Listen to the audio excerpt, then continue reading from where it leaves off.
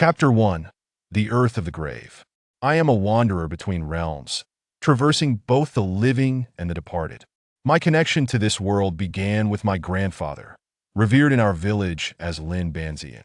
Together, we had gained a modest renown within several dozen miles, enjoying a life of relative comfort. In my childhood, whenever any household experienced peculiar occurrences, they would bring chickens or ducks to seek my grandfather's assistance. However, a month ago, my grandfather passed away. He died in his own coffin shop, and it was the village fool who discovered him, covered in blood.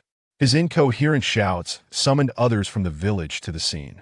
When I arrived, my grandfather's eyes were bloodshot, fixed on the graveyard to the west, refusing to close, his expression a terrifying grimace.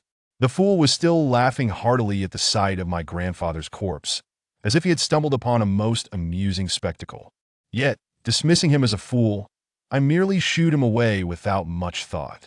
Then, in a shocking moment that horrified the villagers, my grandfather's body suddenly turned its head towards me, as if a puppet on strings, and closed his eyes. I knew he was trying to convey something to me. In his hand, he clutched a gray button tightly. After his burial, rumors circulated in the village that he had suffered retribution for dealing too frequently with supernatural entities. I refused to believe that my grandfather had never engaged in any malevolent deeds, and his methods of confronting those entities were always gentle. How could he possibly face retribution? I began to recall the last clue he had provided me. Before his death, the button in his grasp was a design from decades past. I pondered for a long time, but could not recall which household still possessed such a button. So, I decided to set this clue aside for the moment, tucking the button into my pocket for safekeeping. My grandfather had been fixated on the direction of the graveyard before his death. Yet when I visited, I found no clues, only the damp earth from the graves that had stuck to my shoes. He had died with unfulfilled grievances, clearly harboring great resentment. He once said that traversing both paths would inevitably lead one astray. If he had truly been harmed by those entities, he would not have manifested such a fate. My thoughts turned to the last person he had interacted with before his demise. The very first to discover him, lifeless Lier Shah, the village fool. Lier Shah was somewhat simple-minded, unable to speak properly, and often went from door to door begging for food. If someone refused him, he would resort to violence, earning the disdain of the villagers. Only my grandfather would often bring him something to eat. I recalled vividly that the last time my grandfather visited Lier Shah, he had been carrying a bowl of chicken soup, which was accidentally knocked over by a stray cat that had leaped out from nowhere. Consequently, he approached Lier Shah empty-handed, and a quarrel ensued. My grandfather, experienced in dealing with those supernatural entities, had some skill, and Lier Shah found himself pressed to the ground, tasting the dirt. Yet this was not the primary reason for my suspicion. The key lay in an incident that had transpired over 20 years ago, the only time my grandfather had faltered. Lier Shah had once been a normal child, but following the tragic drowning of his parents, he began to behave erratically, wandering the village and mumbling about his parents waiting for him at home. The villagers believed he had fallen under a curse and summoned my grandfather to intervene, after which he completely lost his faculties, unable to speak. Could it be that Lier Shah, harboring resentment from those events, had sought vengeance and killed my grandfather? The more I contemplated, the more plausible it seemed, especially since my grandfather had played a role in his current state. Moreover, Lier Shah had laughed upon witnessing my grandfather's death, an unsettling behavior that could not be overlooked. My expression grew increasingly somber as I seized a stick and rushed towards the village entrance. Lier Shah, a thin man in his 30s, was squatting at the village entrance, tossing stones and occasionally chuckling at the air beside him. Lier Shah, is my grandfather's death connected to you? I confronted him, kicking him to the ground and pressing my stick against him to prevent his escape. He seemed startled, uttering a stream of unintelligible sounds, struggling to rise while intermittently laughing. Seeing him laugh only fueled my anger, and I struck him several times with the stick. Some elderly men, who often lounged at their doorsteps, intervened, asking what had transpired. I expressed my suspicion that Lier Shah had harbored resentment and killed my grandfather. The villagers quickly dissuaded me, arguing that while Lier Shah might be simple-minded, he was not violent enough to take a life, often trembling in fear at the sight of funeral processions. I remained unconvinced, certain that Li Shah had some role in my grandfather's demise. Just then, Li Shah suddenly screamed as if possessed, pointing at my pocket and then at something behind me. Frowning, I turned to see Lu Laohan, the most reclusive man in the village, unexpectedly drawn into the commotion.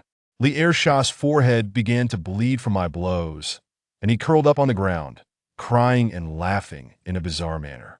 A chilling wind swept through, causing me to shiver and regain some composure.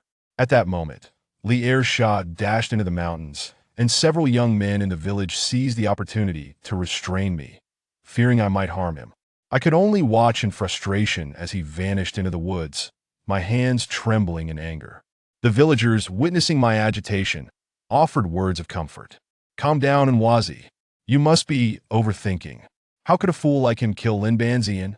Indeed, if you wrongfully accuse him and strike him down, it would bring misfortune upon you."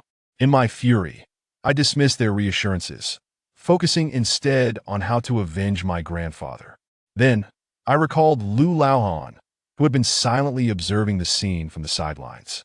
While the others were urging me to calm down, he stood still, seemingly awaiting my attempt to harm Li Shah.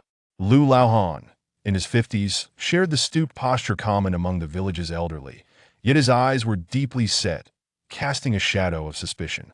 He noticed my gaze and silently turned to leave. I furrowed my brow, catching sight of the mud caked on his shoes. It was common for villagers to return from the fields with muddy footwear, but I found myself fixated on Lu Laohan, who had walked away.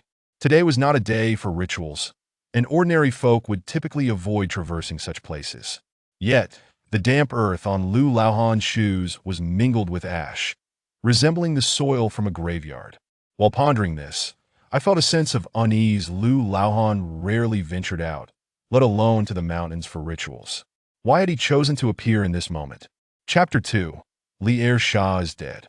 Lu Laohan was an oddity in the village, rarely engaging with others and seldom leaving his home. I recalled an elderly woman who used to sit at his door, having passed away 7 or 8 years ago. He had once sought my grandfather's help, but left with a grim demeanor, suggesting a disagreement between them. Since then, Lu Laohan had spoken to no one, isolating himself within his home and refusing entry to others. I recalled Li Shah's earlier peculiar behavior. He had pointed at my pocket before indicating Lu Laohan. I felt the cold button in my pocket, and my heart sank. If I remember correctly, the elderly woman in Lu Laohan's household had been a seamstress.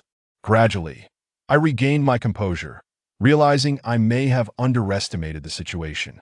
Back at home, I gazed at my grandfather's portrait, deep in thought. The villagers were rightly. Shah, in his befuddled state, could not have been a match for my grandfather. If he had indeed died at Li Shah's hands, I would surely face arrest, fulfilling the wishes of the true culprit. I shifted my suspicions to Lu Laohan, as he held the most red flags apart from Li Shah. Though the conflict between Lu Laohan and my grandfather had occurred years ago, it was conceivable that he had held on to his grievances until now. Taking a deep breath, I contemplated the depths of Lu Laohan's cunning. Such individuals are often ruthless if cornered. They may resort to anything. Yet, with my grandfather's death weighing heavily on my mind, I disregarded my apprehensions, donning dark clothing and stealthily making my way to Lu Laohan's residence. In the countryside, most homes feature a courtyard enclosed by red bricks to prevent chickens and ducks from wandering. Lu Laohan's home was no exception, yet a willow tree had been planted outside the back wall, a recent addition. It is common knowledge that planting willows behind a house is deemed inauspicious. The presence of such a tree outside his courtyard struck me as peculiar. I climbed over the wall to his backyard, and by now, darkness had fully enveloped the land. The backyard lacked chickens or ducks, and the air felt damp and heavy. I frowned. It was the peak of summer, yet I felt an unsettling chill as I perched atop the wall. My instincts warned me that Lu Laohan was not an ordinary man who would plant a willow tree behind their house. Moreover, I found myself questioning what he had been consuming all these years if his household had no poultry and I had never seen him purchase rice or oil. My gaze shifted from the backyard to the interior, where no lights were on, and I could only rely on the moonlight to discern my surroundings. Peering through the window, I beheld a shadowy figure huddled in the corner, seemingly engaged in some act of consumption. As I directed my gaze towards the inner room, the figure's movements abruptly ceased, and it appeared to be scrutinizing me from the shadows. When my eyes acclimated to the darkness, a chill ran down my spine as I discerned the details more clearly. The shadow was an elderly woman clad in black, her complexion pale as parchment, her mouth stained with blood, clutching something in her hand. In an instant, I recognized that what she held was unequivocally not human. With a sinister grin directed at me, she darted towards the front door with alarming speed. "Don't run!" I shouted, instinctively grasping a willow branch as I leaped into the backyard pursuing her. From a young age, my grandfather had instilled in me the importance of addressing such occurrences in our line of work, lest we incur a debt that would haunt us. Moreover, given the reverence the villagers held for my grandfather, it was now my solemn duty to bear his mantle. Should that creature escape, it could spell disaster for the village in the future. Having trained with my grandfather, I was nimble on my feet, yet the creature's swiftness surpassed mine. As I burst forth, I only caught a fleeting glimpse of it scaling the mountain, disappearing without a trace, as if it had taken flight. My expression grew grave as I spat onto the willow branch and wiped my eyes. This was an act of clarity, granting me the ability to perceive what usually eludes the naked eye. Though my saliva was the medium, it proved effective. On the mountain path, footprints exuding a dark vapor began to materialize, unmistakably left by the creature. I pressed onward, and midway, I stumbled upon a gruesome sight: a mangled cat, brutally slain. The ability to consume raw flesh indicated that this entity possessed a corporeal form, likely of the corpse variety. The inky footprints extended towards the cemetery on the western outskirts of the village. The mountains loomed dark and forbidding, steeped in an eerie silence. I pressed my tongue against the roof of my mouth, both to stifle my fear and to prepare for the expulsion of vital blood if necessary.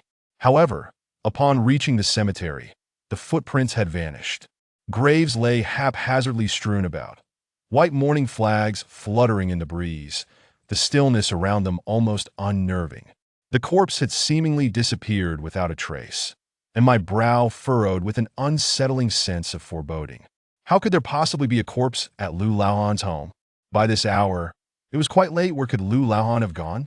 If my memory served me right, the willow tree in his backyard had only been planted after the old woman's death. Recalling the earlier scene sent a prickling sensation through me. Lu Laohan had transformed his mother into a zombie. This revelation deepened my confusion. How could an ordinary man possess knowledge of the methods we employed to cultivate corpses? Furthermore, despite years of vigilance alongside my grandfather, why had we only just now encountered this entity? A sense of unease welled within me as I scanned the surrounding graves. Not far off, beneath a mound of earth, I sensed the presence of a person, accompanied by a faint whiff of blood. Approaching cautiously, my brows knitted in alarm as I recognized the figurely Ursha. His head was smeared with blood, suggesting he had been struck by a blunt object, and he lay motionless, already devoid of life. My heart raced. I distinctly recalled him fleeing from the direction of the village. How had he ended up at the cemetery in the west? Yet, in reverence to the deceased, I proceeded to investigate the cause of his demise. A faint aura of dark energy enveloped Ayers' neck, his eyes bulging in terror. It was clear he had been throttled by that entity. As for the wound on his head, a chill raced down my spine as a troubling thought crossed my mind. Lu Laohan, who typically never ventured outside, why had he chosen today to emerge, and why had I taken notice? Coupled with the corpse that had lured me up the mountain, and Ayers' untimely death, I could not shake the feeling of being manipulated, as if someone were guiding me by the nose. At that moment, the mountain path echoed with urgent, frantic shouts. A throng of villagers was approaching. "Nwazi, you must not dare to commit such a transgression. Once a life is lost, it cannot be restored. One must not engage in actions that undermine one's moral integrity." My heart sank. Villagers were gathering, wielding flashlights in clusters. Upon seeing Ayers' lifeless body, the village elder's face paled, and he crumbled to the ground.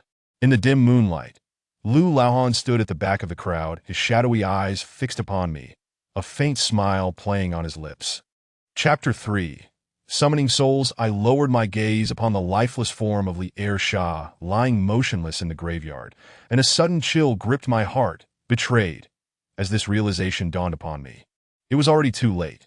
Though the villagers generally held my family in high regard, none dared to be ambiguous when it came to matters of life and death that a few robust men immediately seized me, each bearing a look of complex emotions that I, in truth, given my martial prowess, these men were no match for me. However, to act against them would be to flee in guilt that I remained silent, refraining from any defense. My eyes fixed intently on the aged Lu Lao Han at the back of the crowd. Explanations were futile now. All would only trust their own eyes. Lu Lao Han's murky, shadowed eyes held a hint of derision as he cast a lingering glance my way before stooping away. "And Wazi, look at you. How can your grandfather rest easy now?" lamented the old village chief, his voice heavy with sorrow. The tremor in his hands betrayed his unwillingness to witness this tragic scene unfold. Ere Yi, who alerted everyone to come up the mountain so suddenly, I managed to squeeze out a smile and inquired.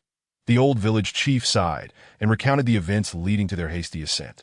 It turned out that after I had pursued the corpse up the mountain, Lu Lao Han had reported seeing me chase after Li-Er Shah. Fearing for lives, he had called upon several strong men from the village to investigate. "And Wazi, you are foolish." The old village chief shook his head, directing the others in handling Li-Er Shah's body that I in our village. My grandfather's coffin shop was the only one available, and since Li-Er Shah had no relatives, they temporarily locked me in the shop alongside him before departing. That as the clock edged towards the latter part of the night, I knew that relevant personnel from the town would arrive by morning to deal with me. The alleged murderer. Time was slipping away, leaving me with but a few hours that I had to uncover the truth within that time. Gazing at my grandfather's portrait in the distance, I took a deep breath and resolved upon the only course of action, to open the altar and summon his spirit. Until now, I remained oblivious to Lu Lao Han's true intentions. Why did he wish us harm?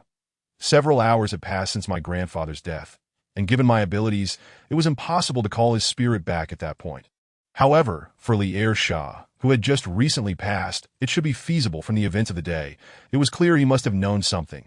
Otherwise, he would not have pointed at the button in my pocket and then at Lu Lao Han during the day. Lu Lao Han's decision to kill him must have stemmed from a desire to silence him and bury the truth that I hastily untied the hemp rope binding me and rushed into the storeroom of the shop.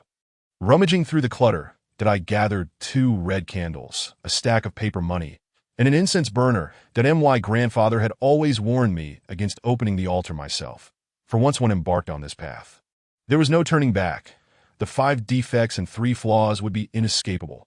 Yet at this moment, I had no time to ponder such matters that I found 2 high stools, laid a coffin board across them, and placed the items in their designated positions according to the ritual. The makeshift altar was complete. Li-Er Shah's corpse lay before me, his skin already turning a shade of blue and becoming increasingly rigid. I paced back and forth in front of the altar, employing the steps my grandfather often used, occasionally sprinkling paper money while muttering incantations. Heavenly Sovereign, inscribed the sacred text by the mystical scroll. The spirits of the netherworld shall ascend.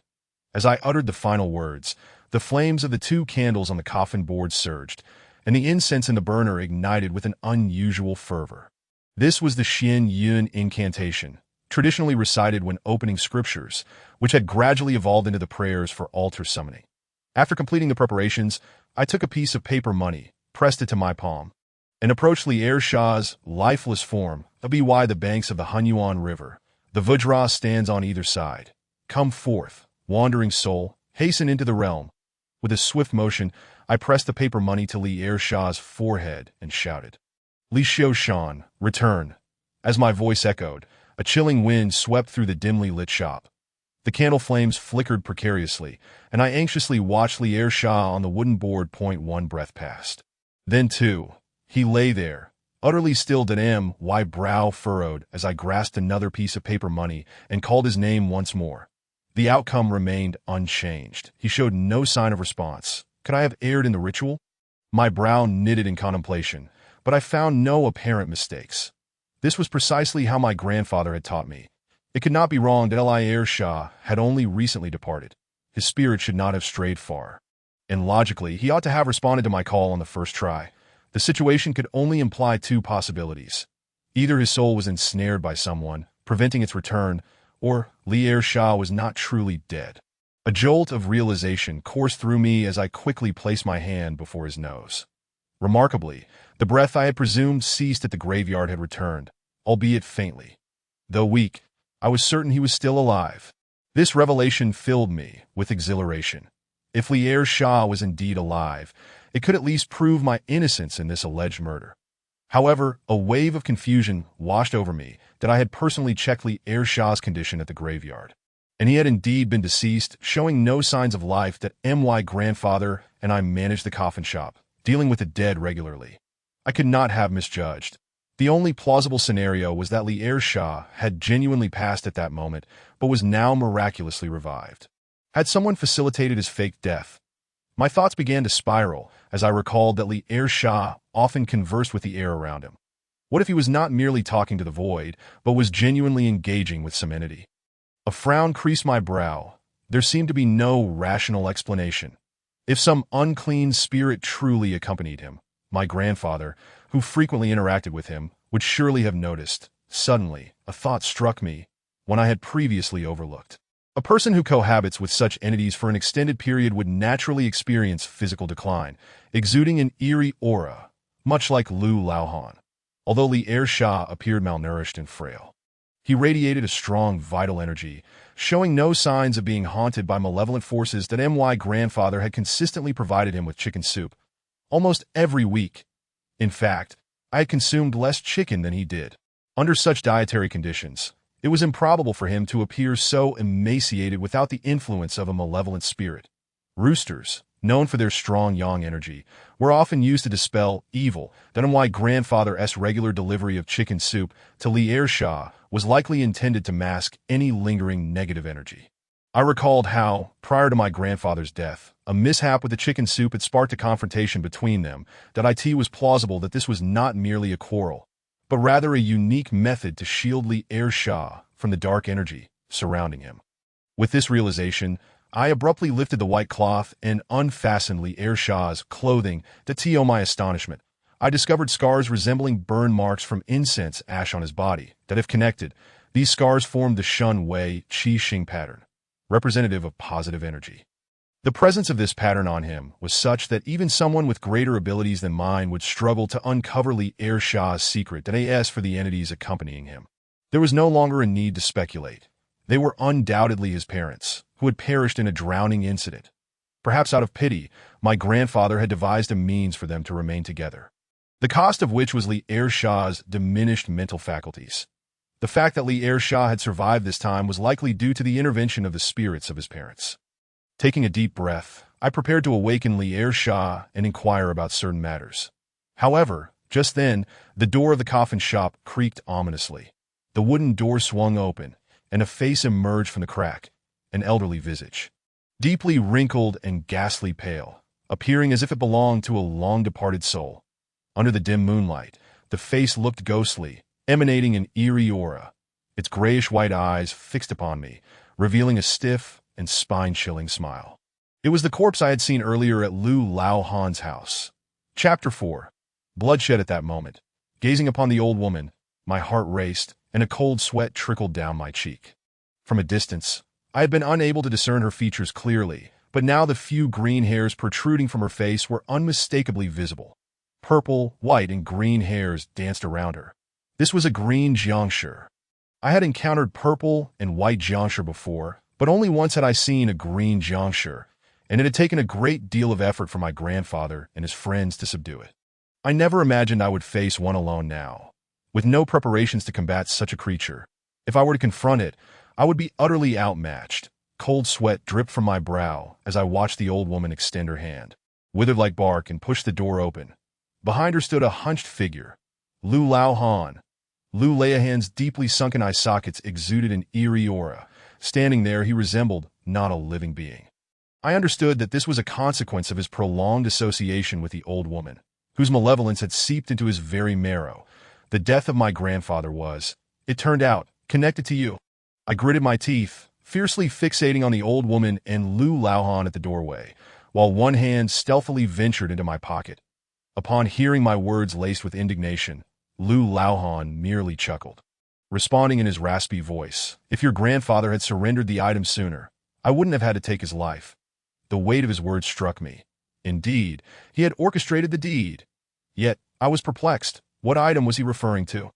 Lu Laohan stepped into the coffin shop and closed the door, casting a furtive glance around. When his gaze fell upon the red candles and incense burners on the coffin board, a sinister smile crept across his face. "You have quite the audacity, daring to open ants with such meager skills." My eyes narrowed, my fingers gripping 3 copper coins in my pocket. But before I acted, I sought an answer to one crucial question. Your conflict was never with my grandfather. Why did you wish him harm? Lu Laohan simply shook his head, a cold smirk playing on his lips. It is, of course, for his secret technique, that if I could obtain that, my mother would be revived. But your grandfather refused. He would not part with the technique and let me perish. As he spoke, his visage twisted into a grotesque grimace, his shadowy eyes brimming with malice. You are his sole heir. You must possess his technique, that if you wish to survive, hand it over. Observing his increasingly deranged demeanor, I furrowed my brow. I had never heard of such a technique from my grandfather. Indeed, he had only imparted a mere fraction of his abilities to me, often saying that the more one learns, the more arduous the path becomes. Such a technique did not exist. Had it been real, I would have long brought my grandfather back to life. That I shook my head, gradually retreating towards the altar. You lie, Lu Laohan roared, his voice a menacing growl as he gestured sharply. The old woman, always at his side, leaped forward, her pitch-black nails razor-sharp and swift to my eyes. She was merely a fleeting shadow. My heart raced as I hurled the 3 copper coins I held. Whoosh! The sound of wind rushed past as the coins struck her forehead and shoulders, erupting in a shower of sparks before clattering to the floor.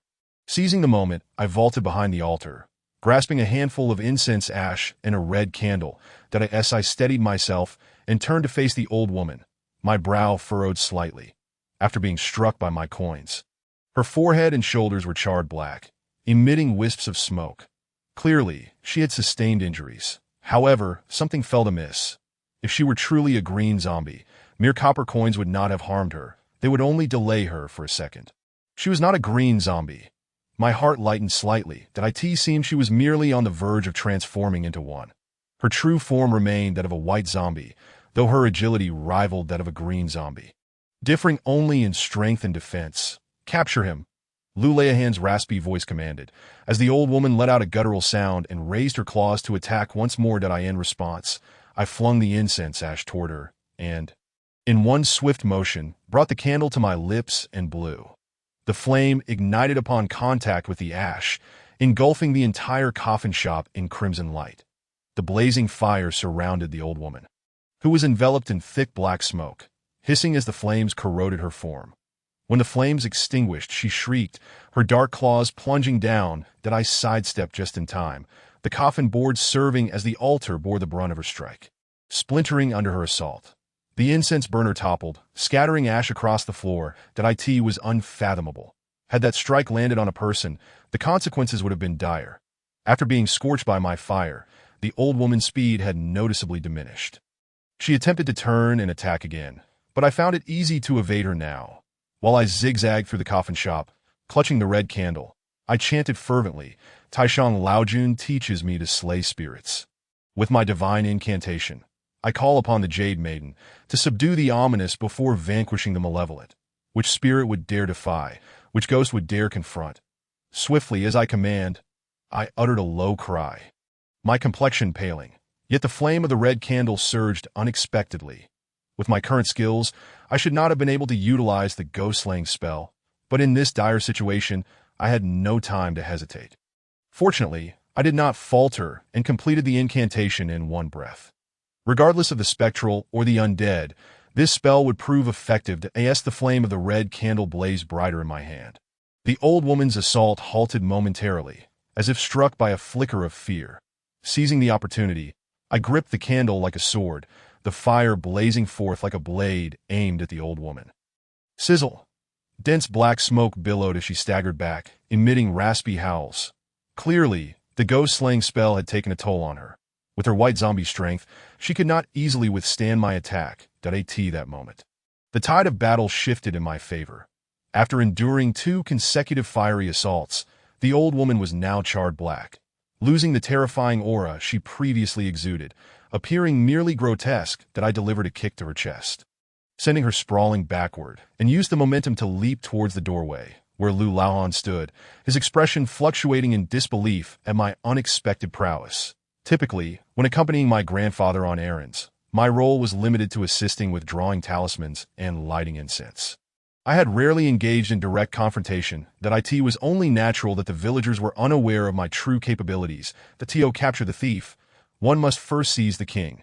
Lu Laohan, the instigator of this chaos, must be apprehended first. As I approached the door, he remained unfazed, his expression hardening as he retrieved a small knife from his pocket and viciously slashed at his own wrist. Stop. My pupils constricted at this sight, and I shouted desperately to intervene, but it was too late. Vivid red blood oozed from his wrist, gushing forth like water from a turned tap, that I swiftly knocked the knife from his grasp and kicked him to the ground, my countenance darkening. Zombies are drawn to human blood, a grave taboo. I had not anticipated Lu Laohan's madness would drive him to such extremes, sacrificing his own life, that I cast a cold glance at the grinning Lu Laohan sprawled on the floor. Now was not the time for further entanglement with him.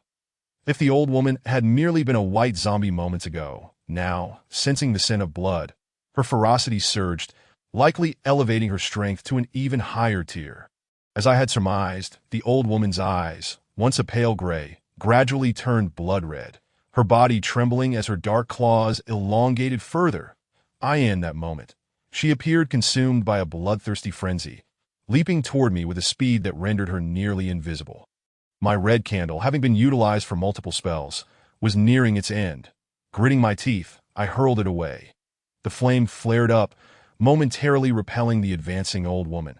Yet this time it failed to inflict any harm, only serving to exacerbate her wrath. That my gaze darted. Realizing that I was no match for her in my current state, I had to devise a means of escape, preparing myself for another encounter later.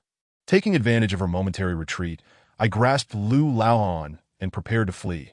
However, at that instant, a faint cough emanated from behind me. That my heart raced, and I turned abruptly to Ursha, who had been lying on the wooden board, had awakened, now bewilderedly surveying his surroundings. Coincidentally, the old woman, driven back by the flames, stood directly behind him, her blood-red eyes fixated on his neck. Chapter 5. The fierce battle lied down quickly. I bellowed, releasing my grip on Lu Laohan and dashing forward. Ursha, still somewhat dazed, complied and lay back down. That he did. He found himself face to face with a wrinkled, charred visage lunging at him. Snapping at the in that moment, I launched a kick directly at the old woman's face. However, my meager strength proved insignificant against her current state. She merely shuddered, not even retreating an inch. Hiss, she let out a chilling scream, seizing my ankle and slamming me against the ground. Bang! A jolt of pain surged through me. My head spun as I felt my ankle nearly crushed beneath her grip. That moment, Ursha regained his senses, scrambling up from the board with a look of panic. What is this thing? How did I end up here? His demeanor suggested that his mind had returned to normalcy. Run! Hurry and run! I had no time to explain. I shouted as I noticed the old woman charging toward us once more. Her claws gleamed like steel blades, aimed directly at Ursha. Now fully consumed by bloodlust, she no longer distinguished between friend and foe. Among the three of us, my yang energy was the strongest, making Ursha or Lu Laohan her primary targets. Though Ursha was startled, he understood the urgency and bolted toward the door. That I bit my tongue hard, blood mist erupting from my mouth. At this moment, I could not concern myself with the taboo against zombies feasting on human blood. If I did not hold her back, Ursha would surely perish. Originally, I felt a twinge of guilt for involving Ursha. And how could I possibly allow him to suffer again because of my family's affairs? When I spat a mouthful of blood onto the old woman, she let out a piercing scream, and the fire in her eyes reignited, only to be extinguished swiftly by my repeated assaults. This moment, her ferocity surged, and her blood-red eyes fixed intently upon me. That my heart sank, and I rolled clumsily to the ground. I watched as she opened her foul mouth, releasing a plume of black mist. The mist struck the floor where I had been standing, creating a gaping hole the size of a palm. This was the miasma of the deceased. Should it hit me, not only would I be afflicted by the corpse poison, but I would surely suffer broken bones as well. That I rolled on the ground in a disheveled state. The old woman, having received my blood on her face, had now locked onto my scent. She would not rest until she consumed me. As I sought refuge, I glanced aside to see that the wooden door had been flung open. Emily Ursha along with Lu Laohan had vanished, having fled the premises. Just as I decided to dash towards the exit, the old woman was quicker, blocking my path and extending her claws further. I hastily dodged, but not before several deep scratches marred my arm. Blood gushing forth that I in the blink of an eye, the wounds began to swell and numb, the corpse poison spreading through my veins. My breath quickened as I fixed my gaze on the creature barring the door, my mind racing in desperation. This fiend's strength far surpassed my own abilities. The only way to vanquish her was to reduce her to ash. Sweat beaded on my forehead as I scanned my surroundings. That on a nearby table lay 7 coffin nails, used for securing coffins, thick and long. Due to the earlier struggle, ashes from the incense burner were scattered across the floor. Contemplating these 2 items, I gradually regained my composure, devising the only solution available to me. Before I could hesitate further, the old woman lunged at me with alarming speed. That I rolled aside, grasping one of the coffin nails, and swiftly drove it into her right foot. The nails were meant to dispel evil. If all 7 were driven in, she would undoubtedly be immobilized for a time. Yet, instead of feeling any pain from the nail piercing her foot, she raised her other foot and delivered a crushing kick to my chest. That I was sent flying, crashing into a coffin, a wave of metallic sweetness flooding my throat. To my surprise, another nail had embedded itself into the back of her foot.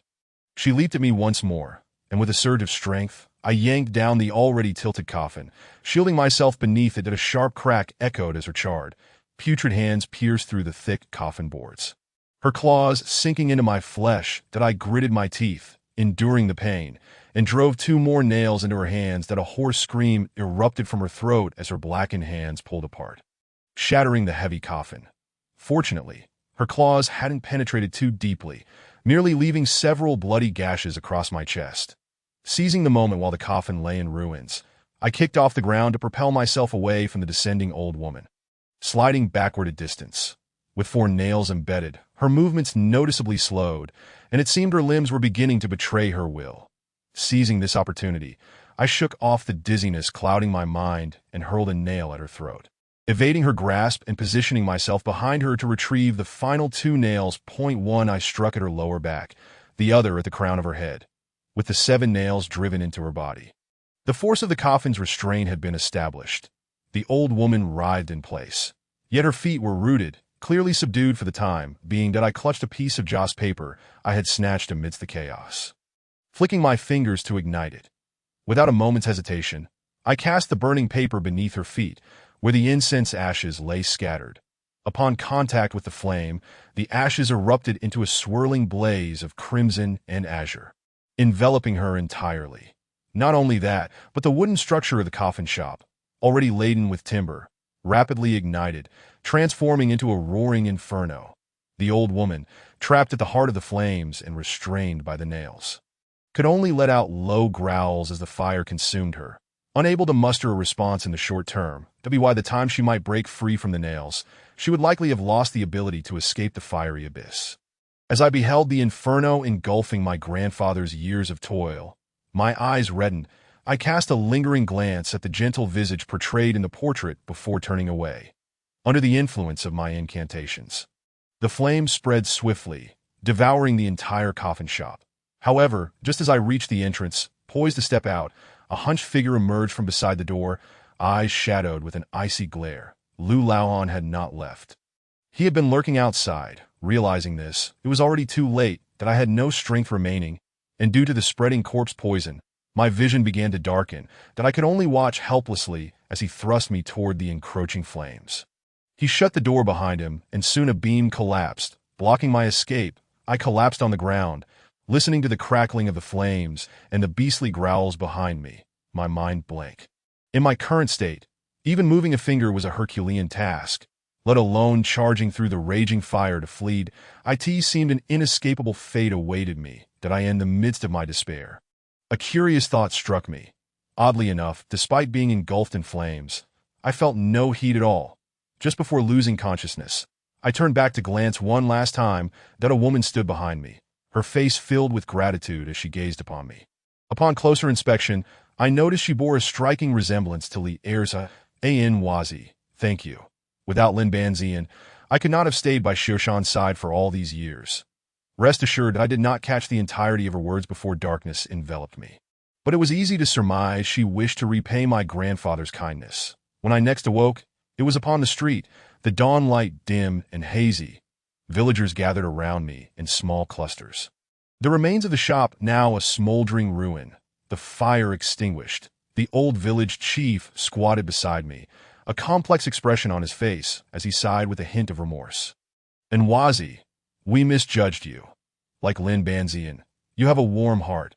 How could you possibly take a life? Surrounding villagers offered their apologies, and I glanced at Li Ursha, whose complexion had returned to normal. Clearly, he had recounted the events of how he ended up in the graveyard, absolving me of any blame. Yet, I found myself puzzled as to why I was still alive, even with the protection of Li Ursha's mother's spirit. I should have succumbed to the corpse poison and rotted away. How was it that I still drew breath? In my confusion, I caught sight of an old man limping out from the ruins of the coffin shop. His hair was sparse and graying, a testament to his years nearing 70, and he clutched a bamboo smoking pipe between his teeth. His yellowed teeth left a lasting impression, a mark of his status as a long-time smoker. Upon seeing this old man, I finally understood why I had not perished from the poison. He was my grandfather's only old friend, residing in the town, known to all as Old Li, like my grandfather and me. He too was a practitioner of the path. Chapter 6. Absorbing spirits and gathering shadows, Old Li puffed out a thick cloud of smoke, his yellowed teeth glistening as he gazed at me with a serious expression. Nwazi, such a significant event took place. Why did you not inform me? Though I still felt weak, I managed to muster some strength, struggling to stand as I stared blankly at the now ruined coffin shop. Li Grandpa, what about that white corpse? Is it dead? Old Li shook his head slightly. That IT vanished. When I arrived, you were lying outside the shop, and the fire had already been extinguished. That I asked for the one who attacked you. I suspect he has fled. Upon hearing this, my eyes flickered, fists clenched tightly. That I had not anticipated that after all my efforts, even burning down the shop, the fiend had still managed to escape. Wazi, take me to where you encountered that white corpse. Let us see if there are any clues left behind. Old Li surveyed the surroundings, his hoarse voice carrying a weight of gravity. I knew he wanted to find a more secluded spot to inquire further. With Li Ursha now restored to his normal self, and with his explanations, the villagers were now aware that Lu Laohan was the true culprit behind it all. They had initially proposed a collective expedition into the mountains to search for him. But I had dissuaded them. The white corpse was still not dead. If an ordinary person were to encounter it, they would undoubtedly face dire consequences, rather than allow them to meet a needless demise. It was better for me to wait until I had fully recovered before seeking it out myself. That I departed the street with Old Li, making our way to the exterior of Lu Laohan's courtyard. To dare plant willow trees behind the courtyard, such audacity. Old Li remarked as he took another puff of his pipe, but he paused outside the courtyard, his keen old eyes fixed upon me. Wazi, your grandfather never committed any heinous acts. If others sought to harm him, there must surely be a reason. That I nodded and reiterated what Lu Laohan had mentioned about the secret techniques purportedly possessed by my grandfather. Upon hearing my words, Lao Li spat disdainfully, exposing his yellowed teeth as he exclaimed, "Pa!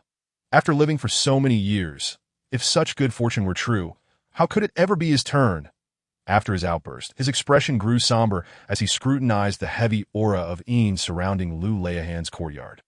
Ordinary people do not engage in corpse rearing, and it is utterly impossible to cultivate a corpse nearing the green zombie standard within just a few years. That it seems that Lu must have had a master guiding him. As Lao Li spoke, he squinted and nodded knowingly. That I understood his implication. Lu Laohan's peculiar behavior had begun after the death of his elderly wife. This meant that preparations had been underway since that time. In this entire region, apart from my grandfather and me, the only person who could comprehend these matters was Lao Li.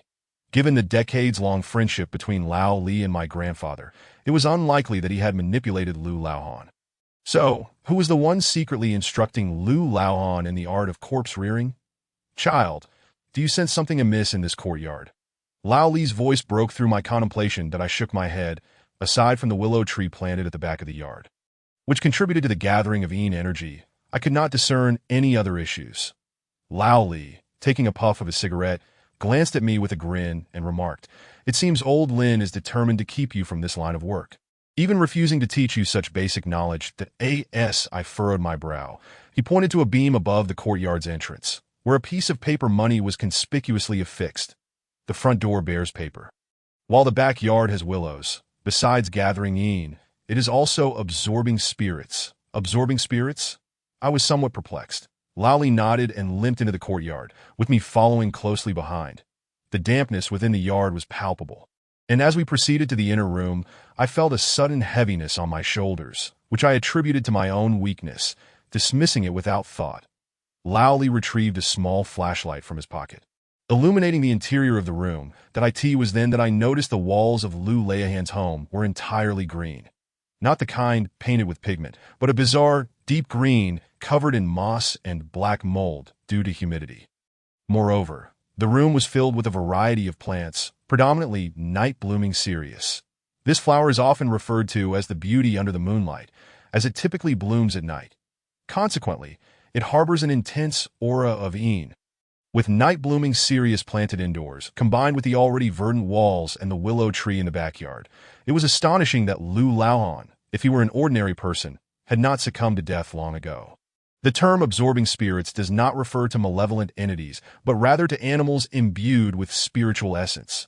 Lao Li merely cast a cursory glance around the inner room before continuing towards the backyard, explaining as he walked, to cultivate a corpse nearing the green zombie standard in just a few years, merely having heavy Yin energy is certainly insufficient. Corpses require flesh and blood to grow powerful. And since there have been no reports of missing persons in the vicinity over the years, it is evident that Lu has been feeding that corpse with other substances. My gaze sharpened as I recalled the first time I saw the old lady. She was clutching a wildcat in her hands. Additionally, there had indeed been instances of missing livestock in the village, including a large yellow dog that had vanished. Lao Li reached the backyard and forcefully pushed down the red brick wall. He stood beneath a rather desolate and eerie willow tree, pacing back and forth as if searching for something.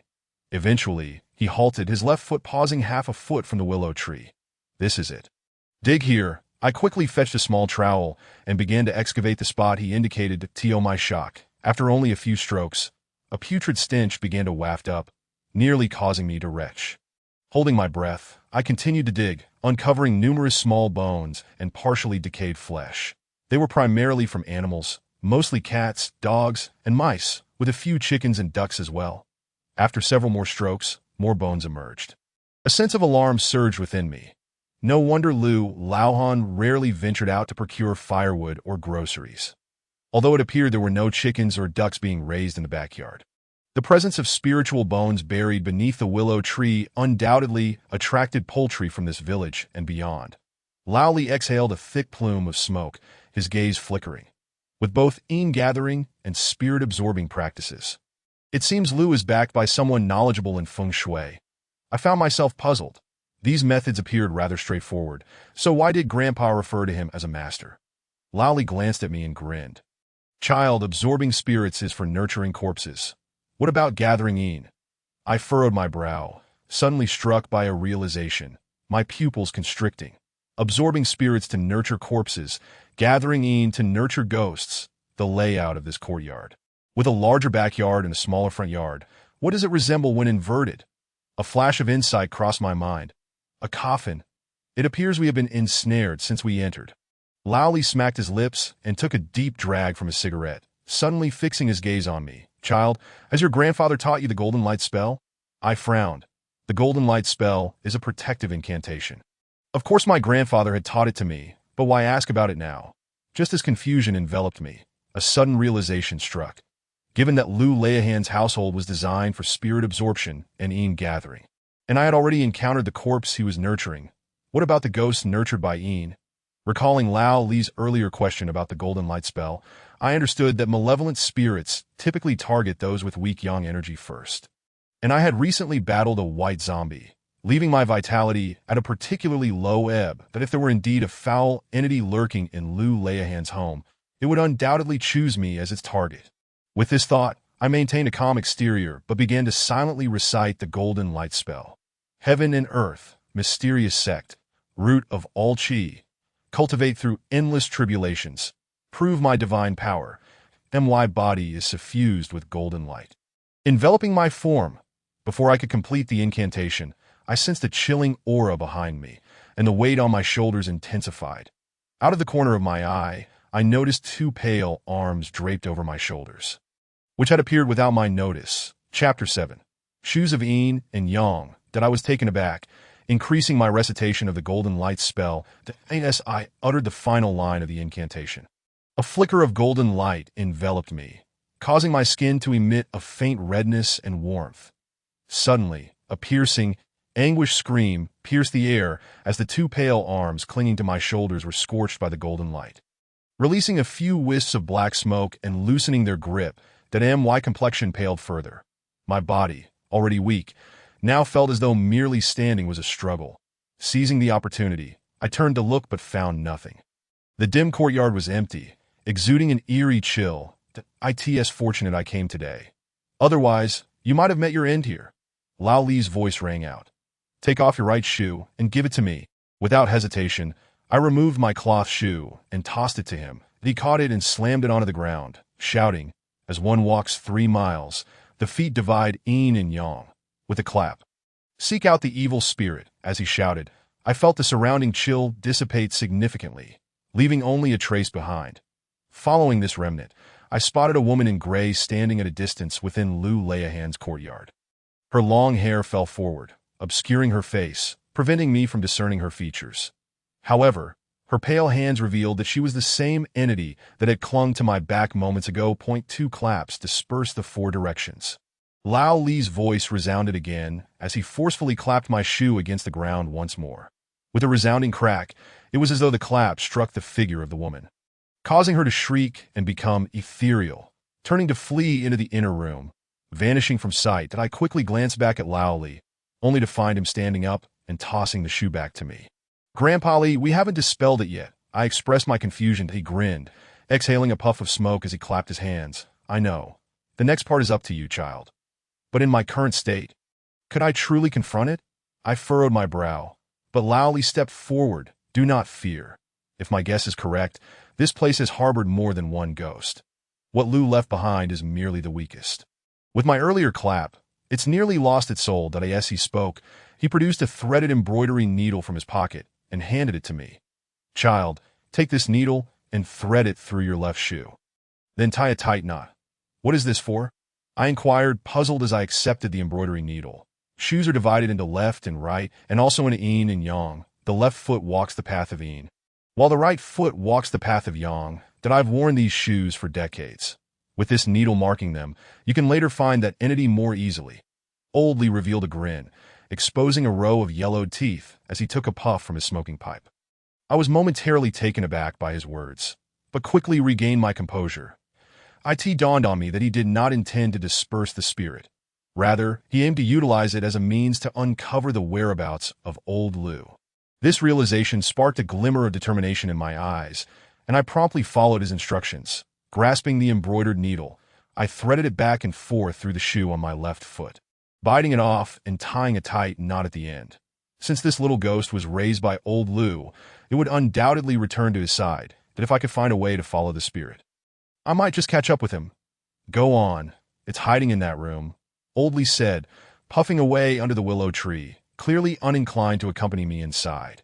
Recognizing his aversion to engaging with such matters, I refrained from saying more and ventured into the dimly lit room alone at this hour. Around 4 or 5 in the morning, the outside world was just beginning to brighten, yet the interior of the house remained shrouded in darkness. The dark green walls and the abundance of plants created a foreboding atmosphere, exuding a chilling aura, leaving me uncertain of where the spirit might be hiding. Lacking willow leaves, I had previously relied solely on the power of the golden light spell to momentarily subdue it. Along with old Li's intervention, given my current state of vitality, employing the eye-opening spell was out of the question.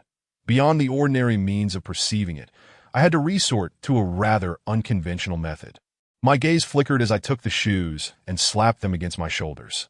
Humans possess three flames of vitality, one on each shoulder and one atop the head. The more vigorous these flames burn, the stronger one's yang energy. Notably, the flame atop the head is of paramount importance. Extinguishing it could invite calamity. That it is said that divine beings reside 3 feet above one's head, and as long as this flame burns brightly, it signifies divine protection, deterring ordinary spirits from approaching.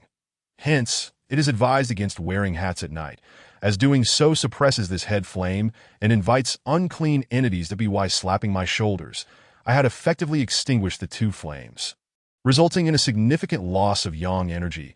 That my already weakened state was exacerbated, leaving me shivering from the cold. The weaker my yang energy, the more visible those entities became. Clenching my teeth, I wiped the cold sweat from my brow and began searching the room. While the plants had previously only appeared ominous, they now bore black spots amidst their leaves, resembling ghastly, grinning faces, an unsettling consequence of excessive energy. That I found no trace of the spirit in the hall. Surmising it had retreated to the bedroom, that my chest rose slightly as I held my breath, storing a bit of air in my lungs. Whether I would succeed in fitting the shoes on that spirit depended entirely on this breath. As I approached the narrow bedroom door, the chill intensified. The dimly lit room contained little more than a hard-board bed pressed against the wall. That in the corner, a dark shape huddled. Indeed, it was the female ghost that had previously clung to my back. Sensing my presence, it slowly lifted its head, revealing a head of long hair that parted to disclose its ghastly pale face, with eyes that were nothing but white orbs.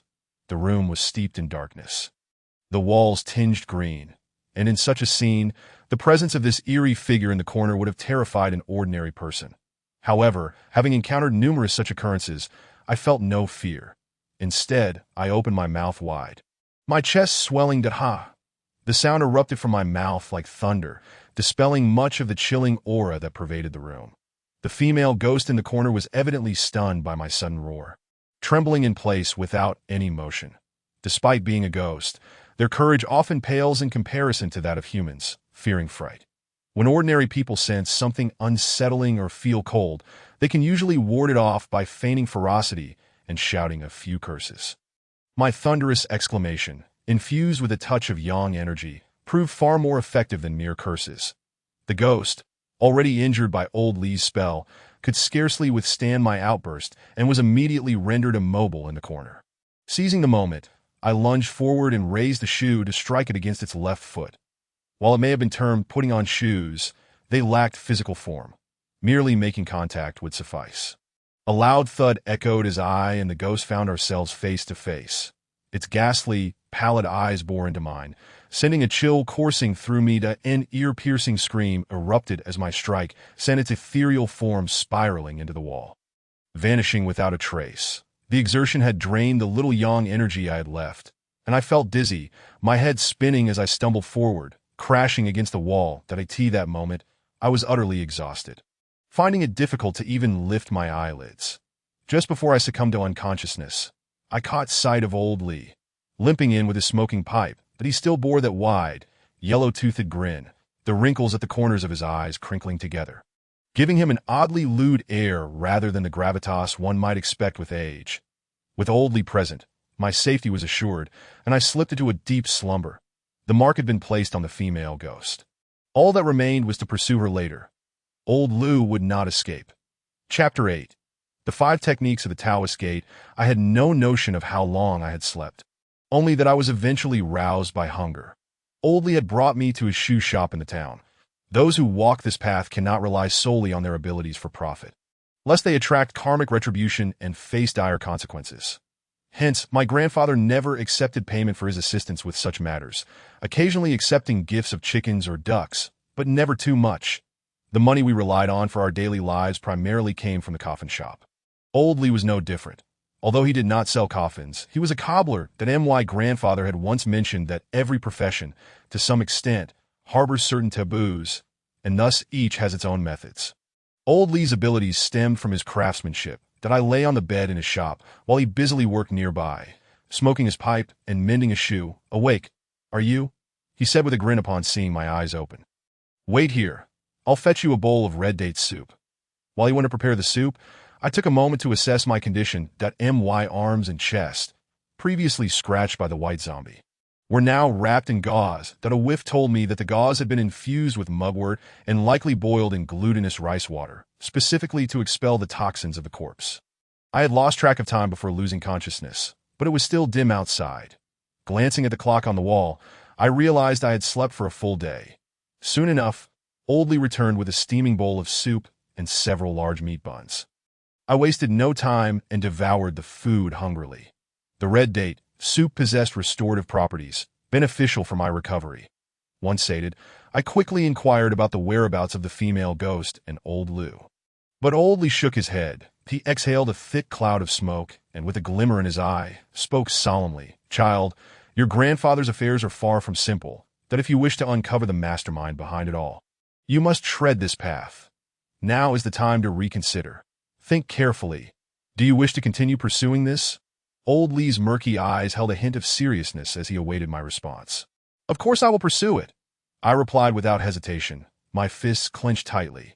Are you not afraid of the karmic retribution of the 5 deficiencies and 3 lacks? Old Lee squinted, exhaling another puff of smoke. The so-called 5 deficiencies refer to being widowed, orphaned, lonely, or disabled, while the 3 lacks boil down to lacking money, power, or a long life. My grandfather was burdened with 3 of the 5 deficiencies. He was widowed, orphaned, and alone. Having lost his family at a young age, he grew up as an orphan, and in his later years, he had neither wife nor children. I was merely a child he had found by the river. Yet our bond surpassed blood ties, and I cared little for such distinctions. As for the 3 lacks, aside from lacking wealth and power, my grandfather had lived into his 60s, which hardly constituted a short life. It was merely a tragic in contrast. Old Lee, unlike my grandfather's warm-hearted nature, seldom involved himself with such matters, resulting in less karmic burden. Despite having a slight disability from his limp, he had a son and a granddaughter, leading a fairly fulfilled life in my memory. He was also quite frugal, even appearing pained when he brought me the buns and soup. All of this stemmed from his belief that the less he spent, the longer he might live. After all, if one is excessively short on money, their lifespan is bound to be curtailed. I took a deep breath, my expression earnest, and declared, I fear nothing. As long as I avenge my grandfather, I would gladly face death tomorrow. Bah. Old Lee, in a hurry, spat and frowned, saying, one must not speak carelessly. What does it mean to die unjustly? He shot me a reproachful glance then, while taking a drag from his cigarette. He continued, since you have made up your mind, I shall not dissuade you. Instead, let me share with you some matters of the trade. Old Lee not only crafted shoes for the living, but also for the deceased. He possessed knowledge of the trade that surpassed my own, that he was willing to divulge secrets that my grandfather had never spoken of, and I listened intently. The pathways of the trade are divided into orthodox and unorthodox methods. What you are familiar with falls under one of the 5 arts of the orthodox sect. As he spoke, Old Lee blinked his aged eyes and asked, do you know what the 5 arts of the Tao sect are? I shook my head. I was familiar with the Tao sect, but had little understanding of the 5 arts. The 5 arts of the Tao sect consist of mountain, medicine, fate, physiognomy, and divination. Your grandfather was a practitioner of the mountain art, and the charms and techniques he taught you belong to this category. Old Lee then briefly explained the distinctions between the 4 arts of medicine, fate, physiognomy, and divination. There are many factions within the Tao sect, but they all ultimately relate back to these 5 arts. The shoemaking methods he practiced were, in a strict sense, related to physiognomy and mountain arts, being derivative techniques that lack the decisiveness of the mountain arts or the enigmatic nature of physiognomy, rendering them somewhat incongruous. However, since such techniques exist, they must hold some validity. This kind of craftsmanship is generally referred to as unorthodox. Physiognomy itself is further divided into 3 major categories: the heavens, the earth, and humans. Old Lee took a puff from his cigarette and continued, the feng shui master behind Liu is likely well-versed in the earth art. Upon hearing his words, I wholeheartedly agreed. The ability to cultivate an ordinary corpse to the level of a near-green corpse in just a few years must be closely related to the yin gathering, spirit-absorbing feng shui arrangement in Liu's household. Besides having a feng shui master proficient in the earth art guiding him, I could not fathom how an ordinary person could possess such abilities. Moreover, Liu acted insidiously, setting traps one after another. If I had ventured into his courtyard alone before, I would likely have fallen victim to the wrath of a female ghost by now. Suddenly, I paused, looking at old Lee with a hint of confusion. "Grandpa Lee, why were you thinking of going to the village?" Upon hearing this, he shot me an even more irritated glare and struck my head with his cigarette rod. "You call me Grandpa, and yet you didn't bother to inform me that old Lin had been gone for so long. If it weren't for someone from your village calling to tell me you were in trouble, I might still be unaware of old Lin's situation." His expression bore traces of anger and reproach. It was evident that he was genuinely upset that I looked down, remaining silent, acknowledging that I was indeed at fault. However, during those past few days, my mind had been consumed with investigating my grandfather's affairs, and I had not anticipated the multitude of mysteries surrounding it. "For the next few days, you shall rest here. I will take care of matters in the village," Old Lee stated while puffing on his cigarette. I felt anxious, expressing that I had yet to uncover the truth behind my grandfather's death and had no time to rest. In response, he struck my head once more with the cigarette rod and scolded me. "Foolish child, do you think that in your current state, even if you encounter Lou or the person behind him, you could gain the upper hand? Or do you expect me, an old man, to risk my life for you?" His scolding managed to calm me somewhat. Indeed, given the circumstances, it was likely that Lou had nurtured more than one ghost. Not to mention that the white corpse had not yet perished. Even if I were to find him now, I would be unable to avenge my grandfather. As for old Lee, he had always been wary of getting involved with such matters. His willingness to assist me was already a favor owed to my grandfather. It was unreasonable to ask him to risk his life, especially since he had a son and granddaughter to consider. I resigned myself to the idea of recuperating for the time being before pursuing Lou's whereabouts. "Child, tell me honestly, does old Lin possess any secret arts?" Old Lee's expression grew serious that he continued to smoke, his cloudy eyes fixed on me. "That if he does, you must share it with me. It may truly aid in avenging your grandfather." Meeting his gaze, I shook my head in disappointment. This moment, I wished that my grandfather had indeed passed down a secret art capable of reviving the dead, enabling me to save him. Alas, he had hardly allowed me to engage with this line of work. Old Lee sighed deeply upon seeing my reaction, urging me to rest well before departing alone. I returned to my bed, staring at the wooden ceiling, clenching my fists in frustration. Although few possess skills in physiognomy, there are still enough, and Old Lee was not entirely aware of the enemies my grandfather had made in the past. Everything had to be uncovered by me alone. Yet, as a successor of the 5 arts of the Tao sect, why would that person resort to killing my grandfather merely to obtain a secret art that likely does not exist? Chapter 9. The Jade Bracelet. As for which practitioner of the 5 arts was secretly harming my grandfather, I had no leads, so I set the matter aside for now, intending to address it once I had recovered. Regarding reporting Lou to the authorities, that thought never crossed my mind that an ordinary person, even if they encountered him, would likely only meet their demise. I could not bring myself to commit such a heinous act. Moreover, Old Lee had mentioned that matters of the Tao have their own resolutions, that if he dared to raise ghosts to harm others, I could also slay his ghosts and destroy his path. However, pursuing any investigations over the next 10 days or so was out of the question. I could only wait patiently. Having trained alongside my grandfather since childhood, my physique was somewhat sturdier than others, and I recovered quickly. To expedite my healing, I made it a point to consume 2 large bowls of rice at each meal, accompanied by soup. Each time, Old Lee saw how much I could eat. His face would grow long during mealtime. That on the 5th day of my stay in town, aside from feeling a bit weak, I was already nimble and energetic. Moreover, a young girl, seemingly around 18, arrived at the shop, dragging a blue suitcase. With a heart-shaped face, willow-like eyebrows, delicate features, and fair skin, she exuded an air of a refined young lady. It was noon when she entered the shop, dressed in a denim skirt and a white t-shirt, her long legs glimmering in the sunlight. Upon entering, she surveyed the surroundings before turning her gaze toward me, who was busy tidying up. "Who are you?" The girl's voice was pleasant, as melodious as a lark. "I am Lennon, here to help Grandpa Lee take care of the shop," I replied, echoing Old Lee's words while also sizing her up. If I guessed correctly, this girl must be Old Lee's granddaughter. Lee Ching. Upon hearing my introduction, she furrowed her brows slightly and murmured, "A little shop like this still needs someone to help? That doesn't seem like Grandpa's style, considering he is so fond of money." After saying this, she nodded at me and proceeded to place her suitcase in the back room with ease. When she emerged from the shop, Old Lee happened to return from outside, and upon seeing her, he beamed widely, his wrinkled face resembling a blooming daisy that he even casually extinguished the ever-burning tip of a cigarette. Dressed in a brand-new, clean gray tang suit, Li Qingqing appeared quite surprised and skeptically remarked, "Has the world turned upside down? Hiring someone to watch the shop and buying new clothes?" It was only then that I realized Old Lee had been wearing that outfit when I saw him in the village.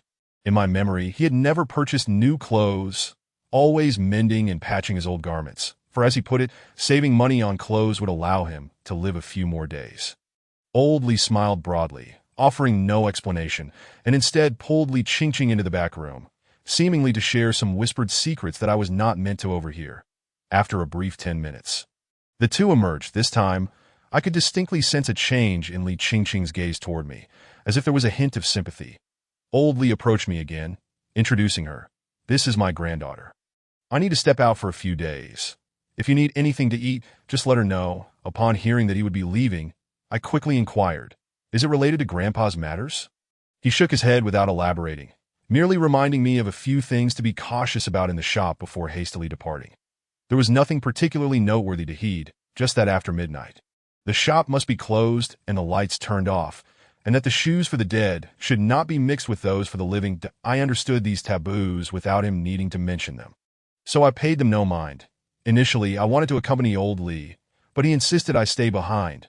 Reluctantly, I remained in the shop, exchanging awkward glances with Li Qingqing. Though we were both young, it was our first meeting, and given my nature, I was not particularly adept at making friends, leading to an uncomfortable atmosphere. That was only after a prolonged silence that she tentatively broke the ice. "Aren't you hot?" Upon her inquiry, I cast my gaze downward to the spring black sweatshirt adorning my frame. While she was clad in a denim skirt and a t-shirt, we appeared as though we hailed from disparate seasons. It was not warm. That I shook my head. Although it was indeed the height of summer, I had recently depleted an excessive amount of yang energy, leaving me somewhat frail, hence I felt no oppressive heat. "Oh," I Qingqing pouted slightly, then gracefully strode out of the shop on her long legs. Seeing her depart, I felt a sense of relief and continued tidying up the store without further thought. Not long after, she returned, an ice pop nestled between her lips and a large bag of snacks in hand, clearly prepared for an extended battle ahead. She placed the snacks before me, her bright eyes sparkling as she asked, "Would you like some?"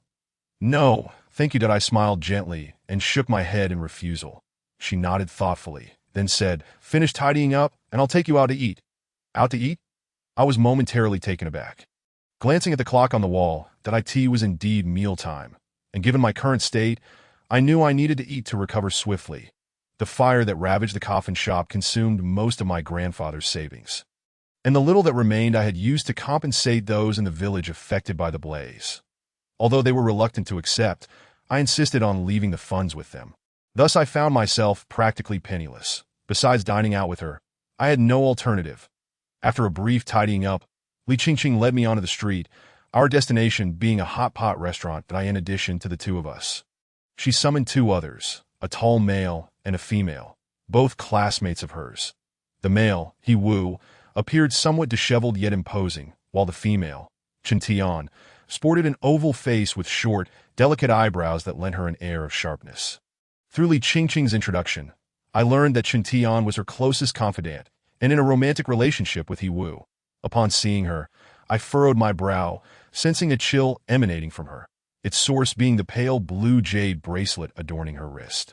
The presence of my company did not seem to faze them as the four of us entered the self-service hot pot establishment together. I have a hearty appetite, devouring 3 bowls of rice in quick succession. However, feeling unfamiliar with these individuals, I refrained from indulging in meat, opting instead for vegetables and tofu.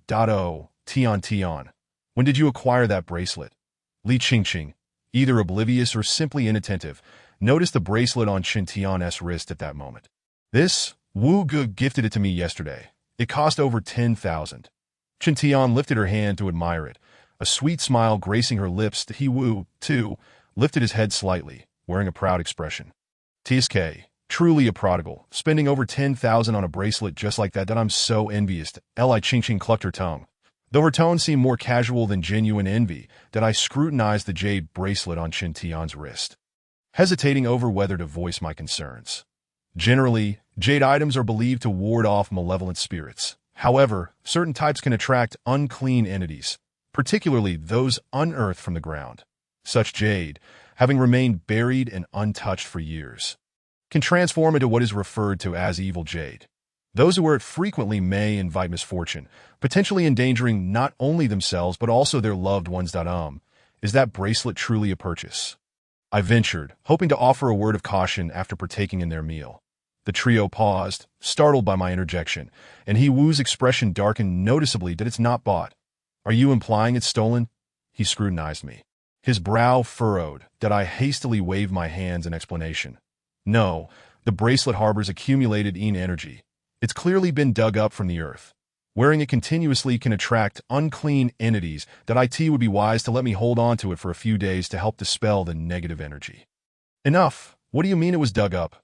You're talking nonsense. He Wu snapped, his demeanor shifting to anger.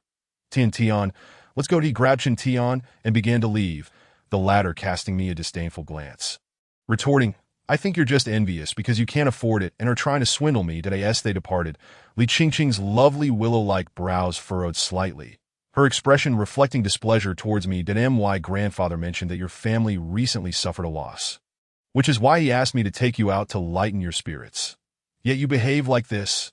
Her tone held an undertone of resentment, clearly regarding me as a fraud.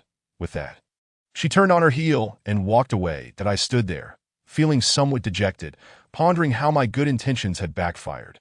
From He Wu's overly aggressive reaction, it was evident he was aware of the bracelet's issues.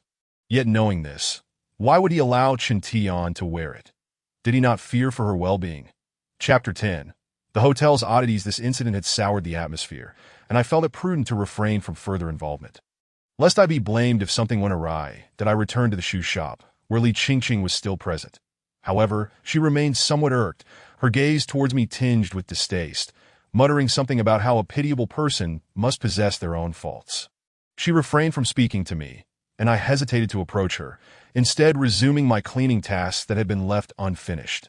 The day passed swiftly, with no word from old Li. Fortunately, despite her lingering anger, Li Qingqing still ensured I was fed, preventing me from going hungry.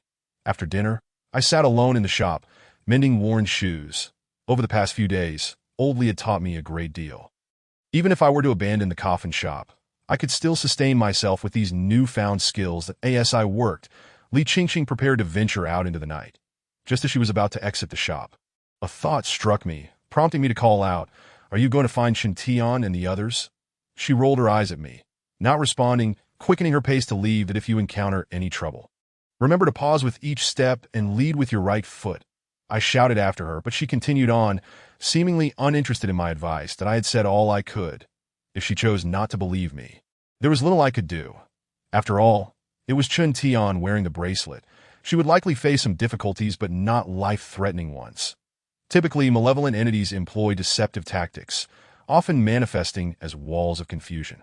Following my earlier guidance, one could usually navigate their way out of such situations. Around 11 o'clock that night, I dutifully locked up the shop and retreated to the back room to practice some boxing before bed. Li Qingqing would not be staying overnight, and if there were no pressing matters, she would not return.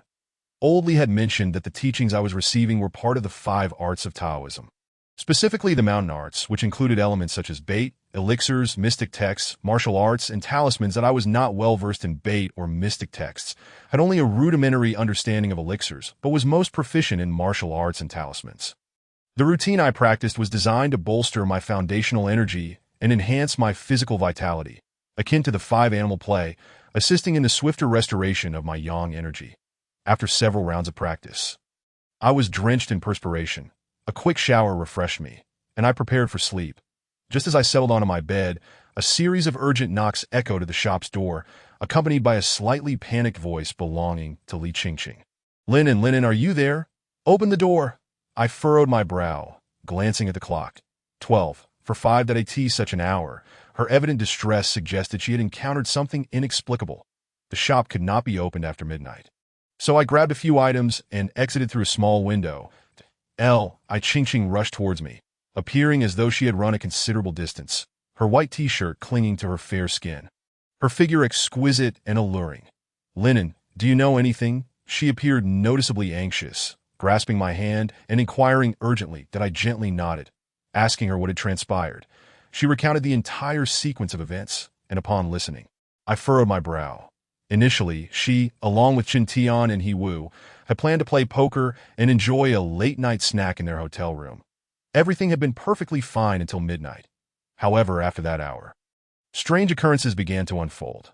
First, she heard a persistent sound of running water from the bathroom. Yet upon entering, she discovered the faucet was tightly shut. Then, they heard someone knocking at the door, the AT first.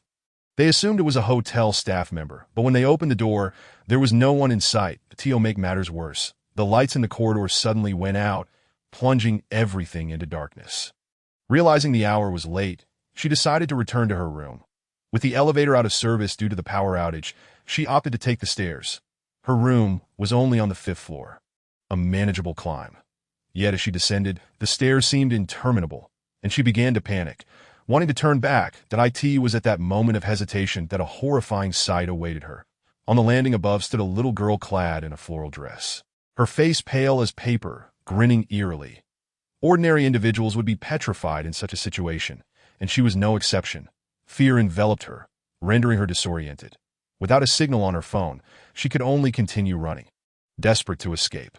Yet, no matter how fast or long she ran, the staircase appeared endless, and each turn brought her back to the same floor, while the pale-faced girl continued to watch her from above with that unsettling smile.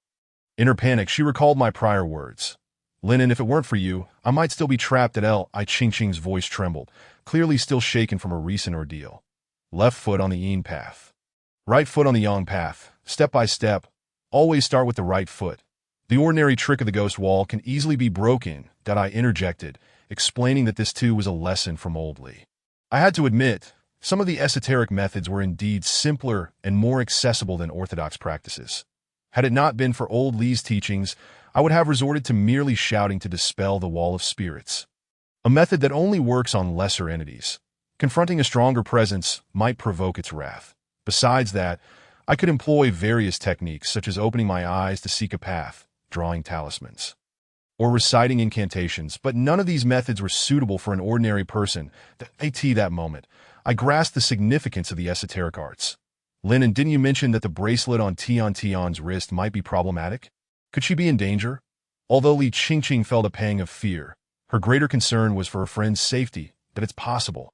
I replied gravely that if it were anywhere else, it might not be a significant issue. But hotels often harbor a mix of people, and many indulge in activities that amplify the presence of yin energy. Chen Tian's arrival at the hotel with that bracelet essentially acted as a magnet, drawing in the negative energy from several floors. Under such circumstances, it was certain to attract unsavory entities, and those drawn in were likely not harmless. Qingqing's escape was solely due to the fact that she was not the target. "Take me there to have a look," I stated firmly. She hurriedly nodded, leading me to the location of the hotel. It wasn't far, and soon we arrived. The front desk was eerily empty, the entire lobby shrouded in darkness. "Will you come up with me, or wait outside?" I inquired, glancing back at Li Qingqing. She hesitated, casting a wary glance at the silent surroundings, clutching my sleeve and insisting she would accompany me. Clearly, she was afraid to be alone. "Hold this. Keep your tongue pressed against the roof of your mouth and refrain from speaking unnecessarily." I nodded, retrieving a folded protective talisman from my pocket and handed it to her before turning my attention to the staircase. The malevolent energy in this hotel was far denser than in other locations. I felt a chill even after standing there for a brief moment. The stairwell was shrouded in darkness, with shadows at the corner that seemed to suggest the presence of someone lurking. Taking a deep breath, I steadied myself and stepped forward, with Li Qingqing tightly grasping my sleeve. Following closely behind, as we entered, a sudden gust of cold wind swept through, and with a loud bang, the door to the staircase slammed shut behind us. This startled Li Qingqing considerably, causing her to lean against me. However, she remained obedient, stifling her scream and keeping her mouth shut. The stairwell was dim, and as I looked upward through the gaps between the floors, it seemed to stretch endlessly. I pulled out 2 prepared willow leaf talismans from my pocket, applying them to my eyes, and then opened them to gaze upward. My vision cleared considerably. The floor above came into view, and the surrounding gloom receded slightly, though wisps of black mist lingered. This mist swirled like vapor, drifting to my left, my pupils constricted as I spotted the little girl in the floral dress. Standing beside me, locking eyes with me. Her face was as pale as paper, a sinister smile plastered across her features. Through her cold, hollow gaze, I realized a more chilling truth. The figure clinging to my back was not Li Qingqing, but a woman in white with long hair. Her lifeless eyes staring vacantly. Did I in an instant? I found it hard to breathe, glancing down to discover that my neck was ensnared by several loops of black hair that had tightened unbeknownst to me. Unable to utter a sound or even chant a spell due to the constriction, I felt the little girl watching me with her unsettling smile. The black hair tightened further, and I could feel my face turning purple. If I didn't find a way to break free, I would suffocate. In this dire situation, I swiftly retrieved a yellow talisman from my pocket, inscribed with an exorcism spell. I pinched it between my fingers. It ignited in a burst of flame, which I hurled behind me. With a hissing sound, the hair disintegrated, and I whirled around, forming a hand seal while unleashing a powerful surge of yang energy. Ah! The long-haired woman shuddered as my seal struck her forehead, and she let out a piercing scream, her body enveloped in swirling black smoke before she disintegrated. Clearly, she was a weaker spirit, merely a minor threat. However, when I turned to look where the little girl had been, the space was now empty, devoid of any trace. That my brow furrowed. Li Qingqing still had not reappeared. It was evident that this building was home to more than one malevolent entity. The little girl's power was certainly not trivial. Under the influence of her dark energy, I had failed to notice how both she and the long-haired woman had approached me to Li Qingqing, having the protective talisman I provided, should remain safe for the time being. Yet if I did not eliminate that little girl, the guests in this hotel would likely face grave danger, since she had been drawn here by the jade bracelet. The little girl's primary target must be Chen Tian, that I resolved to find her first. With this thought in mind, I began to ascend the stairs. The tricks of the ghost wall were ineffective against me, and I dashed straight up to the 5th floor. Upon witnessing the scene before me, my pupils constricted and my expression grew serious. The corridor was engulfed in darkness, with every door ajar, the stillness almost suffocating. Devoid of even a whisper of wind, and no one knew what might suddenly emerge from those shadowy rooms, or if someone lurked within, waiting to peer out and watch those traversing the corridor. I took a deep breath, pressing my tongue against the roof of my mouth, and without hesitation, I stepped into the dark corridor. According to Li Qingqing, Chen Tian's room was 518, located at the end of the hallway. This meant I had to traverse the entire length of the corridor to reach her. The hallway was eerily quiet, with only the faint sound of my footsteps on the carpet breaking the silence. As I passed the first room on my left, I glanced over. Nothing seemed amiss at the entrance. However, peering deeper into the room, I caught sight of a woman in a white dress, her long hair cascading down her back. Standing motionless in front of the window, she appeared devoid of any malevolent energy, likely just a resident bewitched by her surroundings, posing no immediate threat. But I did not rush to awaken her, but continued my steady advance towards the end of the corridor. With each step forward, the darkness behind me seemed to loom closer, as though the occupants of the rooms I passed were silently observing me. That in such a scenario, turning back was perilous, while those imbued with strong yang energy or adept in the arts might fare better. An ordinary person who turned around would undoubtedly confront their deepest fears. Malevolent spirits excelled at exploiting such vulnerabilities. Should a person succumb to fear, their inner flames would naturally weaken. Thus, if one were to suddenly turn back and be startled, extinguishing one or two flames might be trivial, but losing one's soul would be catastrophic. Once the soul becomes ensnared in these insidious traps, it proves exceedingly difficult for an ordinary person to extricate themselves. My steps remain resolute, and not a flicker of fear stirs within my heart. For those who tread our path, the moment fear takes root within, a significant portion of their cultivation is irrevocably lost. Moreover, I am still recovering from previous injuries. Should fear take hold, I might find myself ensnared here as well. Each room resembles the first, with its occupant standing rigidly by the window, unmoving. That I quicken my pace. Reaching the corridor's end, where a staircase mirrors the one I ascended, Adjacent to the staircase lies the final room, its doorplate marked with the number 518. As my gaze sweeps the dimly lit room, I catch sight of a figure standing by the window, and my pupils constrict. The figure at the window is neither Chun Tian nor He Wu, but a woman clad in a white dress. Precisely the same one I encountered in the initial room. My eyes flick back to the doorplate, and my expression grows grave. The number 518 has inexplicably transformed into 501, that realizing I have returned to the starting point. I narrow my eyes. Clearly, I have been too careless, having unknowingly fallen prey to that entity's machinations. If it can obscure my vision, its power is indeed formidable, that I steady my nerves, retrieving a willow leaf from my pocket to wipe my eyes once more, then turn to retrace my steps. Yet upon reaching the corridor's end again, the doorplate remains stubbornly 501, and the woman in the white dress stands unmoving within. I am ensnared, with conventional methods proving futile. I shall resort to this. I furrow my brow and slowly close my eyes, centering my thoughts as I begin to chant. The heavens clear and the earth bright, the yang muddled and the een pure. 5 and 6 een lords, from the dark into the nether, the heavens, earth, and 3 fires. Grant me the eye of law to perceive the yin and yang. As the final words echo, my eyes snap open, and a flicker of golden light dances before me. The corridor around me grows dimmer still, the oppressive atmosphere thickening with yin energy. This is the incantation for opening the yin eye, while it too involves opening one's eyes. Its efficacy far surpasses that of mere willow leaves. Although the surroundings feel even colder, I find solace in this newfound sense of reality. Without hesitation, I dash toward the corridor's end at last. The room is no longer 501, and standing within is not the woman in white, but the tall figure of He Wu. Upon entering, I am met with an even greater chill that He Wu remains motionless, fixated on the window, his gaze vacant. Mouth slightly agape, seemingly blinded by an evil spirit, He Wu, I call softly, pinching his philtrum with urgency, that he gasps sharply, as if waking from a nightmare, his expression one of sheer terror as beads of cold sweat spring forth on his brow. "Itsu, what are you doing here?"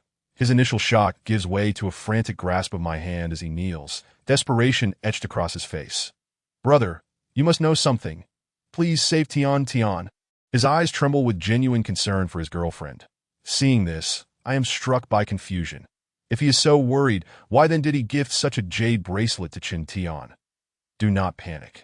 First, tell me her whereabouts and what you witnessed.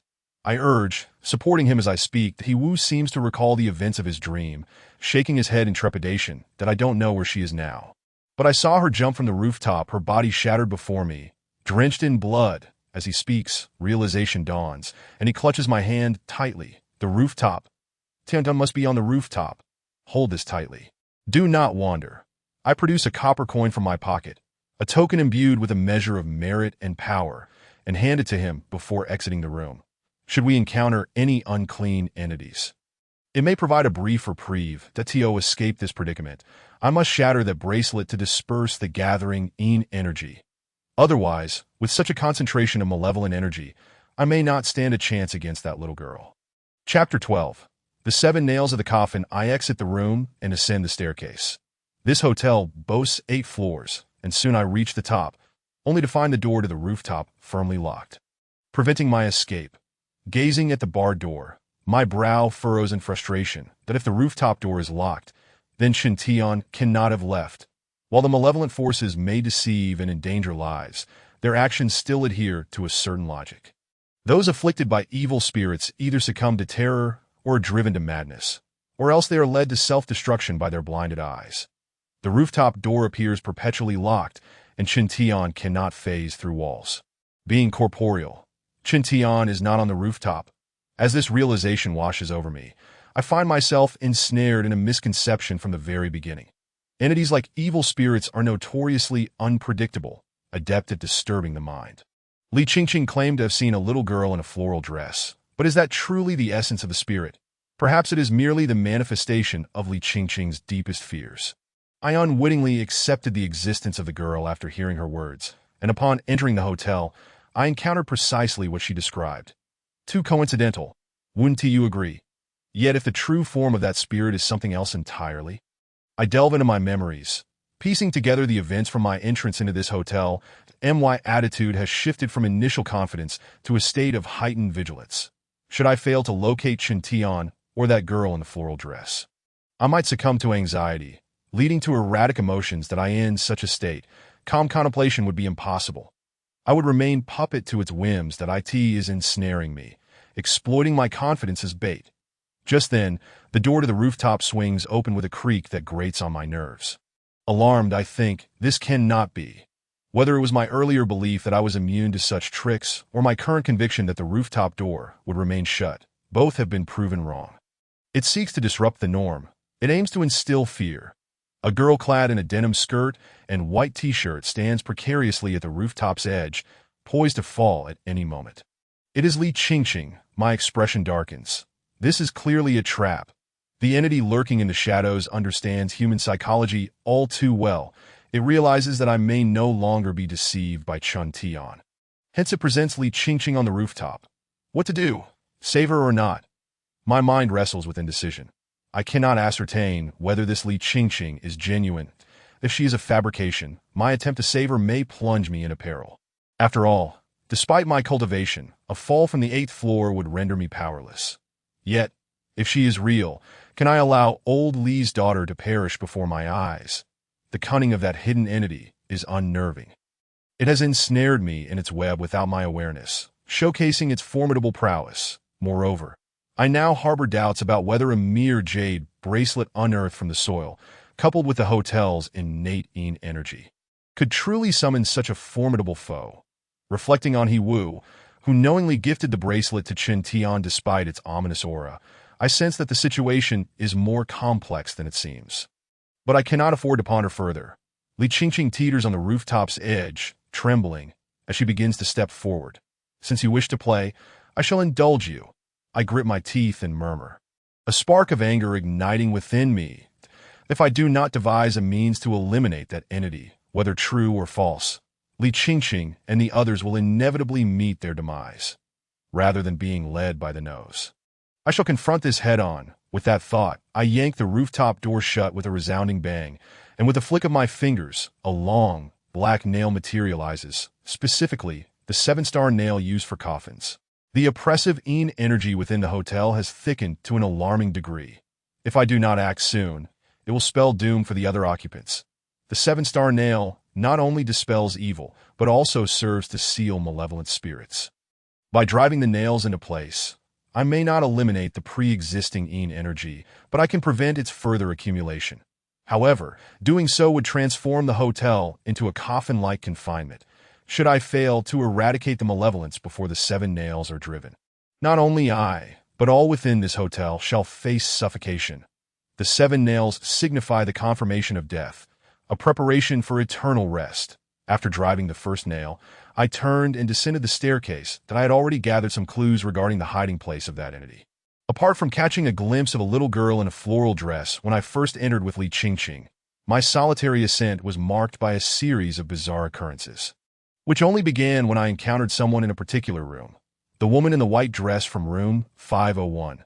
The little girl was merely a facade that ensnared Li Qingqing, while it was most likely that woman who trapped me. Just as I reached the 7th floor, I noticed a vague silhouette standing at the end of the pitch-black corridor. Judging by its outline, it resembled a little girl. She was still quite distant from me.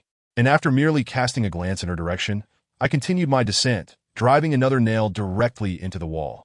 After securing the nail, I turned at the stairwell, and the little girl, who had previously been far from me, now appeared in the corner. Her ghastly pale face bore a hint of an eerie smile. Observing her frequent appearances, I grinned and remarked, "Are you anxious? Fear not. After 7 nails are driven into the coffin, even if I do not eliminate you, you shall never escape." With that, I disregarded her and proceeded to the 6th floor, where I hammered in the 3rd nail. This little girl was certainly not the true form of that entity. She was merely an illusion. The entire hotel did not harbor multiple spirits as I initially surmised. There was likely only one from the very beginning. At that moment, I faintly heard a soft plea for help emanating from upstairs, seemingly from Chen Tian and Li Qingqing. I knew those cries were false and chose to ignore them, continuing to drive the 4th nail in the stairwell on the 5th floor. around the corner in room 518. He-Woo was curled up in a corner, trembling, his lips muttering phrases like "stay away," as if he had just experienced a fright. That I raised my hand and drove the fifth nail into the doorplate. Then rushed into the room, but He-Woo. He-Woo, upon hearing my call, He-Woo finally lifted his head, his eyes bloodshot and lips pale, clearly terrified. "What happened?" I inquired, frowning. That he spoke tremulously. "After you left, I saw a long-haired woman appear from the corridor. Following you, that I wanted to call out to you. But she turned back to me, her face covered in blood." That a long-haired woman. My gaze flickered. "Wearing a white dress?" "Yes, that's her." He-Woo nodded, somewhat agitated. So it was true. My heart stirred as I gazed solemnly at He-Woo, my expression grave. "What is the origin of that bracelet? Who gave it to you, and what was their intention? If you do not speak now, we may all perish." Upon hearing my inquiry about the bracelet, He-Woo's expression shifted noticeably before he hesitantly began to speak. That it was a feng shui master known to my father who gave it to me. He said it was unearthed from the ground to attract wealth, and that if a woman wore it, money would flow to her like water. His words struck me with surprise. That a feng shui master. The stooped figure of Lu Laohan surfaced in my mind. Even if it wasn't him, I had a nagging suspicion that it could be the same master who taught him how to nurture corpses and gather yin energy. No wonder such a simple jade bracelet, unearthed from the soil, could attract such formidable entities. It was likely that it was one of the ghosts Lu Laohan had been nurturing in the courtyard. I cast a deep glance at He-Woo. Now was not the time to pursue the whereabouts of that feng shui master, so this matter would have to wait. Thus far, 5 of the 7 nails have been driven, and upon securing the final 2, the 7 nails would complete their purpose that moment. Both He-Woo's and my souls, along with that spirit, would be trapped here, unable to escape, with such a formidable companion. It was worth it. I surveyed my surroundings, grinned, and then stepped toward the door. The remaining 2 nails needed to be driven, one at the stairwell on the first floor, and one before the hotel entrance. With the rooftop sealed and the first floor exit blocked, it would truly be a situation with no path to heaven above and no door to earth below. No one would be able to flee. Chapter 13. The fish dies. The net breaks as I prepared to leave. He-Woo insisted on not being left alone in the room any longer and was adamant about accompanying me. Fearing that the entity might resort to desperate measures at the last moment and harm innocent people, I hesitated but ultimately decided to bring him along. No sooner had we stepped out of the room than a little girl stood in the corridor, grinning at us with an unervingly pale face. That He-Woo, terrified, clutched my sleeve and trembled, asking, "Is she human or ghost?" "Neither. She is the manifestation of your inner fears." That my expression remained composed, devoid of any emotional fluctuation. As I strode toward room 501 at the end of the corridor, seeing that we were approaching the little girl, He-Woo's legs quaked in fear, yet he still managed to follow my lead. Realizing that we were undeterred, inching closer to room 501, the little girl's demeanor shifted to anger.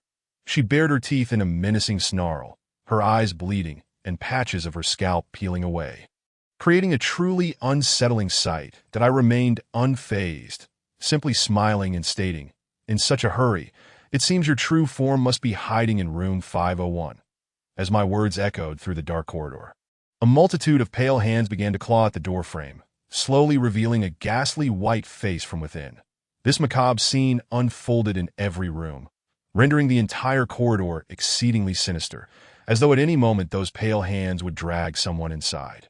Although I felt no fear, the sight unnerved He-Woo, whose face turned ashen, indicating he was losing his composure. "He-Woo!"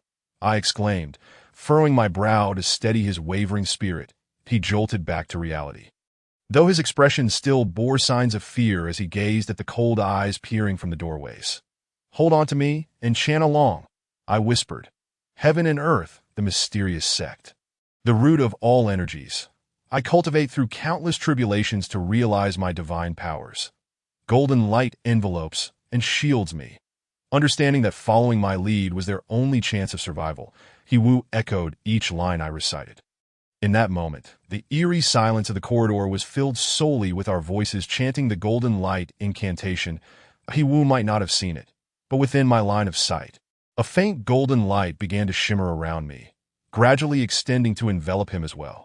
The reason this effect manifested during his initial recitation was due to our physical contact, allowing the golden light to transfer from me to him.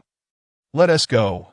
With the golden light as our protection, I felt unafraid of him being dragged into the darkness, and I continued toward room 501. He-Wu seemed to sense that after chanting the golden light incantation, the chilling atmosphere around us had dissipated considerably. Though his legs still trembled, he was now able to move forward. We pressed on, with the eerie figures in the rooms on either side attempting to reach out and grasp us. However, upon touching the golden light, they would let out a shriek and vanish. The little girl, who had been terrorizing us in the corridor, also turned and fled. This time, she did not disappear but ran away, her footsteps echoing dully as she quickly vanished at the corridor's end, seemingly descending the stairs. Upon arriving at room 501, I focused intently on the inside. The windowsill was empty, and the woman in the white dress who had previously stood there had vanished. I was eager to see where she could possibly hide.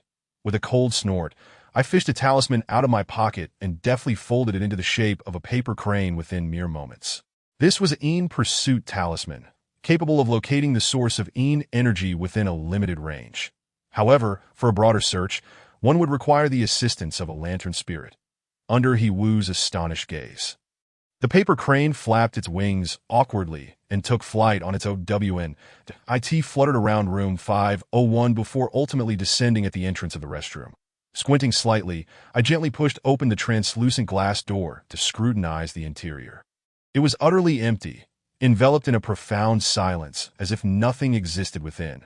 The glass on the washstand quietly reflected the images of He-Wu and myself, with a faint golden light still emanating from our forms, suggesting that everything appeared to be perfectly normal. That a fleeting glance at He-Wu's pupils revealed that he too had noticed the subtle glow. Discreetly, I slipped my hand back into my pocket, turning to feign oblivion as I prepared to leave. Just as I had half a foot out of the restroom, I suddenly pivoted, grasping a small bagua mirror aimed at the reflection in the washstand's mirror. With a sharp command, a mystical light shot forth from the bagua mirror and struck the glass. With a resounding crack, the mirror shattered into countless fragments that I in the fleeting moment before its destruction. Our reflections vanished, revealing instead a woman clad in a white dress. Within, a piercing scream erupted from the mirror, its shrillness nearly shattering my eardrums. As the glass fragmented, I swiftly produced a talisman from my palm. With a hiss, the talisman ignited spontaneously, and I flung it towards the shattered mirror. Upon contact with the flames, wisps of black smoke began to rise from the remnants of the mirror, and the anguished cries grew increasingly unbearable. This marked my first genuine injury inflicted upon it. I had discerned its concealment within the mirror precisely because the earlier reflection had been so flawless. The radiance of the golden light spell was invisible to those lacking in spiritual cultivation. When I glanced at He-Wu's pupils again, I noticed he too had discerned a flicker of faint illumination within the mirror's reflection. Thus, it was evident that the images reflected were mere illusions. Just as I was poised to strike while the iron was hot, the glass door of the restroom suddenly exploded, sending shards flying in all directions. That I caught sight of a shadow darting swiftly towards the exit. Evidently, the entity was retreating after sustaining injuries. "Where do you think you're going?" I bellowed, pursuing the shadow that had vanished around the stairwell. Just as I was in hot pursuit, He-Wu's voice rang out in surprise from behind me. "Tian Tian?" I turned to see He-Wu, his eyes wide with shock, staring blankly at the empty window. It seemed that the Een spirit had cleverly sought to buy itself time during its escape. The earlier commotion had caused He-Wu to loosen his grip on my hand. Without my protection, the effects of the golden light spell dissipated, leaving him once again ensnared by illusion. What a cunning creature! I let out a cold snort and slapped He-Wu across the face. Waking someone entranced by illusions is quite simple. One merely needs to stimulate their senses. That a slap is akin to pinching their acupoints. As the slap landed, He-Wu winced in pain, staring at me in a daze. "Stay close and do not be easily swayed by those illusions." My voice bore a weighty tone tinged with displeasure. Had it not been for his befuddlement, I might have captured that creature by now. "Understood, understood," He-Wu replied, aware that his blunder had compromised our efforts. The towering man, over 6 feet tall, nodded earnestly, not daring to complain about the slap.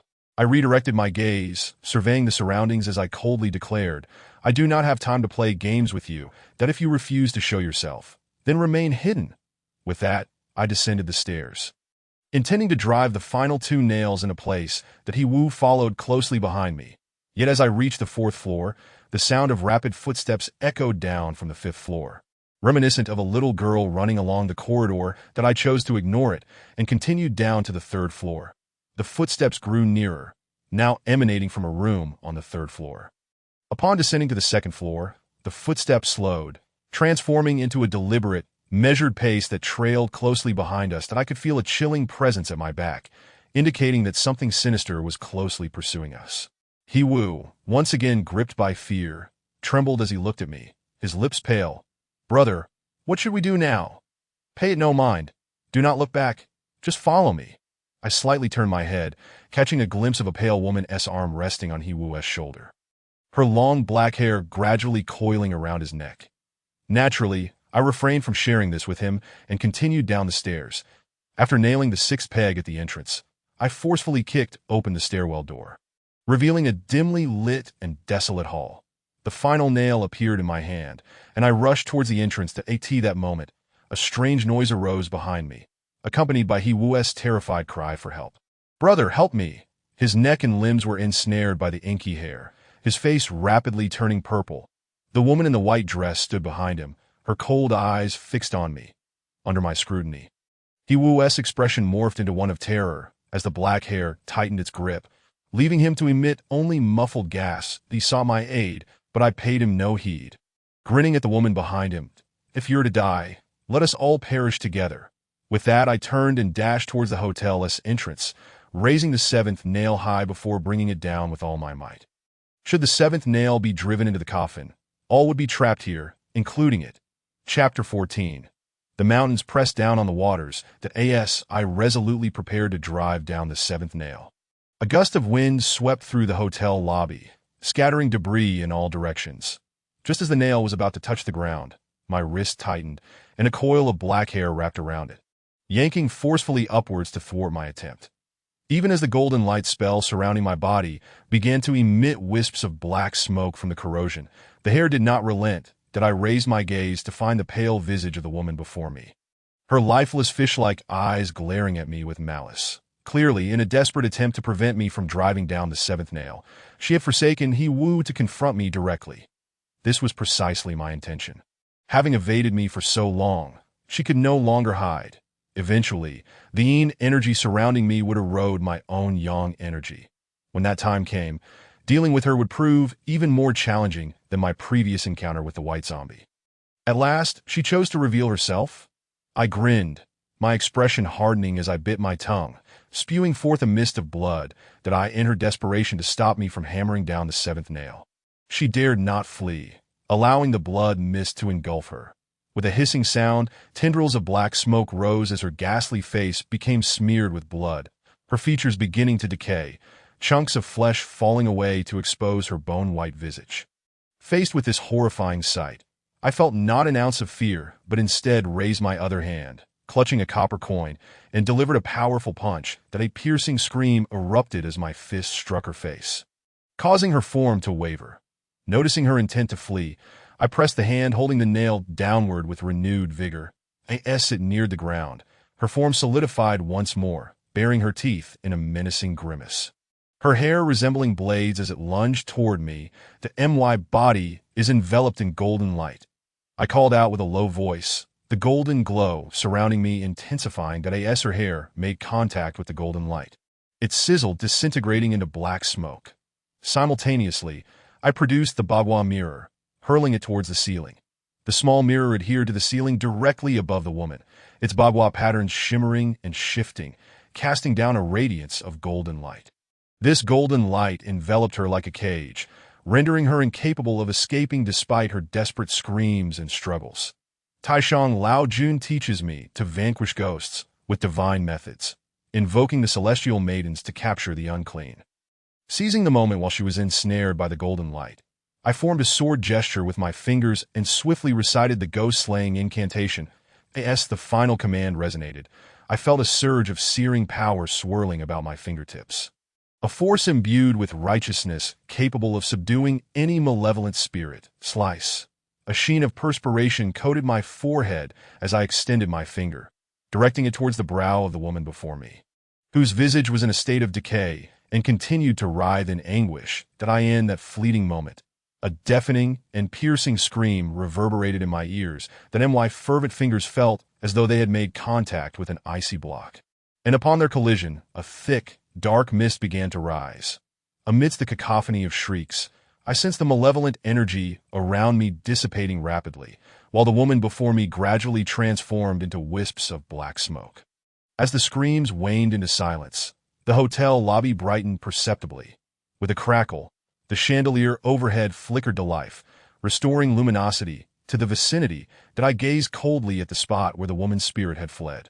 My complexion pale, as I deftly caught the boudoir mirror that tumbled from the ceiling, stowing it alongside the 7-star nails into my pocket. "Brother, is that thing dead?" came the shaken voice of He-Woo from behind me. I turned to glance at him, his neck marked by crimson lines, and nodded gently, responding in a grave tone, "We need to find Chen Tian and Li Qingqing." Upon hearing this, he promptly nodded but remained rooted in place, staring at me with wide eyes. "What are you doing?" I frowned. "I'm scared, brother. Shouldn't we go together?" The burly man appeared somewhat embarrassed, offering a sheepish smile in my direction. "Get lost, hurry up." I rolled my eyes, impatiently giving him a kick that my body had yet to fully recuperate. And after this ordeal, I felt utterly exhausted, unwilling to take even a single step, despite my repeated assurances that the hotel was now devoid of any malevolent entities. He still hesitated. Ultimately, he borrowed the boudoir mirror from me, steeling himself to leave in search of others. Before long, I found Chen Tian and Li Qingqing in the staff lounge on the first floor, thankfully unscathed. After He-Woo roused them, both women exhibited signs of lingering trepidation, their gazes and attitudes towards me markedly altered. Chen Tian was on the verge of shattering her bracelet, but I intervened, explaining that the bracelet, once cleansed of its negative energy, held considerable value and should not be wasted in such a manner. Not only were they unharmed, but the hotel also remained free of fatalities. All guests and staff were still in a deep slumber, which was a relief as long as there were no deaths. It was manageable. When they awakened the next day, they would likely believe they had merely experienced a nightmare or had slept too soundly. As for the damaged items, He-Woo was eager to compensate and insisted that he would handle the aftermath for the hotel. At this point, it was already past 4 in the morning. Although it felt as though only a short while had passed, indeed, over 3 hours had elapsed, with dawn yet to break, and having just endured such a harrowing experience, the three of them were understandably anxious and accompanied me back to the shoe shop. Though fatigue weighed heavily upon me, once inside the shop, I merely took a brief respite before inquiring of He-Woo regarding the bracelet and his family's feng shui master.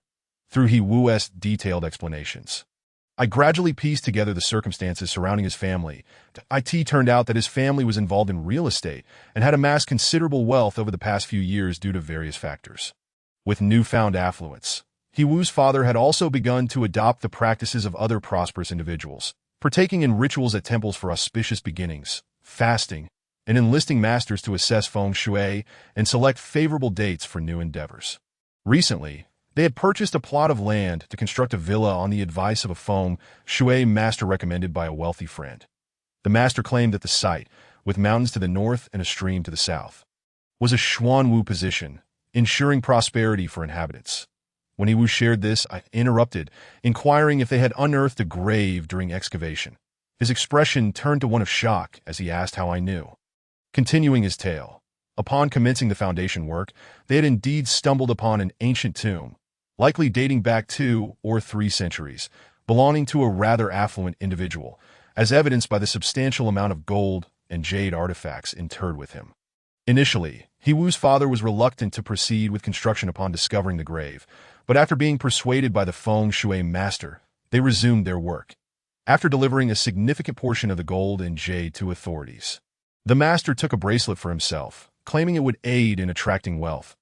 The bracelet eventually found its way to He-Woo, who, following the master's advice, gifted it to Chen Tian. After I elaborated on the situation, He-Woo began to recognize the underlying issues. The woman's fate was tied to water, which is often associated with wealth, At first glance, this seemed plausible. However, the crux of the matter lay in the fact that the bracelet had been exhumed from the earth, laden with heavy negative energy. While the woman was indeed tied to water, she also embodied yin energy. Thus, adorning the bracelet amplified this yin presence that it was likely that the feng shui master had not performed any genuine ritual to attract wealth, but instead had ensnared the spirit of the woman, now devoid of her essence, within the bracelet. Furthermore, the notion of the Xuanwu position was nothing short of absurd. Although I was not well versed in feng shui, the principle of mountains overwhelming water suggested a burial ground for the deceased. Such a location would typically serve as a resting place for the departed, and the presence of mountains would prevent the restless spirits from escaping, allowing their grievances to accumulate and potentially wreak havoc upon the living. The mountains would effectively suppress the spirits, compelling them to follow the flow of the water down to the underworld, reincarnating anew. While it was acceptable to bury the dead in such a location, for the living to reside there would likely result in generations of unrest. What a ridiculous notion of a Xuanwu position. It was evidently a scheme to bring misfortune upon He Wu and his family. Chapter 15. Planting bamboo by the grave. If this situation were not addressed promptly, it was likely that He Wu's family would face ruin, even if they did not meet a tragic end.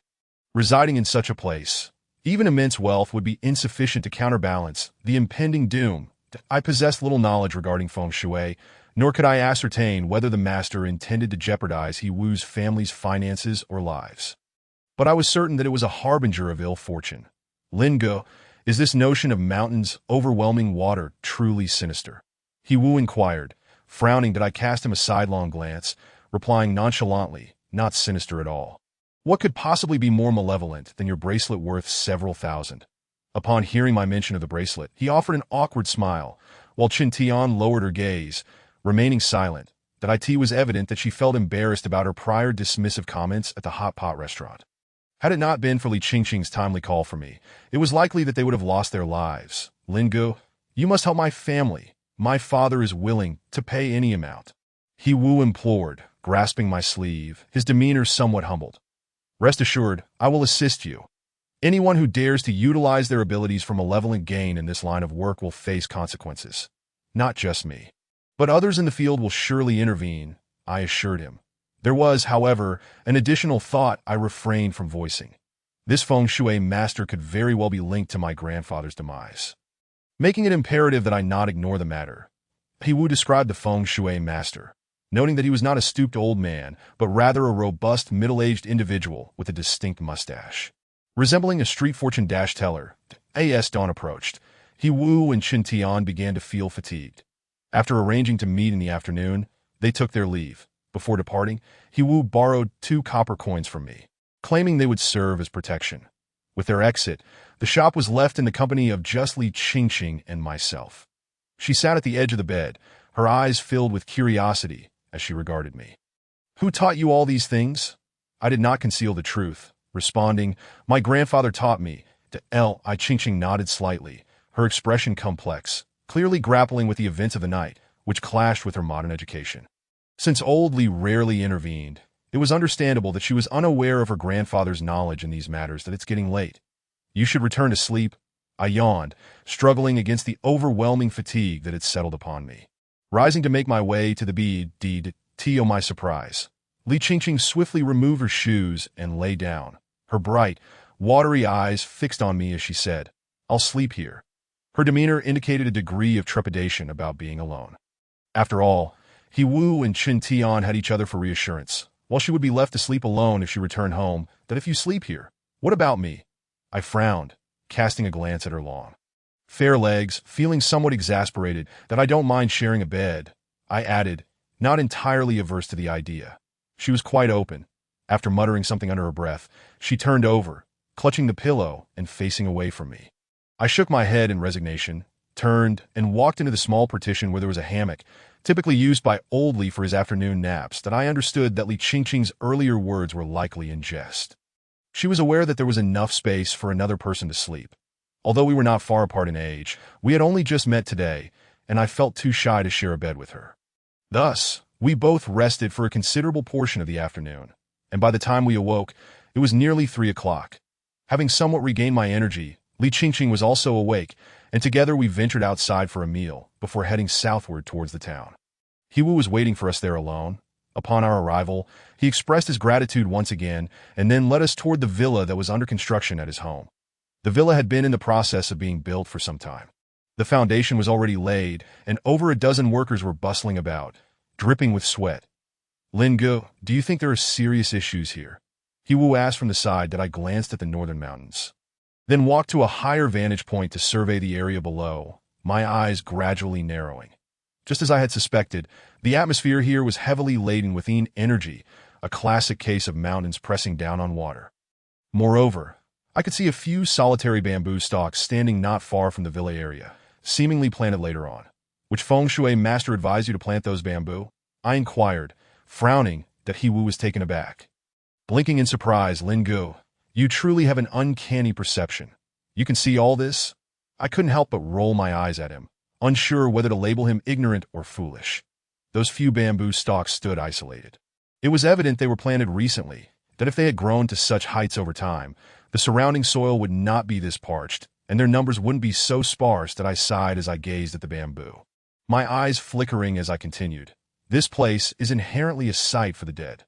That feng shui master not only disturbed the peace of the resting spirits by having you dig here, but also instructed you to plant bamboo nearby. His intentions are truly malevolent. Upon hearing this, Li Qingqing appeared somewhat perplexed, her brows furrowing as she asked, "What is it? Is there some significance to planting bamboo here?" At this moment, Hiwu also turned his gaze toward me. Awaiting an explanation that I nodded gently. "Bamboo growing in front of a grave necessitates the relocation of the tomb, that if there are two objects in front of the grave, it signifies wealth if pines or cypresses grow in front. It symbolizes everlasting vitality. Conversely, if spiritual herbs grow beside the grave, it is a good omen, indicating that the grave possesses a powerful aura, bestowing blessings upon descendants." That I paused for a moment, my expression growing slightly more somber. "However, if bamboo grows beside the grave, it is not a good sign." "Why?" Hiwu and Li Qingqing asked in unison, their faces displaying confusion. "According to the scientific knowledge you've learned, as bamboo grows, its root system delves deeper into the ground, forming intricate pathways underground that if allowed to grow unchecked, it can quickly establish a bamboo forest, severely impacting the surrounding soil environment. That in such conditions, coffins and graves will inevitably suffer varying degrees of damage, and the souls within cannot rest peacefully." That I gazed at the distant bamboo, my expression flickering as I continued. "Most importantly, bamboo thrives in the shade and can attract mosquitoes, snakes, and rodents. The proliferation of such entities will only intensify the yin energy." As I explained, I observed their expressions, noting they appeared only partially comprehending. Realizing that elaborating further would be futile, I cleared my throat and succinctly summarized. "In short, this area is already under the oppressive influence of the mountains. Your father's construction work here has disturbed the peace of the deceased and building a residence over their graves. Would you be willing to accept such a fate?" Upon hearing my words, Hiwu quickly shook his head. "To build a residence that disrupts the natural order and further plant shade-loving bamboo nearby is not only a disturbance, but a means of accumulating resentment that can turn into malevolence." Accumulating resentment that turns into malevolence. Hiwu and Li Qingqing echoed in unison, their expressions rife with uncertainty. "What should we do now?" Hiwu furrowed his brow, clearly recognizing the seriousness of the situation. Even if he did not fully understand it. "Remove all the bamboo at its roots and cease all construction immediately," I stated emphatically. Fortunately, we had discovered this early on. Had we waited another 10 days or half a month, it might have been too late to rectify the situation. Unexpectedly, upon hearing my suggested course of action, Hiwu appeared to be in a quandary. "What's wrong?" I asked, frowning at him.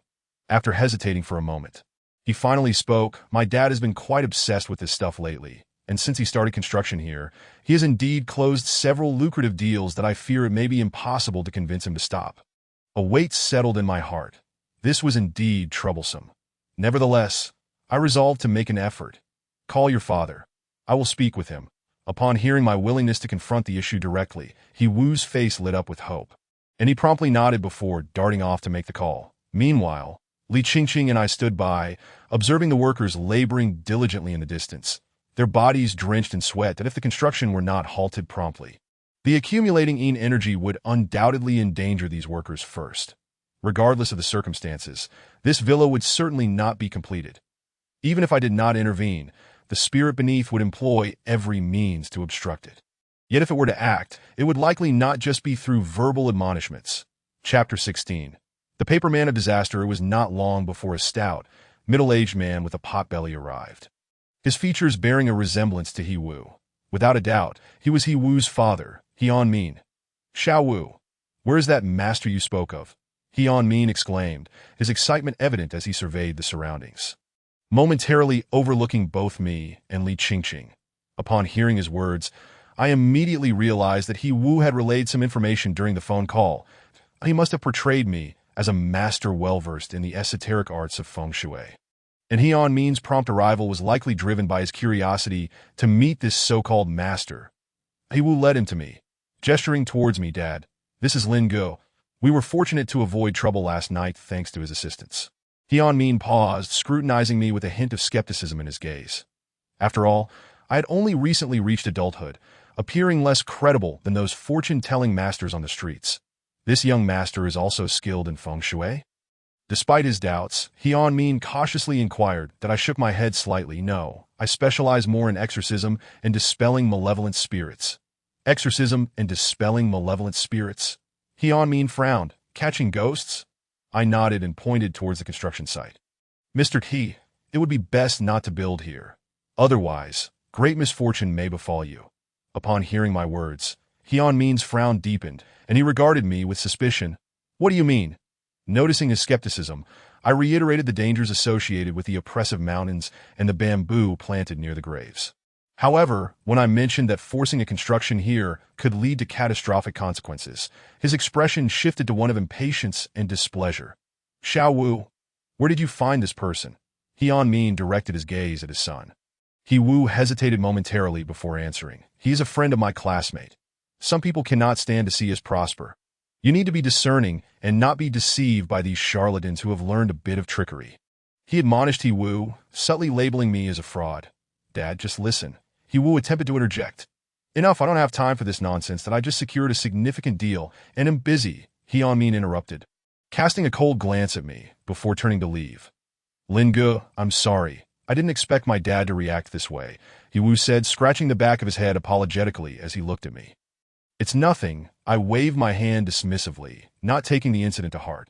After all, Hian Min had already tasted success, having closed numerous deals since commencing construction. It was only natural that he would be skeptical of my sudden warning, equating it to an attempt to sabotage his prosperity.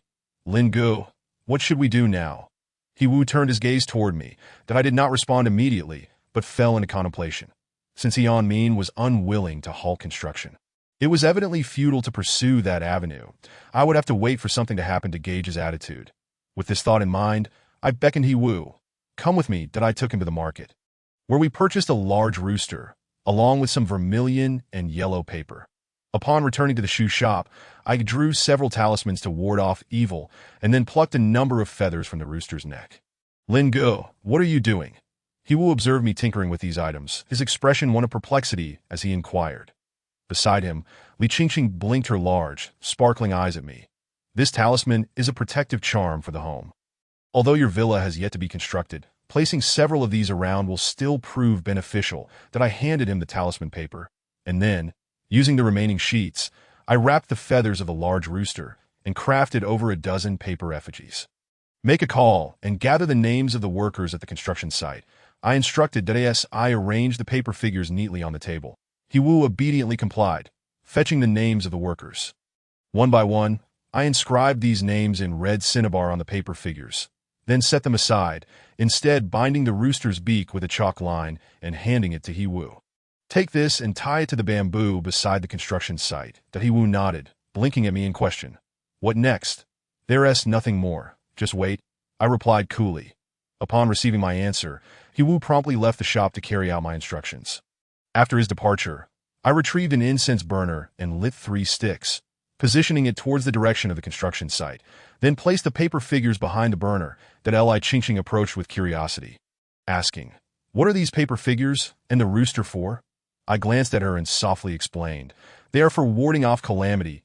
If my suspicions are correct, the entity beneath the ground will likely make a move in the next couple of days. The workers will be the first to bear the brunt, and these paper figures are meant to protect them." I Ching nodded, seemingly understanding, but then questioned, "What about He-Wu's father? Won't he be in danger as well?" I shook my head, a glimmer in my eyes that no. If that entity strikes, he will suffer the worst consequences, as he is the true instigator. Li Qingqing's mouth fell open in surprise, her gaze sweeping over the paper figures behind the burner. Furrowing her brow, "Then why don't you craft a paper figure for He-Wu's father to protect him?" I shot her a sidelong glance that if he doesn't suffer a setback, he certainly won't heed my warnings and cease his work. But we can't just stand by and watch him come to harm. What if something really happens to him? Li Qingqing frowned, clearly disapproving of my passive stance that I appreciated her kindness, yet I was no villain. It was impossible for me to simply disregard her concerns, that I took out yellow paper and folded it into the shape of a rooster.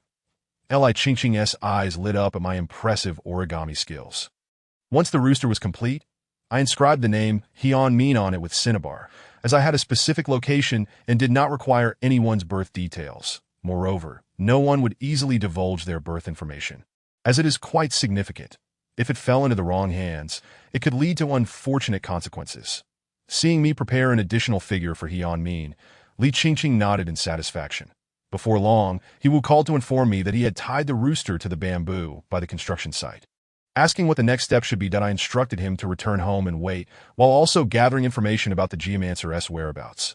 According to his previous statements, the Geomancer had left for another location shortly after consulting with Hian Min, and there had been no news of him since that I remained unperturbed, opting to heed old Li's advice to first recuperate my strength before wholeheartedly pursuing Lu Laohan and the Geomancer's whereabouts. For now, the pressing concern was to help He-Wu's family resolve their immediate predicament. With my calamity warding methods in place, the workers would remain unharmed, blissfully unaware that these paper figures were shielding them. However, Hian Min was another matter entirely. I had prepared additional items for him, intending to ensure he learned a hard lesson. Chapter 17. That fellow is fierce after completing the calamity warding paper figures. Li Qingqing and I remained indoors. She insisted on staying the night, refusing to leave. When I offered her a couple of protective talismans, she adamantly refused to budge. Essentially, she claimed that this shop belonged to her grandfather, and she could stay as long as she pleased, asserting that I had no authority to chase her away, that I found myself at a loss, as my own coffin shop had been burned down. Consequently, I had to resign myself to sleeping in the hanging bed that night. It would be unseemly for two individuals to squeeze into a single bed. After all, should we accidentally find ourselves in an intimate situation, it could lead to complications, and I was determined to preserve my purity and maintain my magical prowess. Li Qingqing seemed quite pleased with my prudence, humming an unknown tune as she ventured into the rudimentary shower at the back of the shop. Although this was merely a shoe shop, it bore little difference from a typical residence. The front hall served as the shop while the interior contained a bedroom, bathroom, and kitchen. However, since Old Li had lived here alone, the shower was only modestly concealed by a thin veil. The water cascading from the showerhead transformed into a translucent veil, allowing glimpses of her graceful figure within. Humph, not very old, yet quite well endowed. I muttered under my breath as I moved to a more spacious area to practice my punches. My grandfather had once told me that two skills were essential for those in this line of work: courage and martial arts. Courage, of course, needed no elaboration. An unyielding heart would ensure vibrant yang energy, allowing one's magic to remain at its peak. As for martial arts, in my grandfather's words, it was a matter of survival. In critical moments, one must be able to flee swiftly. My grandfather's wisdom proved true. Had I lacked martial prowess when confronting the white zombie, I would have been torn to shreds. Moreover, when dealing with the individual at the hotel, my robust physique allowed me to ascend and descend the stairs without issue. Others might find themselves breathless after just a couple of flights, let alone maintaining the mental acuity to engage in a battle of wits with such a foe.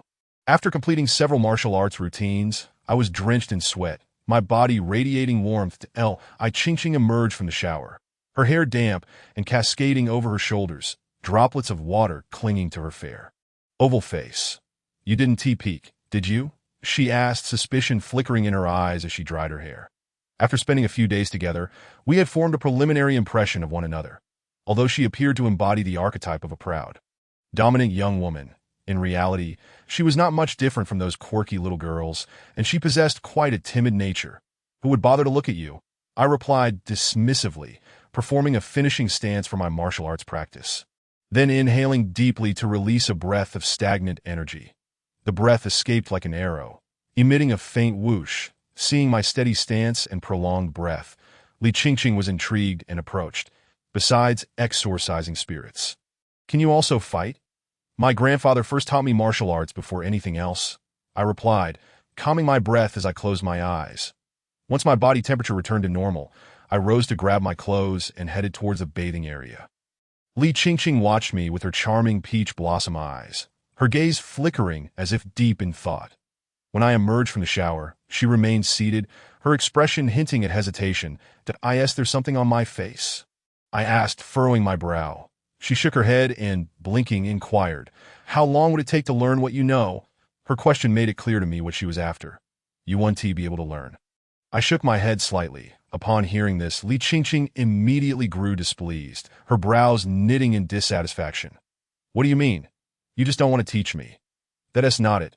Firstly, women naturally find it more challenging to learn these arts, as they are associated with the yin. Furthermore, I have been studying these techniques since childhood for over a decade.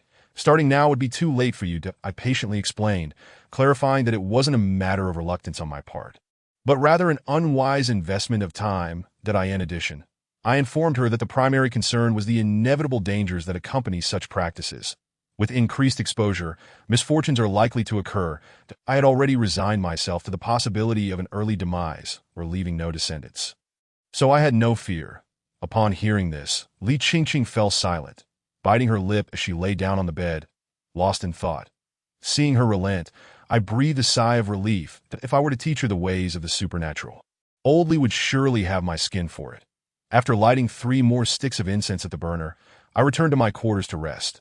Lying in the hanging bed, I couldn't help but reflect on my grandfather. Did the secret technique mentioned by Lu Laoan, one that could bring the dead back to life, truly exist? If it did, could I use it to revive my grandfather?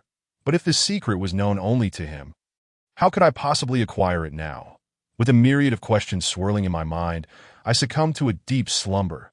Typically devoid of dreams, I found myself in the midst of one that night. I dreamed of my grandfather, who had not passed away.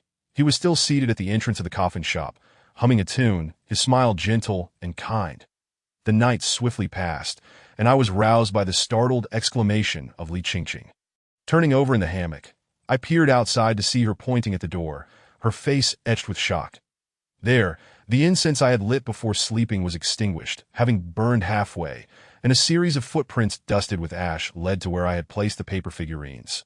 These footprints halted at the spot where the figurines lay. And the reason for Li Qingqing's alarm, aside from the footprints, was that several of the paper figures had been torn to shreds, particularly the paper rooster, which was utterly mangled. Witnessing this scene, my expression grew grave. It seemed that the entity had indeed visited last night. Initially, I believed it would merely sever the limbs of the paper figures. But the extent of the devastation was far beyond my expectations. This was clearly indicative of a heavy grievance. What do you think came last night? Li Qingqing appeared momentarily stunned, and a pale hue crept onto her cheeks as a terrifying thought crossed her mind. I glanced at her and nodded slightly. It is the one that was suppressed beneath He Wu and his family. This revelation. Li Qingqing's complexion paled further, evidently shaken at the thought of a malevolent presence having silently entered the shop the previous night. What should we do now? She edged closer to me, her gaze darting around in search of answers. Let us wait until He Wu calls, I replied solemnly, stepping forward to gather the scattered paper and ash. As I had anticipated, it was not long before He Wu called, much to Li Qingqing's astonishment. His voice was tinged with urgency and panic, informing me that something had occurred at the construction site. Last night, several workers encountered accidents. One fell from the 4th floor, but fortunately landed on a sunshade, sustaining only injuries and no fatalities. Another slipped while getting up to use the restroom, striking his forehead against the sharp edge of the sink. Strangely, just before the impact, his clothing caught on the doorknob, saving him from a dire fate. Beyond these incidents, numerous other workers had faced various mishaps, whether injuries or sheer fright, prompting many to take leave. He Wu had just received this news, and upon hearing of so many simultaneous absences, he sensed something amiss and immediately thought to call me. After hearing all he had to say, Li Qingqing was incredulous. Her mouth agape as she stared at the torn paper in the trash. Clearly, she was astonished by my seemingly miraculous abilities. Had it not been for these protective paper figures, those workers might have faced genuine peril. Rather than mere fright. Come to the shop and find me, I instructed before hanging up, my countenance still grave. Observing my demeanor, Li Qingqing furrowed her brows and approached me, inquiring, Linen, what wrong? Didn't you just save their lives? I shook my head slightly. That entity clearly intended to cause fatalities from the outset, and its malevolence is apparent. I'm uncertain if I can confront it in my current state. You can't handle it either? Li Qingqing's lips pursed in surprise that I nodded gently. My brow furrowed in contemplation that it was indeed precarious to confront such a menacing entity in my current condition.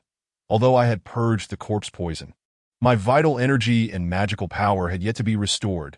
I could barely muster half of my former strength. Dealing with an entity that sought lives from the outset was undoubtedly challenging. Chapter 18. A display of skill. Li Qingqing observed my serious expression, momentarily at a loss for words, and simply sat beside me. Before long, He Wu rushed to the shop, visibly flustered, holding a dead chicken, his forehead glistening with sweat, panting heavily. Lin Ge, something terrible has happened. His voice preceded his arrival. What is it? I advanced, frowning in inquiry. The chicken you had me tie up by the construction site has died. Apparently strangled by a snake, that he gasped, panic evident in his tone, presenting the chicken for our inspection. The rooster's body was contorted, clearly the result of a snake's constriction. While He Wu may not have understood the implications, he sensed that it was certainly not a good sign. Strangled by a snake, I thought, my gaze flickering. I was not surprised that if the workers narrowly escaped calamity, the rooster, meant to shield He Min from disaster, was at even greater risk. Call your father and ask if he encountered anything unusual last night, I instructed He Wu, who nodded and promptly dialed his phone. Xiao Wu, what is going on? His father's voice soon came through, sounding weak, lacking vitality. Dad, were you okay last night? He Wu asked with concern. After a moment's silence, his father continued. Xiao Wu, did you also dream of being strangled by a python last night? Upon hearing this, the shop fell into an eerie silence, with Li Qingqing covering her mouth in shock, her eyes widening. That He Wu, taken aback, glanced at me before hastily pressing, Dad, what do you mean by being strangled by a python? Through He Min's explanation, He Wu and Li Qingqing learned that he had, in fact, dreamed of being pursued and strangled by a python, unable to utter a sound as if his mouth were sealed. Both of them turned to me simultaneously, clearly recalling the rooster I had bound with a line of ink, its mouth similarly restrained. That chicken had perished, and it had been strangled by a snake. Now, with He Min recounting his dream of being strangled by a python and being unable to speak, it was evident that the two events were undeniably linked. This time, it was merely a dream. Next time, it may not be so. My expression darkened as I regarded He Wu, gravely stating that the longer we delayed addressing this matter, the more difficult it would become, for that entity was far more ferocious than we had anticipated. He Wu recognized the gravity of the situation as well, nodding in agreement as he spoke into the phone. Dad, Lin Ge used his powers to save you if you refuse to halt operations. Lin Ge has indicated he will no longer be able to assist. After his words, the other end of the line fell silent, evidently realizing that the situation was likely more complex than he had initially believed. Before long, He Min's voice returned, now more serious. Where is he? Upon hearing this question, He Wu visibly relaxed, relaying the location of the shop. Shortly thereafter, He Min arrived in his vehicle. His complexion appeared significantly paler than the day before, and there was a hint of a greenish hue on his forehead. Upon entering the shop, he surveyed the surroundings, and upon seeing the dead rooster, his brow furrowed, a flicker of fear evident in his eyes. Likely recalling the dream from the previous night, he scrutinized me for a moment, his gaze tinged with skepticism. In response to his doubtful expression, I felt a chill settle in my heart, and my demeanor grew more serious. If you believe this is merely a trick to deceive you, then you are free to leave. I shall not involve myself further in your family's affairs. Hearing this, He Wu grew agitated, grasping He Min's hand. Dad, why don't you trust him? Without Lin Ji's help, it's not just a chicken lying here. Hyun Min, being a businessman, was overly suspicious, waving his hand dismissively. It's not that I don't trust. But this young Master Lin is rather inexperienced, which makes it hard to believe that I couldn't help but close my eyes, suppressing my dissatisfaction, were it not for the potential connection of the feng shui master behind this matter to my grandfather. I would have been disinclined to engage further due to his attitude that if you doubt my abilities, then watch closely. Taking a deep breath, I retrieved a piece of paper from my pocket and swiftly folded it into the shape of a figurine, simultaneously pressing my hands in a specific manner. Hyun Min, I called softly. He instinctively responded, and before he could process what was happening, I suddenly plucked a hair from his head. This soft strand transformed in my grasp, becoming as sharp as a steel needle, piercing the figurine's forehead with precision. Yes, I flipped my palm. The figurine ignited spontaneously without fire. Witnessing this spectacle, the three of them visibly shifted in expression, uncertainty evident in their eyes. The paper figure rapidly reduced to ashes in my palm, releasing swirling wisps of smoke that I inhaled deeply, drawing the smoke into my nostrils, then regarded Hyun Min with a cold gaze. Do you believe me now? What left He Wu and Li Qingqing utterly astonished was not solely the fact that I uttered those words, but that Hyun Min, who had been standing there all along, inexplicably echoed my sentiments the very next moment. His tone and pace mirroring mine with uncanny precision that I turned to walk back, seated myself on a wooden bench, crossed my legs, and with a casual glance at him, remarked, "If you still believe that the feng shui master is aiding you rather than harming you, then I have nothing more to say. Your fate, whether to live or die, is of no concern to me." As my words faded, Hyun Min also turned, took a couple of steps, and settled into the air, crossing his legs and reiterating my previous statement verbatim. This bizarre spectacle left He Wu and Li Qingqing thoroughly shaken, their gazes towards me now infused with a touch of reverence. That He Wu apply pressure to his acupoint to dispel the curse, I directed, tilting my chin towards him. That He Wu, quick to comprehend, hurriedly nodded and approached to act upon my instruction. That his thumb pressed against Hyun Min's acupoint. The latter lost his balance and plummeted to the ground, his eyes wide with terror. Observing his expression, I spoke calmly. Although this is merely a basic paper figurine spell, I can assure you that 70% of practitioners would struggle to wield it so effortlessly. Hyun Min's complexion shifted dramatically.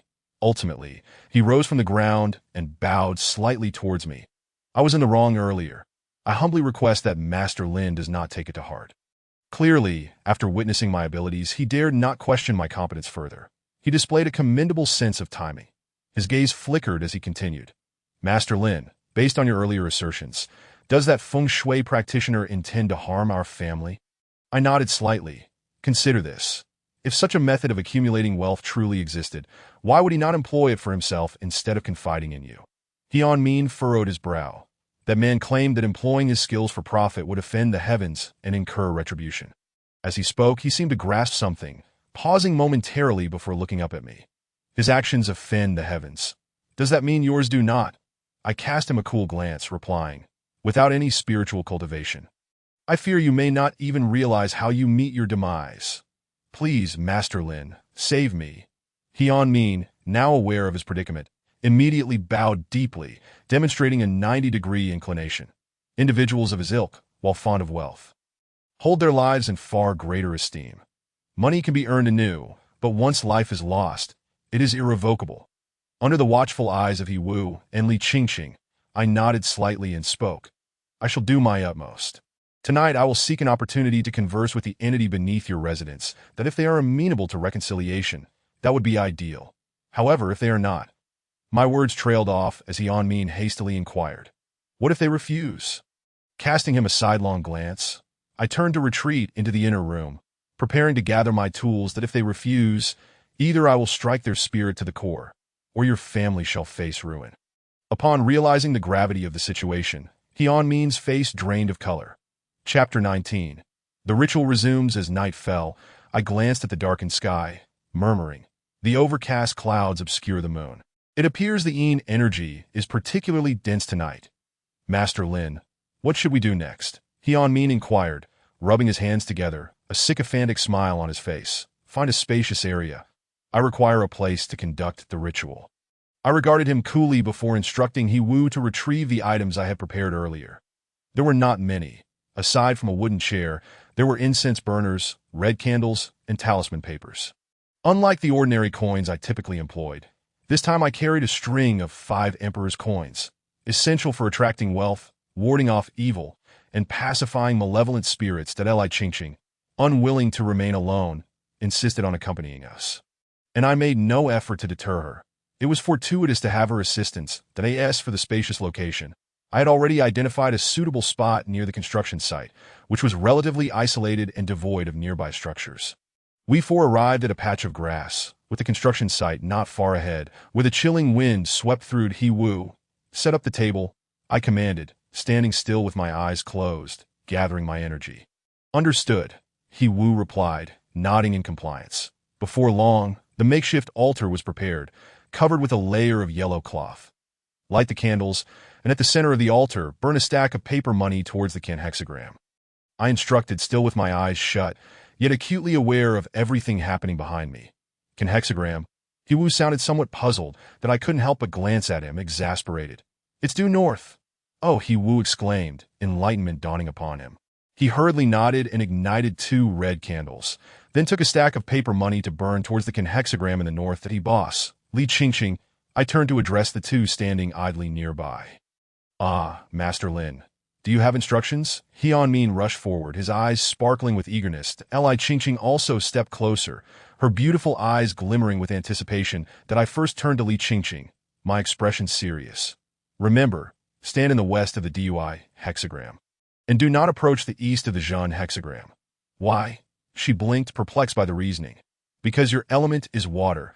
Standing in the Dui hexagram will bring you good fortune, I explained softly. She nodded, somewhat understanding yet still confused, and I shifted my gaze to He Yanmin, instructing him to stand in the east of the Zhan hexagram. He Yanmin complied obediently without further questioning, directly following my directions. On our way, I had inquired about their birth dates. He Yanmin belonged to the wood element, while Li Qingqing was of water. The Zhan hexagram corresponds to wood, thus He Yanmin could occupy that position. While this location should not be exposed to water, or else it would signify the azure dragon meeting water ineffectively, regarded as inauspicious, hence my instruction to keep Li Qingqing at a distance. With their support, I could somewhat compensate for my diminished spiritual power. Lin Go, the paper is almost burnt out. That I asked Li Qingqing and He Yanmin took their respective positions. He Wu's voice chimed in. I inhaled deeply, my gaze sharp as I focused on the distant construction site. Everything was now in place. It was time to commence the ritual. He Wu stepped aside, his face brimming with curiosity. I first bowed to the ashes of the hexagram, then approached the altar, grasping a yellow talisman while murmuring incantations.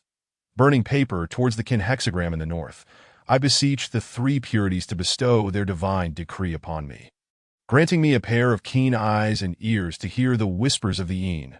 With the slightest movement of my lips, the yellow paper in my hand spontaneously ignited without a flame.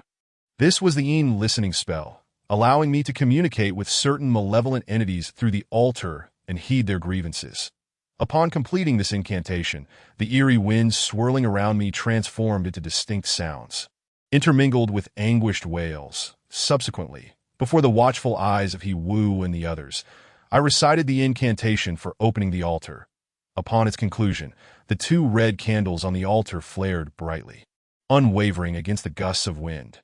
After performing all these actions, I took a handful of yellow paper and scattered it into the air, then reached into the incense burner to grasp a handful of ash.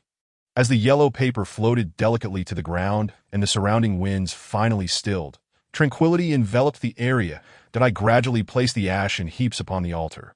When viewed from the side, it resembled a series of mountain peaks. After forming the mountains, it was time to create the river. That I picked up a red candle and gently scraped a layer of wax, sprinkling it beneath the mountains. And in the center, I positioned the string of 5 Emperor's coins.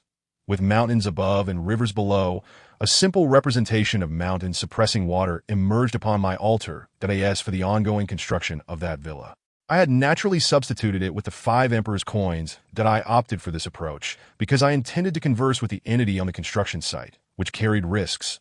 Thus, I utilized these substitutes. Then, I approached He Yanmin, plucking a strand of his hair, and crafting a small effigy with it affixed. Master Lin. What are you doing? Hian Min asked, his lips twitching in confusion, clearly apprehensive about my intentions with the paper figurine spell. I shot him a sidelong glance, placing the effigy in its designated spot on the altar while calmly replying. Rest assured, this time it is a substitute talisman. The night had deepened, and I glanced at the sky, noting it was nearly the hour of the day when the Yin energy was at its peak. Lin Gu, look over there. He Wu's voice trembled as it broke the silence, and I followed his gaze into the distance.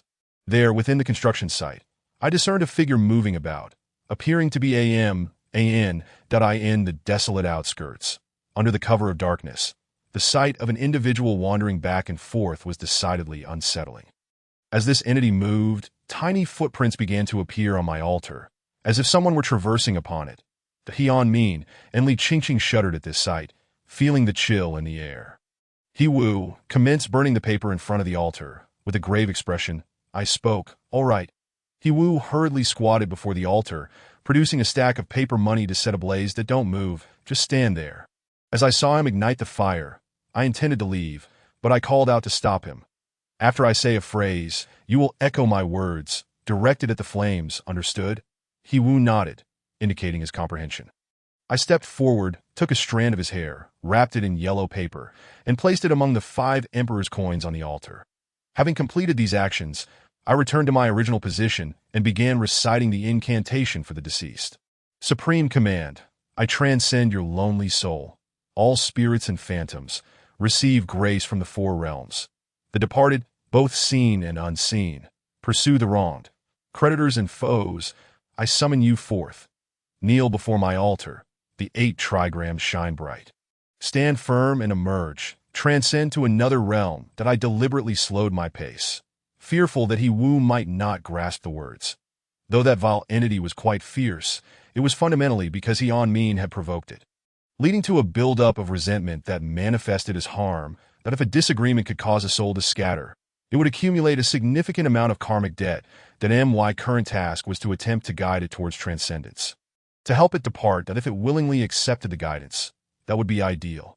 However, if it resisted, I would have no choice but to confront it directly. That I observed the distant silhouettes moving about the construction site. My expression solemn. Chapter 20.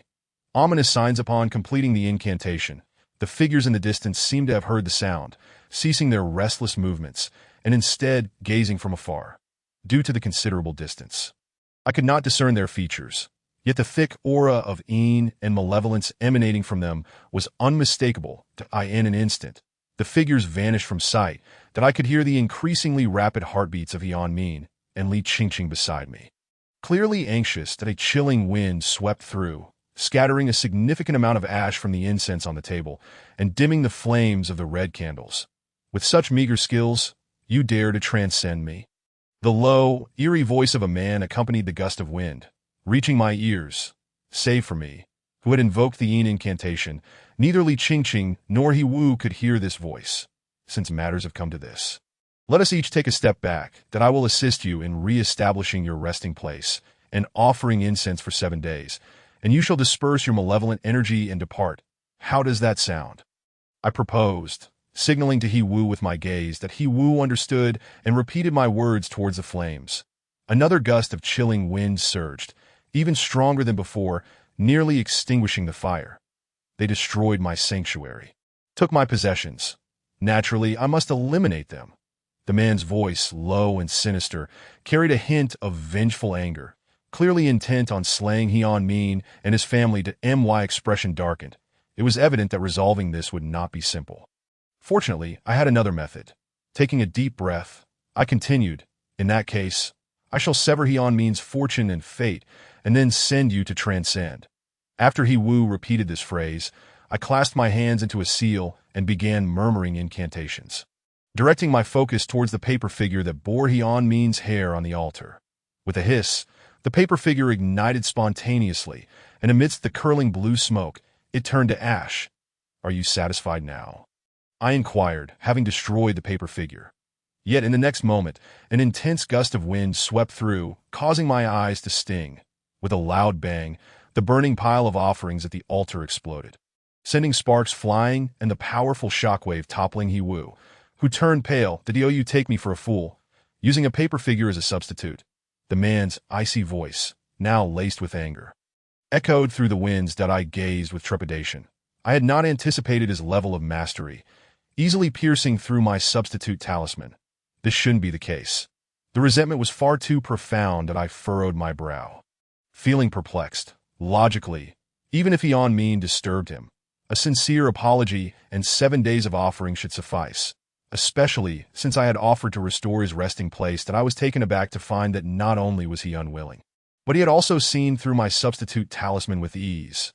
Could such overwhelming resentment truly stem solely from Yan Min's disruption of his resting place? I furrowed my brow tightly, directing my gaze toward the nearby construction site that had just begun its foundation work.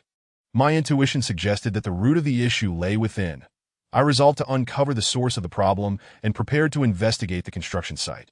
Lin Ge, He Wu suddenly cried out in terror, struggling on the ground, his face turning purple, as if something were tightly gripping his throat. Yan Min, witnessing this, grew anxious and attempted to rush to his son's aid, but I shot him a warning glance that halted him in his tracks. By this flesh and blood, I summoned the path. I beseech the divine treasures above and the underworld below. For malevolent spirits, enter my formation, I declared, forming a seal with one hand and pointing at the altar. The 5 emperor's coins began to tremble violently, while the yellow paper enclosing He Wu's hair rapidly soaked, forming an indistinct human silhouette. As the yellow paper dampened, He Wu exhaled in relief, scrambling to his feet, his face filled with apprehension as he looked at me. Keep a close watch on those 2 red candles. If they extinguish, relight them immediately, I instructed He Wu before departing, heading straight towards the construction site. That vile entity was now temporarily trapped within the yellow paper, held down by the 5 emperor's coins. As long as the candle flames did not extinguish, it would remain confined. During this interval, I needed to find a way to discover the true issue. Otherwise, it was possible that all 4 of us would meet our demise tonight. The peril posed by the entity here exceeded my expectations. In my current state, I would undoubtedly be no match for it. As I ran towards the construction site, I silently thanked my foresight in bringing the 5 emperor's coins instead of ordinary incense money. Otherwise, I might not have been able to contain the entity. Li Qingqing and the others observed my grave demeanor, not daring to breathe. Though they had not heard any voices, the series of chilling winds and the sudden explosion of the fire pile had alerted them to the abnormality, and their expressions were now tinged with tension. While running, I glanced back. He Wu was diligently following my instructions, intently watching the 2 red candles with a lighter in hand, ready to ignite them at any moment. Upon entering the construction site, the surrounding energy was far more intense than it had been previously, almost causing me to feel a bone-chilling cold. This only reinforced my belief that there were secrets here that I remained unaware of. The area grew darker, the moon gradually obscured by ominous clouds that my gaze darted about, my foot nudging a small pile of earth, revealing a hint of crimson within, soil tainted with blood, the moon concealed by clouds. This is a dire omen, I thought, the gravity of the situation deepening as sweat began to bead on my forehead. Lin Ge, the fire. The fire has gone out. At that moment, I heard He Wu's panicked voice calling from behind me. Turning to look, I saw him frantically attempting to ignite the lighter, but no matter how he tried, the red candles remained extinguished, devoid of any flame. Looking further, I noticed Li Qingqing and Yan Min still standing at their respective positions. However, when I caught sight of them, my pupils constricted and a cold sweat trickled down my cheek. Behind Yan Min stood a man clad in black, his head bowed, obscuring his features. The man raised a pale hand and gently rested it on Yan Min's shoulder. Impossible! My heart raced, disbelief flooding my mind that I could hardly fathom that it had managed to break free from the suppression of the 5 emperor's coins so swiftly. A gust of wind swept past, and I began to hear voices again, this time not from the man, but from a woman, that if you wish to help him, then die alongside him. The woman's voice, sharp and chilling, seemed to be right beside me, sending shivers down my spine as the endless darkness threatened to engulf me. I turned slightly, and in the dim moonlight, a woman in a red wedding gown stood behind me, though her beauty was striking. Her face was devoid of color, reminiscent of a paper figure meant for burial, that a jolt of fear surged through me. My mind momentarily blank. It seemed that this place was not merely haunted by a single malevolent spirit. Chapter 21. The ghost of Merit, the female ghost, adorned in a ceremonial gown, extended her sharp nails toward my back, the bone-chilling coldness dulling my reactions. Golden light enveloped me. I rolled forward in a hasty maneuver, rapidly reciting the golden light incantation. However, this time, the golden aura emanating from me was pitifully weak, barely brighter than during my previous encounter in the hotel. In the blink of an eye, the female ghost was upon me, her pale hand darting forth like lightning, gripping my throat with merciless force. The radiance of the golden light incantation seemed utterly ineffective against her, dissipating in the winds of the underworld. That a powerful sense of suffocation washed over me, as though my throat were being crushed. There was no choice. I had to fight back. With determination, I bit down on my tongue, spewing forth a mist of my essence towards the female ghost. Simultaneously, I formed a seal with one hand and bellowed inwardly, "Command!" The blood mist that erupted transformed instantaneously into a brilliant flame. Although I did not perceive an overwhelming heat, the female specter seemed to suffer immense damage in that fleeting moment, letting out a piercing scream before releasing her grip.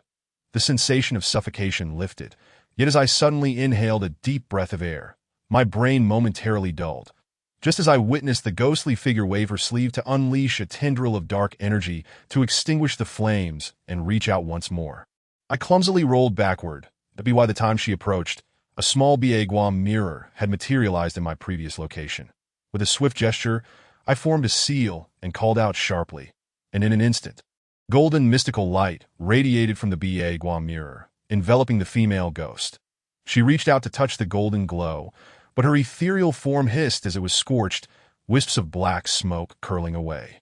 Seeing this, I felt a sense of relief and hurriedly turned to glance towards the altar.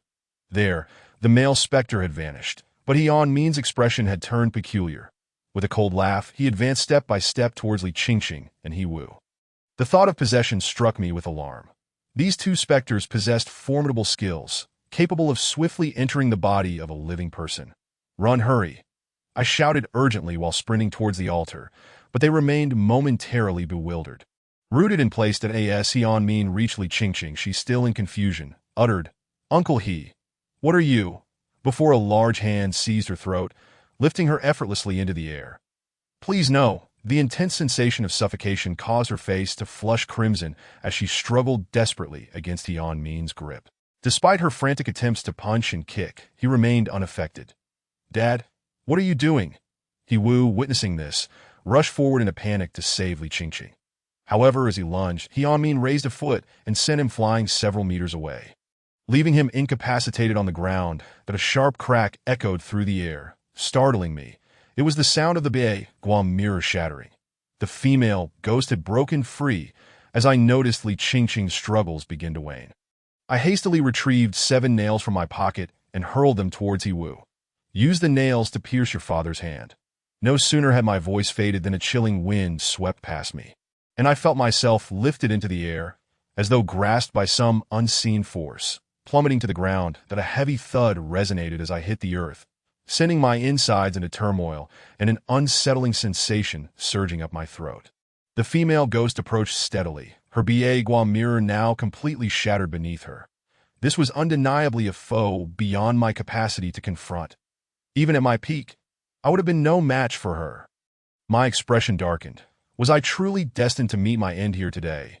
This female specter's power surpassed any malevolent spirit I had ever encountered.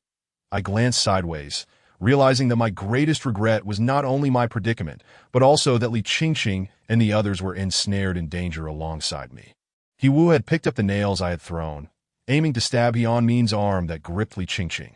Yet, Min merely smirked coldly, casting a disdainful glance at He Wu, who immediately weakened, collapsing to the ground in a stupor, seemingly entranced that he'll be able to manipulate others into a state of confusion in such an open space.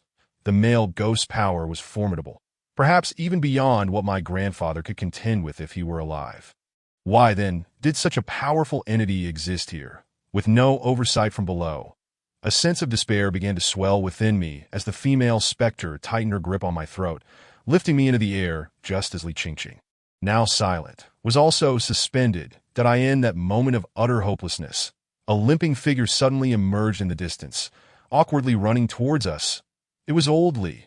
He held a bell in his hand, shaking it towards Hianmin. The clear sound of the bell resonated far and wide. That I recognized that bell. It was the Sanqing bell, specifically designed to counteract corpse spirits, and judging by its clarity, it was no ordinary one. While it was primarily intended for dealing with corpses, it also held efficacy against other malevolent entities. That as the sound of the bell spread, a thick cloud of darkness erupted from Hianmin, causing him to collapse alongside Li Qingqing. That as the black mist swirled, it coalesced into the sinister form of the male ghost, who glared coldly at old Li. The female specter gripping me seemed to be slightly affected by the bell's sound, her grip loosening momentarily. Seizing the opportunity, I silently chanted the incantation to vanquish spirits while retrieving a yellow talisman from my pocket, slapping it onto her. With a sizzling sound, the talisman detonated upon contact with the ghost, sending sparks flying. The specter released me entirely, and I thrust my right hand forward, fingers pointed like a blade, driving towards her heart. Empowered by the incantation, my fingertips blazed with fervor as they met her heart. Erupting in a cloud of thick black mist, a piercing wail echoed as the female specter's form flickered. And when she reappeared, it was beside the male ghost, her expression malevolent, having endured a strike from my incantation. Any ordinary malevolent spirit would have been utterly obliterated, yet she seemed barely affected, merely sporting a smoldering puncture mark where I had struck her. "Are you all right, Anhua?" Old Li hobbled over to my side after checking on Li Qingqing, frowning as he observed me. "You possess little cultivation. Why do you keep losing your vitality?" I forced a bitter smile. Losing vitality is akin to depleting one's essence. That in our practice, a significant portion of our power resides within our essence. Enough of that. How did you end up here? I asked, my gaze fixed on the two malevolent spirits ahead. Old Li shot me an irritated glare. "Look at the commotion you've stirred." "Commotion?" I echoed, momentarily perplexed. Before following his gaze, above, a blood moon hung ominously, casting a crimson light directly onto the construction site. With the blood moon in the sky, the resentment had escalated beyond that of a mere malevolent spirit, reaching the level of a vengeful ghost. My brow furrowed, anxiety etched upon my face. "Old man, must you meddle further?" The male ghost's deep, sinister voice resonated, accompanied by howling winds. That as they prepared to strike again, Old Li stepped forward, his expression grave. "That I understand your profound resentment, but being buried within this gathering of moonlight merits virtue for future generations. Does it not? Should your followers be tainted by the blood of slaughter, all the merits you have accrued over these centuries will dissipate." Old Li appeared to have no intention of engaging in combat. He merely sought to reason with them. Upon hearing his words, I furrowed my brow, perplexed by the mention of gathering of moonlight and merit that wasn't the feng shui, here merely the pressure of mountains upon water. After a moment of silence, the two malevolent spirits responded. The male ghost finally scoffing.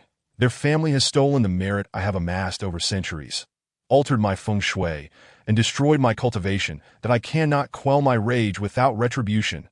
Upon hearing this, realization dawned on me, and I quickly surmised their plight. That it turned out they were originally merit spirits.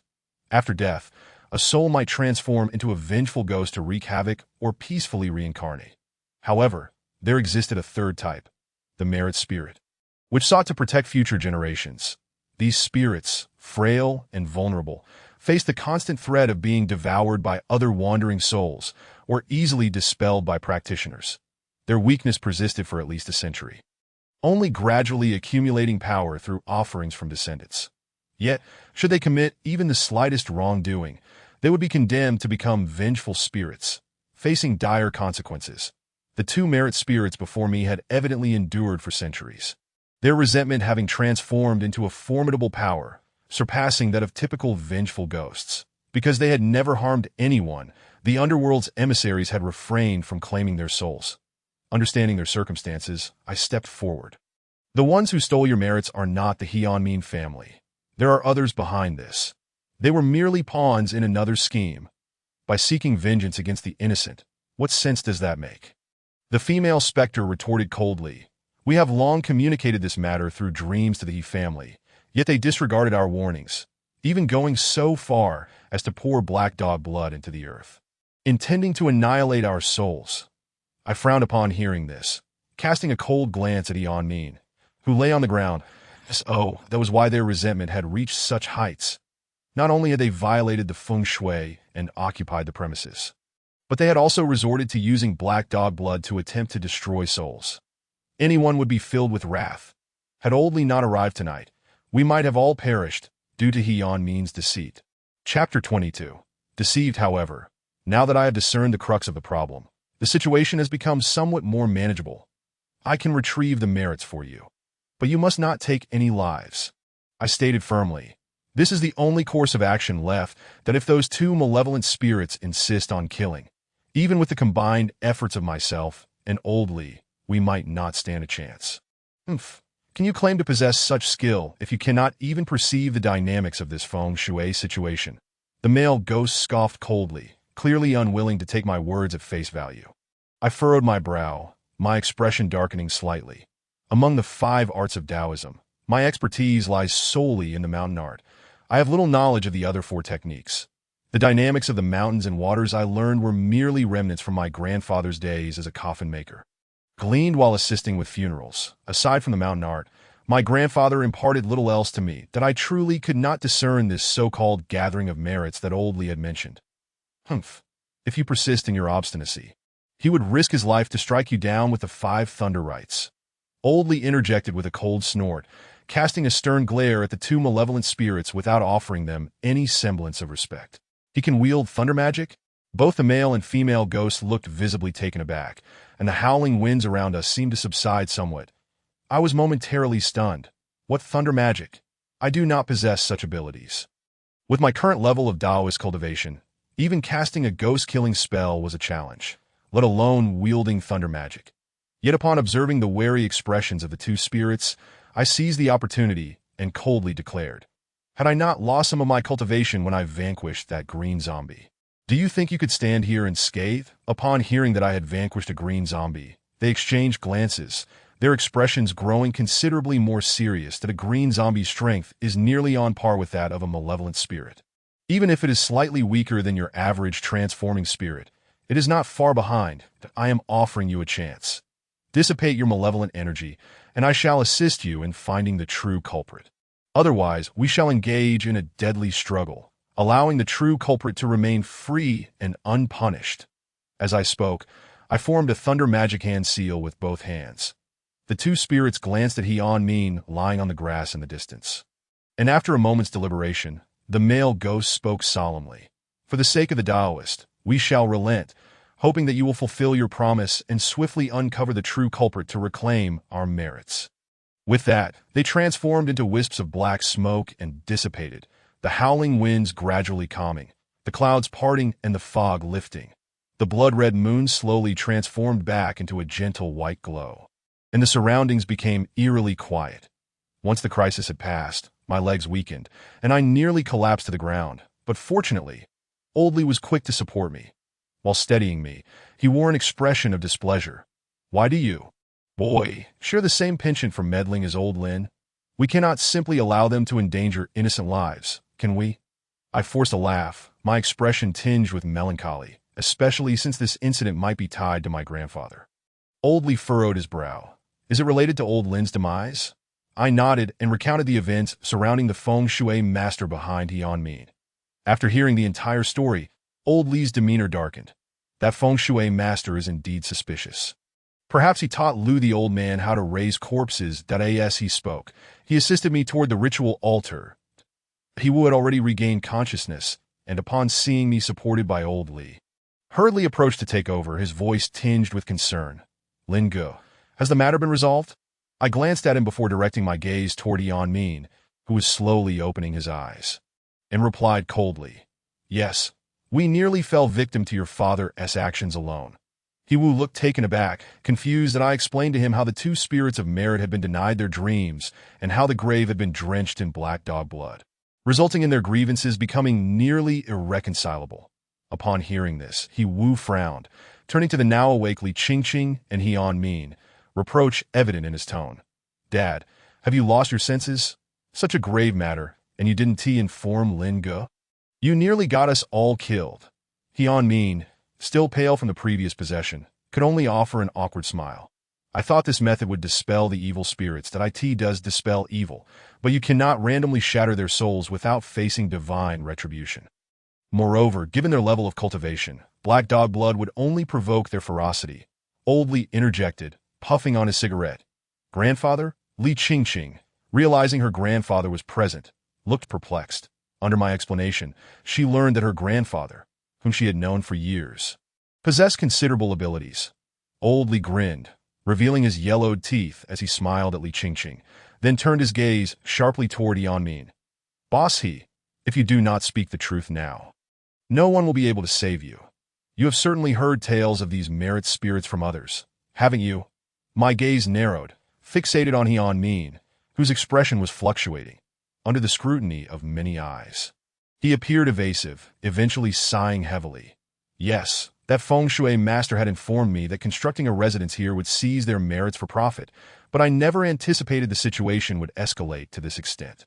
Upon hearing this, not just I, but He Wu also wore a grim expression, clearly shocked that his father would go to such lengths for profit. The my gaze flickered. No wonder when I first met Hian Min, he called me a quack at that time. I could not even discern the true feng shui dynamics of this place, and naturally, he was reluctant to engage with me. Seems he was willing to listen only when he had no other options. And what of that feng shui master? Do you still have contact with him? Old Li inquired, taking a drag from his cigarette. Hian Min shook his head. No, ever since we unearthed those items. I haven't seen him. His phone is unreachable. Feeling a bit embarrassed, he glanced at me and added, I thought that after witnessing Lin Master's skills, perhaps he could assist. Upon hearing this, I let out a cold snort, my expression darkening. So you intended to use me as a pawn, hoping I would shield you from disaster? Hian Min lowered his head, aware of his guilt, and daring not to argue. I was so infuriated that I nearly kicked him on the spot. Fortunately, those two spirits of merit were sufficiently powerful. Otherwise, had I been kept in the dark and indiscriminately destroyed them, I would have incurred divine retribution for harming my own merits. After all, if I had truly acted, it would have amounted to helping Hian Min seize their merits, making me an accomplice. Should I have killed them, I would have borne the consequences while he reaped the rewards. Truly a cunning scheme.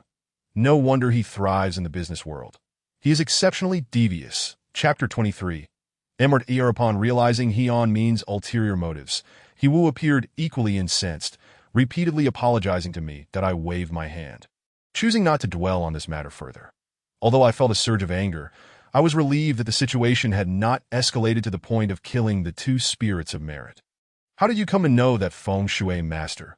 I asked Hian Min, my tone serious. Compared to other matters, I was more concerned about the identity of the feng shui master and whether he had any connection to my grandfather's death. Moreover, the merits of those two spirits were likely pilfered by that master. For whatever reason, I needed to find him. Hian Min's gaze flickered as he recalled. A friend of mine from the business world introduced him to me, claiming that the master was quite skilled. What is that master's surname? I inquired, knitting my brows. That I don't know, he replied, shaking his head. That I only know my friend referred to him as Mr. Air, and I never inquired about the master's name. That Mr. Air? I frowned, exchanging glances with Old Li. While I am not well versed in the ways of the Tao, it was clear from Old Li's expression that he too was unfamiliar with this Mr. Air. Can you still contact your friend? Old Li asked, taking a puff from his cigarette. That I will give him a call, and see that Hian Min wiped the cold sweat from his forehead, pulling out his phone to make a call. As the dial tone echoed, it was not long before the call connected, revealing a woman's voice on the other end. Hello, who is this? Hian Min furrowed his brow, glancing at me before speaking into the phone. Hello. Is Lao Zhou there? I need to discuss something with him. There was a moment of silence on the other end, and then the woman responded. I'm sorry, Lao Zhou passed away from illness a few days ago.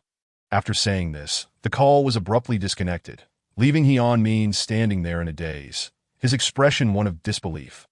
What is going on? I asked, perplexed. Hian Min shook his head, still in shock, furrowing his brow. How could this happen so suddenly? Lao Zhou was only in his 40s and had regular health checkups. How could he fall ill and die? I too was filled with suspicion, just as I was probing into Hian Min's friend. He suddenly passed away. This felt too coincidental. With Lao Zhou gone, to whom could I turn to inquire about Mr. Ayer's whereabouts? You are trailing behind an unscrupulous feng shui master, unaware that your fate has already been pilfered. Old Li exhaled a puff of smoke, and we all turned our gazes towards him. However, he seemed disinclined to elaborate further, merely directing his attention to me and Li Qingqing, saying, "Enwazi, Qingqing, let us depart and return home." I nodded in agreement, and together with Li Qingqing, we began to tidy up the altar and various items. Master Lin, Hian witnessing our preparations, appeared flustered and hurriedly grasped the hands of both me and old Li, exclaiming, "What about my side? Will there still be trouble?" I shot him a sidelong glance and replied nonchalantly, "Isn't Bossy quite capable? You nearly used me as a pawn, so surely this minor issue won't pose a challenge for you." Bossy wore a bitter expression and hastily slapped himself on the face, the sound resonating loudly to, "Oh, it is indeed my fault, Master Lin. My life and that of Xiao Wu depend entirely on you. You cannot stand idly by." He clung to my sleeve, his demeanor pathetically sorrowful.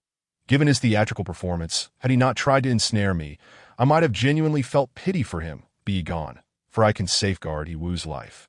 But you, as a prominent figure, surely no more capable individuals than I doubt best seek your own fortune. That I shook him off and glanced at He Wu, stating coolly, "If you wish to survive, then follow me."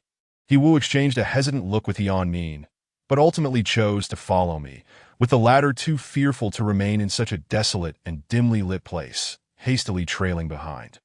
Throughout our journey, Hian repeatedly beseeched me for assistance, but I paid him no mind.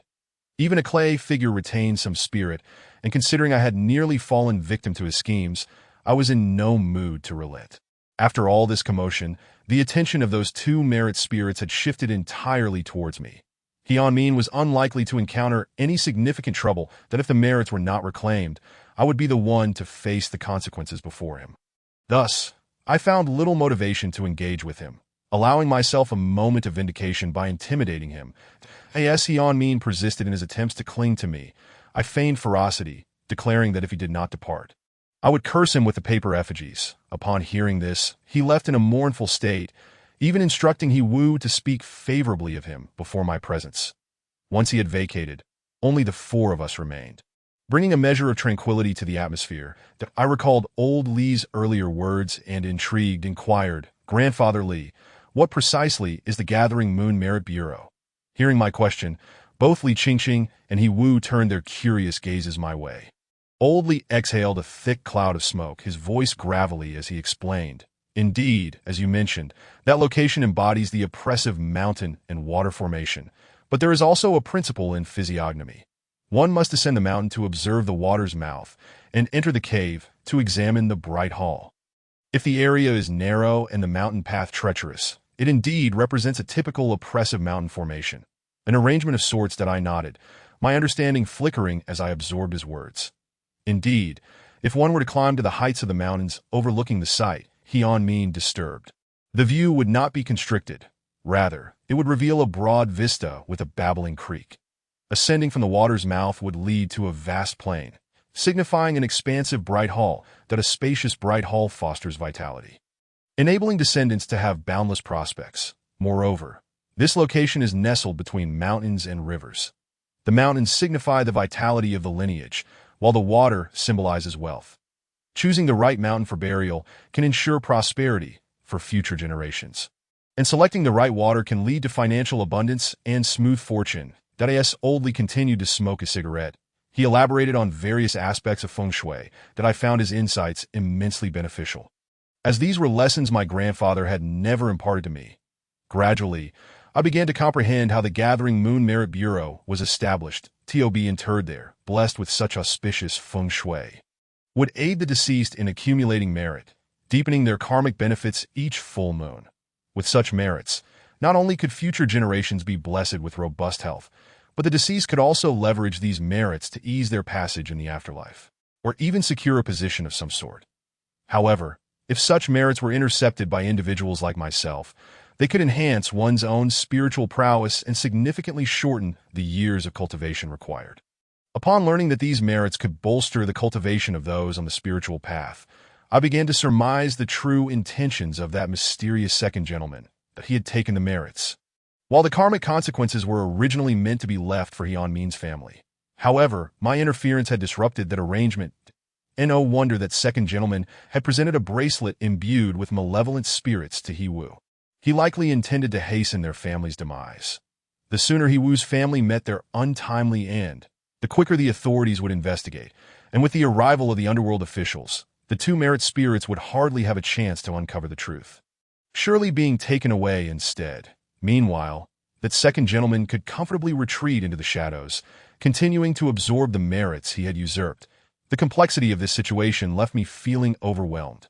Moreover, I suspected that Hyun Min's friend, Old Joe's death was not as straightforward as it seemed. With Old Joe now deceased, I had no leads to pursue in locating that second gentleman, that I even questioned whether Old Joe's demise had been orchestrated by that second gentleman all along, designed to evade detection. Furthermore, was that individual truly connected to Lu Old Han? An array of questions swirled in my mind, inducing a profound headache. Yet, retreat was no longer an option. I had already entangled myself in the karmic web of those two merit spirits. If I failed to fulfill my promises to them, the repercussions would be dire. Given their powers, it would not be overly difficult for them to eliminate me. Thus, the immediate priority was to locate that second gentleman, employing any means necessary to find him. Chapter 24. If you disagree, then don't sleep. Upon returning to the shop, it was already past 2 in the morning that He-woo, seemingly reassured that his father was safe, refrained from asking too many questions, merely stating that he lived nearby and would be alerted should anything arise. Although I felt somewhat unwell, I could not help but voice my curiosity, grandfatherly. What have you been up to these past 2 days? Old Lee retrieved the Sanching bell from his pocket, took a drag from his cigarette, and replied, I want to procure this Sanching bell for you, along with some herbal remedies to invigorate your energy.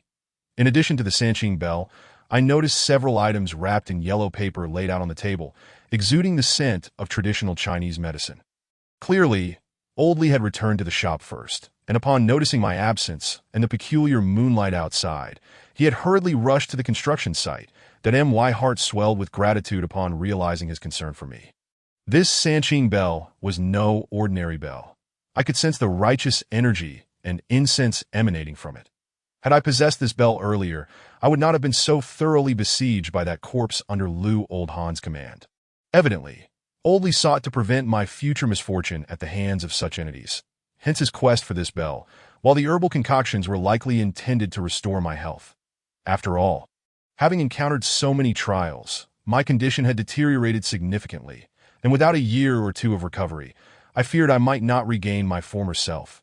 Through Old Lee's explanation, I learned that he had traveled to Longhu Mountain to obtain these items.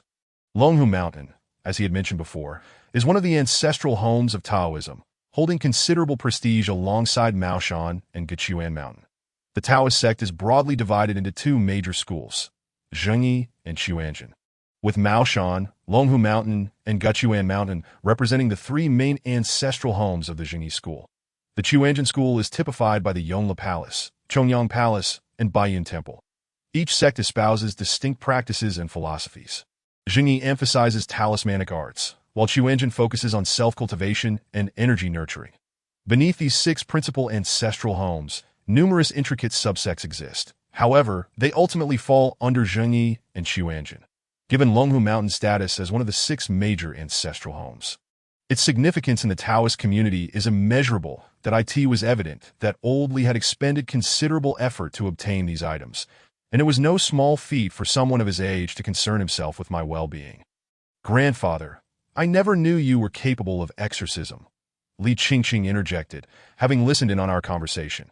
The mark left on her neck by the malevolent spirit that had possessed Hyun Min had yet to fade. Yet she maintained a commendable composure, surpassing many in her resilience. That I do not possess such abilities. I am merely a cobbler, that if I were to encounter those entities, Anwazi would be far more effective. Old Lee chuckled, shaking his head while inhaling his cigarette. Grandfather, you overestimate my capabilities. Had you not arrived in time, I fear the corpse would have already begun to cool. That I let out a rueful laugh, feeling unworthy of his praise. Observing our mutual flattery, Li Qingqing furrowed her brows, casting suspicious glances between us. Enough of this. it is quite late.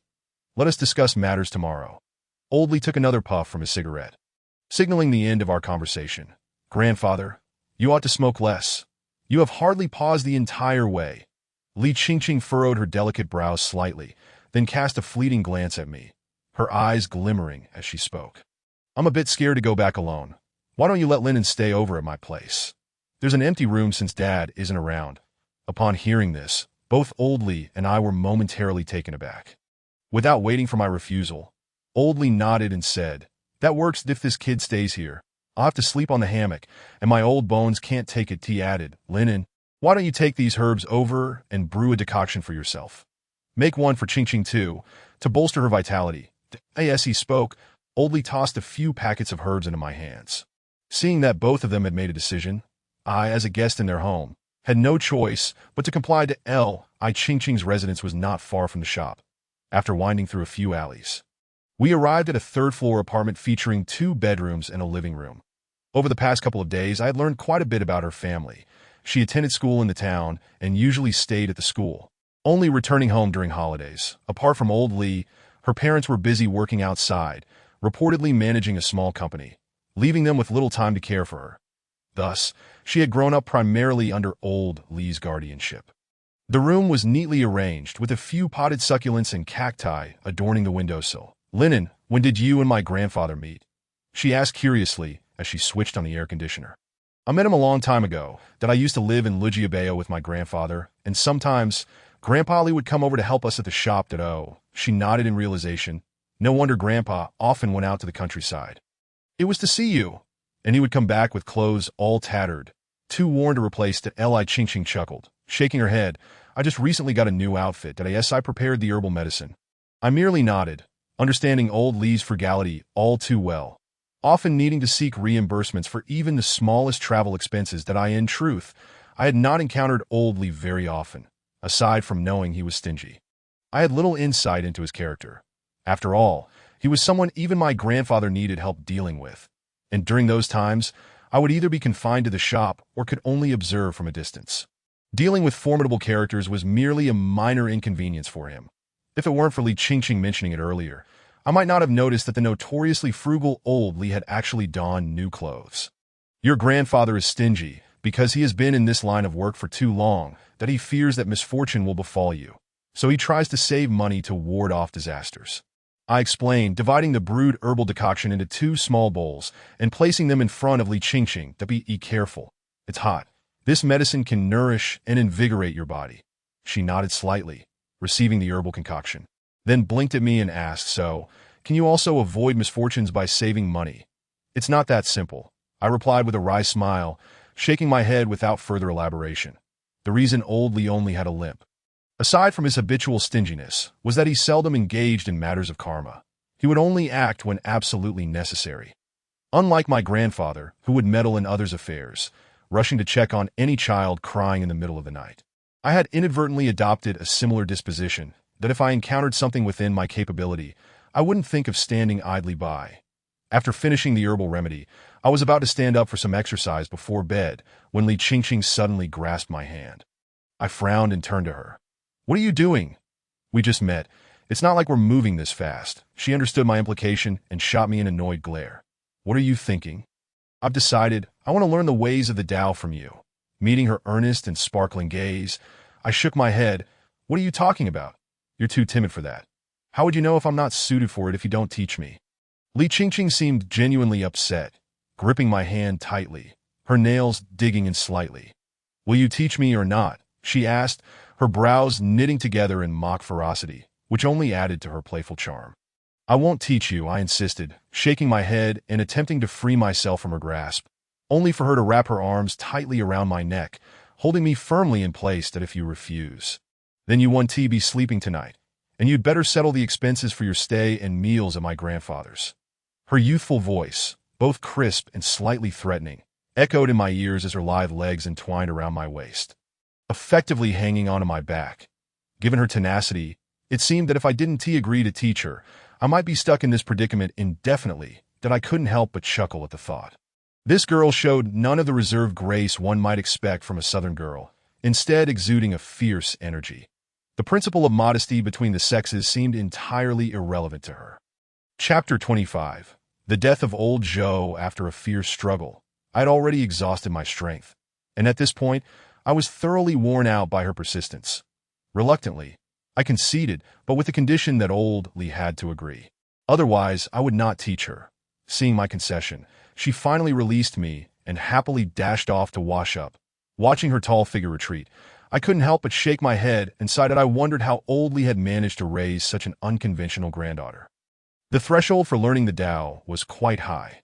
For her to grasp it would likely take time, and old Li would undoubtedly refuse to allow her to learn that I said this merely to placate her and avoid further entanglement. With her no longer pestering me, I washed up and collapsed onto the bed that I must say, the bed here was significantly softer and more comfortable than the hammock and hardboard bed at the shop. During my time in the countryside, I had never encountered such luxury. When I awoke, I felt rejuvenated and full of energy, with my body nearly free of pain. Certainly, a substantial reason for my rapid recovery stemmed from the herbs old Li had brought. I knocked on the door of the adjacent room, but Li Qingqing was still asleep, sprawled in a rather disheveled manner, with half the sheets hanging off the bed, not wanting to dwell on the hint of springtime intimacy.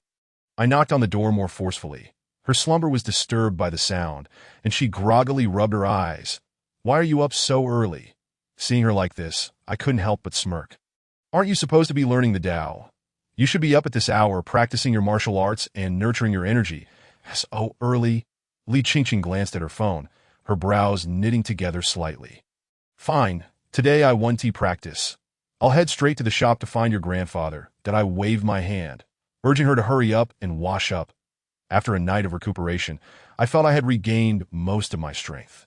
In another day or two, I would be entirely back to normal.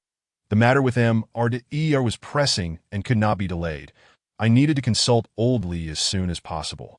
Li Qingqing, hurriedly washing her face and changing clothes, quickly exited the room. That I had to admit, her natural beauty was striking. Even without makeup, she was a sight to behold as she walked down the street. Standing at nearly 1.7 meters tall, not much shorter than I was. Especially notable were her lively peach blossom eyes and well-defined facial features. There was a hint of heroism in her expression, perfectly matching her unconventional personality. Had she lived in ancient times, she would have made a formidable heroine of the martial arts world. Throughout our journey, I stole several glances at her, which she caught on to, raising an eyebrow and teasingly asking if I had taken a liking to her. She jokingly suggested that if I were earnest in teaching her the Tao, she might just grant me a chance to pursue her. To this, I merely rolled my eyes and ignored her, walking straight into the shoe shop. Old Li was already up before me, busy steaming corn in the shop, the sweet aroma wafting through the air. Knowing that Li Qingqing and I would come, he steamed a few extra cobs. The three of us sat in the shop, munching on corn while discussing the matter of the merit ghosts. "Grandpa Li, how do we pursue the matter of merit?" I asked, a hint of concern in my voice. The concept of merit was as elusive as fate and fortune, an intangible entity, making it even more difficult to reclaim than scaling the heavens. While we had defeated the two merit ghosts, at the time, it was merely a stopgap measure, and I hadn't devised a concrete plan. Now, I could only hope old Li would offer some guidance. Old Li, hearing my question, picked up his smoking pipe, intending to light it, but quickly put it aside upon seeing Li Qingqing's disapproving frown, that he then took a bite of corn instead. Among the 5 arts of the Tao, only physiognomy had delved deeply into matters of merit and fortune, so I figured that recovering this merit would likely require some application of physiognomy. As Old Li chewed on the corn with his yellowed teeth, he began to speak that I shook my head slightly, letting out a long sigh that, "Grandpa Li, you know that even if my grandfather knows these things, he has never taught me anything beyond mountain arts. Where am I supposed to find someone skilled in physiognomy on such short notice?" Just after I finished speaking, I suddenly found myself in a moment of hesitation. That wasn't it old Li who had explained to me about the gathering of Een spirits at Liu Leihan's house and the gathering of lunar merits last night? I have no knowledge of physiognomy, but old Li might not be lacking in that regard. Although he is merely an adept of the sideline, it does not imply that he is incapable of such arts. Normally, the skills I have acquired can only be regarded as unorthodox sorcery, given that I have never formally trained in a Taoist sect. With this thought in mind, I cast an expectant glance towards him. Old Li seemed to sense my contemplation, and with a grin, he remarked, "Hey kid, you finally thought of me? Though I am merely a cobbler, when it comes to talismans and martial arts, I may not rival old Lin. But in terms of geomancy, he learned everything from me." Upon hearing this, I felt a flicker of excitement in my heart, and just as I was about to inquire further, he raised his hand to interrupt me. "I know what you wish to say, but I will not lend a hand until the very last moment," Old Lee declared, shaking his head with determination. Our gazes locked, and I understood his meaning through the intensity of his eyes. Indeed, Old Lee has always been reluctant to involve himself in such matters, and it seems he is unlikely to act lightly this time that Li Qingqing, who had been listening nearby, did not fully comprehend the situation. But she gradually realized that her grandfather could assist, albeit unwillingly. She furrowed her brow and interjected, "Grandfather, what do you mean by not helping until the last moment? Are you really going to wait until he has lost half his life before you intervene?"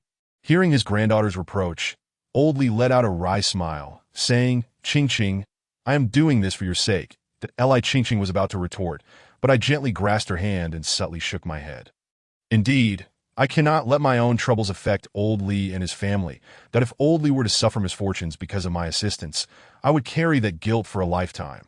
The last thing I wish to witness is any mishap befalling Li Qingqing, her parents, or Old Lee himself. "Grandfather, I understand that I will find a way myself." That I took a deep breath and nodded, resolving not to rely directly on Old Lee for this matter any longer. "Kid, why the long face?" We Haventi reached the final moment, yet that if all else fails, I am not one to abandon you, Old Lee said with a grin.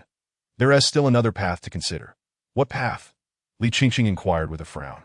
"That friend of he, the late old Zhou," that I articulated the answer on behalf of Old Lee, narrowing my eyes. That I contemplated this lead last night.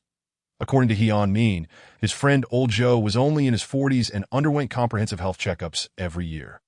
Fearing any potential health issues, logically, someone so fearful of death would be prone to accidents, yet his death by illness seemed rather peculiar. The reasons behind it must be more intricate than they appeared. If I wished to reclaim those merits without resorting to physiognomy, I would need to follow the lead of old Zhou, to locate him, or to ER, and then capture him for the two merit ghosts to deal with. However, as I pondered this, I found myself in a quandary, my brow furrowing. Although both old Zhou and I hailed from the Xiaonan region, his city was further south. Traveling by high-speed train would take 2 to 3 hours. And I had seldom ventured beyond my hometown, let alone taken a high-speed train. The prospect of navigating an unfamiliar place filled me with concern about getting lost, if sensing my predicament.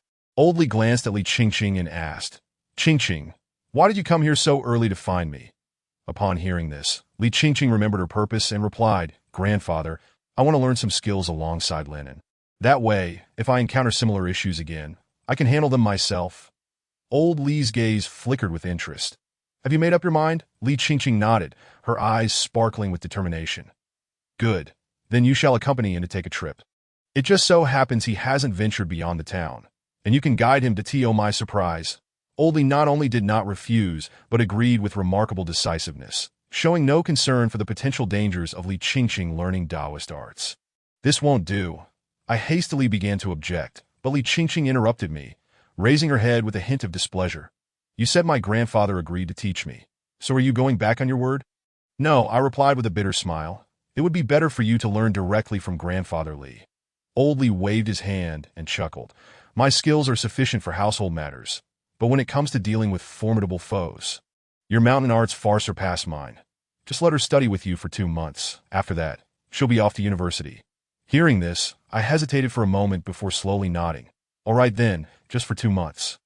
After all, it is unlikely she would master anything significant in that time. Whether she could endure the 2 months was still a question." "All right, Grandfather Lee, you should rest now that I will go ask Yiwu about the situation with old Zhou." I stood up to take my leave, as my immediate task was to seek clues from old Zhou, rendering further stay unnecessary. Li Qingqing followed me out of the shop, clearly resolute in her decision to stick with me. Making it impossible to shake her off, I could only reluctantly accept my fate, as I was unfamiliar with the roads and had never even taken a train. With Li Qingqing accompanying me, I would not be lost in another city. Chapter 26. Arrival in Xiaonan. After calling Yiwu and arranging to meet at Li Qingqing's residence, he arrived, laden with various gifts. Clearly, Hyunmin had briefed him extensively over the phone last night. As his gaze towards me now brimmed with increasing respect. The tall man, over 6 feet, sat on the sofa with a sycophantic smile, entirely shedding the imposing demeanor he had during our first meeting. "You've figured out everything I mentioned on the phone, right?" I asked, sizing him up. "Yes, I have." He nodded eagerly. "The woman who answered the phone yesterday was old Joe's wife, Lu Wan. She is in her 30s. A decade younger than old Joe, that if Brother Lin wants to find her, I can ask my father to arrange it right away. In no rush," I replied, shaking my head while my eyes glimmered that if Mr. Air is sufficiently cautious, he will have anticipated all possible contingencies, including the survival of your family, and may very well investigate the cause of old Joe's death. "That's unlikely," He Wu frowned. Seemingly skeptical that someone could consider so many factors that I shot him a glance, retorting, "Are you really the biological son of your boss?" He was taken aback, unsure of why I posed such a question. "If your father is so astute yet fell into a trap, do you think our daddy would be any simpler?" I remarked coolly, understanding my implication regarding his father's scheme to use me. He Wu awkwardly scratched the back of his head, feeling embarrassed, and saying nothing further. "That we cannot proceed through your father's channels," I stated, shaking my head after a moment of contemplation, at least not overtly. "What do you mean?" He Wu and Li Qingqing both frowned in confusion, that I looked them in the eye and said gravely, "If we go through your father, Mr. Air will certainly be on guard and might have already set a trap for us. We cannot follow in his footsteps. We need to devise another approach." That Li Qingqing and He Wu exchanged glances, their expressions revealing a mix of understanding and confusion. After pondering for a moment, I suddenly recalled something and said, "He Wu, you mentioned that old Joe just died recently, correct?" He Wu nodded, his brow furrowed in puzzlement as he looked at me. "That's great. Let us go attend the funeral," I said, my eyes flashing with inspiration at a method to discreetly investigate without drawing attention. "Funeral?" He Wu and Li Qingqing echoed in unison, bewildered that I nodded. Since he had only recently passed, he should not have been buried, yet if we hurried over, we might still get a close look at old Joe's body to see if there were any clues. During a funeral with so many people around, as long as we were careful, it was unlikely we would expose our identities. With this thought in mind, I quickly got up to prepare my belongings. Time waits for no one. We must set off immediately. "Ah, so soon?" He Wu and Li Qingqing frowned, confused by my urgency, that I glanced at them and replied coolly, "We can go slowly, but if we aim to observe old Joe's body while it's crowded. We must go now. If we wait a couple of days, you'll be digging up graves with me at night. You choose." They exchanged a glance and then silently rose from the sofa to gather their belongings. Observing their retreating figures, I couldn't help but shake my head in resignation that if circumstances permitted, I would have truly preferred to go alone. Old Li was unwilling to accompany us, insisting that I take care of Li Qingqing, stating that it would be pointless for him to go if something were to happen to me, the heir of the mountain arts. Bringing along the two of them was indeed a last resort. As for Li Qingqing, ever since that night at the hotel when she encountered those items, her initial fear had transformed into a keen curiosity about such matters, compelling her to accompany me. And involving He Wu was also unavoidable. After all, this affair was linked to his family, and his father possessed considerable influence, capable of uncovering much information that remained unknown to us. However, the most pressing concern was the round-trip high-speed train fare, which amounted to over 400 yuan per person. Coupled with expenses for food and lodging, this journey promised to be quite costly. With He Wu's presence, financial worries were alleviated. We could focus solely on investigating old Joe's affairs. Before long, He Wu appeared downstairs, dragging a large black suitcase, while Li Qingqing had also packed a fair amount, that I carried a small backpack containing yellow paper, 5 emperor coins, a Sanqing bell, and 7-star nails. Along with the medicine old Li had procured from Longhu Mountain, "That you're leaving like this, without even packing a few changes of clothes?" Li Qingqing remarked, raising her elegantly arched brows as she scrutinized my minimalist preparation. "I brought one set." I shrugged. "This isn't a vacation. Why pack so much?" Upon reaching the ground floor, He Wu, displaying a sense of awareness, promptly approached to assist with the cloth bagged at Li Qingqing's side at the site, suggesting that after several years of camaraderie, perhaps our friendship was not as valuable as she had thought. Implicitly, she conveyed that despite our long-standing acquaintance, He Wu was helping me, a mere recent acquaintance, with my luggage rather than her. He Wu, catching her drift, forced a smile, and took it upon himself to help her with her belongings as well. Thus, Li Qingqing and I found ourselves at ease, leisurely walking ahead, while He Wu trailed behind, each of us burdened with our respective luggage. Once aboard the high-speed train, Li Qingqing and I settled together, with He Wu seated opposite us. Due to the lengthy journey to Xiangnan, our conversation began to flow intermittently. When He Wu learned that Li Qingqing intended to follow me to learn the path of the arts, his excitement was palpable, and he immediately expressed his desire to become my disciple. I shook my head in refusal, explaining that such matters relied on destiny and innate talent, not merely on the act of taking on a disciple. However, he remained undeterred, claiming that if Sun Wukong could gain entry to the Cave of the Three Stars, he too would undoubtedly become my apprentice, that I chose not to engage him further, casting a sidelong glance at Li Qingqing. Compared to her relentless pursuit of my attention the previous night, He Wu's approach seemed far more earnest. By the way, He Wu, call your father and ask him to arrange for a few people to find an excuse to hang around old Zhou's company for a few days. Just as the train neared our destination, the thought struck me. Why? He Wu inquired, perplexed. Are you unfamiliar with the term confounding the audience? I replied, my gaze steady to Li Qingqing, resting her delicate hand on her cheek. Interjected, I understand. Linen means for your father to send a couple of people to divert Mr. Air's attention, allowing us to fish in troubled waters. Her voice rang out clear and bright, and she lifted her chin slightly, as if pleased with her own cleverness. That He Wu turned his gaze towards me, and I remained non-committal as I sipped my water. Li Qingqing had articulated. While we intended to conduct our investigation discreetly, there was no guarantee that we wouldn't draw unwanted attention, that if Yan Min were to officially dispatch one or two individuals, it would undoubtedly provide cover for our movements. That I asked for the excuse to send people over. I had faith that Yan Min understood this better than I did, that he and old Zhou had been acquainted in business, and mutual cooperation was not uncommon. Thus, sending representatives for research or discussions regarding collaboration would be entirely reasonable. Moreover, with old Zhou deceased, his wife had assumed control of the company, making it all the more pertinent for Yan Min to send personnel to renegotiate previous agreements. Upon grasping this, He Wu nodded and promptly called his father to relay the situation. Given the stakes involving his family's safety, Yan Min was understandably cautious, assuring him over the phone that he would send someone to old Zhou's company that very night. After over 3 hours passed, the scenery outside began to sharpen into focus. To be around 5 in the afternoon, the three of us finally arrived in the southern part of Xiangnan. Now, it was time to prepare for our investigation into old Zhou's affairs. Chapter 27. Anomalies unveiled. After enjoying dinner, we sought out a nearby hotel to rest. That Li Qingqing insisted on sharing a double room with me under the pretext of learning the arts and feeling frightened, while He Wu took a room next door. Inside the room, I observed Li Qingqing reclined on the sofa, her legs propped up as she munched on snacks, and I felt a wave of exasperation wash over me. Having been brought up with traditional values, I could understand separate rooms for us, but sharing a room with separate beds was beyond my comprehension. That I in the past, my grandfather refrained from even touching a girl's hand when performing rituals to dispel evil and calm the spirit, always emphasizing the distinction between genders. Li Qingqing, are girls these days so liberated? I inquired, glancing at her while perusing the information He Wu had sent regarding old Zhou. To Li Qingqing, dressed in a denim skirt and a loose white t-shirt, lay back nonchalantly on the sofa, replying, It's not that I'm liberated. It's your perceptions that are outdated.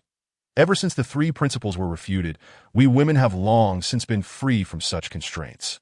As she spoke, she tossed a bag of chips towards me, her enchanting peach blossom eyes shimmering with mischief. Moreover, we're not even sharing a bed, and you're my mentor now, a figure of authority. That do you intend to do anything inappropriate? Her words carried a playful undertone, leaving me feeling somewhat defeated as I waved the chip she had thrown at me. I asked this how you treat your mentor? I retorted. Please don't act like a petty tyrant. We share a relationship that is both teacher and friend, mutually beneficial. I'll teach you the arts, and you'll help me step out of the old era into a new life. I shook my head in resignation, unwilling to engage in further debate. Have you looked over the materials He Wu sent? I raised my phone. Did I have? Li Qingqing nodded. Did you notice any issues? She blinked, pondering for a moment before shaking her head. First, I mentioned that old Zhou's death is suspicious. Second, his relationship with his mother has always been strained, characterized by an enduring estrangement. However, according to He Wu's inquiries, Old Zhou returned to his hometown shortly before his death, seemingly having a fierce argument with his mother, after which he fell ill. Do you think Old Zhou's death is connected to his mother? Li Qingqing raised her brows, looking at me with curiosity. Perhaps, I replied, my gaze indifferent, raising a third finger. Thirdly, before he passed away, his wife and children rarely visited him. Even when they did, it was merely a token visit, never staying in the hospital for more than 3 hours. Li Qingqing sat up from the sofa, hugging her long legs and frowning. Are you suggesting that Old Zhou's family life was deeply unsatisfactory? Not only did he have a poor relationship with his mother, but also with his wife and children? After speaking, her brow furrowed even deeper as she added, wait, the information stated that Old Zhou and Lu Wan had a great marriage, the kind where they were inseparable. I met her captivating gaze and softly replied, that is also where my confusion lies, that if, as the information suggests, Lu Wan and Old Zhou shared a strong bond, then she should have been by his side throughout his illness. Upon hearing my words, Li Qingqing recognized the inconsistencies. Her beautiful brows knitted together as she contemplated the matter. These discrepancies I intend to address directly with Old Zhou. I Qingqing paused, blinking in surprise. What do you mean? Old Zhou has passed away. How can you question a dead person? I shot her a glance that aren't you eager to learn the arts? Tomorrow, I will teach you how to summon souls. Unlike my grandfather, Old Zhou was merely an ordinary man. Within 7 days of his death, his spirit would not dissipate immediately. Under normal circumstances, it shouldn't be difficult for me to call him back with my abilities. Summon souls, her eyes sparkled with interest as she reclined once more. You should have mentioned this earlier. If we can summon his soul directly, why bother with all this conjecture? Gazing upon her countenance, I could only shake my head slightly, disinclined to elaborate excessively. The art of summoning souls is not to be employed unless absolutely necessary. After all, calling back a spirit from beyond is an intervention in the realms of life and death, which inevitably disrupts the balance of fate. That my assertion stemmed merely from a tentative inclination to experiment, for it remains the most efficient method available. Predictably, I would not be able to retrieve Old Zhou's soul. It is not just a matter of whether or would allow me to easily uncover clues. I sensed that Old Zhou's wife, Lu Wan, would not be so straightforward either. Ultimately, regardless of the circumstances, it would be essential to examine Old Zhou's corpse tomorrow to discern any resolution and further pursue the leads. That my gaze flickered towards Li Qingqing, languidly reclined on the sofa, and I said with a hint of detachment, come here, and I shall teach you some martial techniques and incantations. Why martial techniques? Can't you directly teach me how to draw talismans or breathe fire? She inquired, blinking with curiosity that I felt a twinge of exasperation and frowned. With such remarkable abilities, why don't you simply go to the moon and cultivate vegetables instead? You haven't even mastered the basics yet, and you wish to recite the master's edict backwards. Li Qingqing stuck out her tongue and obediently approached my side, awkwardly adopting a stance. Observing her movements, I shook my head and stepped forward to correct her posture while explaining. A robust physique and abundant yang energy are foundational to the study of Taoist arts. Indulging in pleasures, staying up late, and succumbing to negativity will only render one increasingly frail, thus diminishing one's yang energy. When yang energy is depleted, yin energy will naturally proliferate. So to learn Taoist arts, one must first ensure an ample supply of yang energy. Otherwise, not only will one be susceptible to malevolent entities, but one's presence will also be unsettling to ASI elucidated and refined Li Qingqing's movements. I observed her expression. Noticing the earnest sparkle in her eyes, I found an increased interest in my explanation, alleviating my impatience. The breadth of knowledge I could impart in a single evening was limited. So I focused on teaching her some fundamental techniques for cultivating qi and enhancing yang energy. In truth, those of us who walk the path of Taoism are not vastly different from ordinary individuals. The primary distinction lies in our yang energy. Ordinary people possess weak and chaotic yang energy, while we, through diligent cultivation and breath regulation, refine this scattered energy to achieve a state of protective luminosity that wards off malevolent forces and ailments. Of course, refining yang energy is merely the first step in the journey of cultivation, yet I estimated that this alone would suffice for Li Qingqing to practice for some time. Whether she could persist remained to be seen. After merely an hour and a half of stances, Li Qingqing was already drenched in perspiration, her cheeks flushed. Sensing that our first session had reached its limit, I instructed her to wash up and prepare for rest. The study of Taoist arts cannot be rushed. A balance between exertion and relaxation is crucial, lest it yield contrary results. The hotel's bathroom featured frosted, semi-transparent glass, as I lay on the bed listening to the sound of cascading water. I turned my gaze sideways through the glass wall. I could discern her alluring silhouette. Though I am a practitioner of Taoism, I am still a young man brimming with vitality.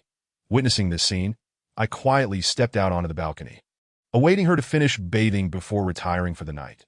The following morning, I roused her early to expel the impurities and rejuvenate our spirits. Typically fond of lounging in bed, she surprisingly exhibited no reluctance this time. After last night's practice, she awoke with a certain vitality, devoid of her usual languor. After breakfast, I, the simpleton, followed her and he woo as they led me onto the subway towards the funeral home where old Joe's body lay. However, upon our arrival, an unforeseen predicament arose. Lu Wan forbade anyone from entering to pay their respects, regardless of whether they were relatives or business associates of old Joe. None were permitted to enter. The funeral home staff explained that the time for mourning had passed. On this, the final day before cremation, the deceased's wife requested that no one else disturb the deceased, having encountered a dead end. We were escorted out by the staff without even glimpsing old Joe's remains. Even He Wu's attempts at bribery proved futile. Lin Gu, what do we do now? He Wu inquired anxiously, standing by the roadside. My expression grew solemn, and after a moment of contemplation, I replied, let us return tonight. Such unusual behavior from Lu Wan regarding old Joe's memorial was decidedly abnormal. Moreover, He Wu had previously informed me that old Joe was a man of somewhat traditional beliefs. He had always advocated for the deceased to return to the earth in peace, with a grand burial, as a wife who appeared deeply affectionate in the eyes of outsiders. Lu Wan could not possibly be unaware of this. Yet now, she insisted on having old Joe cremated? What could this mean? Such actions raised suspicions of foul play. Chapter 28. A night visit to the morgue. We returned to the hotel and convened in a room to strategize. Linen, do we really have to sneak into the funeral home tonight? If we are caught, it would be illegal, Li Qingqing said, frowning as she munched on potato chips from the sofa. But He Wu nodded gravely. Sharing her concerns about the imprudence of clandestinely entering the funeral home, that I glanced at them both and waved my hand dismissively.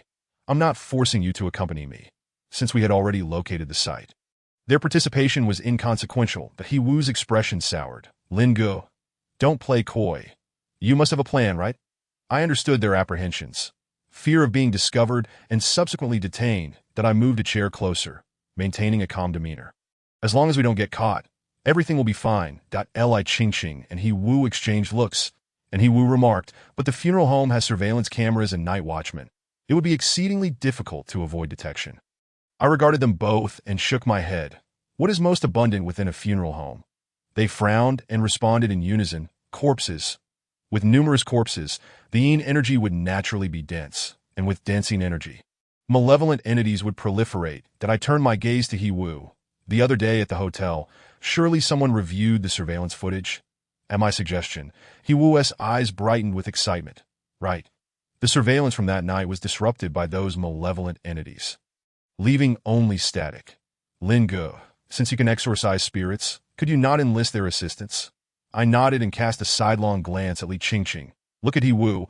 He is brawny yet quick-witted, unlike you, who relies solely on physicality without any cunning. Cut it out.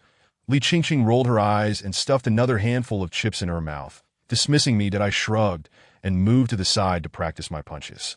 Seeing this, the two of them eagerly followed suit, mimicking my movements. That as I practiced, a breath of relief welled up within me. Ever since my grandfather's passing, this burden had weighed heavily upon my heart. Like a great mountain, that I had seldom interacted with peers my age, but now, with Li Qingqing and He Wu, the weight of my sorrow was somewhat alleviated. Without needing to elaborate, it was clear that Li Qingqing and I shared a bond due to our grandfather's friendship, and her forthright nature facilitated our rapport. Although my initial encounter with He Wu had been less than pleasant, I discerned a good heart beneath his somewhat naive exterior after spending a few days together. He had been duped into giving Chen Tian that jade bracelet. Had he known the ensuing chaos, he would never have parted with it. Though I often enjoyed teasing others, I had unconsciously begun to regard Li Qingqing and He Wu as friends. The day swiftly passed, and we did not depart the hotel until after 11 o'clock. That at this hour, the funeral home would be devoid of visitors, with only 2 night guards remaining. The entrance was locked, necessitating a climb over the wall to gain entry. Fortunately, the wall was little more than a formality, devoid of any glass shards or other deterrents that it seemed unlikely that anyone would anticipate an intrusion at such an hour. Li Qingqing, though a woman, was not timid like some young girls. She climbed over the wall without seeking assistance from me or He Wu, and upon landing, she clapped her hands triumphantly and tilted her head in my direction with a smirk. I feigned ignorance of her antics and carefully surveyed our surroundings, though we were situated near the landscaped area outside the funeral home, leading inward to a large door, with a corridor extending to the makeup room, morgue, and other areas. That as the clock approached midnight, the interior lights had dimmed significantly. The elongated corridor appeared somewhat eerie and silent. That it was the time of night when energy was at its peak, and the temperature inside the funeral home was markedly colder than outside. Lin Go, this place feels so ominous, He Wu remarked, surveying the surroundings, while Li Qingqing edged closer to me. I cast a glance at them, shaking my head in resignation. However, since they were resolute in accompanying me, I felt it necessary to caution them. In such a place, the energy is potent. You may occasionally sense a presence behind you or catch a fleeting glimpse of something unclean. Try not to scream. We wouldn't want to frighten them. The specters here are essentially harmless wandering souls, lacking any significant powers or malicious intent, and they can easily be frightened by the living. As long as they do not frighten us, it is acceptable to Li Qingqing pouted and muttered. I chose to ignore her, directing my gaze inward, just as I was preparing to conjure some minor spells, when a sudden flurry of hurried, chaotic footsteps echoed through the corridor. My brow furrowed as I pressed down on He Wu and Li Qingqing's heads, urging them to duck beneath the greenery and observe through the gaps in the dense foliage. At the end of the corridor, I spotted 2 beams of light flickering, followed by 2 middle-aged men in security uniforms, who emerged in a panic, their faces ashen as they scrambled away. "Ghosts!" they shouted in terror, their expressions betraying a profound fear, as if they had encountered something exceedingly horrifying. I frowned and glanced behind them, detecting nothing unusual, nor sensing any shift in the surrounding malevolence. The 2 guards fled in a frenzy, bursting through the door and dashing into the street. "Damn, Lin Go, your efficiency is remarkable," He Wu exclaimed, astonishment etched on his face as he looked at me, while Li Qingqing appeared equally taken aback.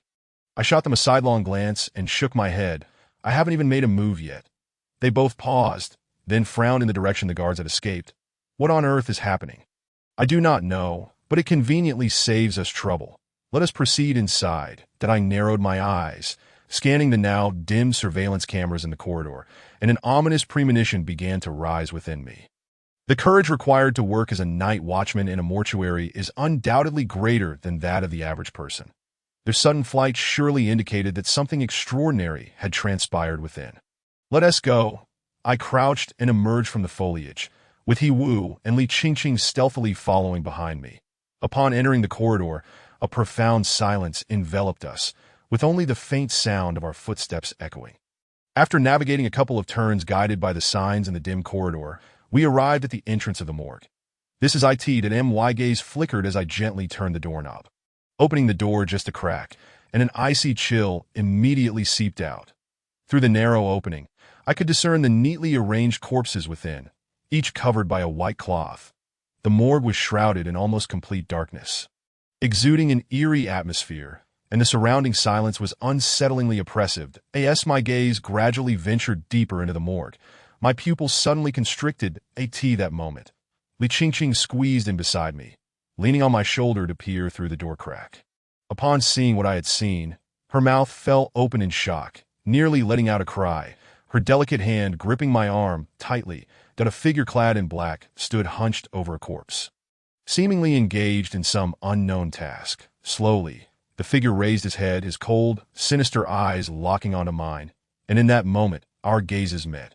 His eyes were chilling and lifeless.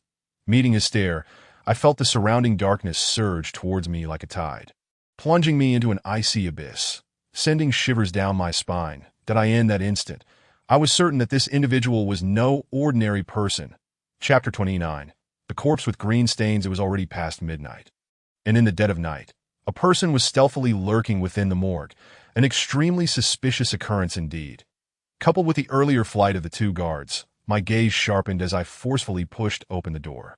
Casting a cold glance at the figure within, since I had already been discovered, there was no need to conceal myself further. Step back that I gently nudged Li Qingqing behind me and stepped into the morgue alone. The man straightened from his previous posture, his eyes, pale and eerie, fixated on me with a menacing intensity. "Who are you? What brings you here at this hour? Are you here to steal a corpse?" I inquired coldly, stepping closer to scrutinize the man's features. He appeared to be in his 30s, not particularly tall, with a slim build. His eyes were narrow and fox-like, and he possessed an aquiline nose, exuding a somewhat effeminate aura. The corpse beneath him bore an uncanny resemblance to the photograph of Old Zhou, unmistakably the individual we were searching for. However, Old Zhou's body appeared strange. His pale lips were stretched wide open, capable of accommodating an egg. "Who are you?" The effeminate man spoke, his voice hoarse and deep, his eyes flickering between me and Li Qingqing at the door, as if contemplating something inscrutable. "Is Old Zhou's death connected to you?" I narrowed my eyes, bracing myself to seize him. Yet upon hearing my words, the effeminate man furrowed his brow and hastily scattered a cloud of powder before bolting towards the exit. Anticipating this, I swiftly grabbed the white cloth covering the corpse to shield myself from the powder as I lunged for the man's shoulder. He was agile, kicking my hand away and rolling forward to escape. "Don't run," I shouted, kicking a nearby morgue table towards him, then leaping into the air in an attempt to tackle him to the ground. The sound of the rolling table echoed as it sped towards the effeminate man, who turned and kicked the table upwards, sending it, and the unfamiliar corpse, crashing towards me. I rolled to the ground and quickly sprang back up, grabbing the man's shoulder just as he attempted to flee. However, upon contact, I was taken aback by the frigid sensation, as if I had touched a corpse. Realization struck me with alarm, seizing the opportunity. The effeminate man turned and delivered a punch to my chest. A dull thud resonated as I staggered back 2 steps, feeling a sharp pain in my chest. What immense strength! My pupils constricted as I fixed my gaze on the fleeing figure. He seized the chance to dash towards the door. "Lin Ge, I'm coming to help you." He Wu, stationed at the entrance, shouted as the man charged towards him, ready to intercept. "Be careful," I urgently warned from our brief encounter. I discerned that this individual was far from ordinary.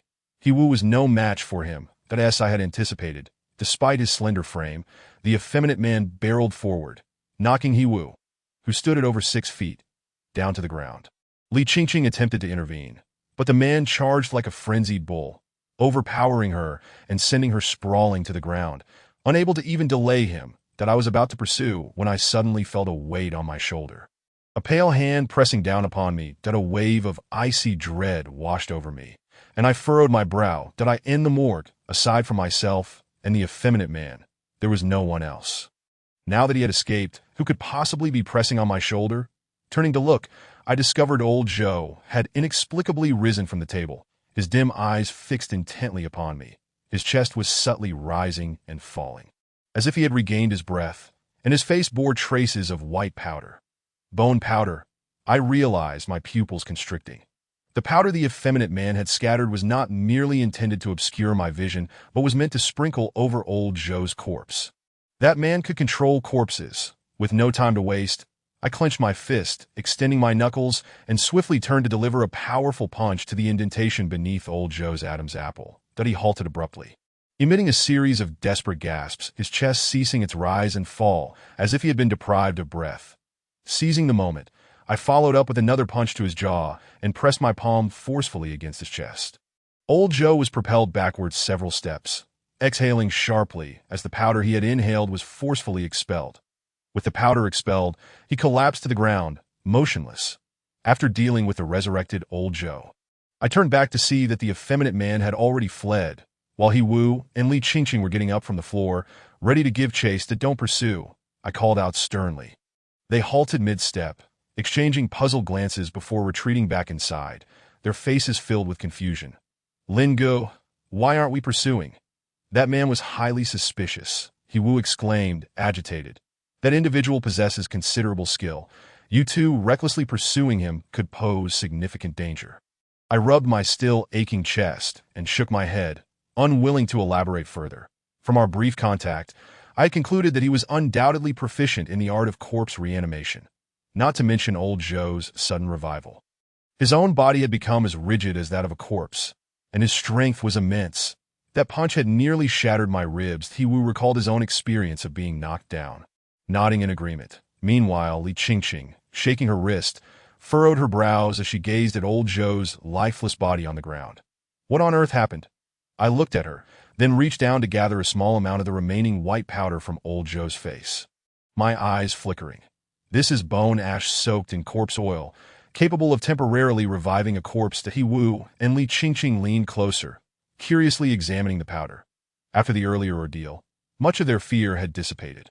Was this done by that man? He Wu inquired, frowning, that he must have some connection to old Joe. How could we just let him escape? I gently shook my head. The immediate priority was to investigate the true cause of old Joe's death. We needed to act swiftly, as someone might arrive at any moment. Come, lend a hand and help lift the body. Upon hearing this, He Wu hurriedly stepped forward to assist in elevating old Joe's corpse onto the mortuary table. Once the body was positioned properly, I unbuttoned old Joe's jacket and retrieved a small flashlight to scrutinize his physique. That it was evident he had been dead for several days, as distinct livor mortis had already manifested. Despite being in close proximity to the deceased, He Wu seemed unfazed, whereas Li Qingqing exhibited a hint of trepidation. Positioning herself behind me, that a scar approximately 5 to 6 centimeters long adorned old Joe's abdomen, a remnant from his appendectomy 2 months prior. Apart from that, there were no other discernible injuries, nor any signs of malevolent forces at play. Could it be that he truly succumbed to illness? My brows knitted in concern as my gaze lingered on the livor mortis, which flickered with uncertainty to know there was definitely something amiss. Typically, post-mortem livor mortis appears dark red or purplish in hue, the longer the time elapsed since death, the deeper the coloration. Yet, the liver on old Joe's body was peculiarly cyanotic, and I found myself utterly perplexed as to what could have caused this anomaly. Brother Lin, have you discerned anything? He Wu inquired. That I shook my head, mentally reciting the incantation to open my third eye. Instantly, the mortuary, previously devoid of presence save for the three of us, became a cacophony of spirits. Many hung from the ceiling or lurked in shadowy corners, their lifeless eyes fixated upon us. Ignoring these phantoms, I flipped my palm and produced a piece of yellow paper, simultaneously chanting incantations. Zhou Zeshan, return. Upon completing the summoning chant, I forcefully pressed the yellow paper against old Joe's forehead. A sudden gust of chilling wind swept through the room, accompanied by faint echoes of ghostly wails. That Li Qingqing glanced around nervously, inching closer to my side. However, as mere moments passed, the atmosphere gradually regained its tranquility. And to my dismay, old Joe's spirit failed to materialize. Furrowing my brow, I attempted the incantation once more, but the result remained unchanged. It was ineffective as I had feared. The worst had transpired. That it appeared that old Joe's soul was either sent away preemptively or had been dispersed or captured. Linen, what's the situation? Has he appeared? Li Qingqing tugged at my sleeve, her peach blossom eyes shimmering with anticipation. That I shook my head, casting one last glance at the cyanotic liver on old Joe's body. He Wu, tidy this place up. That if we linger any longer, we might attract unwanted attention. Understood. He Wu nodded obediently, joining me in restoring the mortuary to its former state. After completing this task, we retraced our steps back to the hotel. Brother Lin, having found no leads from old Joe's body, what shall we do now? In the hotel, the three of us sat on a small balcony, He Wu's face marred by worry. I pondered for a moment, then spoke with a glimmer in my eye. If we cannot uncover any clues from the deceased, then we must seek them from the living. Since we were unable to gather information from old Joe, we would have to extract some intelligence from others. Approaching his wife, Lu Wan, was evidently unwise. Her suspicions were substantial, and any premature visit could alert her. However, we could investigate through old Joe's mother, who resided in the countryside, as it should be simpler to glean information from the locals. The effeminate man I encountered at the funeral home last night was also highly suspect. Old Joe's demise was undoubtedly linked to him. The next morning, we set off to the village where old Joe's mother lived, that I also took special note of the situation at the funeral home, relieved to find that nothing seemed amiss. Today, old Joe's body was scheduled for cremation, and Lu Wan, clad in a black professional outfit, had also arrived at the mortuary. It was hard to believe that old Joe, a man in his 40s, had a wife who appeared remarkably youthful, as if they belonged to entirely different generations. Lu Wan possessed an alluring figure. Although in her 30s, she seemed to be in her mid-20s, her face devoid of wrinkles. A perfect blend of grace and charm that I observed Lu Wan for a while, but detected no irregularities. When she arrived, traces of tears lingered at the corners of her eyes, her expression mournful, which seemed consistent with the portrayal of a devoted couple in the documents I had reviewed, that I began to question whether my earlier assumptions were misguided. Perhaps Lu Wan had been preoccupied with managing various affairs at the company, which explained her absence during old Joe's hospitalization. However, such considerations were not pertinent at the moment. The three of us took a bus to Zhijiakou, old Joe's hometown. Old Joe's father had passed away long ago, leaving behind only a mother in her 70s who resided in the countryside. Upon arriving in Zhijiakou, we did not rush directly to old Joe's mother's home, but first stopped at a noodle shop in the village for 3 bowls of lean meat noodles. The shop owner was a woman in her 40s, exuding warmth. After serving us the noodles, she even poured us some water. Yes, I savor my meal. I casually remarked, "Boss, do you know Zhou Zeshan? Oh, there is only one big boss like him in our village." How could I not know? The owner, while washing scallions at the doorway, shook her head with a sigh. What a pity, he worked himself to the bone for money, and before he could enjoy it, he passed away. My eyes flickered with interest as I pressed on. I've heard that Boss Zhou had a strained relationship with his mother. Do you know the reason behind it? The owner paused, shaking the scallions in her hand. Well, Aunt Zhang and her son used to get along quite well. It's just in the past 2 years that they've been quarreling frequently over some matters. She shook her head sorrowfully. It's a pity that Boss Zhou had a fierce argument with Aunt Zhang before he died. They didn't even get to see each other one last time. And she refused to send her son off. Do you know what they were arguing about? Li Qingqing inquired, her eyes wide with curiosity. What else could it be? It's about the daughter-in-law, the owner replied, chopping the scallions as she spoke. Aunt Zhang is good to everyone, but she always gives Lu Wan a hard time, even calling her a vixen. Because of this, the mother and son had a falling out. Initially, Boss Zhou sided with Aunt Zhang, but gradually, he began to support his wife. Li Qingqing and I exchanged glances, sensing the oddity in the situation. If Aunt Zhang was kind to everyone, why would she harbor animosity towards Lu Wan? Moreover, based on the information we had gathered, old Zhou had always been filial, and the arguments with his mother seemed to have arisen only after marrying Lu Wan. Something must have transpired with Lu Wan. Otherwise, why would the usually amiable Aunt Zhang hold such a grudge against her? All right, young man, I won't keep you with my ramblings. I still have to deliver noodles to the card players. Just leave the money on the table, the owner said cheerfully as she sprinkled the chopped scallions over the noodles. Okay, I replied with a smile, nodding in acknowledgement. Under the surprised gazes of He Wu and Li Qingqing, the owner indeed took the bowls of noodles and walked out, leaving the shop unattended. She worried will dine and dash. He Wu blinked in disbelief. Given their demeanor, it's clear that the villagers are straightforward and unpretentious. Whether you pay or not is your business. 5 or 6 yuan isn't a significant amount, but if you eat without paying, you'll accumulate karma. Who knows, one day you might be bitten by a snake or hit by a car. All because you didn't settle the bill for your meal, I remarked while continuing to eat. Upon hearing this, He Wu quickly fished out enough money for the 3 of us and placed it on the table, evidently keen on avoiding any ill fate. Watching his reaction, I chuckled softly, choosing not to elaborate further. While it's true that karma can be intricate, the consequences would not be so dire. At worst, one might end up losing 100 or 80 yuan at some point. Karma, though mysterious, follows certain principles. What goes around comes around, and it is inevitable that one will eventually face the repercussions. Now, shall we go find someone?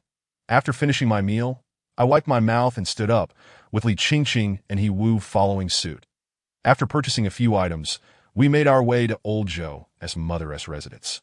She lived in a rural villa, 3 stories high, with a spacious yard housing numerous chickens. An elderly woman sat in the shade of the yard, fanning herself with a palm leaf, observing her leisurely demeanor.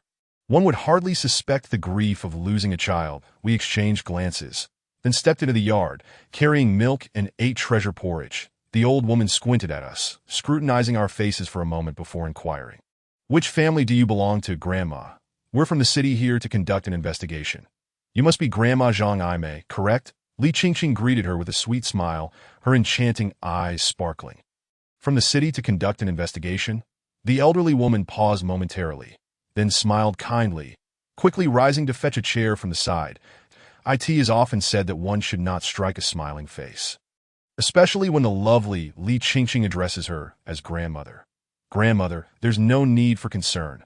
Please have a seat, I interjected, stopping her from getting up. That I exchanged a glance with Li Qingqing and, with He Wu in tow, we proceeded into the house, all the while cheerfully telling the elderly woman, Grandmother, why don't you chat with her for a bit? We'll just place these free items from the city inside for you. Oh, thank you so much. The elderly woman's face lit up with joy upon hearing about the free items, and she showed no suspicion regarding our identities. Seizing the moment, Li Qingqing began to engage her in light conversation, while He Wu and I entered the house, taking in our surroundings. This rural villa was quite spacious. Upon entry, one was greeted by a hall furnished with various items, including some furniture and a color television, as well as a bamboo mat. The appliances were undoubtedly costly, suggesting that old Zhou had invested significantly in providing for the elderly woman during his lifetime, and there were also numerous health supplements present. This indicated that old Zhou had indeed been quite filial. Lin Gu, is everything all right? He Wu inquired as he set the items down beside me. That I shook my head. Everything here appeared normal, devoid of any overwhelming malice or noteworthy concerns. However, just as I was about to ascend the stairs to explore further, a sudden commotion erupted outside. What do you want with that ungrateful wretch? He is no son of mine. The elderly woman's voice rose with agitation as she stood up. Pushing Li Qingqing away, He Wu and I exchanged glances and hurried over to mediate the situation, both of us perplexed as to how the amiable elderly woman had so swiftly turned hostile. Outside, Li Qingqing found herself being pushed out, looking somewhat at a loss. That He Wu quickly stepped forward to restrain the elderly woman, while I also pulled Li Qingqing behind me. Grandmother, what is the matter? Why the sudden outburst? I asked, perplexed. The elderly woman, held back by He Wu, wore a dark expression, huffing in disdain. I can see that you are not here for any market research, that if you want to inquire about that ungrateful wretch, go ask that vixen instead. I know nothing.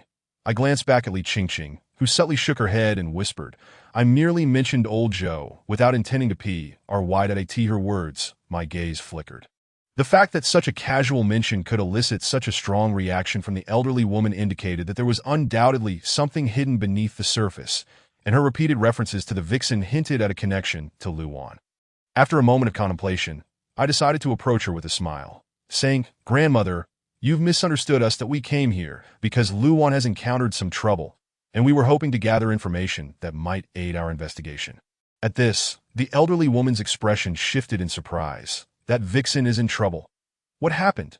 I nodded, gently guiding her back to her seat. Indeed. However, we cannot disclose the specifics at this moment.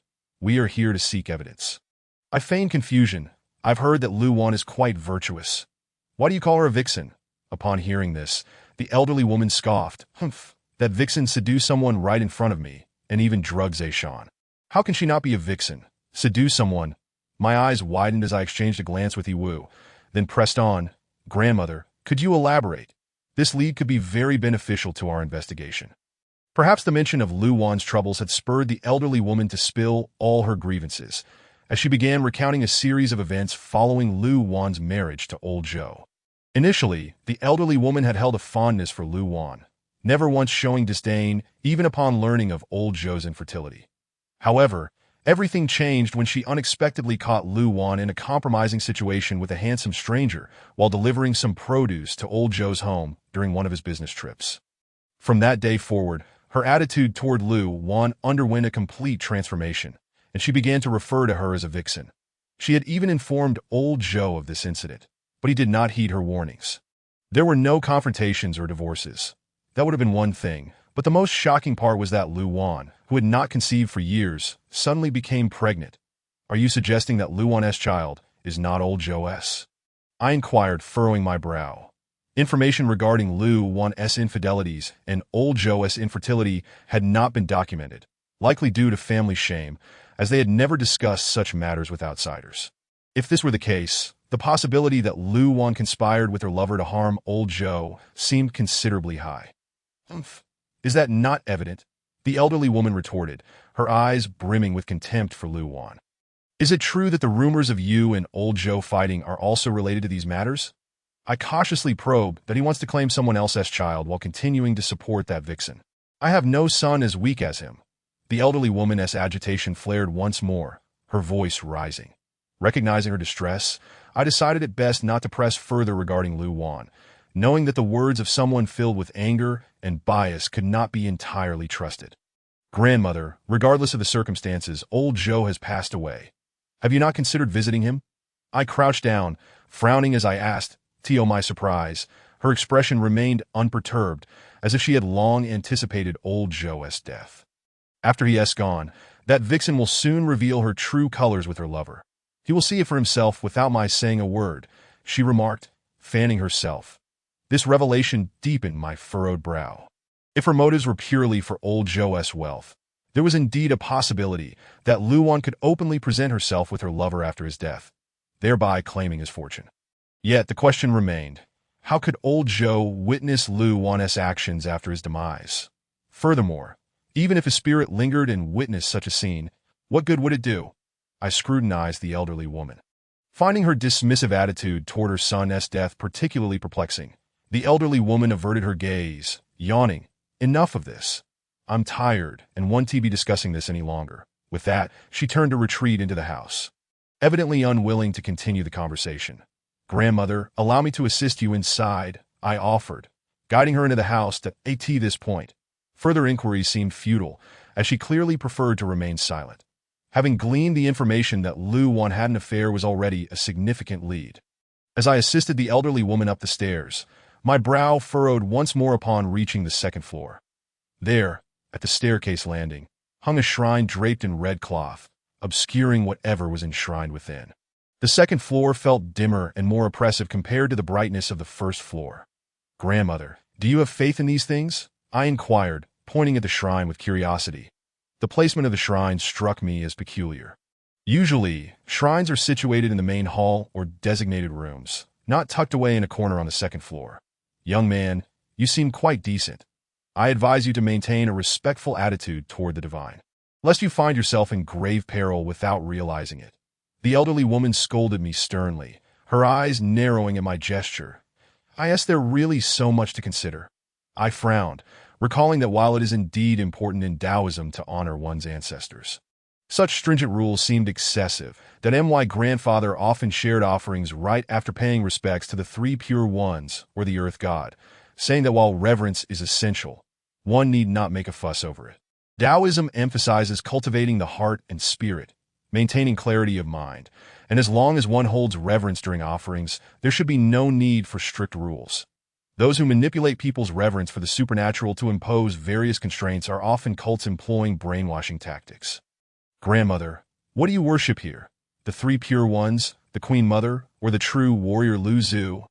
I lowered my hand, eager to know what deity was being honored. To my surprise, she shook her head, walking toward a nearby bedroom while saying, "This is the Gu Tongzi. Frequent prayers can grant one the ability to come back to life." Gu Tongzi, come back to life. My pupils contracted as I maintained a calm facade while escorting the elderly woman to her room, my heart growing heavy with concern.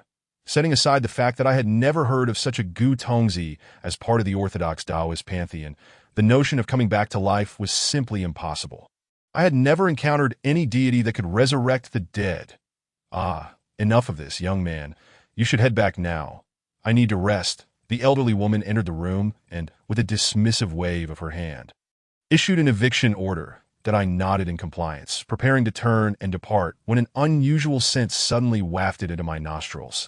A faint medicinal aroma that was peculiar, reminiscent of traditional Chinese medicine, yet it evoked a sense of discomfort within me, as if a fishy odor were mingled within. Frowning, I glanced around but discerned nothing amiss. Thus I resigned myself to leave temporarily.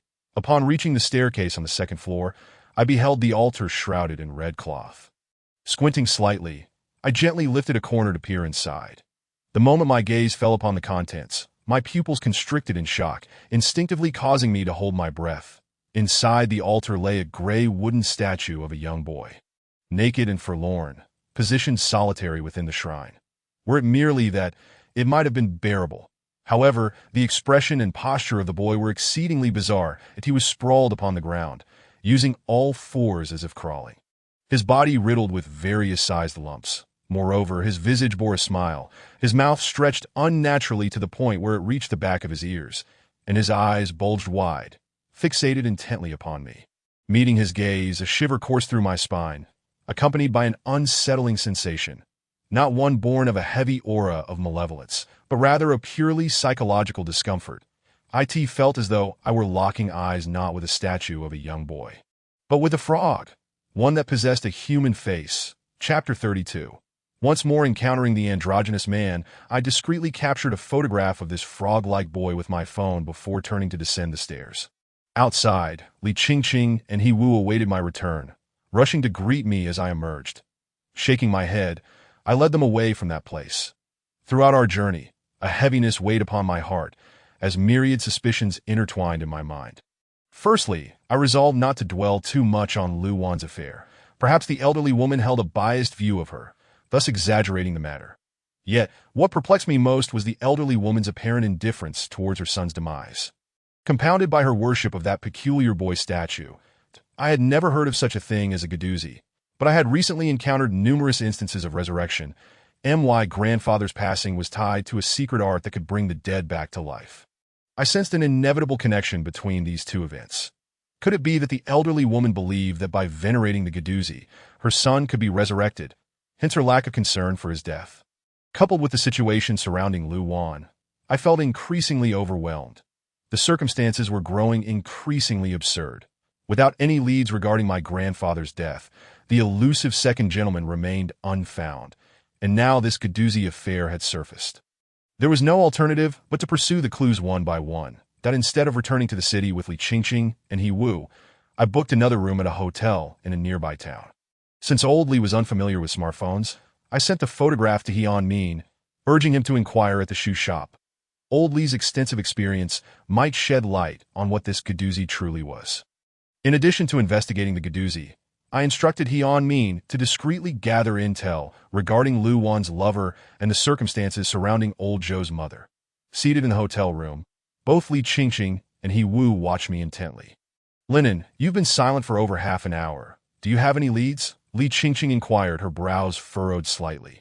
Taking a deep breath, I replied, "I believe I have discerned the connection between the individual I encountered in the morgue last night and someone else." "Who?" they asked in unison, curiosity etched on their faces.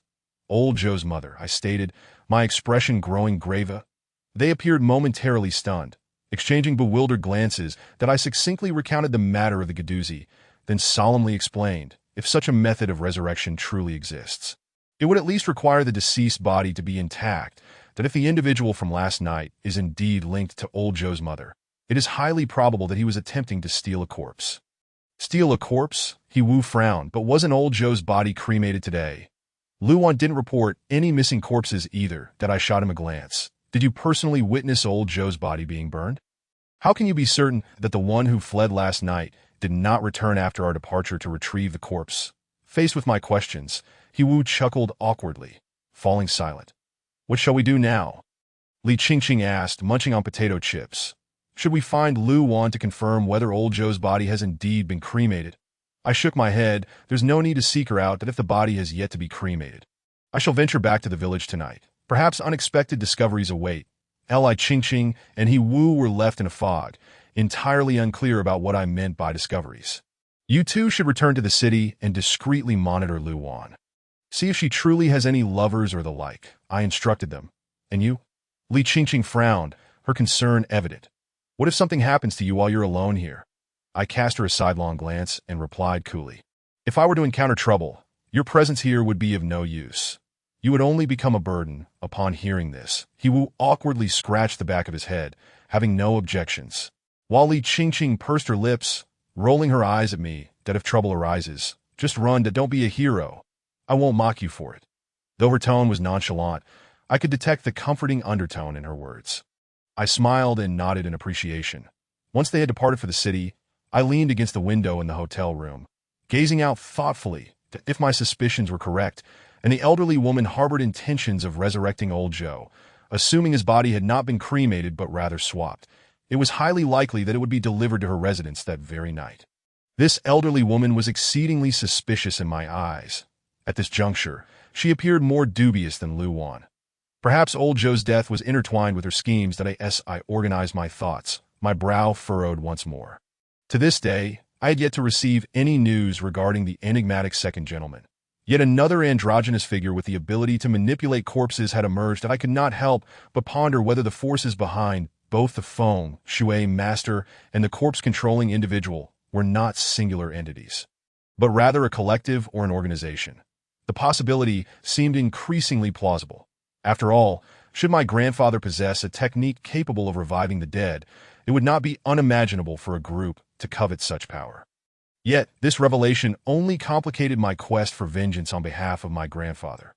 The mere thought of dealing with Lu Laohan and the second gentleman had already brought me considerable distress. And now another figure had surfaced. Apart from old Li, I had no one else to rely upon. He Wu and Li Qingqing were mere ordinary individuals, and I could not involve them excessively in this affair.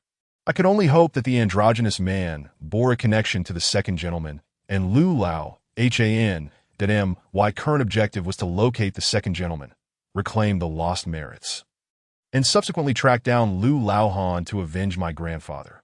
Standing by the window, my thoughts swirled as time slipped away. When night descended, I set forth from the hotel, cautiously making my way towards the elderly woman's residence once more. The elderly woman's abode was already situated in a somewhat remote area of the village, surrounded by numerous hills. Under the cover of darkness, I sought a concealed position within the grass, keenly observing the entrance to her courtyard. By now, it was past 11 o'clock at night. At this hour, the village's elderly residents had long since retired, yet the elderly woman was peculiarly pacing about her yard, seemingly in wait. Her demeanor confirmed my suspicions were likely correct. The night air was still, and I remained hidden amongst the grass, the only sound being the whisper of the wind through the leaves. As the minutes ticked by, my gaze began to discern two figures clad in black approaching. The leading figure appeared slender, and with a single glance, I recognized him as the androgynous man I had encountered in the morgue the previous night. Trailing behind him was another individual, wearing a black hat, whose gait struck me as remarkably unnatural. Each step he took exuded an eerie rigidity, as though his knees could not bend. With my years of experience in the coffin business alongside my grandfather, I could immediately identify that this individual was a corpse. Only a corpse would move with such stiffness. Without a doubt, this was old Joe's body. Chapter 33. The Art of Corpse Control. The elderly woman, upon seeing the effeminate man escorting the old Joe, exhibited a palpable excitement, reverently leading him into her abode, as if he were a deity. Witnessing this scene, my gaze flickered momentarily before I hastily descended the slope and stealthily made my way into the courtyard. Once I confirmed that the two had ascended the stairs, I surveyed my surroundings, discreetly retrieving a small bawang mirror from my pocket and quietly concealing it on the door beam, its reflective surface facing inward. Furthermore, I flipped my palm to reveal a corpse-restraining talisman, ready to act at a moment's notice.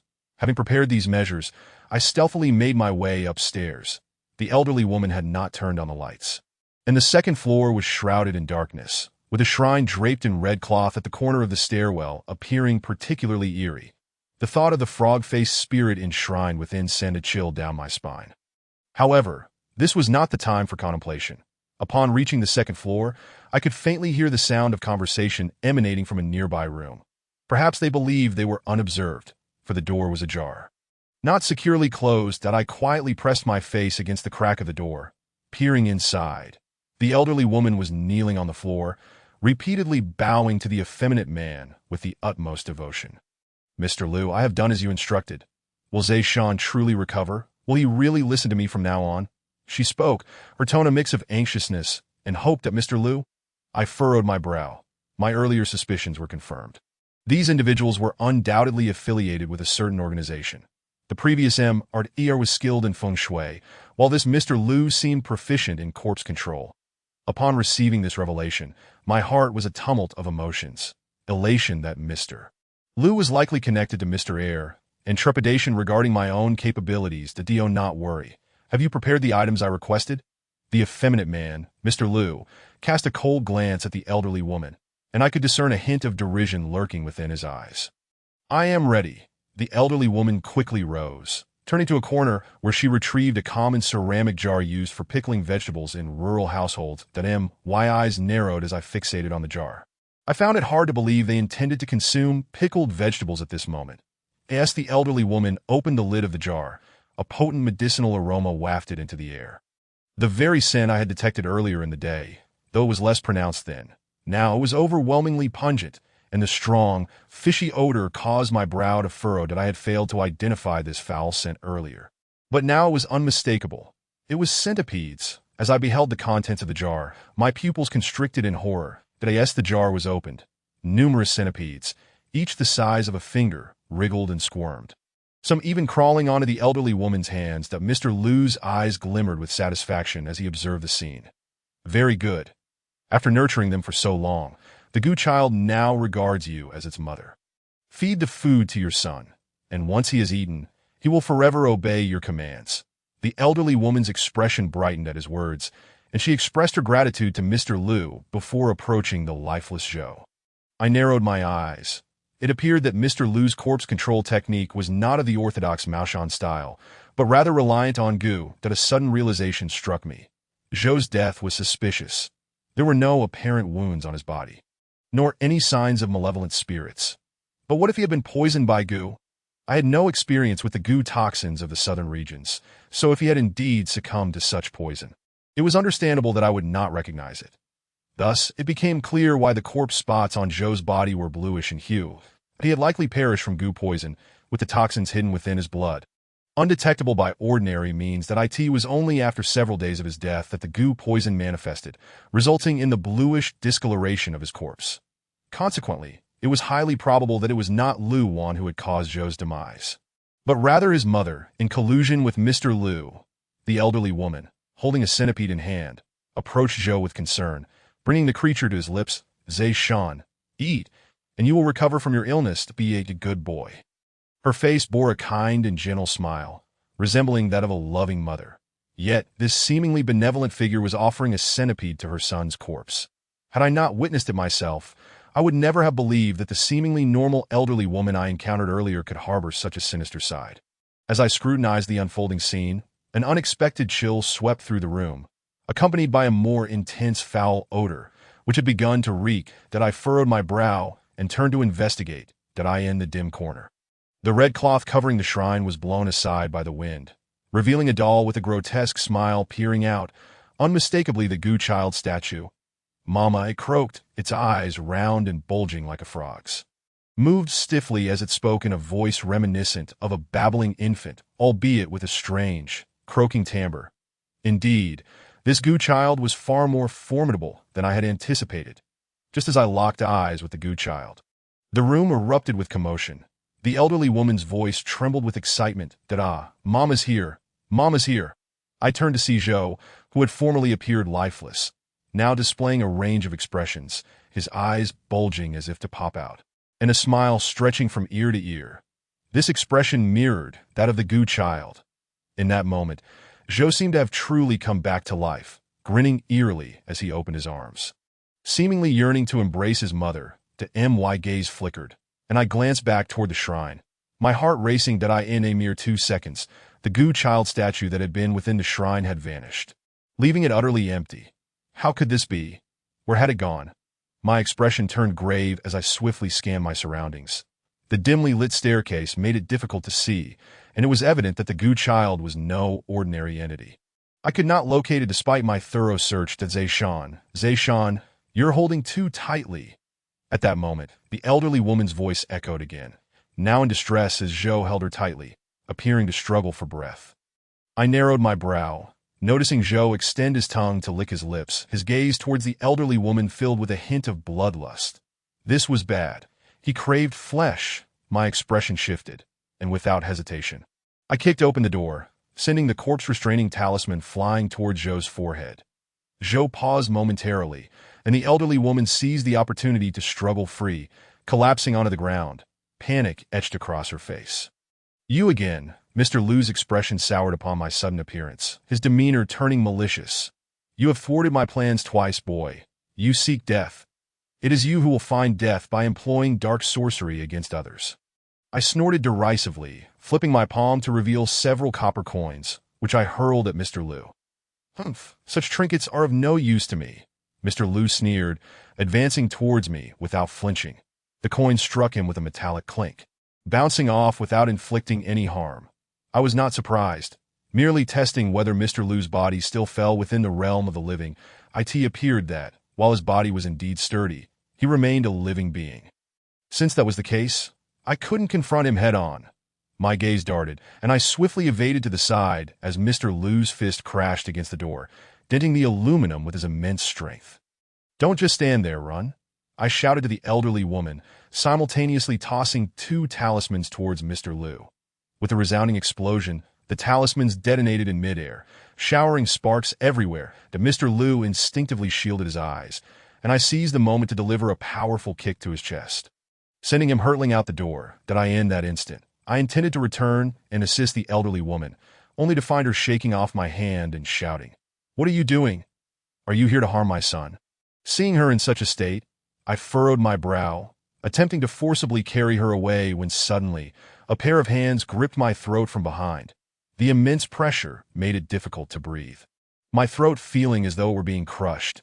Out of the corner of my eye, I noticed the hands bore traces of bluish corpse spots, my pupils constricted in shock. Impossible, just moments ago. Zhou had been struck by my corpse-restraining talisman. How could he have broken free so quickly? Chapter 34. The Gu child old Zhou has already perished. Thus, this corpse-confining talisman is undoubtedly effective against him.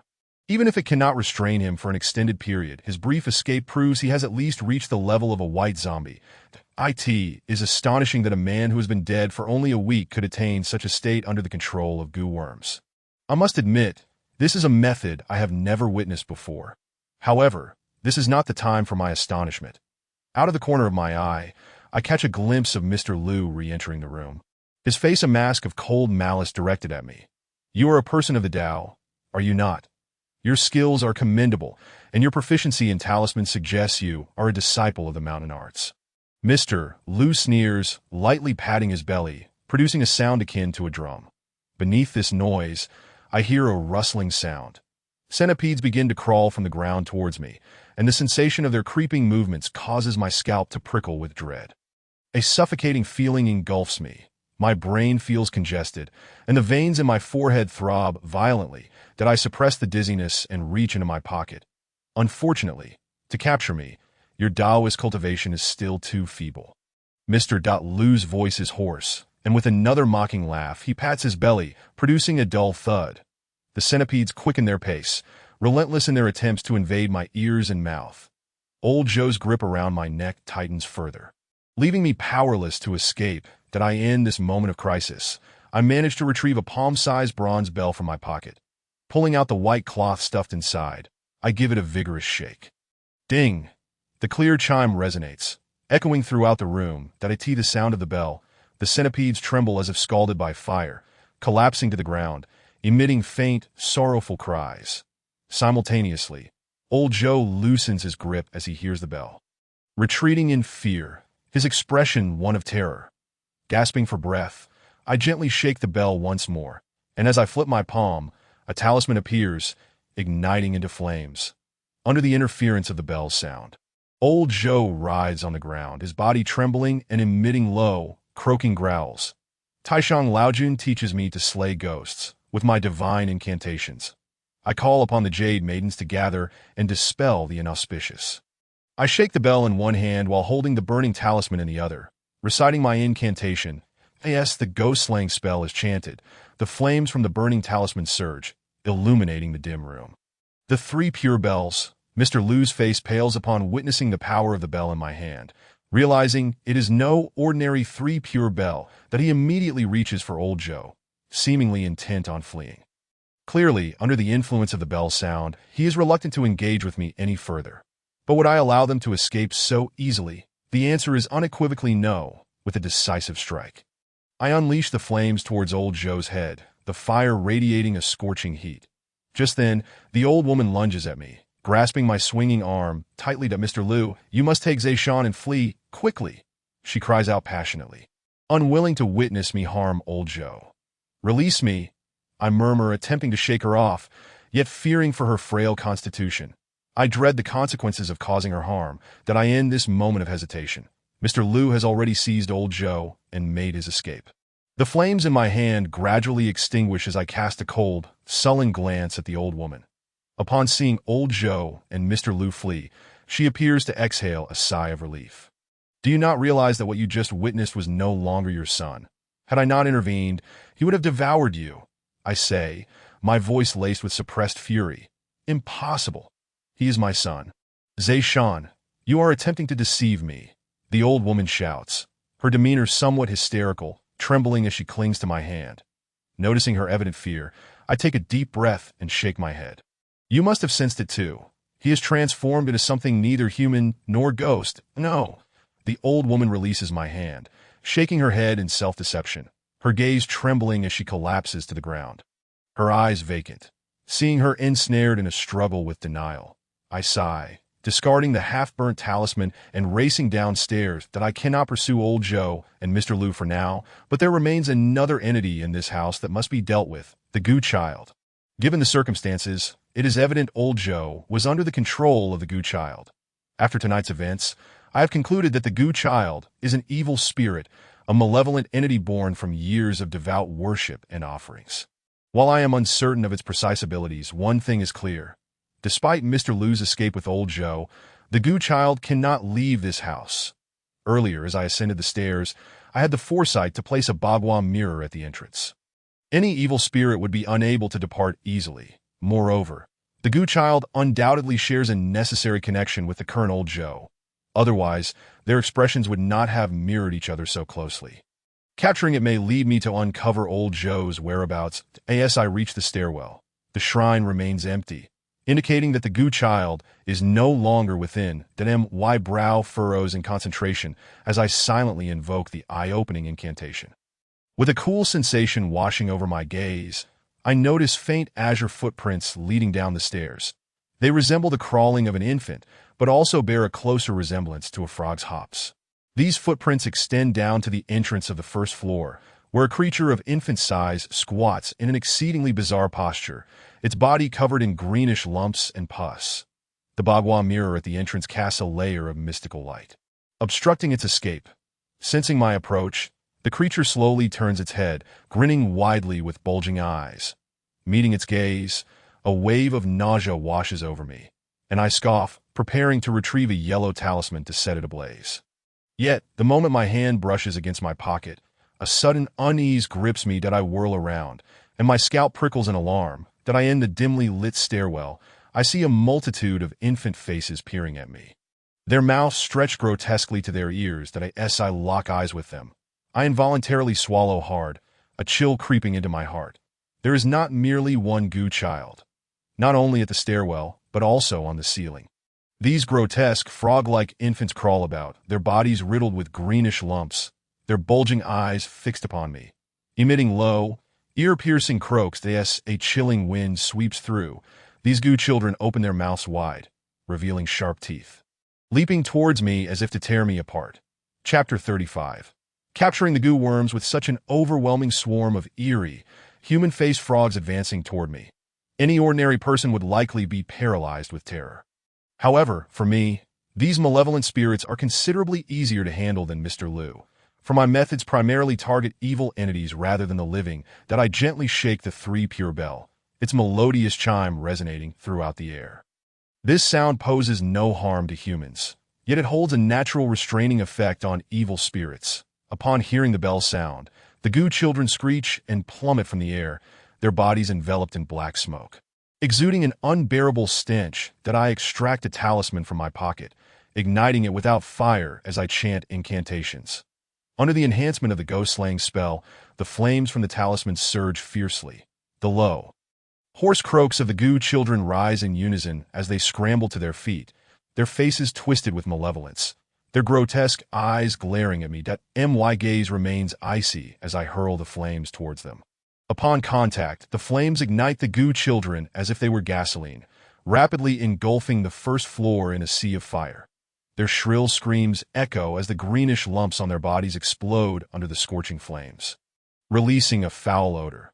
Although the goo children are numerous, their individual strength is rather weak.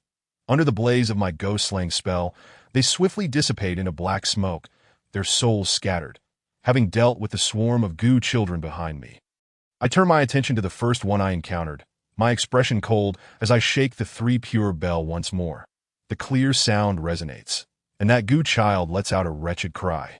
Its face contorted in agony while still maintaining its eerie grin. That I continue to use the bell's sound to restrict its movements, my gaze swiftly scanning the surroundings until I spot a glass bottle.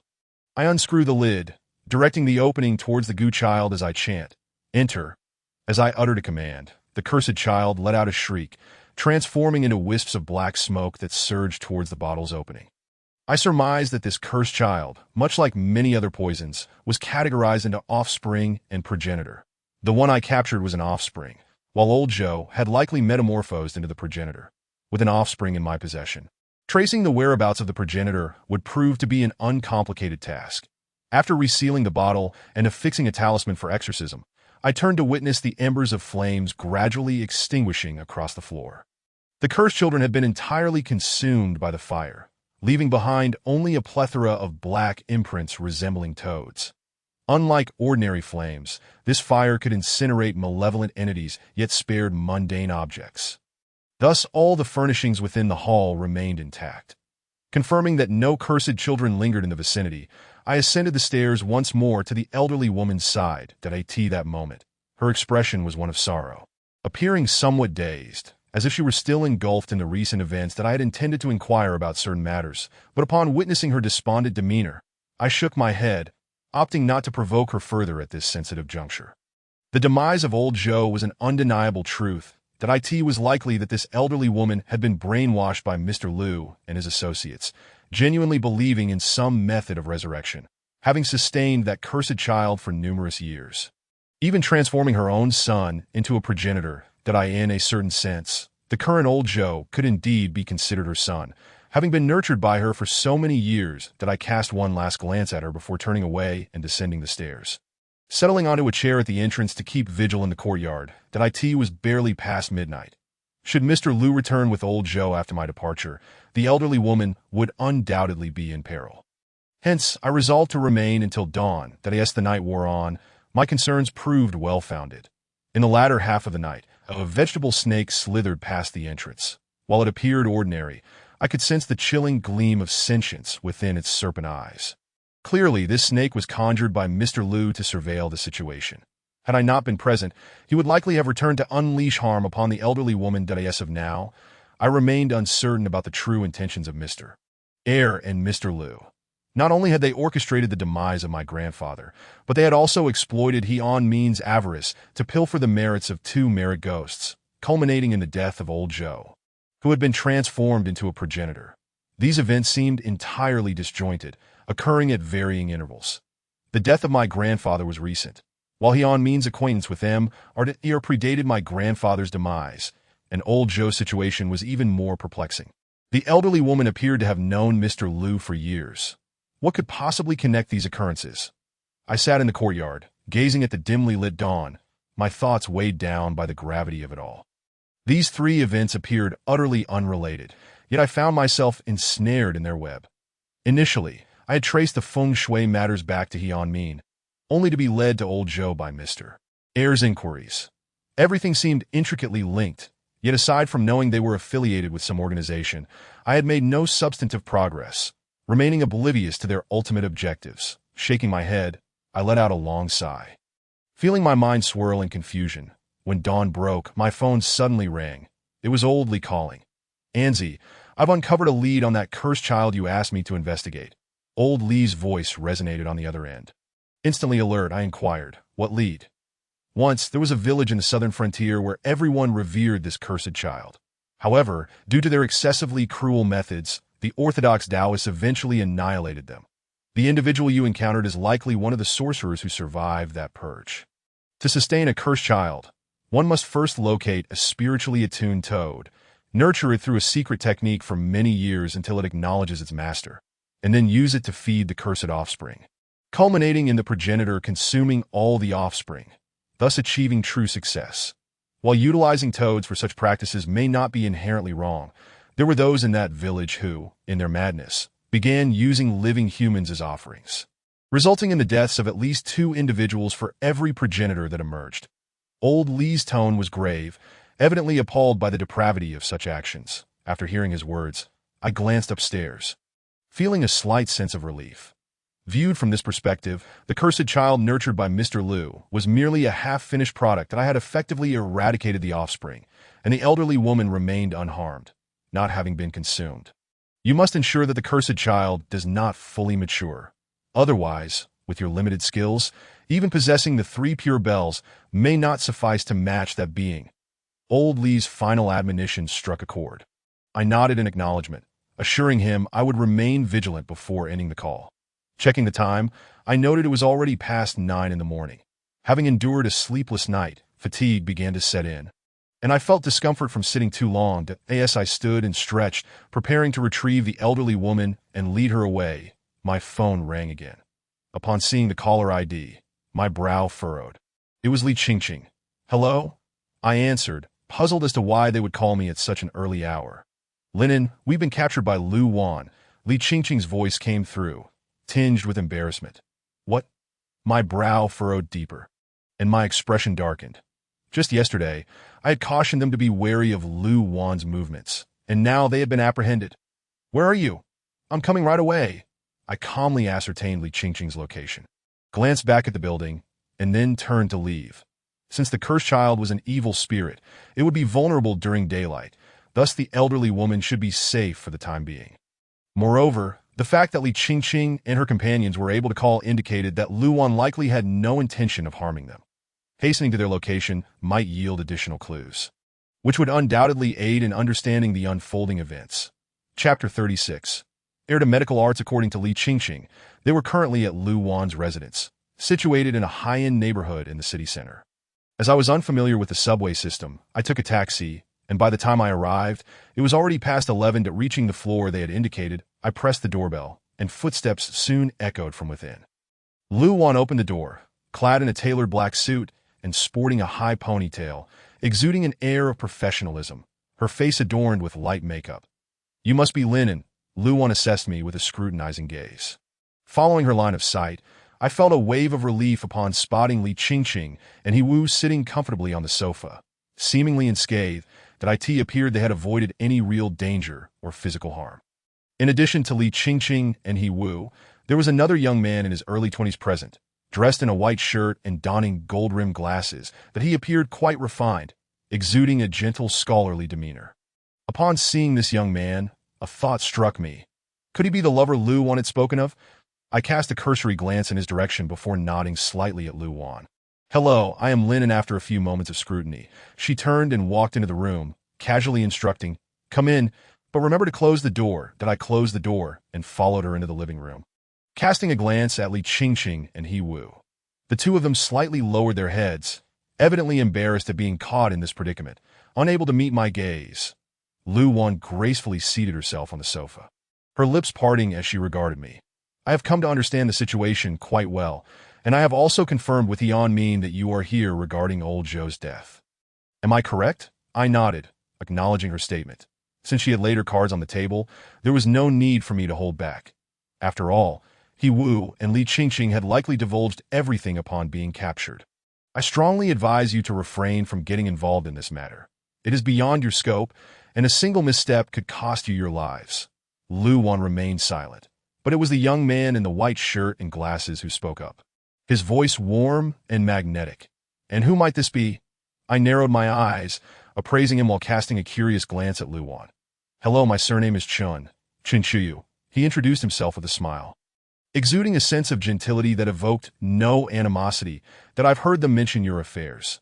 You are also involved in Taoism, correct? May I inquire which sect you practice? The young man, Chun Chuyu, extended his slender, steady hand towards me with a smile, that I have learned some unorthodox methods from the countryside. They are hardly worth mentioning that I squinted slightly, shaking his hand while a sense of curiosity flickered within me. My friends had mentioned he was also in the Taoist circle. I wondered whether he was a legitimate disciple or a practitioner of side teachings. Chen Qiyu smiled slightly. I am of the orthodox Taoist lineage. An heir to medical arts. Upon hearing that he was a descendant of the Taoist medical tradition, I was momentarily taken aback, astonished to encounter a genuine practitioner of the Tao here. That my brow furrowed as I shifted my gaze between him and Lu Wan. At that moment, Lu Wan spoke up. At that time, it was indeed me and Master Chun that old Zhou's mother saw. Our relationship is not what you might think. Then why not clarify? I inquired, perplexed that if that were the case, wouldn't it have been simpler to explain directly, rather than causing a rift and a quarrel between mother and son? To my surprise, Lu Wan shook her head and replied, "You are outsiders. It's understandable that you don't know to others. Old Zhou and his mother appear to have a harmonious relationship, and she is considered a good woman. However, what you do not realize is that old Zhou's filial piety stems entirely from his obedience to her. In his youth, any hint of defiance towards her would result in severe punishment, and over time, he became too fearful to utter even a word of dissent that I listened. My gaze flickered. I had already noticed this aspect earlier. The old woman was exceedingly domineering, unable to tolerate any disobedience from old Zhou, and her maternal affection had become distorted, compelling her to bind him to her side. Old Zhou's inability to conceive was met with her relentless insistence on administering a concoction she had procured from somewhere, forcing him to consume it every month, and he complied. When Lu Wan reached this point in her narrative, her eyes momentarily glinted as she continued, "Initially, we were unaware of the nature of that medicine. However, I later inadvertently discovered that it was a mixture brewed from toad's blood and centipede, combined with traditional Chinese herbs, that I vehemently insisted that old Zhou stop drinking it, which led to a fierce argument between us. Subsequently, I sought the assistance of Master Chun from Longhu Mountain, hoping he could examine old Zhou's health for any issues. Coincidentally, it was on that very day that old Zhou's mother caught us." As she spoke, Lu Wan sighed deeply. "You are aware of what transpired thereafter. Our relationship with his mother deteriorated completely. With Master Chen's help, old Zhou regained his fertility, but she left the sentence unfinished." Merely shaking her head with a hint of regret, it was evident that the old woman harbored deep-seated doubts about the paternity of the child, that I shifted my gaze to Chen Qiyu and asked, "My friend, how exactly did old Zhou meet his demise? Given that he is a practitioner of medicine, it stands to reason that he should not have succumbed to the poison." Chen Qiyu adjusted his gold-rimmed glasses. Shaking his head that time, I had to return to my sect for matters concerning Longhu Mountain, and by the time I returned, he had already passed. He continued, his usually gentle demeanor taking on a sharper edge. "My master informed me that an evil cult had emerged, and it is highly likely that old Zhou's mother became involved with them. Upon hearing the term evil cult, my heart raced, confirming my suspicions. My purpose in coming here was to investigate old Zhou's circumstances in hopes of uncovering the whereabouts or further information regarding this cult. Yet regrettably, I had found no useful leads thus far." Chen Qiyu shook his head, his expression tinged with disappointment. Instead of pressing him about the cult, I directed my attention back to Lu Wan and posed another question. "I have one more inquiry. Old Zhou always advocated for a traditional burial. Why did you opt for cremation?"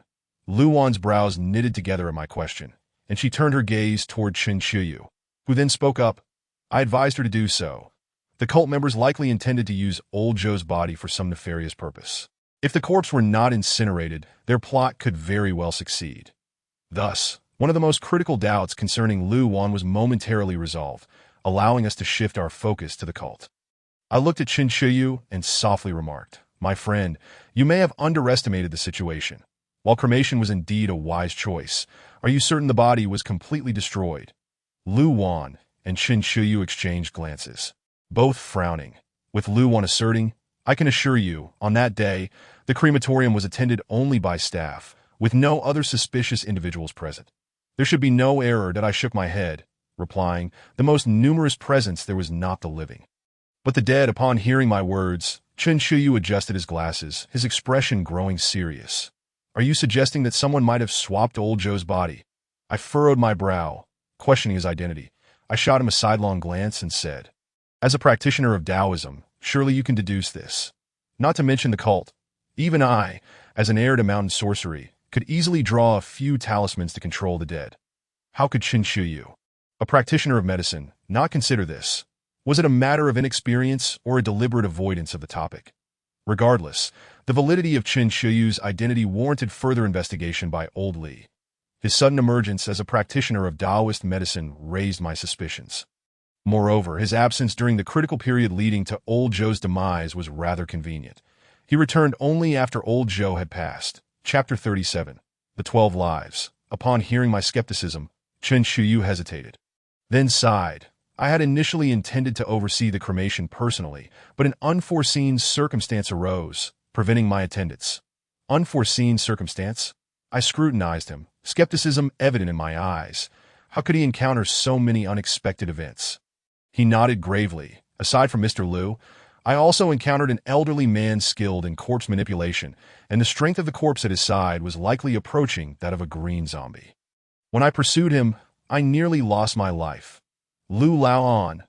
My pupils dilated as I sprang from the sofa, fixing an intense gaze on him. Where is he?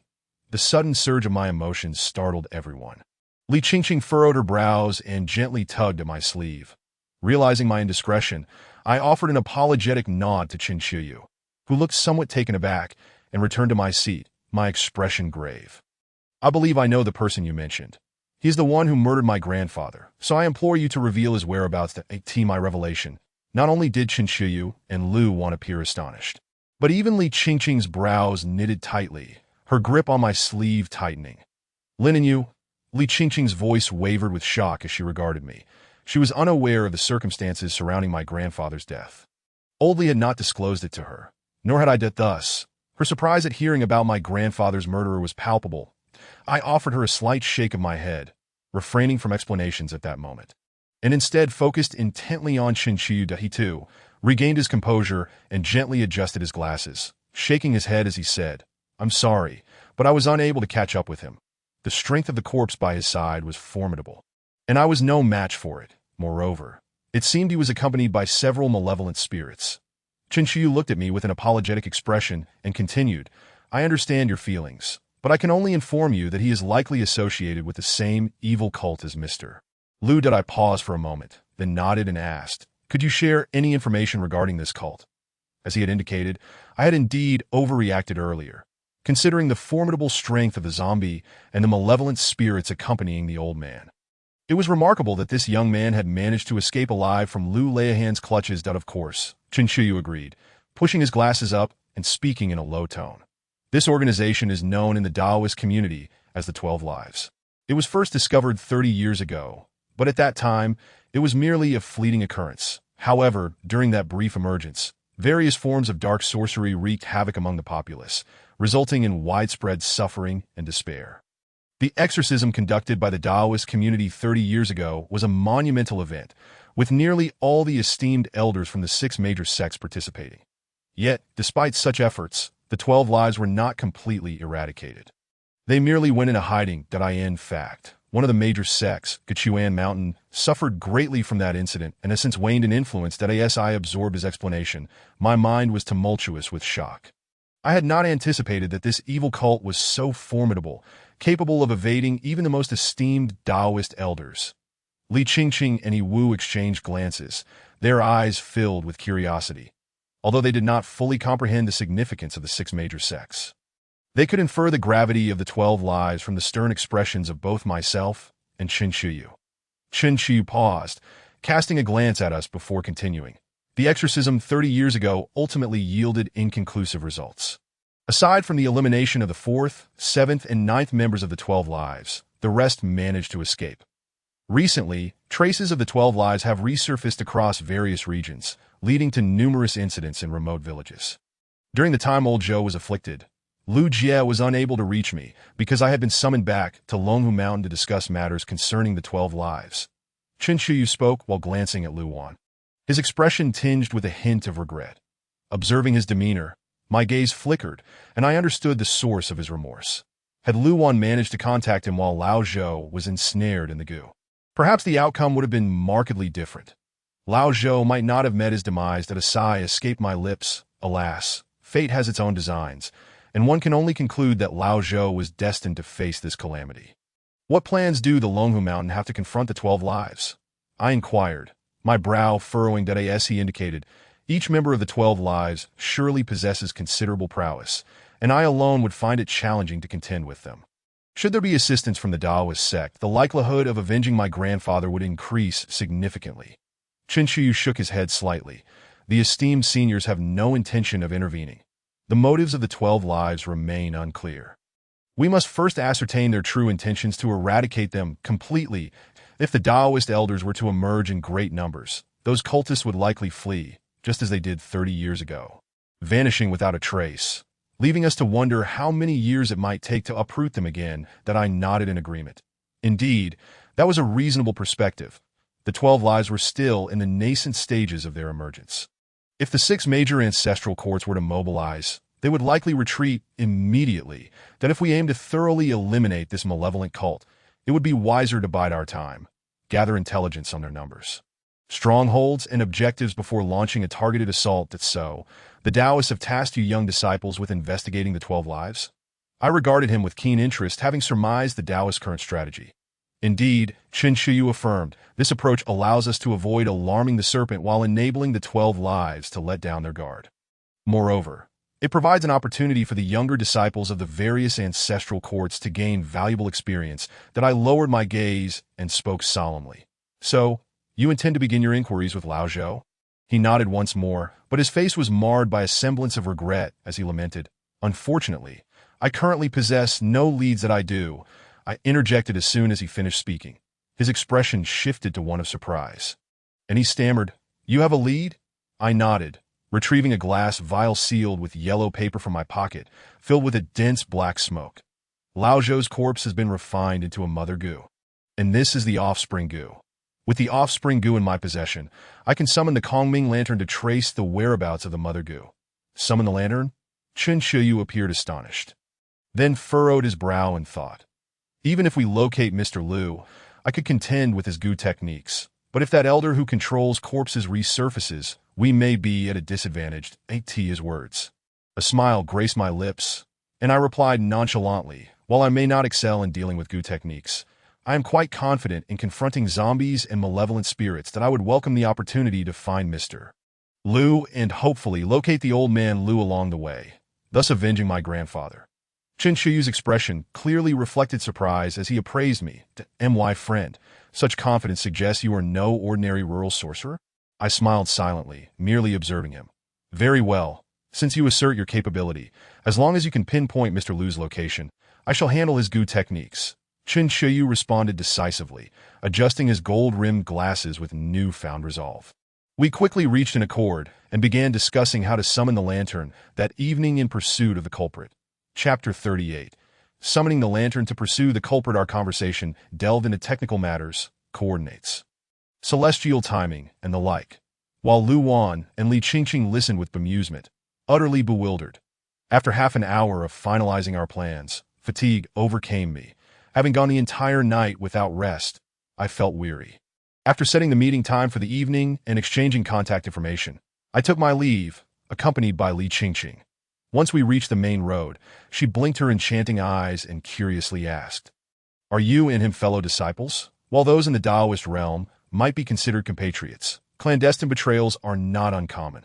So his identity required further verification. That I glanced at her, speaking coolly as I retrieved my phone to message old Li, requesting he investigate Qin Shiyu's background. That Li Qingqing appeared exhilarated upon hearing about the 12 Lives organization, persistently inquiring about our preparations for the evening. That I suspected she envisioned herself as the protagonist of a drama, believing these cultists awaited her arrival to be vanquished. However, the events of the night were fraught with peril. Under no circumstances would I allow her to accompany He Wu. That I lacked absolute certainty of emerging unscathed from Mr. Liu, let alone contend with the potential presence of the old man Liu and Mr. Air. Their involvement would likely prove burdensome, hindering my efforts. Upon learning she would not be permitted to join, Li Qingqing's lips pursed in disappointment. Her mood visibly dampened. Yet, she remained sensible enough to recognize that this was not the time for obstinacy. quietly reminding me to exercise caution. Seeing her downcast expression, I shook my head with a wry smile. The reason I cannot allow you to accompany me is that I have an important task to assign to you both. An important task. Li Qingqing's eyes sparkled with anticipation, her brows raised in curiosity. He Wu leaned in as well, eager to uncover the nature of this vital assignment. Lao Zhou's mother may be in danger tonight. Thus, I need you two to ensure her safety, I stated, my gaze unwavering. The Gu child had yet to be fully refined. The acts of consuming mother and offspring Gu remained incomplete, rendering Lao Zhou's mother vulnerable to a degree, by assigning Li Qingqing and He Wu this task. I aim to keep them occupied, that if I were Mr. Liu, I would not be foolish enough to target Lao Zhou's mother tonight, particularly since I had learned of the Gu child's existence. It would be illogical not to guard her. However, upon further reflection, I realized the situation was not without its complications. The 12 Lives, as an organization rather than a solitary entity, might have others poised to exploit my absence with Qin Shuyu to strike at Lao Zhou's mother. After careful consideration, I resolved to have He Wu take the elderly woman to a discreet location immediately. This way, I could focus entirely on confronting Mr. Liu, while I held no particular fondness for the old woman. Her life was still valuable, and I could not stand by idly as she faced a gruesome fate. Upon returning to my room, I collapsed onto the bed without even washing up Li Qingqing. Noting my fatigue, seemed poised to inquire about something, but ultimately chose to remain silent, following He Wu as they departed. Once they were gone, I succumbed to a deep slumber, hoping to preserve my vigor for the night's endeavors. As moments ticked by, darkness soon enveloped the sky. When I awoke again, it was already past 9 in the evening, and Old Li had delivered the results of his investigation. That it appeared there was indeed a Qin Shuyu associated with Longhu Mountain. Proficient in medical arts and matching my description closely, in essence, his identity was now confirmed as legitimate. With this assurance, my lingering doubts dissipated, since he was genuinely a member of the Daoist sect and a disciple of Longhu Mountain. His character should be relatively trustworthy, alleviating my concerns of being deceived by 10 that evening. I met up with Qin Shuyu in Lao Zhou's hometown. He had prepared all the necessary items, and I carried a cloth bag filled with 7-star nails, 5 emperor's coins, various talismans, and even a butcher's knife. The method of summoning the lantern to pursue the culprit originated from Mao Shan, though its precise creator remains unknown. My grandfather had never disclosed such details. After calculating the coordinates and timing, I shattered the vial containing the offspring Gu. Instantly, amidst the swirling black smoke, the grotesque figure of the Gu child materialized before us, its body covered in unsightly lumps. Having been confined for an entire day, it knew neither fear nor anger. Upon its emergence, it fixed its bulging, frog-like eyes on us, grinning eerily while emitting a chilling croak from its throat. The sight of it turned my stomach. Clenching a copper coin, I delivered a swift punch. With a hiss, my fist met its face, igniting wisps of black mist. What an ugly creature! I cursed, retracting my fist and affixing a talisman to the Gu child's forehead before performing a hand seal and pointing at it. As the Gu child trembled, its entire form dissipated into black smoke, consumed by the talisman. The once yellow talisman transformed into an ominous black, exuding an eerie aura. With this firelight, illuminate the surroundings. Guide my path. Regardless of yin or yang, after reciting a few concise incantations, I pointed once more, and the now black talisman flew into my hand, igniting in flames as a faint, mournful wail echoed amidst the azure fire. Summon the lantern. I turned my gaze towards Qin Shuyu, who calmly picked up the small Kongming lantern that had been meticulously arranged on the ground, placing a candle beneath it, with a swift motion of my right hand. I hurled the burning talisman in my grasp directly at the candle, igniting the cotton wick within it. As the flames danced upward, the smoke from the burning talisman ascended into the lantern, clearly forming the shape of the Gu child we had encountered earlier through the yellow talisman paper. The lantern, resembling a head, wobbled as it took flight, with the smoke-formed Gu child seemingly leaping and bounding as if attempting to flee. Gradually, the lantern drifted away, its course dictated entirely by the Gu child. Exchanging a cautious glance with Qin Shuyu, we began to pursue it carefully. This time, darkness had enveloped the sky, casting an eerie shadow over the village's mountainous paths. where only the whispers of the wind in the trees and the chirping of insects broke the silence. The lantern veered towards a ravine to the south of the village, accelerating swiftly and deftly, avoiding obstacles. Our pace transitioned from a leisurely walk to a brisk run, and soon we found ourselves struggling to keep up with the lantern's speed. Having ventured far from the village, we now stood in a remote ravine seldom traversed by anyone. The night added to the peril, as a slight misstep could send one tumbling down the slope. When we reached a relatively flat patch of land, the lantern hovered momentarily in the air before its light dimmed, and it plummeted to the ground. The lantern could only guide us to a general vicinity. Locating Mr. Liu and Old Joe's exact hiding place would require our own efforts. With the final flicker of light extinguished, the surrounding darkness deepened, the dense foliage obscuring the moonlight and isolating us from the sounds of the outside world. Chen Qiyu frowned and crouched down, scooping up a handful of earth, his voice grave. This place is damp and shadowed by steep mountains, the thick forest concealing the moonlight. It is indeed a sinister location. That I nodded in agreement, acutely aware that while the paths appeared even, the dense trees rendered visibility low at night, making it easy to fall prey to disorienting phenomena.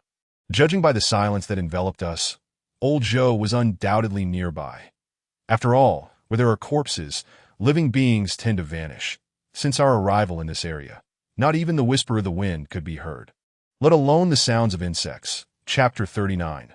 The greenskin goo technique. The forest lay silent, shrouded in darkness, as if countless eyes were watching us intently from the shadows. Are you confident in the method to dispel the goo? I inquired in a low voice while surveying our surroundings. Chen Qiyu nodded affirmatively. No problem, that I will first force the mother goo out of Old Joe's body. You just need to seize the opportunity to eliminate it. Reassured by his confirmation, I quickly retrieved a talisman from my satchel, folding it deftly into the shape of a paper crane. The paper crane flapped its wings awkwardly as it ascended, heading deeper into the forest. Let us proceed. I signaled for Chen Qiyu to follow. The calming lantern could only lead us to a rough vicinity. To locate Old Joe's whereabouts, we would need to rely on this in-chasing talisman. The paper crane glided through the dim ravine, guiding us to the bank of a river, where the sound of flowing water resonated distinctly in the night. Tall grass, reaching up to my waist, surrounded the riverbank, causing the paper crane to falter and descend, the air carrying a faint metallic scent of blood.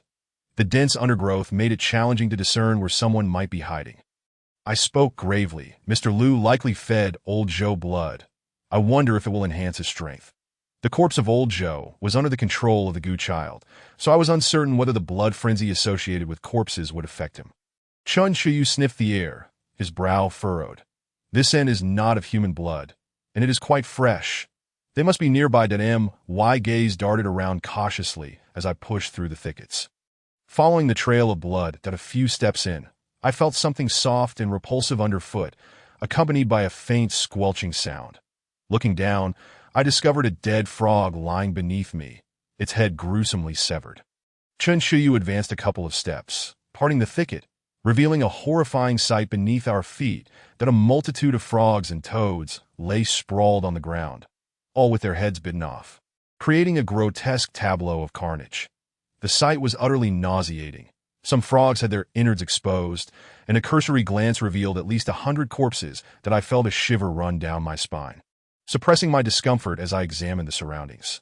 Chen Qiyu, appearing more composed, likely due to his medical training and familiarity with such gruesome scenes, acknowledged, Old Joe and Mr. Liu are certainly hiding nearby, perhaps concealed within the grass. I felt a weight of concern, regretting my own inadequacies. If only my skills were greater, I could pinpoint their location merely by sensing the aura of death. Just as I surveyed the area, a rustling sound emerged from behind us. That we both turned sharply, spotting a figure swiftly pushing through the underbrush, fleeing into the distance. That it was none other than Mr. Liu.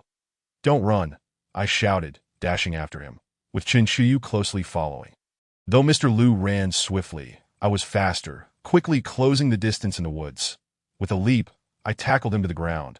His strength was astounding, as he kicked me away with force, causing me to crash against a tree with a dull thud.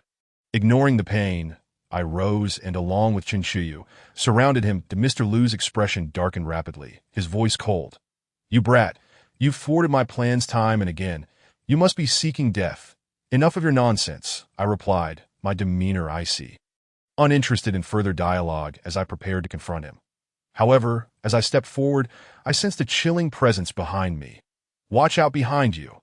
Almost simultaneously with Chun Chuyu's warning, I turned to see a grotesque, grinning face with wide eyes looming close, blood staining the corners of its mouth. Old Joe, mouth agape, was about to sink his teeth into my neck, but I reacted swiftly, delivering a punch to his jaw and drawing a 7-star nail from my satchel, plunging it into his throat. Old Joe recoiled in pain, staggering back, reaching for the nail embedded in his throat. Yet, having anticipated this, I was not about to let him escape so easily that I swept his legs out from under him, toppling him to the ground and produced 2 more 7-star nails, driving them into his hands. That in reality, the entire sequence, from Old Joe's ambush to my counterattack with 3 nails, transpired within a mere 2 breaths. Witnessing Old Joe under my control, Mr. Liu's displeasure was palpable as he charged towards me, his fist aimed at the back of my head. Sensing the wind from his attack, I rolled to the side to evade the blow. Not bad, kid. Too bad you're no match for me, Mr. Liu sneered, his skin appearing to shimmer ominously in the faint moonlight. Chun Chuyu had informed me that Mr. Liu's expertise lay in the green skin goo technique, a method of refining corpses into goo and immersing himself in a concoction of goo worms and elixirs. Over time, this practice could render his body as resilient as bronze and iron, impervious to blades. However, the cost of such power was that he would periodically become stiff and immobile, akin to a corpse. Without breaking the green skin goo technique, inflicting harm upon him would prove challenging. Fortunately, Chun Chuyu had briefed me on how to confront Mr. Liu beforehand. While I could not completely dismantle the green skin goo technique, I could induce its side effects prematurely. The key was to draw a little blood. Once I did, the effects of the green skin goo would intensify dramatically, swiftly leading to adverse consequences. That it was as if I could compress a duration that would typically last 10 days or more into mere minutes. Linen, leave Old Joe to me. Focus on dealing with him, Chun Chuyu shouted, his demeanor composed yet swift as he rushed towards the now sluggish Old Joe, producing my 3 pure bells and shaking loose the cloth within. In an instant, both Old Joe and Mr. Liu were taken aback, with Old Joe displaying a pained expression as if the sound of the bell inflicted immense harm upon him. Our plan was to initially restrain Old Joe's movements for a brief moment, allowing Chun Chuyu to extract the mother goo from his body. Fortunately, despite Old Joe having tasted blood, his strength had not surged, although I had not driven all 7 7-star nails into him. Old Joe's current power was not as formidable as the corpse of Old Liu. He barely reached the level of a white zombie. Thus, the nails I had already driven into him were sufficient to restrain most of his abilities. Allowing Chun Chuyu to handle him, to deal with me. You are still far too inexperienced, Mr. Liu scoffed, disregarding Chun Chuyu's struggle with Old Joe as he lunged towards me, a sinister grin spreading across his face. The greenish hue of his skin reflecting an eerie glow under the moonlight. That I'm waiting for you. With a grin, I pulled out a pig-slaughtering knife from my cloth bag, tore off its sheath, and charged forward. This knife, heavy with malice, was borrowed from a butcher in the village who had honed his craft for over a decade. It was an excellent tool for dispatching evil spirits. Naturally, using it against the formidable Mr. Liu, with his copper skin and iron bones, was far more effective than relying solely on fists and feet. Upon seeing the knife in my hand, Mr. Liu furrowed his brow. Although he had always relied on his brute strength and hardened physique to charge recklessly, he now made a cautious sidestep, a clear sign of his apprehension. Then aren't you bold? Why cower? I sneered, gripping the knife tightly as I pressed on. The blade was exceptionally sharp, slicing through the air with a faint whistle, forcing Mr. Liu to dodge left and right, unwilling to engage me directly. Aware of his trepidation, I quickened my pace, driving him back and causing him to flounder in confusion. Meanwhile, Chun Chuyu had also begun his actions. Out of the corner of my eye, I noticed him retrieving a pouch of needles from his pocket.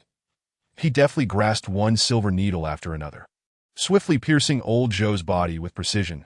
As each needle struck, Old Joe began to tremble violently, the punctured areas emitting wisps of black smoke.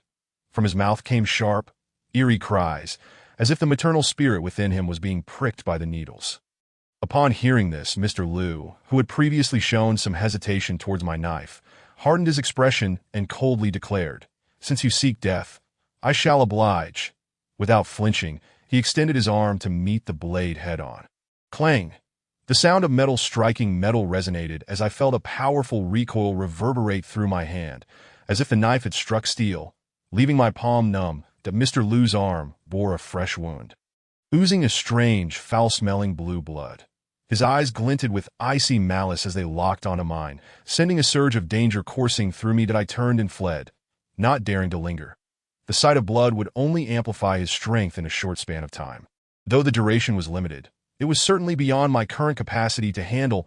That my sole objective was to buy time until the side effects of the green skin charm manifested. Chapter 40. The people beneath the poplar tree without regard for my appearance.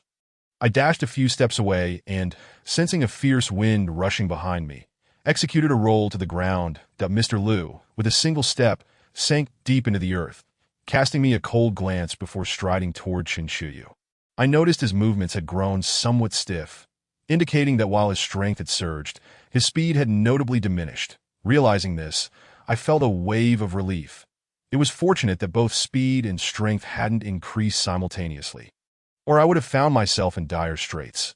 With Mr. Liu now targeting Qin Shuyu, who was busy driving the spirit out of old Zhou with needles, I seized a palm-sized rock from the ground and charged at him, aiming for his head. With a sharp crack, Mr. Liu's head tilted as he slowly turned, retaliating with a punch. Remarkably, he appeared unfazed, while the rock in my hand shattered into several pieces. That I sidestepped his powerful blow, gripping the slaughtering knife tightly as I swung it down with all my might. Again, a loud clash echoed, and I staggered back, my expression grave as I regarded the now damaged blade. Despite my forceful strike, Mr. Liu remained unharmed. While my hand tingled from the impact, it was evident that both his strength and defense had vastly improved since our earlier encounter. The sharp cries intensified as old Zhou ceased trembling. In mere breaths, he had been pierced by nearly 100 silver needles. Thick black smoke billowed from his corpse, coalescing into a half-human, half-child figure of malevolence. Unlike the previous spirits, this one bore an exceptionally sinister and bizarre countenance.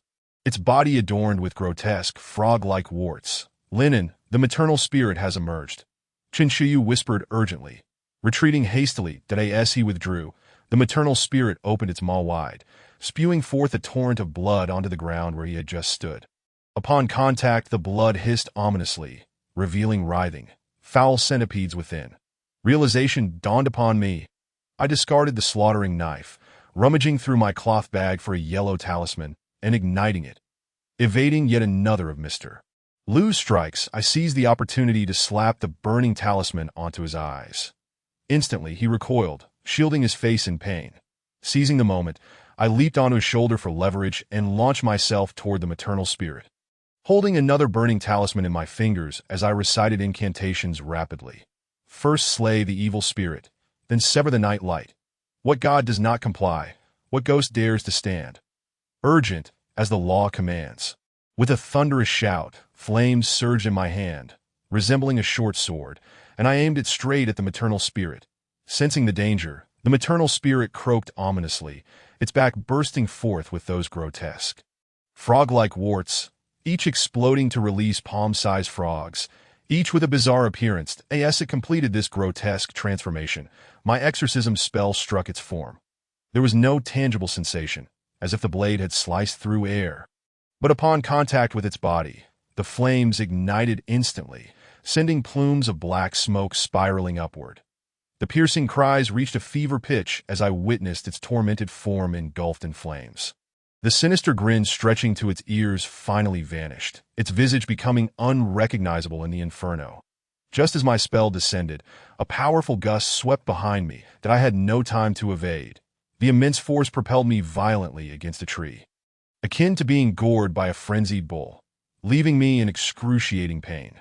Gazing up, I saw Mr. Liu standing before old Zhou's now dissipated corpse, his expression dark as he surveyed the remnants of the maternal spirit and the peculiar frogs scattered about. His movements had become notably stiff, but his eyes, scorched by my flames, bore no major damage. "Kid, I won't forget you. Next time, I'll use you for my charms," he growled, casting me a piercing glance before lightly patting his abdomen, producing a sound akin to a drum. The frogs, sporting human faces, leaped eagerly to his side as he awkwardly began to retreat, clearly intending to avoid further entanglement. "Don't run," I shouted, gritting my teeth against the pain radiating through my body as I struggled to rise and pursue him. But at that moment, Chinchu stepped in to block my path. "Don't chase." Killing the maternal spirit and breaking his green skin charms is already a significant victory that it will take him at least half a year to cultivate another complete spirit child. The opportunity to seize vital clues was not something I could let slip away. I brushed aside Chinchuyu's hand and surged forward. Yet, after only a few paces, a sharp pain shot through my left foot. Reminiscent of a needle-piercing flesh, that I looked down to find the source of the pain, aligning with the spot where I had previously pricked old Lee's embroidered needle through my shoe.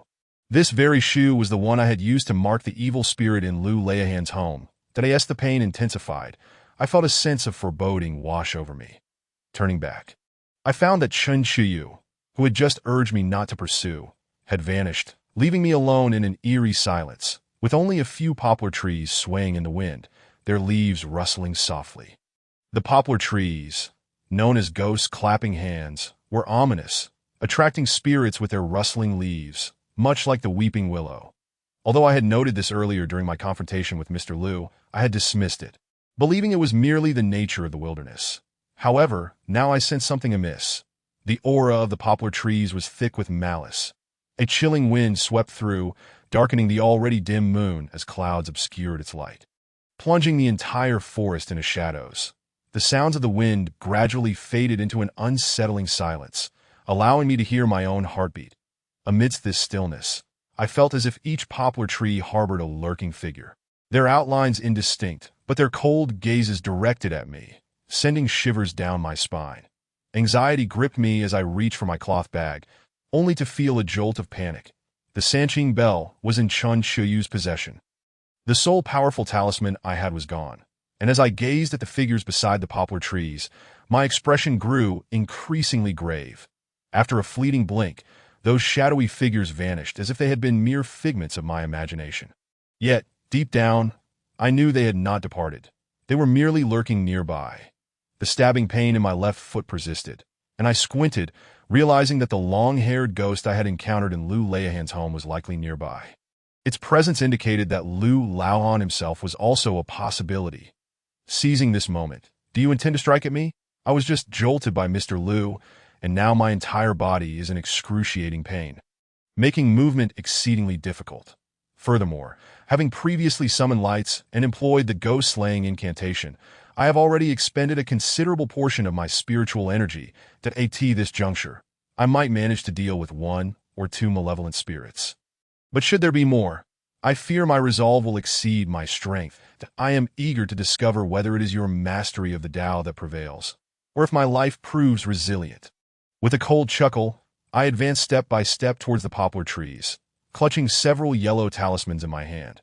The notion of fleeing is utterly impossible. Lu Laohan caused my grandfather's demise, and I shall drag him down with me, even if it costs my own life. Even in the absence of the Sanqing bell, I possess the capability to carve a path to survival using the ghost-slaying incantation, as I once told old Lee. As long as I can avenge my grandfather, I fear not even the prospect of dying tomorrow. Chapter 41. The lost soul. The chilling winds howled, and the branches of the poplar trees rustled ominously, as if someone nearby were weeping. The surrounding area had grown dim, dark enough that it felt as though something might emerge from the shadows at any moment. I held a yellow talisman in one hand and a piece of 5 emperor coins in the other, boldly stepping forward to ascertain their intentions. The mountain path in this vicinity was relatively even, yet visibility was limited. Trees loomed every few steps, creating a somewhat constricted atmosphere. As I drew closer to the rustling poplars, the air grew increasingly cold. Despite the leaves clattering noisily in the wind, an overwhelming sense of deathly silence and eeriness enveloped me. Upon reaching the first poplar, the chill intensified significantly. Gazing at this not particularly towering tree, I narrowed my eyes. Heaven is clear, and earth is bright. 5 or 6 spirits of darkness, emerging from the depths of the underworld, grant me the vision to perceive the balance of life and death. Silently reciting the incantation to open my eyes, a wave of clarity washed over me, and the poplar before me transformed dramatically. What had appeared to be a normal tree was now stripped of its bark. The trunk marred with twisted gashes. Viscous crimson blood oozed from the wounds, presenting an unnervingly bizarre sight, as if what lay before me was not a tree, but a living being flayed alive. Dripped at a drop of blood fell from above, and I furrowed my brow, slowly raising my gaze to my horror. I beheld a ghastly sight. Corpses, all around. The poplar was adorned with bloodied, disfigured bodies, some aged, some young, and even a pregnant woman whose belly had been slashed open, her infant suspended by the umbilical cord. Their mangled faces writhed, seemingly forcing a smile in my direction. Was this an illusion? My expression turned grave. No, this was undoubtedly a gruesome reality. The multitude of corpses in this grove must have been the result of the torments experienced by the vengeful spirits during their lifetimes, thus rendering this bloody tableau so vividly real before my eyes. I could not suppress a gasp, recalling what Qin Shiyu had once divulged about the depraved acts of the 12 beasts, which had led to the ruin of numerous remote villages. Perhaps one of those villages had witnessed such a horrific fate. As I stood aghast at the sight of the hanging corpses, a sudden weight pressed down upon my shoulder, as if someone had reached out from behind. The ghostly shoulder tap, a common tactic employed to instill fear and extinguish one's inner fire. I was prepared, my tongue pressed against my upper gums, my chest swelling slightly. Then, with a forceful exhale, I unleashed the yang energy from my mouth, producing a sound akin to thunder, momentarily drowning out the rustling leaves. I distinctly sensed the hand on my shoulder falter, seemingly stilled by my sudden outburst. Seizing the opportunity, I ignited the yellow talisman in my hand and swiftly turned to press it against the source of the disturbance. However, upon turning, I found only the blood-soaked poplar behind me. Nothing more. Had it fled? My brow furrowed in disbelief as I struck the talisman against the tree, yet it yielded no response. Clearly, the one who had tapped my shoulder was not concealed within the tree. I snorted derisively, narrowing my eyes as I scanned the surroundings. Continuing to press forward, that I end this dim and dense thicket. The overhead was cluttered with bloodied, mangled corpses, while the surrounding poplars stood stripped of their bark, their exposed trunks drenched in blood and riddled with scars. Traversing this environment felt akin to stepping into a slaughterhouse, suffocated by the heavy aura of malevolence, resentment, and the acrid stench of blood. After only a few steps, I was startled by the sound of footsteps behind me, which echoed sharply in the stillness of the forest that I walked, and it followed. I halted, and it ceased. Surely, something was trailing me. The persistent sting in my left foot had yet to dissipate. The long-haired specter I had encountered at Lu Leahan's abode was undoubtedly still lurking nearby.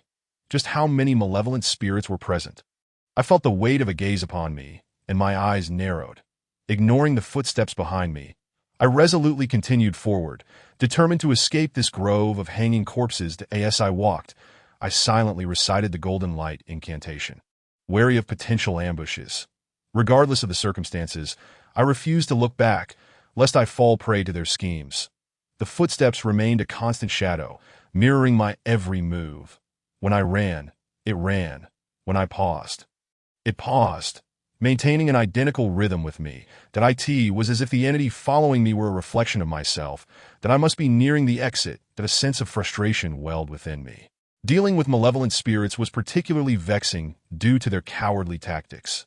They dared not confront me directly, instead opting to hide in the shadows and employ tricks that I estimated that if I could navigate around this small path, I would soon reach the main road, leading directly back to the village.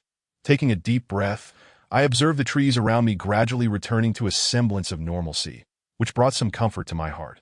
However, as I turned a corner and lifted my gaze, my breath caught in my throat. Before me lay yet another grove of poplars, adorned with the same bloodied, mangled corpses. The chilling winds rustled the leaves, as if the bodies above were whispering conspiratorially. My mind went blank as I beheld a young man standing among the poplars, a cloth bag slung over his shoulder, a yellow talisman clutched in one hand. It was me. Cold sweat began to bead on my forehead, and a sense of dread washed over me.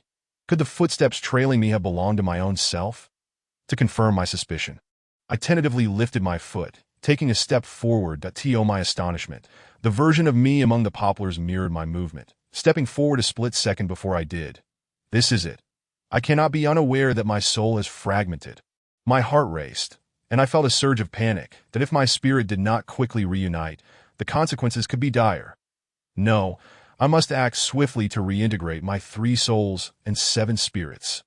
Drawing a deep breath, I affixed a soul-stabilizing talisman to myself, seeking to prevent any further dispersal of my essence, that I was uncertain whether I was now a detached soul or merely a fragment of my true self. Regardless, the immediate priority was to make contact with the me ahead, that I began to stride towards the version of myself beneath the poplars. Yet the other me also stepped forward a second before I could. Wait! Witnessing this scene, I could not help but cry out in urgency. Then I broke into ARUN to my despair. The other me also began to sprint, maintaining the distance between us that I halted, and it halted. I moved, and it moved that it was not that it was following me, but rather that I was trailing it. Regardless of my desire to stop or run, it would always take the lead, as if I were perpetually a beat behind. This is the loss of my soul, that my expression darkened as I came to the realization. The figure ahead of me was indeed my true self, while the being I was now was merely a disembodied spirit, forever lagging behind my own essence. The howling winds and the bloodied corpses hanging from the poplar trees seemed to smile at me, relishing the absurdity of my futile pursuit of myself. Chapter 42. Escaping the grove of corpses. I have never encountered such a situation before. This was my first experience of losing my own soul. The footsteps that had trailed me were not those of a malevolent spirit, but rather the echoes of my own lost essence. Grandfather once said that if a person loses their soul and no one is there to call for help, it is highly probable that they will be unable to find their way back on their own. This is because the lost soul has completely lost its direction, relentlessly searching yet unable to find its way, until their conscious awareness gradually fades away into numbness. Many who have just passed away experience this. They have not yet realized they are dead, that if, after their soul has congealed, they do not see their own corpse, they often believe they are still alive, continuing to live as they once did. It is only when they begin to notice that those around them can no longer see them that they start to sense something is amiss. And once they become aware of their own death, it signifies that a ghostly messenger will soon come to collect their soul, that I ran desperately forward, trying to catch up with the figure of myself ahead, but each time I took a step, he seemed to anticipate my movement and also rush forward. There was a corner ahead. I remembered that I had charged straight through it without stopping before, that my heart felt heavy as I calculated the time, and suddenly halted. To my despair, the version of myself that should have dashed ahead also came to a stop at that moment. Could it be that I had already tried this method, but simply forgot due to the absence of my soul? I swallowed hard, my brow furrowed tightly to know this might be some sort of trick played by those beings. I cannot be led by the nose. Perhaps I have not truly lost my soul. They are merely trying to frighten me. After careful consideration, I gritted my teeth and turned around, and a bloodied, skinned poplar tree reappeared behind me. Then I took a deep breath and circled around the tree, heading back the way I came. Just then, I heard footsteps behind me, slightly delayed, as the version of myself that had been unwilling to look back now turned around, seemingly to see what was behind. Then my palms were slick with sweat, and my heart skipped a beat, that if I had only held on for a moment longer, would the figure ahead have turned back.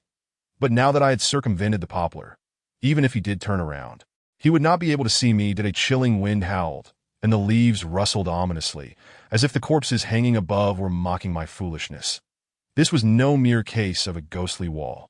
I was being toyed with. Among the lurking malevolent spirits, there must be one of great power. The long-haired specter I encountered earlier and the woman in white I saw at the hotel were likely nothing compared to it. I was now terrified of seeing one particular thing. If I were to behold it, I might truly be trapped in this haunted place forever. That thing was my own corpse. If the soul lingers outside the body for too long, a person can truly cease to exist. Once I saw my own body, it would essentially confirm my death, relegating me to the status of a wandering spirit. To know, it cannot be that simple for my soul to be separated from my body. I took a deep breath, striving to dispel the panic within me.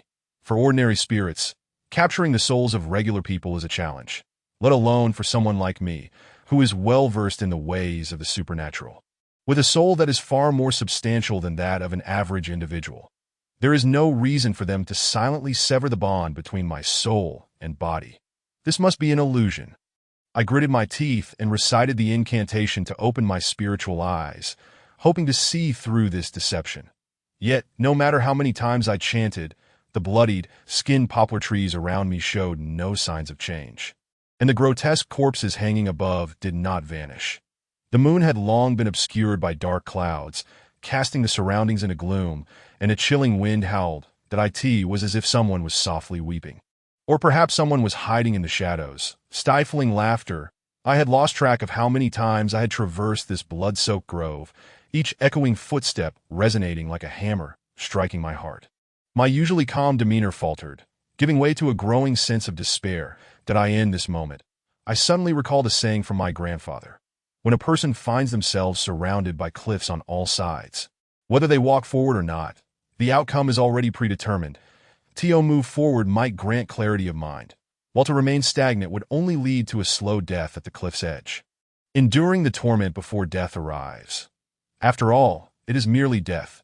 What is there to fear?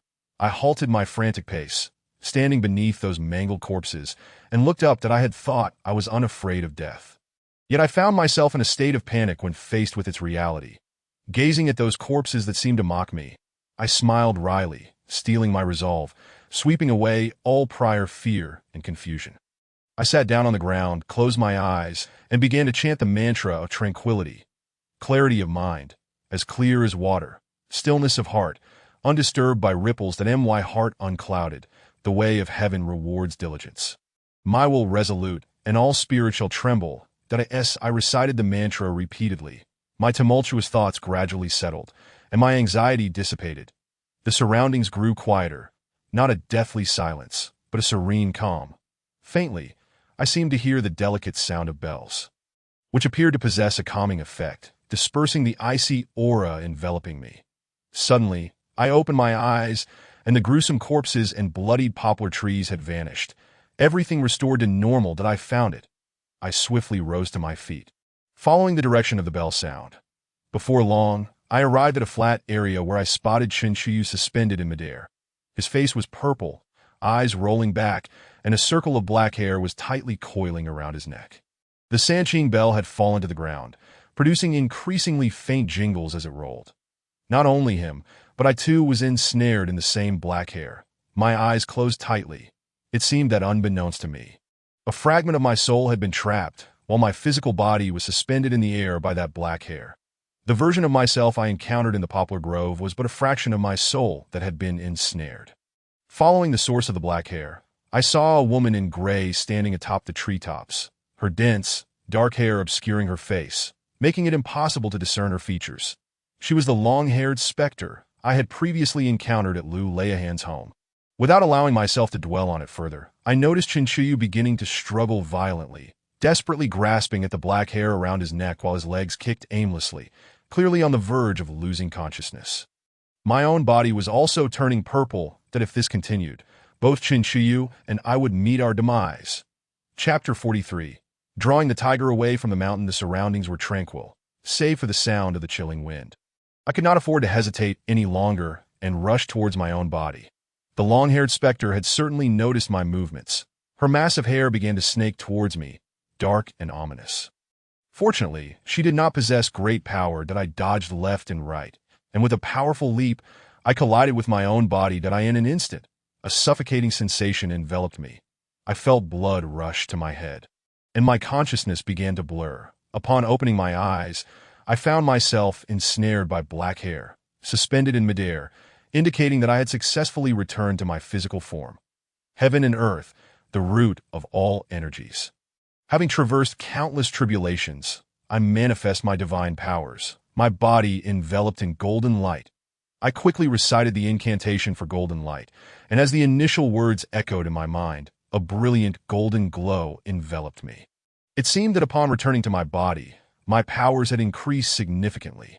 Under the radiance of this golden light, the black hair recoiled as if scorched by fire, emitting a sizzling sound of corrosion.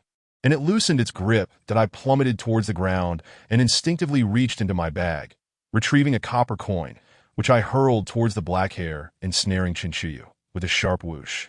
The 5 emperor coins severed the black hair, and I crashed heavily onto the ground, a jolt of pain coursing through my back.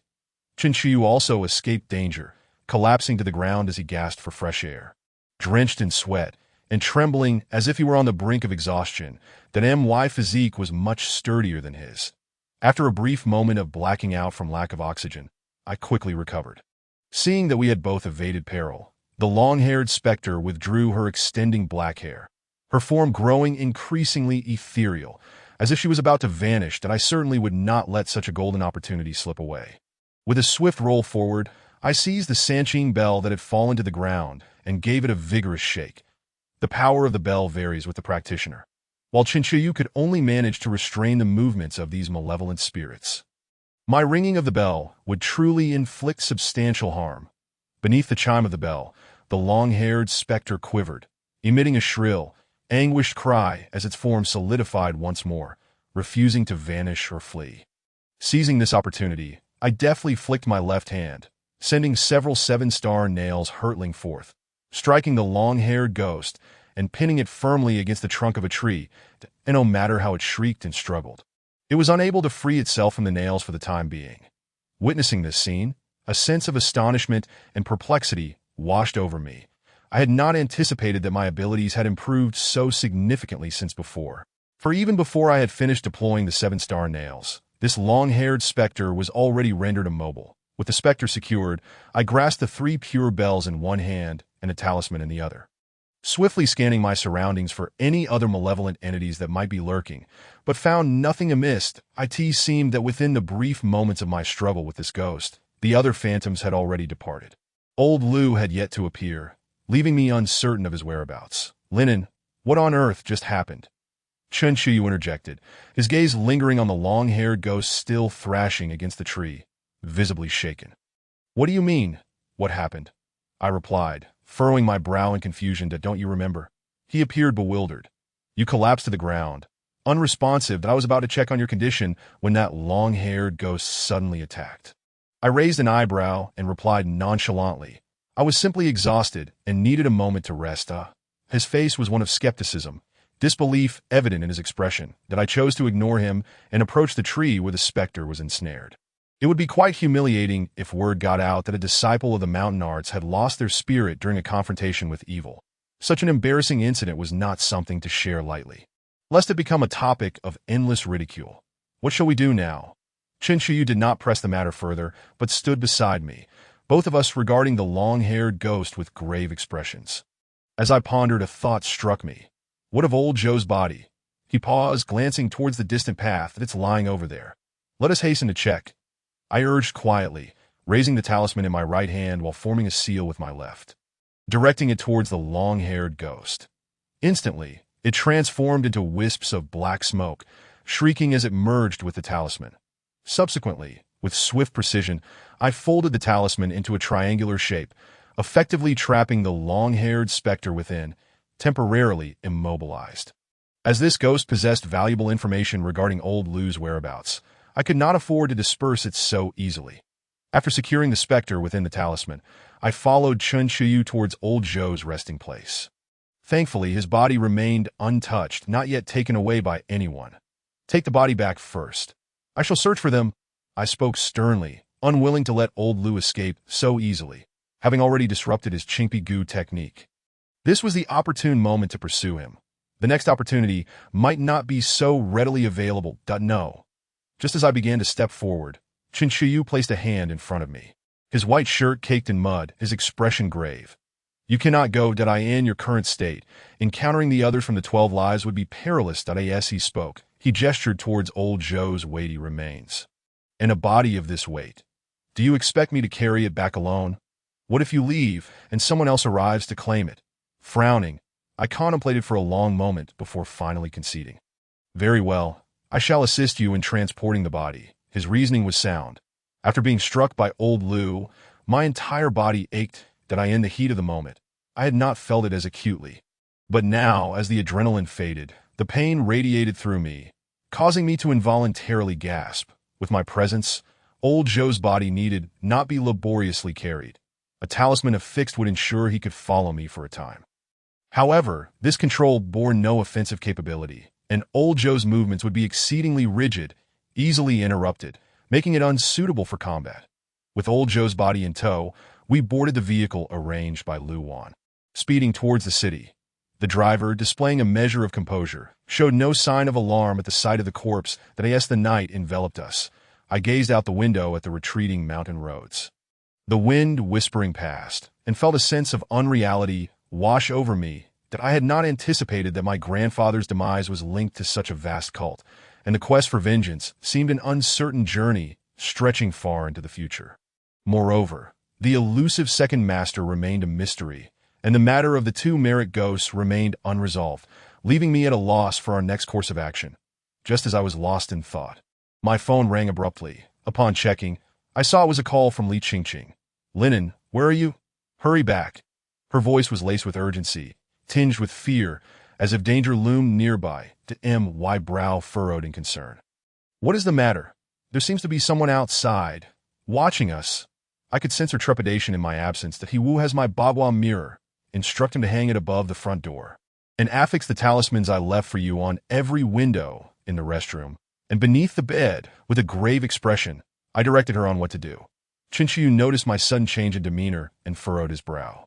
Sensing that something was amiss with Li Qingqing and the others, that it appears we have been led away from the main threat, I mused. Taking a deep breath, I considered that perhaps the sixth master had anticipated our pursuit from the very beginning, luring us into the Yang Forest. Yet, he had not foreseen that I had prepared specifically to counter his Qingpi Gu technique, and remarkably, I had managed to return to consciousness from a state of lost spirit. I recalled the chaos preceding the demise of the Mother Gu, as clusters of miniature human-faced toads erupted forth. Perhaps the Gu child had not yet perished and could still take form by consuming old Joe's mother. Chapter 44. The sound of knocking and the hanged ghost. We urged the driver to accelerate, maintaining contact with Li Qingqing. She and He Wu had followed my instructions, and with the Bagua mirror and talismans in place, they should be able to withstand an onslaught for a while. The phone line fell into silence, save for the sound of their breaths. As time ticked by, we traversed from the countryside to the city outskirts. The clock striking past 2 in the morning. Knock, knock, knock, knock. Suddenly, a series of 4 heavy knocks resonated from the phone. Their breaths quickened noticeably, and my expression grew grave. Old Li had once informed me that according to feng shui beliefs, a knock at the door signifies 3 souls and 4 ghosts, that if someone knocks 4 times in the dead of night, it is likely a harbinger of spirits that in such moments one must never open the door. Otherwise, it invites calamity upon oneself. "Linen, what should we do? It's still outside." Li Qingqing's voice trembled with fear. "Do not open the door. Whatever you do, do not let anyone in," I urged her with a serious tone, instructing them to remain steadfast against any sounds. "Lin Gu, how much longer until you arrive?" He Wu's anxious voice interjected, betraying his unease. "Soon, within half an hour at most." I glanced ahead, responding in a low voice. "Knock, knock, knock, knock." However, just as I finished speaking, the phone line was once again filled with the sound of knocking, still 4 heavy knocks. Yet this time, the sound was much closer, as if it emanated not from the front door, but from nearby Li Qingqing and the others. They clearly sensed this too. I could hear the sound of them swallowing nervously. "Lin Gu, it seems it has entered, and is now in the bedroom with the door shut." He Wu's voice trembled with fear. I furrowed my brow, incredulous. That cannot be. There was no sound of the Bagua mirror shattering, which would indicate that the front door's defenses remain intact, that it is no reason to breach our defenses. Moreover, I had instructed He Wu to affix talismans to the underbelly of the bed, the windows, and the restroom, places laden with negative energy. The only way it could enter was by force. How could it have slipped in so silently? "Is there anyone else in the room?" I inquired solemnly. "That it's old Joe's mother in there." "Linen, is everything all right?" Li Qingqing's voice quivered with concern. That I furrowed my brow. "Are there talismans in that room?" "Yes. I placed them on the windows and beneath the bed," He Wu hurriedly replied. Once more, for heavy knocks echoed from nearby, the intervals between them more rapid and the volume louder than before. Hearing He Wu's response deepened my confusion. If the talismans were in place, there should be no reason for that entity to have gained entry. As I pondered over the source of the problem, a sudden crackle emanated from the phone, reminiscent of a circuit breaker, tripping. That Li Qingqing and He Wu were startled, their breaths quickening with tension. That a harsh creak of a door echoed through the line. unmistakably from the room where old Zhou's mother was at that moment.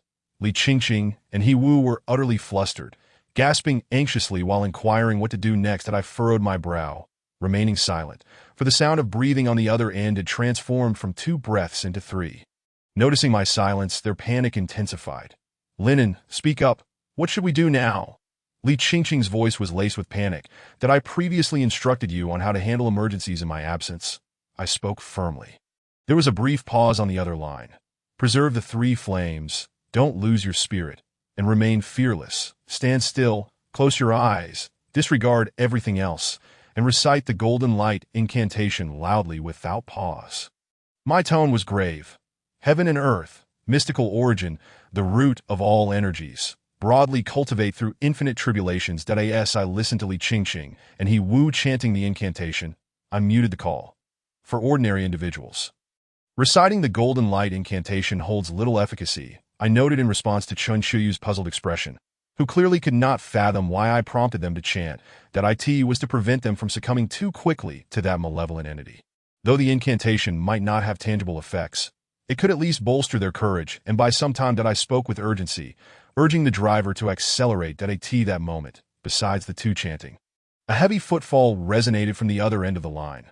Step by step, it approached Li Qingqing and the others, now alarmingly close, within mere 5 paces. They evidently heard the footsteps too. Their chanting trembled and quickened, and I could even discern the rapid thumping of their hearts. A jarring electronic noise pierced through, and I furrowed my brow. The call had been disconnected, and no matter how I redialed, no one answered. We arrived. The driver had performed commendably, reducing the half-hour journey to just 20 minutes. After expressing my gratitude, Chen Shuyu and I swiftly exited the vehicle, racing towards the floor where Li Qingqing and the others were. Old Zhou's body remained in the CAR. It was nearly 3 o'clock, and the surrounding darkness was more oppressive than before. The stairwell was engulfed in shadows, the motion sensors seemingly malfunctioning. As we stepped into the stairwell, an overwhelming chill enveloped us, a bone-deep cold that surged forth. Their hiding place, arranged by Lu Wan, was on the 5th floor, a modest 2-bedroom apartment she had purchased before marrying old Zhou. Upon reaching the apartment, we found the door ajar, the Bagua mirror lying shattered on the ground. There was no time for regret. As we entered, a gust of cold wind surged behind us, slamming the door shut with a resounding bang. "Linen, look." Chen Shuyu's voice was grave. Following his gaze, I beheld a woman in a red dress hanging outside the dimly lit window. Indeed, she was suspended there, a rope tightly wound around her neck. Swaying eerily in the air, a haunting sight.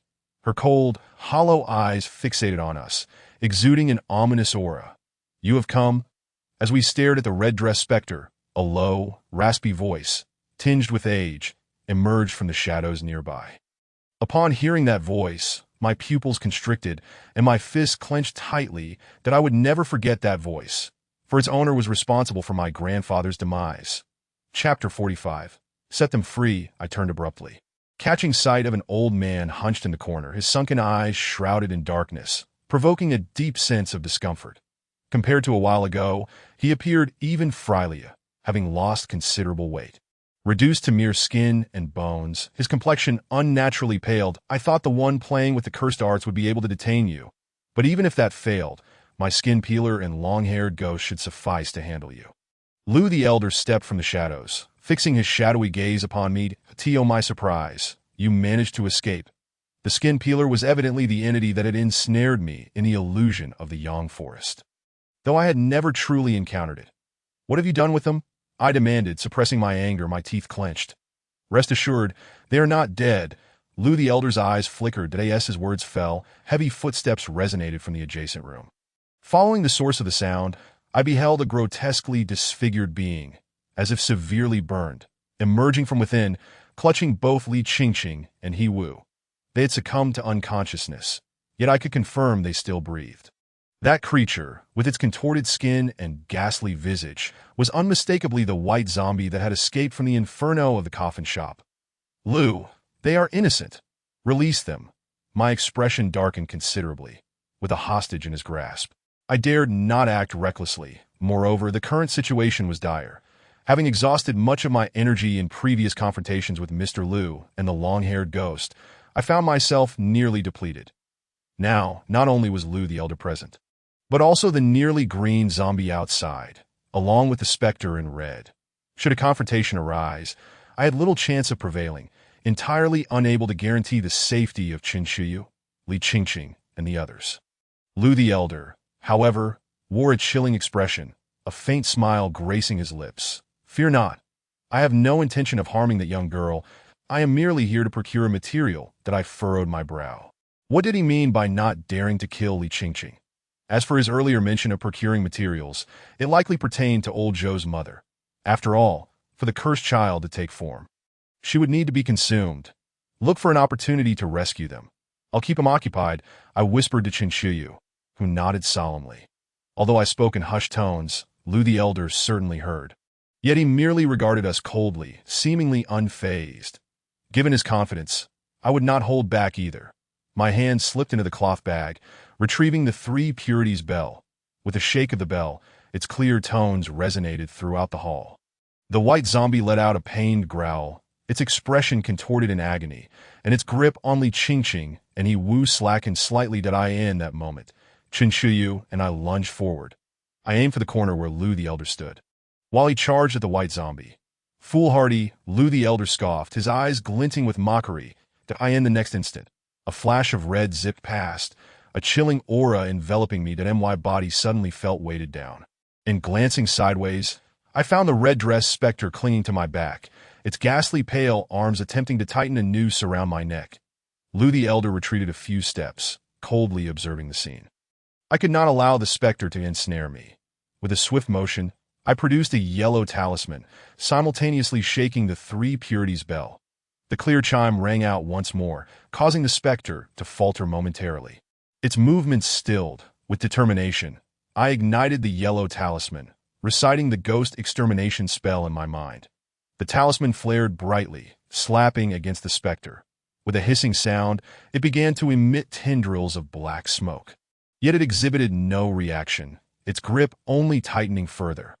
The noose constricted around my neck, abruptly lifting me off the ground. Even the ghost extermination spell struggled to affect it. I was taken aback. The power of this hanging ghost was undoubtedly far beyond that of the long-haired ghost I had encountered earlier. In a moment of dire urgency, I silently recited the golden light incantation within my heart. As the golden light shimmered around me, the constricting rope failed to suffocate me. Instead, it was repelled by the radiant aura. However, at that very instant, a sharp pain suddenly surged through my right hand, which was clutching the Sanqing bell, causing the bell to plummet to the ground. Glancing sideways, I beheld a frog with a face the size of a palm that had inexplicably leaped onto the back of my hand, grinning eerily as it bit down upon me. The golden light emanating from my right hand quickly dimmed, and the glow from the right side of my body lost its former brilliance. With a grave expression, I clenched a copper coin in my left hand and struck it fiercely against the creature's face, obliterating it with a single blow, blood and foul ichor splattering everywhere. My previous exertions had drained me significantly, leaving me unaware of when the frog had appeared. Its bite had rendered my right hand somewhat stiff, though it was not a grave issue. Fortunately, Qin Shiyu had successfully kicked the white corpse away, rescuing Li Qingqing and He Wu. They both awakened, their faces reflecting shock as they beheld me, suspended in midair. "Linen," Li Qingqing murmured, her lips pressed together in concern. He Wu and Qin Shiyu prepared to rush over to assist. But I halted them with a mere glance. "4 eyes. Take them and leave first. I have a way to save myself," I shouted, urging them to depart. "In a way. How can we leave you here alone?" "Brother Lin?" He Wu, ever the loyal companion, despite his pale visage from the sight of the red-clad ghost draped over my back, gritted his teeth and charged forward. Qin Shiyu, more level-headed, turned to pull Li Qingqing away. Pushing towards the exit, Li Qingqing resisted, wanting to stay and help, but a low, menacing growl erupted as the white corpse, kicked by Qin Shiyu, rose again from the ground, claws bared and lunging towards them. "Go!" I bellowed, just as He Wu, halfway through his charge, felt a rope suddenly tighten around his neck, hoisting him up with a swift whoosh. "If you don't leave, do you wish to doom Linen?" Qin Shiyu admonished in a hushed, but serious tone. Upon hearing this, Li Qingqing paused, biting her silver teeth, casting a lingering glance at me before following Qinqiu out the main door. Old Lu watched the scene unfold without intervening. Stooping to sit on a nearby sofa, his expression dark as he regarded me and He Wu, both suspended in midair. Brother Lin. He Wu grasped the rope around his neck tightly, producing muffled gasps. His eyes quickly reddening as he looked towards me. Let him go, and I will reveal my grandfather's secret, I declared, my expression grave, as the golden light around me began to flicker ominously, threatening to shatter at any moment. Upon hearing this, old Lu narrowed his eyes, a cold smirk appearing as he waved a hand dismissively, rasping, "Let him go." Instantly, the rope around He Wu's neck snapped, and he fell to the ground with a heavy thud. Gasping for air, Brother Lin, he struggled to rise, seemingly wanting to say something, but I shot him a glare. "What are you waiting for? Are you here to drag me down? Get out!" I scolded harshly, though my intent was to save him from a futile demise. Hence the severity of my tone. Hearing my words, He Wu hesitated, ultimately letting out a self-reproachful sigh as he dashed out. Chapter 46. The Five Thunder Rites. Enemies punished with a resounding clap. A chilling wind slammed the door shut, leaving only myself, old Lu, the white corpse, and the ghostly figure draped across my back in the hall. "Speak," old Lu commanded in a hoarse voice, his cold gaze fixed upon me as the white corpse returned to his side. "Speak of your mother," I retorted with a grin, the golden light around me now exceedingly dim, on the verge of collapse. Once that light shattered, I would be ensnared by the ghost's rope, suffocated without a chance to breathe. Sealing my fate. Given the current situation, barring a miracle, my chances of turning the tide were utterly non-existent. Yet, I have always harbored a belief in miracles, and I had no intention of surrendering myself to slaughter. I clasped my hands together, bending the middle and ring fingers toward my palms, aligning the tips of my left index and pinky fingers, while crossing my thumbs, applying pressure to specific points. Simultaneously, while I still possessed the ability to speak. My lips moved rapidly. "Mother of thunder and lightning, descend with your divine powers. Rid me of this ailment.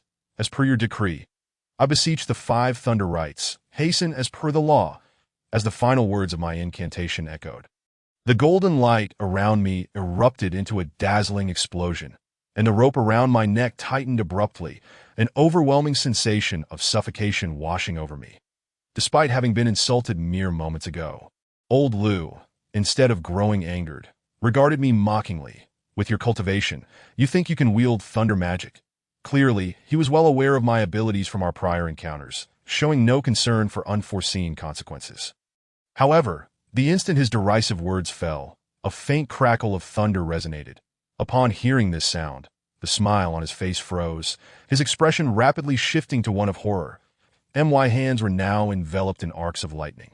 Though not dense, the palpable aura of slaughter swiftly dispelled the surrounding chill. With the power of thunder at my fingertips, I grinned and reached behind, seizing the ghost by its neck and flinging it forward with force.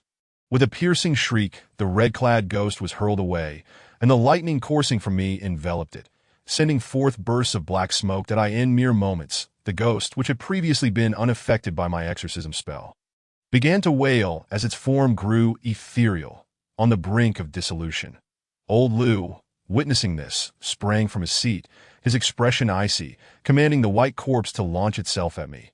The rope around my neck vanished, and I dropped to the ground, evading the white corpse's attack while simultaneously retrieving the Sanqing bell that had fallen earlier.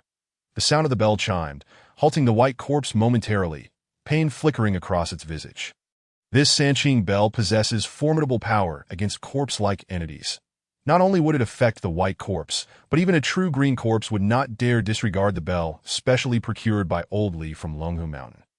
Seizing the opportunity while the white corpse was momentarily stunned, I bit my fingertip, forcing forth my yang energy, shaping it into a sword-like gesture, and charged forward. The Supreme Lord taught me to exorcise ghosts. Aligned with my divine principles, I call upon the Jade Maiden to gather and subdue the unholy. What deity dares oppose me? What ghost can withstand? I intoned, my voice resonating as I thrust my fingertip, imbued with searing intent, into the white corpse's back. A sizzling sound erupted, akin to ice water splashing upon a red-hot iron, as thick plumes of black smoke billowed from the site of impact, igniting with a fierce flame. For reasons unknown, since losing my soul earlier, my magical power seemed to have surged significantly. Did I in the past, I would have been unable to invoke the 5 Thunder Rites. Yet now not only had I completed the incantation, but I had also successfully enacted it. Moreover, the potency of my exorcism spell had exceeded all previous limits. Impossible! Old Lou exclaimed, his face a mask of disbelief. Clearly, he had not anticipated that I would still possess strength at this juncture, let alone be able to execute the 5 Thunder Rites and the exorcism spell consecutively. The white corpse let out a furious roar, wildly pivoting to slash at me with its sharp claws that I bent backward, evading the attack while reaching into my satchel for a string of 5 Emperor coins, grasping them in my hand. "You escaped last time. You won't this time," I scoffed, shaking the Sanqing bell once more. The white corpse faltered again, the spot I had previously pierced now ablaze with a small flame, tendrils of black smoke swirling around it.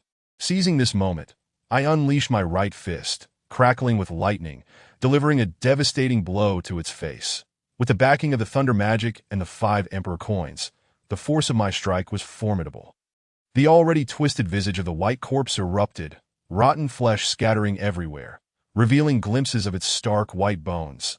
Simultaneously, a chilling wind howled from behind as the red-clad ghost surged toward me. Its ghastly face contorted in rage, mouth agape as if to devour me whole. Did I in retaliation? I swung my fist back, the lightning crackling as I obliterated it, sending it shrieking into oblivion. Meanwhile, old Lou, hunched over, was making a break for the door, evidently realizing the tide had turned against him and seeking to flee. However, I had long anticipated his escape attempt and swiftly grabbed a nearby chair. Hurling it in his direction, a resounding thud echoed as old Lou collapsed to the ground, groaning in pain, caught off guard by the unexpected assault. Though he possessed some skills in the arcane arts, he lacked the martial prowess of myself and Shinshuyu, leaving him entirely unprepared for my strike. Roar! The white corpse let out a ghastly howl, its face a grotesque mess of flesh as it charged forward. I swiftly dodged to the side, delivering a kick that sent it tumbling to the ground that I then pressed down upon it, retrieving several talismans and a few 7-star nails after driving them into its body. It was rendered utterly immobile, trembling in place. The talismans affixed to its form ignited with a sudden whoosh, quickly engulfing its entire being in roaring flames. Having dispatched the white corpse, I rushed over to the old man Lou, swiftly pinning his head to the ground and restraining his hands to prevent any further tricks that he lay beneath me, his shadowy eyes fixed intently upon my face. Sensing his impending doom, he ceased to struggle, instead grinning maliciously as he spoke. "Lin, family boy, do you think that by killing me, you have avenged your grandfather? The true secrets of resurrection lie with others. Your grandfather was once a renowned figure in the realm. How could I be the sole cause of his demise?" His words struck me with a frown, as I had harbored this very doubt for some time, that I was well aware of my grandfather's capabilities. Despite his advanced age, Lou's tricks should not have posed a challenge to him. Now, hearing Lou's taunts, my expression darkened, and I pressed down with greater force, my voice cold as I demanded, "Who else? Speak. Who else? Can't you guess? Have you not considered that your grandfather, despite evading capture for so many years, was ultimately found by those of the 12 Lives? Is there not some deeper intrigue at play?" Lou chuckled sinisterly, his eyes glinting with malice, that he cast one last penetrating gaze at me before his vitality waned. "That to be frank, the secrets of resurrection have already found some clues from your grandfather. And this secret bears significant relevance to you." His words hung in the air, and soon he fell silent, his shadowy eyes losing their luster, that I was startled and hastily reached to check for his breath. There was none. He was dead. Gazing at Lou's lifeless body, my mind began to spiral into emptiness. Ever since I became aware of my surroundings, my grandfather had never left that small place. How could the people of the 12 Lives have discovered his whereabouts? And who taught Lou these dark arts? Moreover, what connection did Lou's final words about the resurrection secret have to me? Lou's death did not bring me relief. Instead, it plunged me into a deeper vortex from which I could not escape. Chapter 47.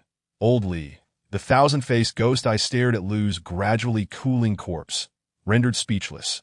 Outside, hurried footsteps approached, It was Qin Shiyu and the others returning, that I was unaware of how they had managed to summon a ferocious black dog, which growled menacingly at the still-burning green corpse within the room, drool dripping thickly from its jaws, that as they reached the doorway, they froze upon seeing me, lost in thought in the corner, and Lu's motionless body on the ground.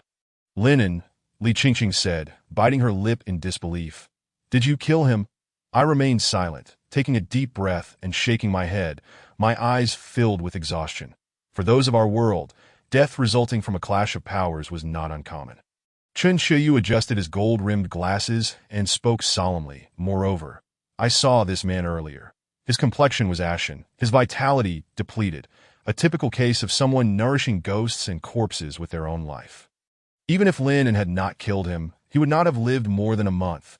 Upon hearing this explanation, the worry on Li Qingqing's face eased somewhat, that He Wu hastily stepped forward to support me, asking, Brother Lin, are you okay? With his assistance, I stood, shaking my head as I replied, I did not kill him. I had not finished questioning him when he expired. However, I have avenged a portion of my grandfather's death. He was the one who murdered your grandfather? Li Qingqing and He Wu exchanged glances, their gazes lingering on Lu's corpse. Qin Shiyu, having seen Lu's face before, did not seem surprised that I nodded slightly, that he was just an ordinary villager, running a tailor shop. Later, someone guided him and taught him the arts of corpse and ghost nurturing. The death of my grandfather is intricately tied to the person behind him, that I suspect that person is Mr. Heir from the 12 Lives, that I turned my gaze towards Qin Shiyu, eager to inquire further about him, when suddenly Li Qingqing exclaimed, Is he old Lu? Her voice, tinged with disbelief, made my brow furrow. You know him? She nodded, her brow furrowing slightly, that my grandfather often went to his house for repairs when his clothes were torn, that I accompanied him once when I was little. My memory is hazy, but it seemed my grandfather went to him frequently. Grandfather Li? My heart raced as a ludicrous yet unsettling hypothesis surfaced. Lu had claimed he could not be my grandfather's match alone. He had help. The person behind him, presumably Mr. Heir, had set up that sinister feng shui arrangement to nurture corpses and ghosts. Who else could that person be if not Mr. Heir? I recalled my grandfather's demise at the coffin shop. A chill creeping down my spine, that my grandfather had been gazing towards the graveyard in the west of the village. I had assumed he wanted to reveal something about the murderer related to the corpse. Yet if I ventured beyond that graveyard, I would reach the town, that he was not looking at the graves, but rather in the direction of the town. The grave button he clutched tightly before his death. I had thought it was related to Lu and his deceased mother. In fact, it was, but my grandfather's intentions were likely far more complex than I realized. Old Li had always been frugal, mending his clothes instead of buying new ones for over a decade. Yet during that period, he had donned new attire. Every clue pointed towards Old Li's suspicious nature. Combining Lu's earlier statements with my thoughts, I reluctantly conceded to a disheartening truth.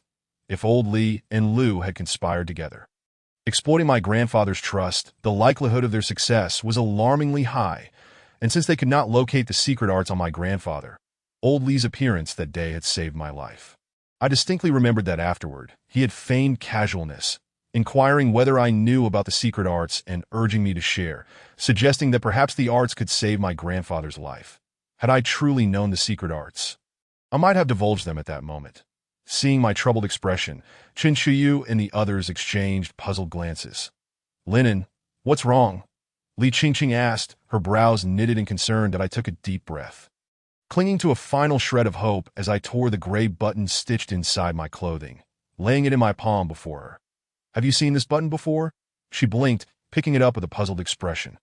Isn't this the button from my grandfather's old coat? How do you have one too? At her words, my outstretched hand trembled, my mind blank that Li Qingqing and her grandfather met annually.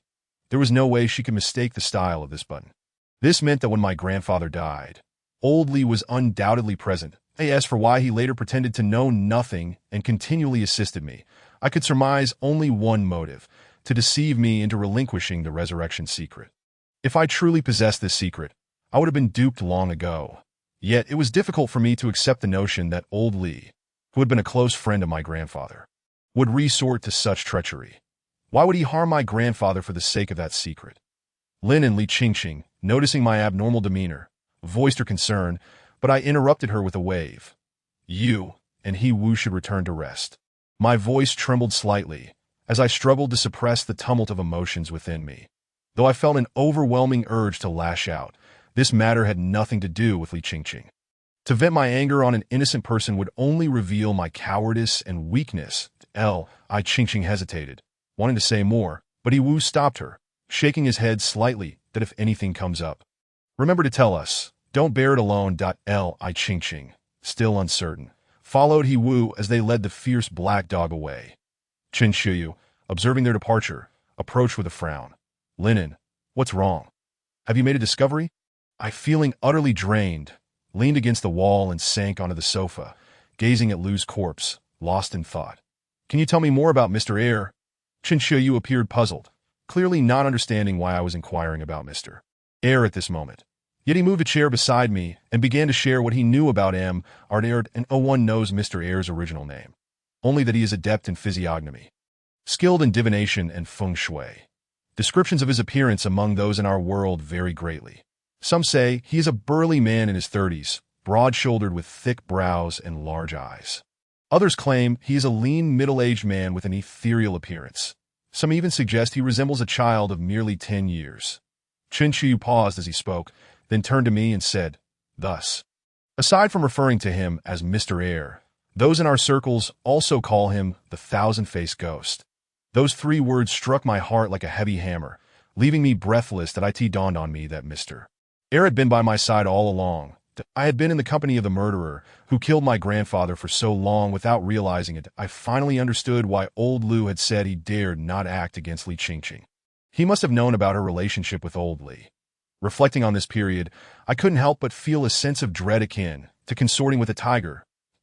And no one would have imagined that the seemingly stingy yet amiable old Li was actually a member of a sinister cult. According to Qin Shiyu, the number of innocents who had perished at Mr. Air's hands had already surpassed 100. The rumors on the streets regarding Ardir could be summed up in 4 words: a man-eating fiend. Chapter 48. Preparing to return after listening to Qin Shiyu's words, I fell into silence for a long while, before finally speaking in a voice slightly hoarse. I think I should know where Mr. Air is. You know? Qin Shiyu sprang up from his chair, his expression grave and tense, that he had come here to investigate clues about the 12 lives, and if he could capture one of them. It would indeed be a significant achievement. That I nodded slightly, recounting the details regarding old Li and my grandfather's death. That he returned to his chair, brows furrowed, lost in thought.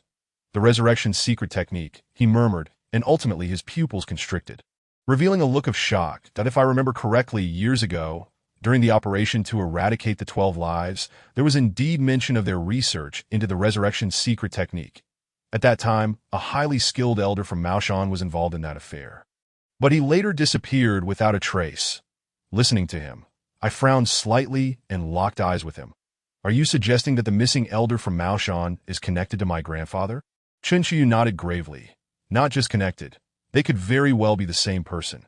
After all, the skills you possess are all orthodox Taoist practices, and your grandfather was also linked to the resurrection secret technique. It cannot be mistaken.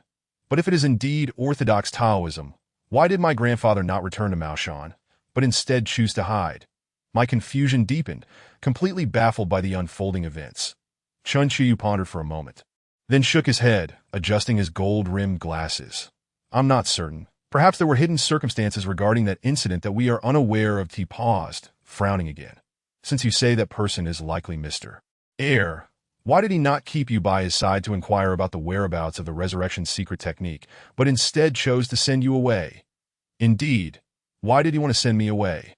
I fell into contemplation, wanting to summon old Lu's soul to ask, but seeing his calm acceptance of death, it was evident he had long prepared for contingencies, making it impossible for me to find his spirit. As I thought back, I recalled a statement made by old Lu before his death, that he had mentioned that he had found some clues about the resurrection secret technique for my grandfather, and that it had some relation to me. During the time of my grandfather's death, he had clearly wanted to extract the whereabouts of the secret technique from me, with old Li also probing for information. Yet, because I was completely unaware of these matters, they had not obtained any useful clues from me.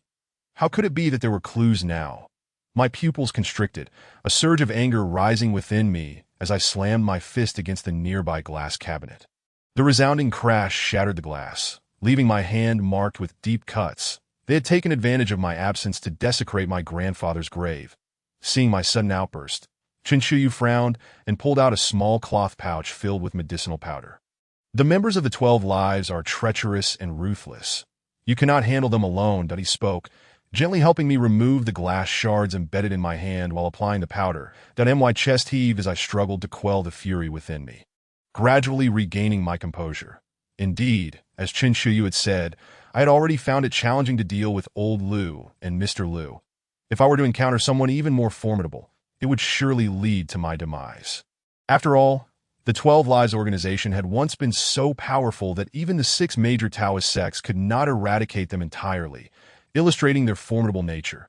You mentioned earlier that you came here to help those 2 merit ghosts reclaim their merits. Chen Shuyu continued as he applied the medication. Merit is a manifestation of fortune. It cannot be so easily appropriated from others that if my guess is correct, after you arrived here, Mr. Air has begun his own schemes, aiming to completely transfer those merits to himself. What do you mean? I squinted, locking eyes with him, that do not speak of this to outsiders. Hurry back, that if you catch him off guard, you might be able to seize him. Chen Shuyu's expression turned serious, my gaze flickered. Then I nodded slightly, having made a decision in my heart. There would surely not be enough time to relay the news to the Taoist sect. By the time they dispatched someone, it would be too late. Moreover, Old Li likely still remained unaware of his exposure and would not expect our swift return, increasing the chances of capturing him off guard. As for the disparity in strength, Chen Shuyu was certainly willing to accompany me. Even if the 2 of us were no match for Old Li, we had those 2 merit ghosts to aid us. Those 2 merit ghosts were formidable in their own right. Even though I could barely utilize a bit of thunder magic now, I would not stand a chance against them. With their assistance, Old Li, even if he were Mr. Air, would undoubtedly find it difficult to resist. Having considered all of this, I promptly took out my phone and sent a message to He Wu, instructing him to book tickets for the earliest morning flight. Simultaneously, I informed Li Qingqing that if Old Li inquired about when she would return, she should say it would take a couple more days. She seemed puzzled and asked why I wouldn't speak the truth, to which I simply told her to follow my instructions and that it would be a surprise for her grandfather upon our return. After much insistence, she agreed not to disclose anything to Old Li and expressed concern for my well-being during the call. I refrained from engaging in further conversation, hanging up the phone and meeting Chen Shuyu's gaze in the dimly lit hall. Are you not going to rest? He asked. No, I will rest here for the night. I shook my head, feeling somewhat mentally and physically exhausted, lying back on the sofa and staring blankly at the ceiling. All right, I will contact you tomorrow. The body's here, and that white corpse will require the Longhu Mountain people to handle. You need not worry. Chen Shuyu gently patted my shoulder, sighing as if he wished to offer words of comfort, but ultimately said nothing and turned to leave. After he departed, the vast hall was left with only me and the 2 corpses on the ground. The surroundings were quiet and cold in such an environment. My heart was shrouded in silence, devoid of any emotion, my eyes somewhat vacant. Old Zhou's mother had gone missing. She must have been taken by the members of the 12 Lives. According to He Wu and the others, Old Lu had not entered the room. It was Old Zhou's mother who had torn down the talisman's inside and triggered the circuit breaker. The extra breathing and footsteps I had heard during the call were hers. Even now, she still believed she was correct, convinced that she could cultivate a son who would listen to her alone by nurturing a spirit child. This distorted form of maternal love had warped her thoughts. Even if I were to rescue her, it would be futile, as she would still seek ways to contact the 12 Lives. The Taoist teachings emphasize karmic ties, since she did not wish for my rescue. I had no obligation to concern myself with her plight, lest I also suffer. Moreover, I was no longer inclined to worry about her. The matter of Old Li loomed over my heart like a heavy mountain. I yearned to confront him immediately, demanding to know why he had conspired with Old Lu to harm my grandfather over baseless secret techniques, and to question how many lives he had taken. Chapter 49. Steamed buns. 2 for 1. I dozed off on the sofa until around 4 in the morning, and as the first light of dawn broke outside, He Wu called to inform me that everything had been packed and was ready for departure. I instructed him to head directly to the bus station, then called Chen Shuyu to meet up with him and head over together. Old Zhou's body had already been sent to Luan's place. Whether for cremation or burial was up to her to decide, and matters here had reached a temporary conclusion that Mr. Liu, having fallen victim to my counter of the green skin goo technique, would certainly not dare to return anytime soon. At the station, Li Qingqing was still clad in her denim mini-skirt and white t-shirt, her youthful aura radiant as ever, though her gaze held a hint of concern for me. "Linen, why didn't you come back last night?" she asked, her lips moving slightly as she looked at me with care. "That I'm fine." That I shook my head, saying little. Now, whenever I see her, I am reminded of old Li, and I find myself at a loss for how to interact with her. Once in the car, I chose to sit beside Yiwu. She could undoubtedly sense the subtle distance I was projecting. Furrowing her brows in inquiry about what had transpired, still, I said nothing, leaning against the side and closing my eyes for a brief respite. If I choose not to speak, then so be it. "Who cares if you do?"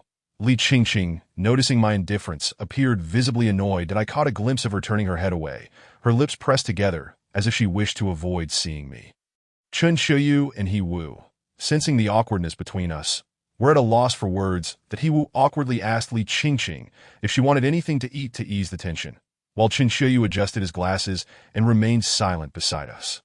We had only known him for a day or two, and apart from me, he had only just learned the names of Li Qingqing and Yiwu, making it difficult for him to navigate the situation.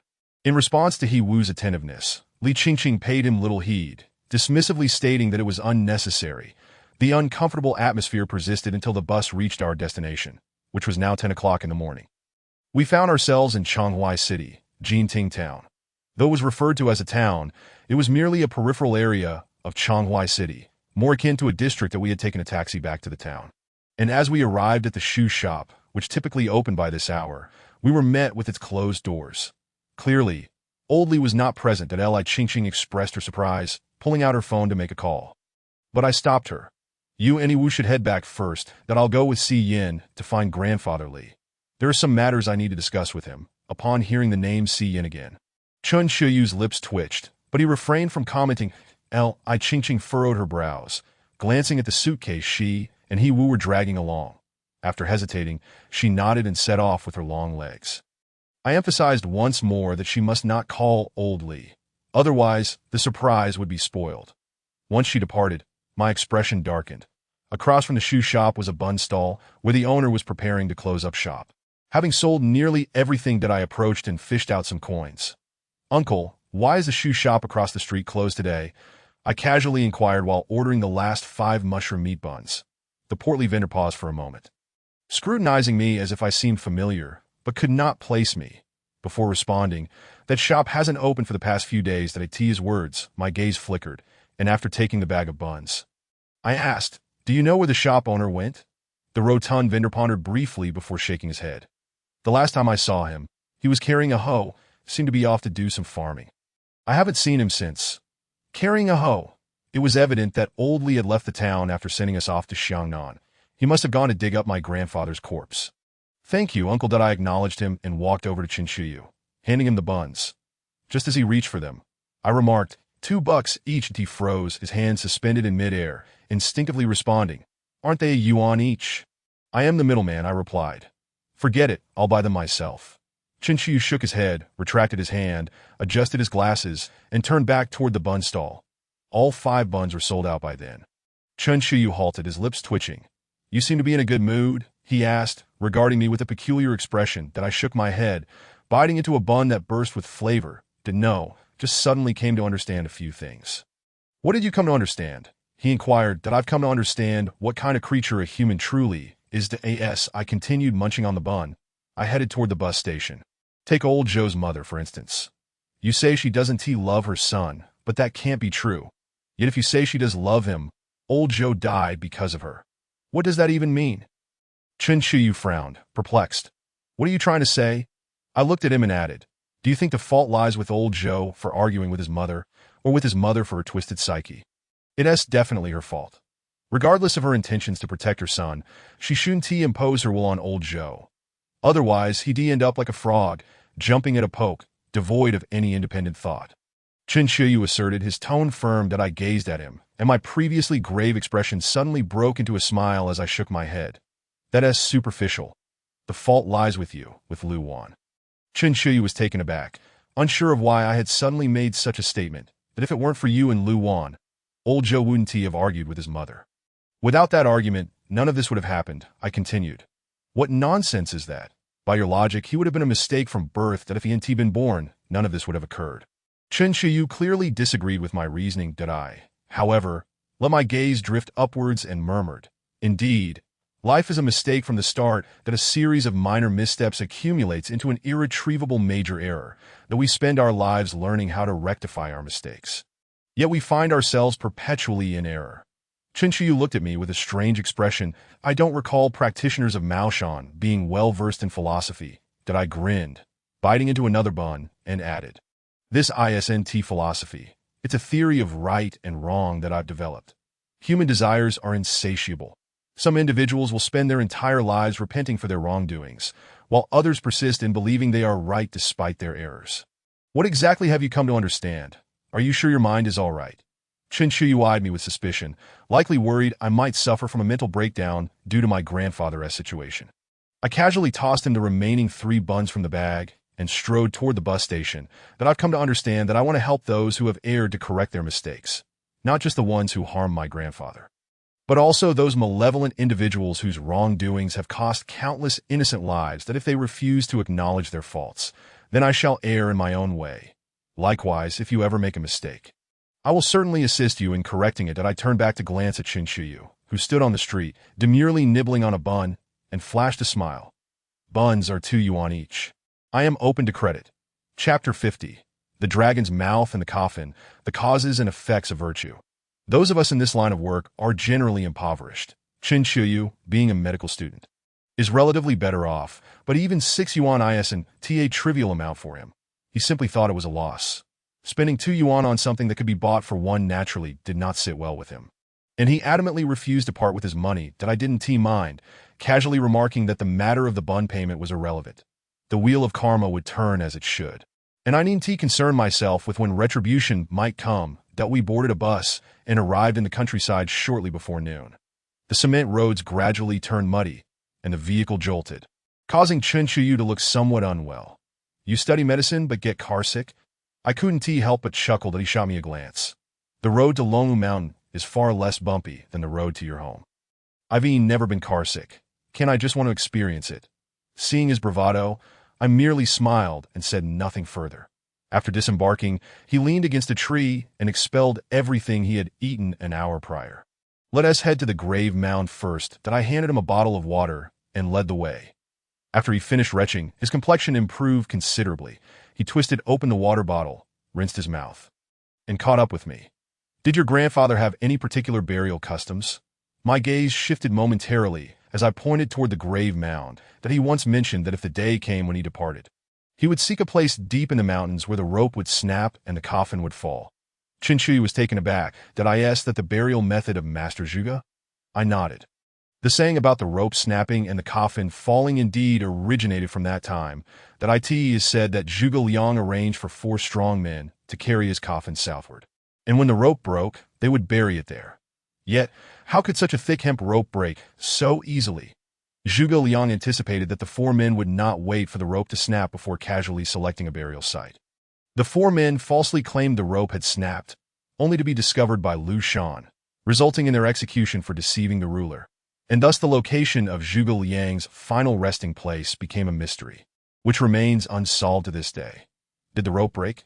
Chen Shiyu inquired curiously. That it did. That I nodded, my gaze flickering, though I had my doubts at the time, that thick hemp rope indeed snapped. That yes, I spoke. I led him directly up the mountain, wary of drawing attention from the villagers who might leak information. Hence, I refrained from taking the main road. That at the time, I was unaware of my grandfather's reasoning behind choosing such a burial method. Yet I complied with his wishes. The burial site was not far from the grave hill, situated at the summit, with a winding stream cascading downwards, ultimately leading to a great river, upon our arrival. The mound of earth appeared tightly packed, clearly disturbed recently and recompacted with tools. The body was no longer beneath. That I inhaled deeply. I had anticipated this outcome even before coming, so I felt little surprise at that moment. Surveying my surroundings, the verdant mountains and flowing waters offered no clues regarding the whereabouts of my grandfather's remains, which had likely been taken away by the old man Li. Presently, It seemed that contacting him was my only recourse. Just as I found myself at a loss, Chen Qiyu suddenly spoke up, his voice tinged with gravity. When the rope broke, what was the hour? On the day of Jieqin. At Yinshi, why? I furrowed my brows. He appeared puzzled. Did your grandfather not teach you anything beyond mountain techniques? I shook my head.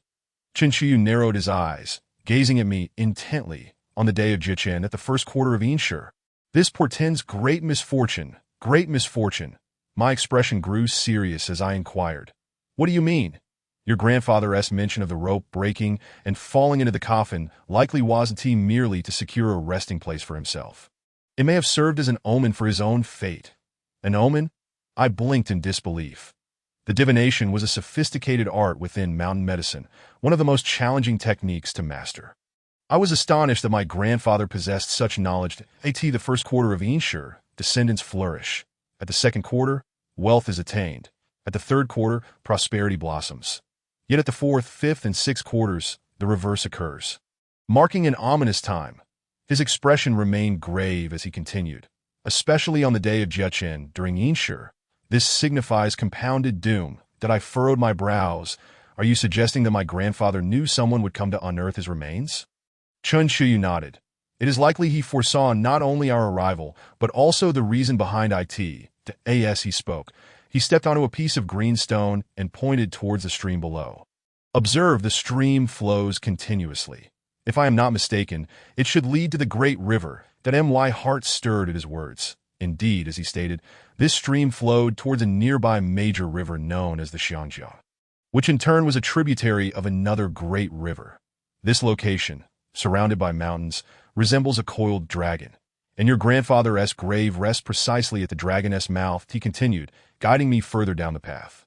Following his gaze upwards, the hillside where my grandfather's grave was situated indeed resembled the gaping mouth of a dragon, while the path we stood upon mirrored the dragon's whiskers. The coffin rests within the dragon's mouth. The river serves as the sinew. Your grandfather had evidently foreseen our purpose for coming. Chen Qiyu's eyes sparkled, scrutinizing me closely. What do you mean? I was bewildered.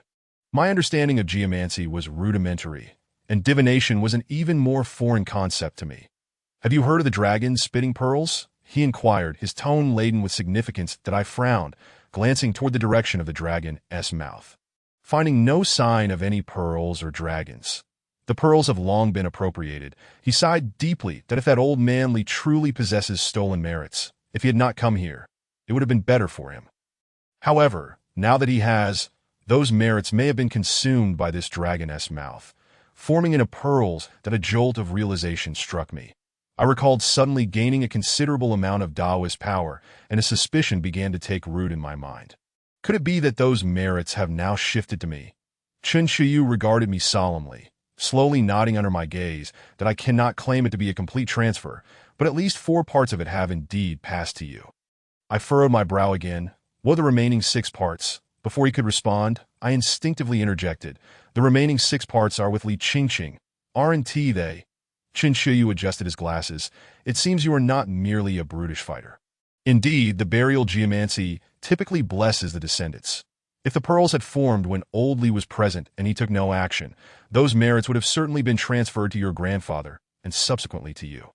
If he wished to prevent you from reaping this benefit, he had no choice but to pass those merits to his own descendants. I was taken aback, astonished that my grandfather had left me such a significant gift unbeknownst to me. Li Qingqing, being the closest to you, would find it easiest to claim those merits.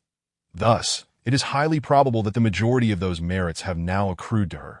Chen Qiyu continued, his eyes glimmering as he assessed me, leaving me uncertain whether he was envious or otherwise. That my brow furrowed deeply. However, this meant that I would be perceived as a thief of merits. Would those 2 merit spirits let me and Li Qingqing go if they discovered this? Sensing my concerns, Chen Qiyu placed a reassuring hand on my shoulder. Do not fret.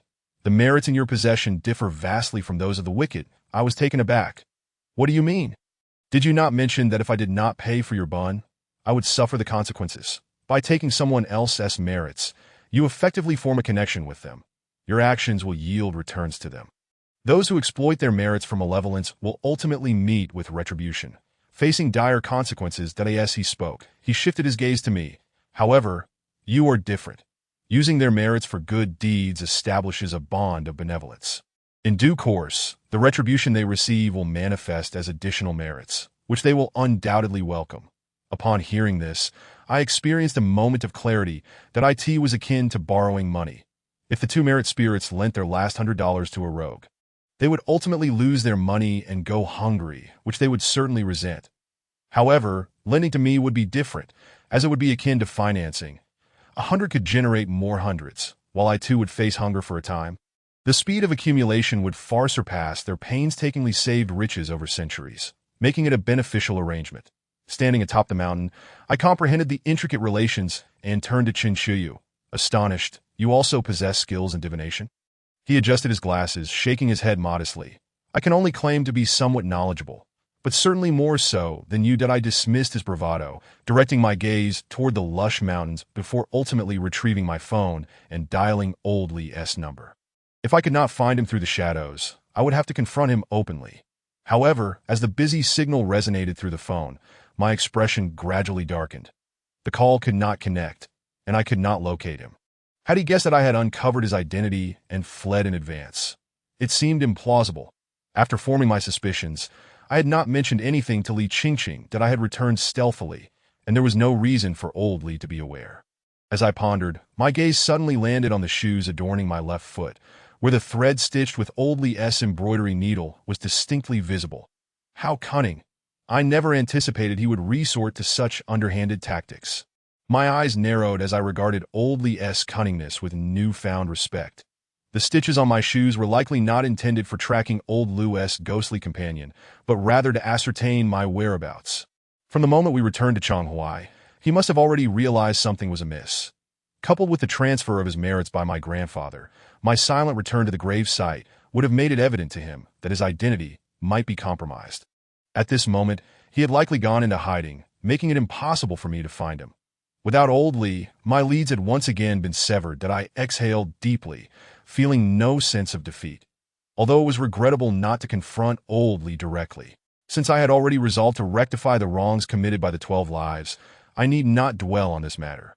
Finding the others from the 12 Lives could very well lead me to the whereabouts of both Old Li and my grandfather's remains. Let us go back. That I turned resolutely down the mountain path, exhibiting no hesitation. Are we leaving just like this? Not searching for anyone? Chen Shuyu appeared taken aback, trailing behind me with a puzzled expression. I shot him a glance. There's no point in searching. He likely knows his identity has been exposed and has hidden himself away. How could he know? Chen Shuyu inquired, frowning. That I pointed to my shoes.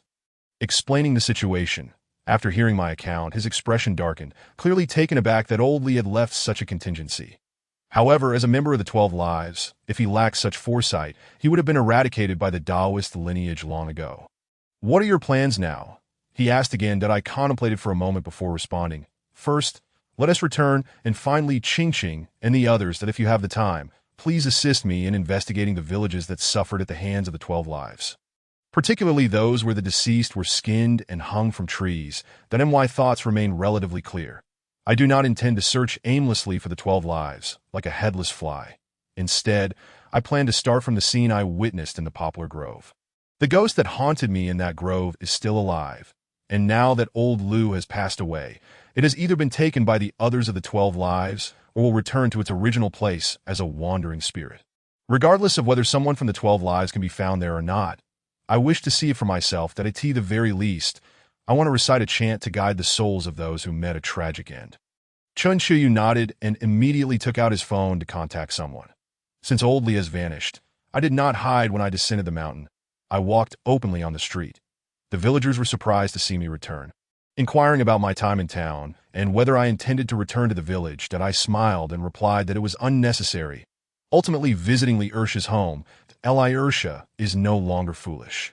But his complexion remains sallow. It will not be easy to restore the vitality he has lost over the years. However, Chen Shuyu left him some medicine, claiming it would help him recover more quickly. I asked Li Ursha once more if he had witnessed with his own eyes Old Lu and the white corpse slaying my grandfather. That he recounted seeing Old Lu enter the coffin shop with others. After which sounds of a struggle ensued.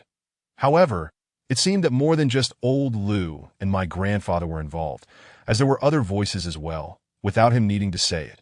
I already knew who the other voices belonged to, that I advised him to take care of himself before departing. For a long while, I may not return. While still in the vehicle, a message arrived from Qin Shuyu. A text from one of his fellow disciples. The IT spoke of a village in the Sichuan region, where, half a month ago, all of its inhabitants were flayed and hung from trees. The discovery was made when villagers from another area pursued a fox that had stolen chickens into the mountains, only to find a forest filled with corpses, over 100 of them. The sight was so horrifying that the villager who stumbled upon it nearly fainted, scrambling back to report to the authorities. Following an investigation, it was deemed a supernatural case, leading to the matter being handed over to the Chuanjin sect's Baiyun Temple. The number of dead was staggering, and Baiyun Temple did not dare take it lightly. They dispatched 2 of their more distinguished disciples and an experienced Taoist master. However, even after half a month, they had yet to uncover any leads. The elder, known as Zhou Chongshou, had 2 disciples, brothers named Jiang Jiqiang and Jiang Jiping, both of whom had studied Taoism from a young age and were no less skilled than Yu. As Qin Shuyu spoke, he shook his head slightly, adding, "If you wish to investigate this matter, they may not welcome you, especially since you belong to the Jingyi school, while they are part of Chuanjin." Upon hearing this, my gaze flickered, and I refrained from contradicting him. Indeed, if I and Qin Shuyu were to join them now, it might seem as though we looked down upon Zhou Chongshou and his disciples, given that they had yet to uncover anything substantial after such a long time, and we are all members of the Taoist community. Surely, we understand the weight of matters. That I shook my head, resolute in my decision to go to Sichuan, that I must ascertain the current objectives of the 12 Lives and what they hope to achieve by harming these people. Surely, it cannot be simply to summon a malevolent spirit. The answer is undoubtedly more complex. They must have ulterior motives. Perhaps this village is currently suffering, but next it could be another place. Seeing my determination, Qin Shuyu ceased to persuade me further, merely stating that he would accompany me to take a look, so that we could look out for one another. After alighting from the vehicle, we made our way to Li Qingqing's residence. I had left some belongings there, and once I retrieved them, we could set off directly. Moreover, after much contemplation regarding her grandfather's situation, I resolved to clarify everything with her. After all, with old Li gone, it was uncertain when he would return. Concealing the truth from her would not be advisable. It would be better to be forthright. She is no longer a child. I trust she will form her own judgments. Chapter 52. Throughout the night, the bus rattled its way to the town. Upon disembarking, Qin Shuyu leaned against the utility pole and expelled some water that I called Li Qingqing, who was having lunch with Yiwu. "Are you hungry?" I asked, glancing at Qin Shuyu, who looked somewhat pale from his earlier bout of nausea. His stomach, however, chose to respond before he could find his words that I'll buy something myself. It seemed he was wary of me potentially tricking him into spending money again, as he donned a serious expression and darted into a noodle shop. Unfortunately, aside from beef, there were no other options available, and with this being the town's outskirts, there were few noodle shops. Finding another would require a considerable trek. He ultimately settled on a simple bowl of scallion noodles, though he grumbled about the cost of a bowl of meat noodles, that I found it amusing as I slurped my beef noodles. Observing him, most orthodox Taoists can eat nearly everything, save for beef, dogs, turtles, and snakes. However, I am merely a practitioner of the unschooled path, not strictly orthodox, and thus do not share this aversion. But Qin Shuyu cannot afford to eat beef. There is a common belief that Laozi rode a cow through Hangu Pass, which is why Taoists abstain from beef. However, it is more so because cows are diligent, dogs loyal, turtles long-lived, and snakes clever. Thus, Taoists believe consuming these 4 would diminish their merit. After satisfying our hunger, we made our way back to Li Qingqing's dwelling. She and Yiwu were waiting inside, and upon seeing us return, Li Qingqing rushed over to ask, "Linen, have you found my grandfather?" Qin Shuyu and I exchanged glances, then sighed, recounting how old Li was one of the 12 Lives, and that he was responsible for my grandfather's death. Upon hearing this news, Li Qingqing's brows furrowed in distress, her complexion paling. She shook her head in disbelief, vehemently denying, "No, it can't be. You must be mistaken. My grandfather cannot be a bad person." She pulled out her phone, repeatedly dialing old Li's number, only to be met with a busy tone. No one answered. Yiwu, upon hearing these revelations, stood frozen, unsure of how to react. Seeing Li Qingqing's despondent state, I sighed inwardly and placed the gray button on the table. This is something your grandfather clutched tightly in his hand before he passed. You should keep it. She gazed at the gray button, her eyes widening in realization that so, when you asked if I recognized this button. You were already suspecting my grandfather, she said, and when you mentioned returning to give him a surprise, was it to capture him? Noticing the redness in her eyes, I refrained from further hurting her feelings. Gently patting her shoulder without uttering a word, and turned to gather my belongings. There wasn't much, just a few articles of clothing and some small talismans, all fitting neatly into a single backpack. I exchanged a knowing glance with Chen Qiyu, who nodded in understanding, and we both headed toward the door. Where are you going? Just then, Li Qingqing, who had been sitting on the sofa staring at the gray button, stood up and stepped in front of us that we have some matters to attend to. You should rest that if we receive any news about your grandfather, we will inform you. I replied that no. Are you going to search for clues about the 12 lives? Li Qingqing's expression was resolute, her brows knitted tightly, that I want to go with you. Seeing her stubbornness, I did not indulge her, that I frowned and said sternly, what use would it be for you to go? Did you play any role in old Zhou's situation? Are you just going to follow us to your demise? Upon my admonishment, her delicate face froze, and her eyes began to redden. She bit her lip, remaining silent but defiantly blocking our path. Clearly determined to accompany us, I reached out to gently push her aside. Chen Qiyu intervened, stopping my hand, that I looked at him. Puzzled, he adjusted his glasses and said, Don't be so harsh. This matter concerns her grandfather. It's understandable that she wants to come along. Besides, she was an ordinary person before, but she is different now. What do you mean? I asked, my expression darkening as I gazed at him in confusion. With those merits, her learning of Taoist arts will be much more efficient, that if you teach her well, it won't be long before she can handle some ordinary spirits on her own, Chen Qiyu explained. I shook my head. Do you really think the people from the 12 lives are merely ordinary spirits? Do you believe that if someone with ulterior motives discovers her merits, they would let her go? Chen Qiyu's eyes shimmered as he spoke again, prompting me to furrow my brow and plunge into contemplation. Indeed, there exists this layer of risk. The return of the 12 souls to the world may inadvertently attract others with nefarious intentions. Li Qingqing, despite her virtues, is devoid of the means to protect herself, and may find her life endangered when alone in the outside world. Meeting her gaze, which glimmered red, I hesitated for a moment before retrieving a folded talisman from my pocket, containing the long-haired spirit I had previously captured. This spirit, having already been significantly weakened by both old Li and myself, was now more frail than an ordinary ghost, that I shall grant you one night. If you can locate it and disperse it by tonight, I will take you with me, I declared earnestly, then unfurled the talisman and cast it aside that a gust of chill wind swept through the room, dimming the light and adding an air of coldness. Although it was still daytime, ordinary spirits could not boldly reveal themselves, having to remain hidden within the confines of this room. During this time, I had imparted some knowledge of the techniques and talismans to Li Qingqing. If she managed to grasp even a few, dealing with this long-haired spirit would pose no challenge. Linen, isn't this a bit hasty for just one afternoon? Chen Qiyu interjected softly, evidently hoping I would consider extending the time frame, that I shook my head, locking eyes with him. Do you believe we have the luxury of time to teach her these things bit by bit? We can take our time.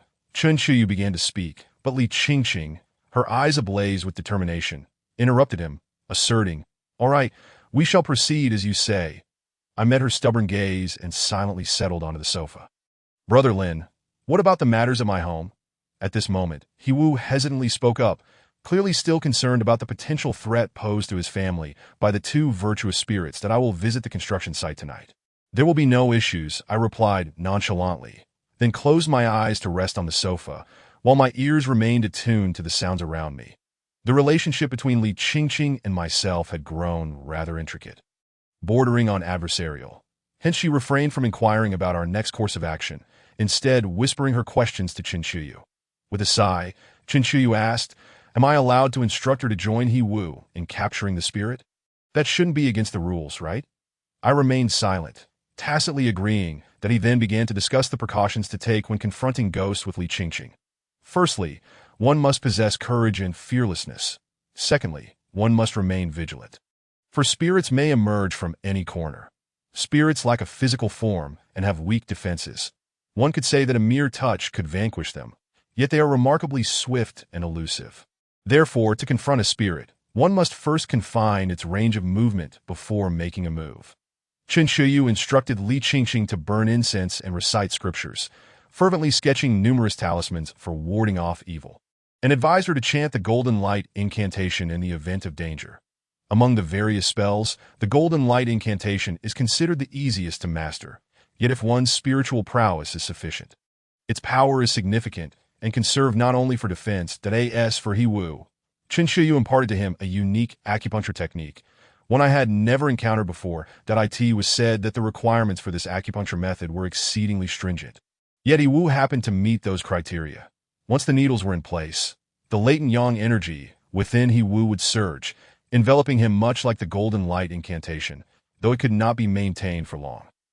In that moment, his strikes would inflict damage upon the spirits, effectively allowing him to combat them with his own energy. Previously, when I struck spirits and corpses, I had to clutch items like copper coins to be effective. Hearing that acupuncture could enable an ordinary person to combat spirits without external aids intrigued me. I was eager to see if they would succeed tonight. Should they succeed, I would consent to accompany them. Failure, however, would mean otherwise, that if Qin Shiyu had gone to such lengths to assist them, and they could not disperse a spirit on the brink of dissolution, it would only hinder us. Chapter 53. Danger throughout the afternoon. Li Qingqing had wasted nearly 100 sheets of talisman paper, ultimately producing only 4 or 5 that bore any magical essence. With just one truly effective, that a single talisman was sufficient to contain this 2-bedroom apartment. Ensuring that the long-haired spirit could not escape and that its power would be diminished as night fell. Around 11 o'clock, the darkness enveloped the surroundings, and even with the lights on, an oppressive chill lingered in the air. I departed with Qin Shiyu, but before leaving, I affixed a talisman to He Wu's phone and placed it in a corner to serve as surveillance, monitoring any movements within the room. With my presence, the long-haired spirit would undoubtedly refrain from emerging. Thus both Qin Shiyu and I could not linger inside. It was the perfect opportunity to clarify matters with the 2 virtuous spirits at the construction site. Are you truly at ease leaving them alone in the room to catch a spirit? Qin Shiyu's brow furrowed as he expressed his concerns during our journey. I glanced at the screen displaying the live feed and replied calmly. On the night I faced these for the first time, my grandfather opened my eye and left me at the graveyard. He did not forewarn me. One evening, he simply cast me into it without preparation. Without talismans, coins, or willow branches, I emerged solely through my own courage. I shot him a sidelong glance, my expression unperturbed. I shared this with him to convey that if Li Qingqing and the others truly wished to accompany me, they needed to learn to resolve matters independently rather than relying solely on others, for danger would inevitably await them otherwise. I was aware of the long-haired spirit's current power, even if they possessed no knowledge of sorcery. As long as their resolve was firm and their courage unwavering, it would scarcely pose a threat. My original intention was not to have them vanquish the long-haired spirit, but to have them spend a night in its presence to bolster their courage. However, now that Qin Shiyu had provided them with those teachings, the standard had shifted from merely enduring a night to having them disperse the long-haired spirit. On the phone screen, Li Qingqing and He Wu stood resolutely in the room. Scanning their surroundings, one held the 7 stars nail borrowed from me, while the other clenched his fists, muscles taut with tension. After Qin Shiyu had administered acupuncture to He Wu, his skin appeared slightly flushed, suggesting a notable rise in body temperature. I checked the time. 11:50-6. In 1 minute. It would be the moment of yin-yang convergence, the peak of yin energy, if the long-haired spirit intended to act. The upcoming hour would present its optimal opportunity. 57:58, midnight. As the phone emitted a sudden crackle, the light within abruptly extinguished. The room was plunged into darkness, yet Li Qingqing and He Wu were prepared. Each seized a small flashlight and illuminated their surroundings. 2 beams intersected in the shadowy room, faintly revealing the outlines of various pieces of furniture. The sofa, television, tables, and chairs, along with a figure that flickered and vanished in the light. The long-haired spirit had emerged. Now present within the room, I could distinctly see Li Qingqing and He Wu's faces pale slightly, their breaths quickening. Clearly, fear had begun to creep into their hearts. And indeed, inducing fear is the foremost objective of these spirits.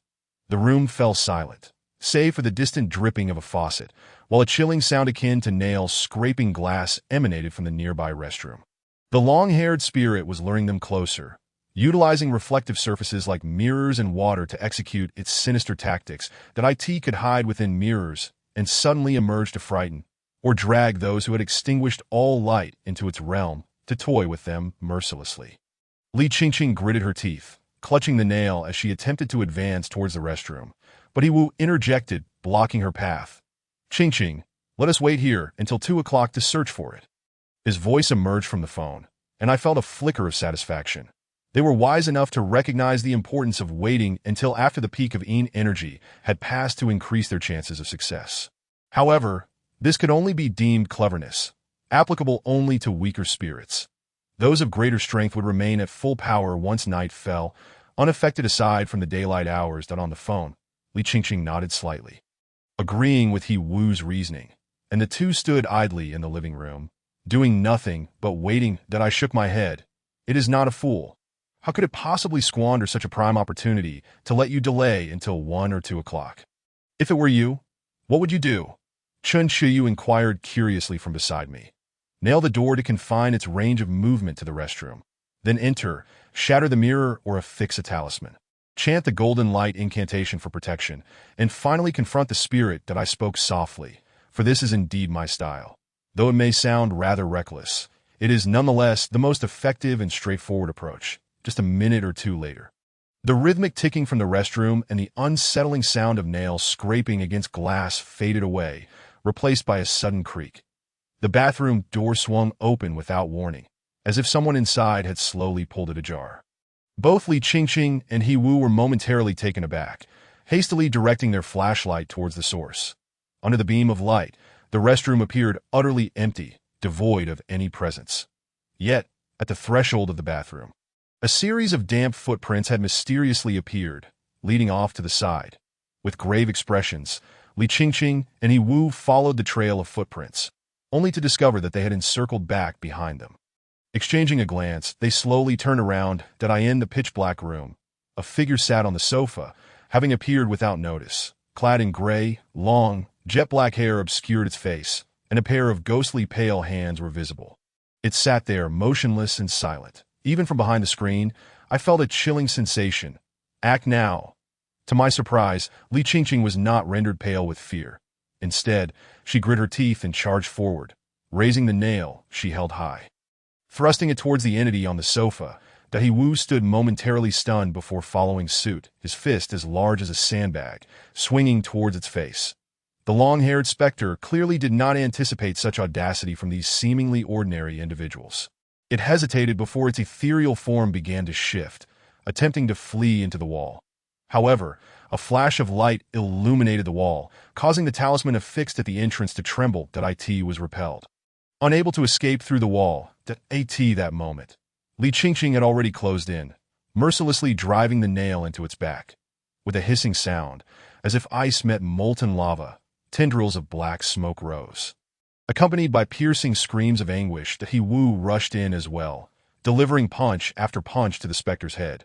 With each strike, more black smoke billowed forth, and the shrieks grew ever more heart-wrenching until, with yet another powerful blow from He Wu, the long-haired specter disintegrated into wisps of black smoke, vanishing into nothingness. That I stood momentarily stunned, feeling a sense of astonishment at the bravery displayed by Li Qingqing and He Wu. I had not expected them to be unfazed by fear. In fact, I had discerned a flicker of excitement in Li Qingqing's gaze. Though the long-haired specter had suffered a grievous blow, the situation was far from resolved. As the specter dissipated before their eyes, Li Qingqing and He Wu, drenched in sweat, breathed a sigh of relief. Yet, just as a smile began to form on their faces, 2 strands of black hair unexpectedly ensnared their necks, lifting them off the ground. This sudden turn of events caused their expressions to shift dramatically. They struggled in a panicked frenzy, their faces rapidly turning crimson from the overwhelming sensation of suffocation. With their throats constricted, they could not even utter the incantation for the golden light spell. The long-haired specter reappeared behind them, extending 2 pale arms, its sharp claws aimed directly at their backs. "Oh no!" Chen Shiyu exclaimed, her face paling.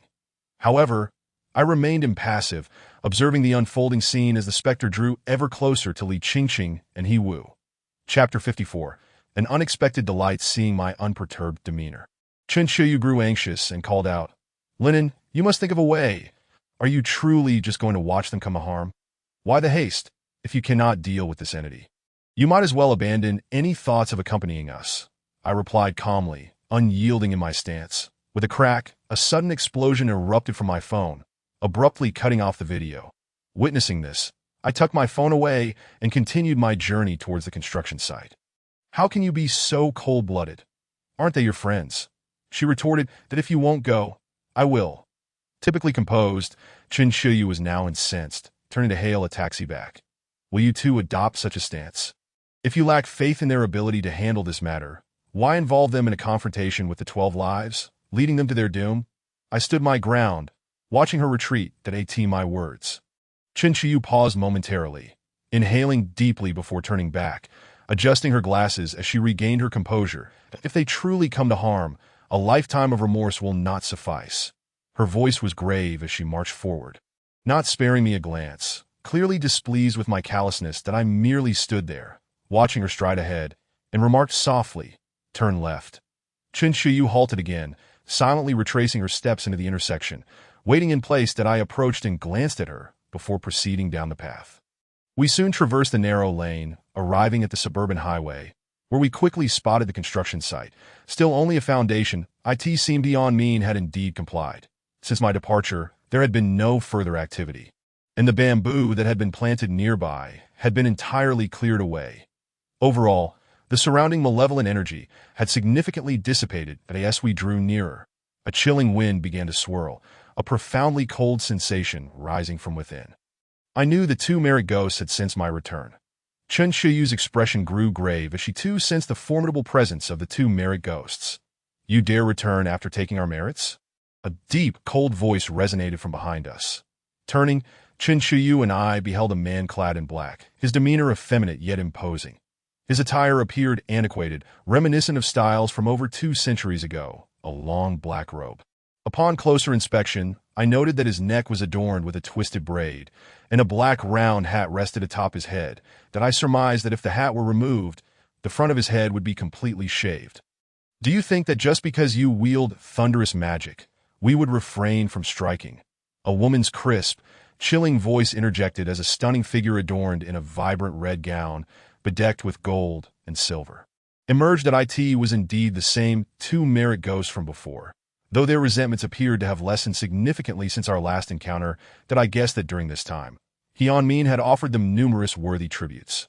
"My apologies. The truth is not as you presume," I said, performing a traditional gesture of respect towards the couple before succinctly recounting the matter of the 12 lives. Upon hearing my explanation, the two exchanged glances, floating together without touching the ground, shoulder to shoulder. "Regarding Chen Shiyu and me, so you mean to borrow our merits to rectify the injustices wrought by that nefarious cult?"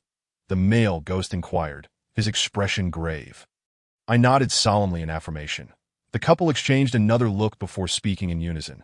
"Very well, we shall lend you our merits, but should you dare to misuse them for harm, do not blame us for our lack of courtesy. My heartfelt thanks to you both for your righteousness, that I felt a surge of joy and expressed my gratitude fervently. There is no need for thanks. Had it not been for your intervention, we might have committed acts of violence, and we would undoubtedly have faced the consequences in the underworld," the male ghost replied, shaking his head. "If thanks are to be given, it is we who must thank you." At his words, I sensed a flicker of understanding. Their resentments had dissipated, leading them to a more rational disposition. "That I am Jin Fu, and this is my wife, Duan Ping. Here are our birth dates. Should you require our assistance in the future, feel free to summon us." The male ghost declared that I felt a thrill of excitement at his words, expressing my gratitude once more. With their considerable prowess, having their support would undoubtedly ease many future endeavors. These two were merit ghosts close to 3 centuries old. Though their merits may have waned, their strength remained formidable. Afterward, Jin Fu and Duan Ping each provided me with their birth dates. That I departed the construction site. I felt an exhilarating rush, having unexpectedly secured such a boon that I had initially hoped merely to clarify matters regarding their merits, yet I had gained their promise as well. Qin Shiyu appeared equally exhilarated. As a practitioner of the Taoist path, he may not have excelled in mountain arts, but he could certainly sense the formidable strength possessed by Jin Fu and Duan Ping. With their aid, we can navigate much more safely in the future, he remarked, adjusting his glasses. Yet, as if struck by a thought, he frowned and looked at me. Now that this matter is resolved, shouldn't you return and check on Li Qingqing and the others? I glanced at him, noting the concern etched in his eyes, and replied coolly, Let's go back then, though we quickly hailed a taxi and returned to Li Qingqing's residence in no time. Upon opening the door, we found the lights on, and there sat Li Qingqing and He Wu on the sofa, the former's brow furrowed in anxiety. The surrounding malevolent energy had dissipated, leaving no trace of its chilling presence. Are you all right? Qin Shiyu breathed a sigh of relief upon witnessing the scene, then began to scan the surroundings in search of that fellow. Where has he gone? Has he fled? Li Qingqing remained silent, her enchanting peach blossom eyes fixed upon me, displaying a mixture of anxiety and defiance that was palpable that he was dead. He Wu scratched his head and spoke, simultaneously placing a charred and shattered phone upon the table. That was the very phone I had previously affixed with a talisman for surveillance purposes. Dead? Qin Shiyu was taken aback, his confusion evident. How did he perish? He Wu cast a glance my way. I ignored him and busied myself at the water dispenser, pouring a cup of water to sip. Noticing my silence, he hesitated before continuing. It was a burst of flame that erupted from the talisman left by Brother Lin, and it incinerated that ghost on the spot. Lin. Qin Shiyu was now even more bewildered, staring at me with astonishment. Wasn't he the talisman merely intended to block the Yin energy to prevent the phone's video from malfunctioning? You know nothing about the mystical arts. I shot him a glance and replied, what I drew was a fire shot talisman, not merely a barrier against Yin energy. Qin Shiyu's lips twitched slightly, and he looked at me, somewhat at a loss for words. So you had a backup plan? Why didn't you mention it earlier? I couldn't be bothered to respond to him, and instead turned my attention to Li Qingqing, who appeared somewhat uneasy on the sofa. That I spoke softly.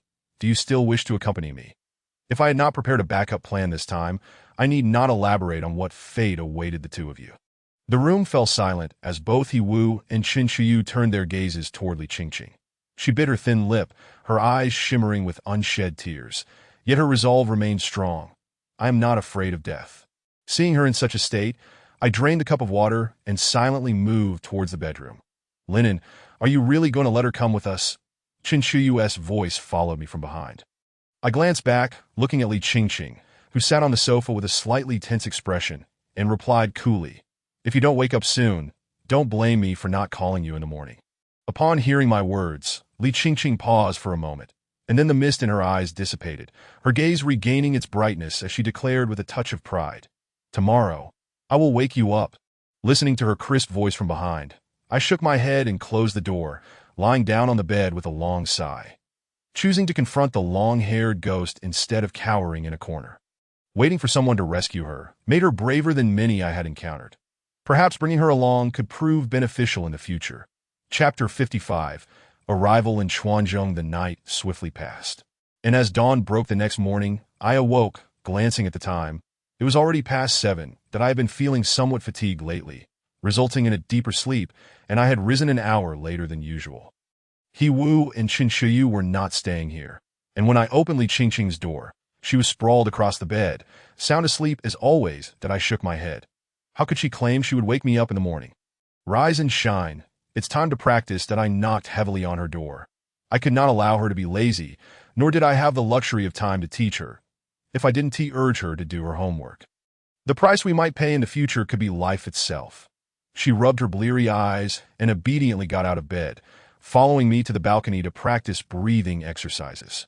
Besides expelling the stagnant energy from within, this also served to calm the mind. Regular practice would help maintain composure in the face of unexpected situations. This was advice my grandfather had once shared, though I personally found it of limited use. Anger must be expressed. Otherwise, bottling it up would only lead to discomfort. The only benefit, perhaps, was that frequent meditation allowed me to adjust my emotions swiftly, preventing me from languishing in despair over any single incident for months or even years. After finishing our morning exercises, we washed up, and soon after, he would call me on his newly purchased phone. He informed me that our tickets to Chuanzhong were ready for the 11 o'clock train. Upon our arrival, Chen Shuyu and He Wu would be together, the latter burdened with various large and small bags.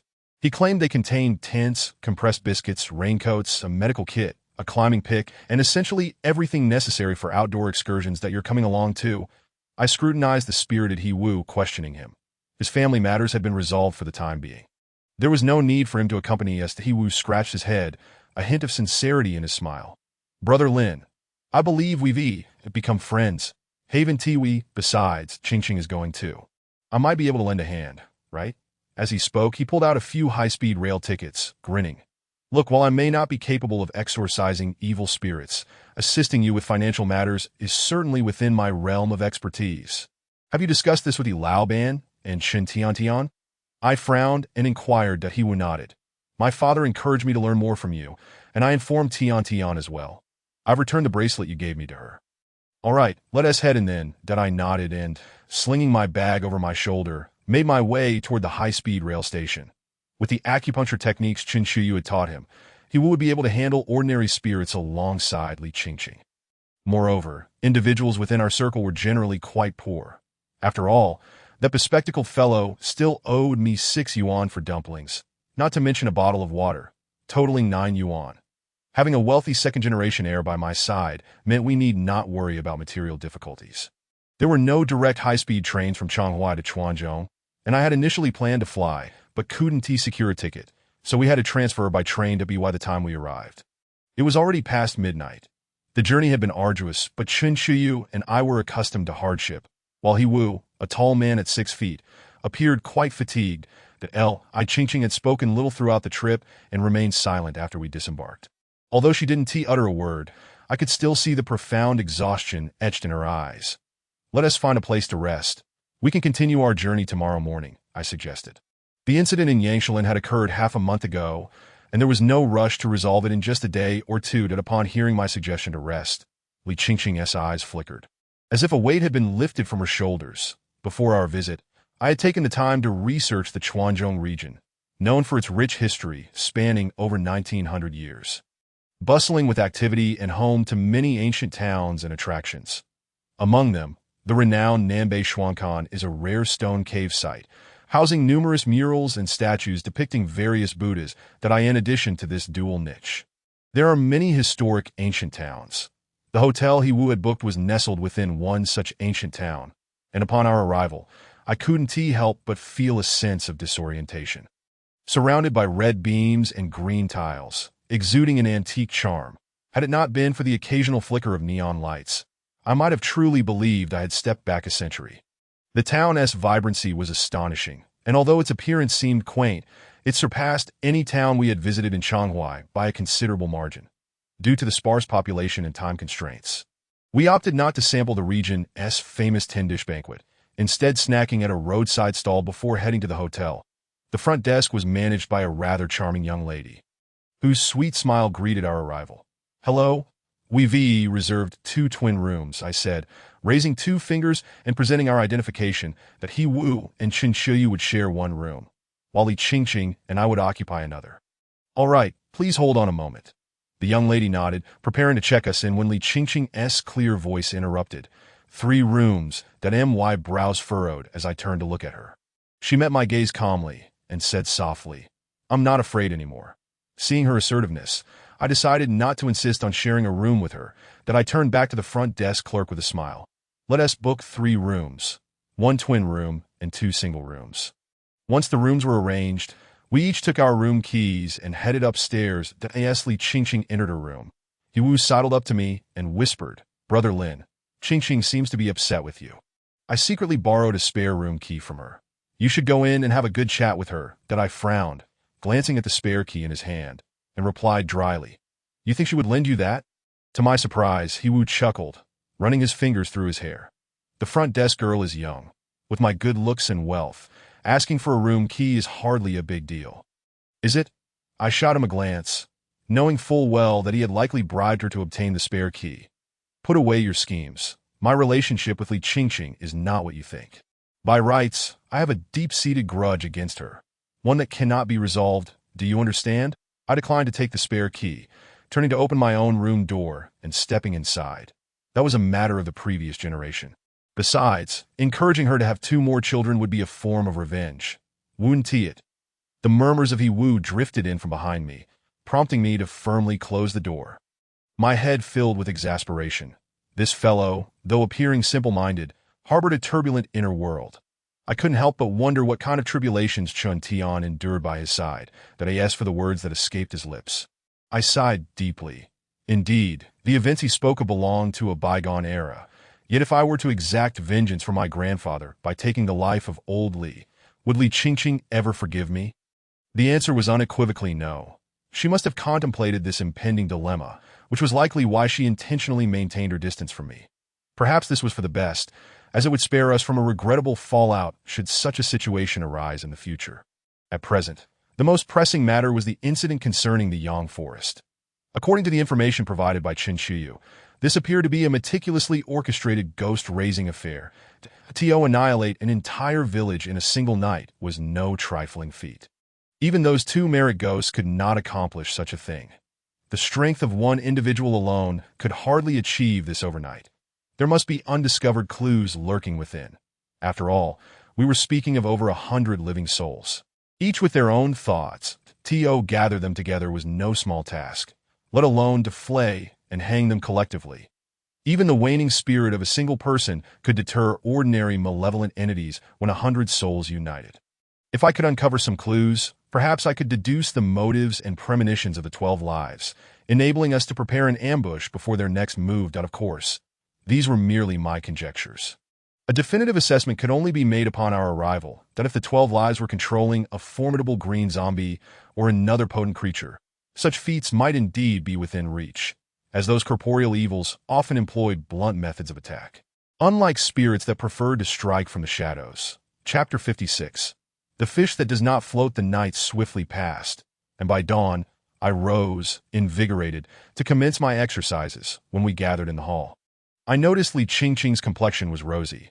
She had evidently followed my breathing techniques that morning that I cast a glance at He Wu, who was still burdened with various large and small packages, and frowned, asking, "Are you really planning to carry all that into the mountains with us?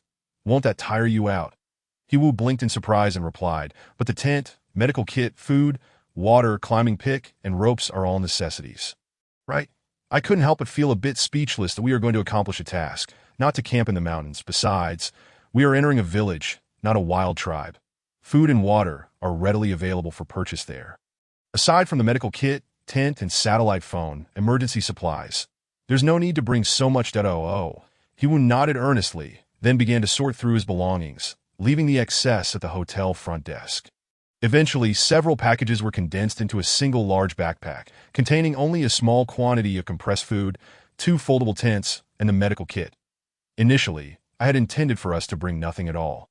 But upon reconsideration, I thought it prudent to carry these items, given the remote location of the troubled village, which lay in a desolate mountainous area. Unexpected circumstances could arise.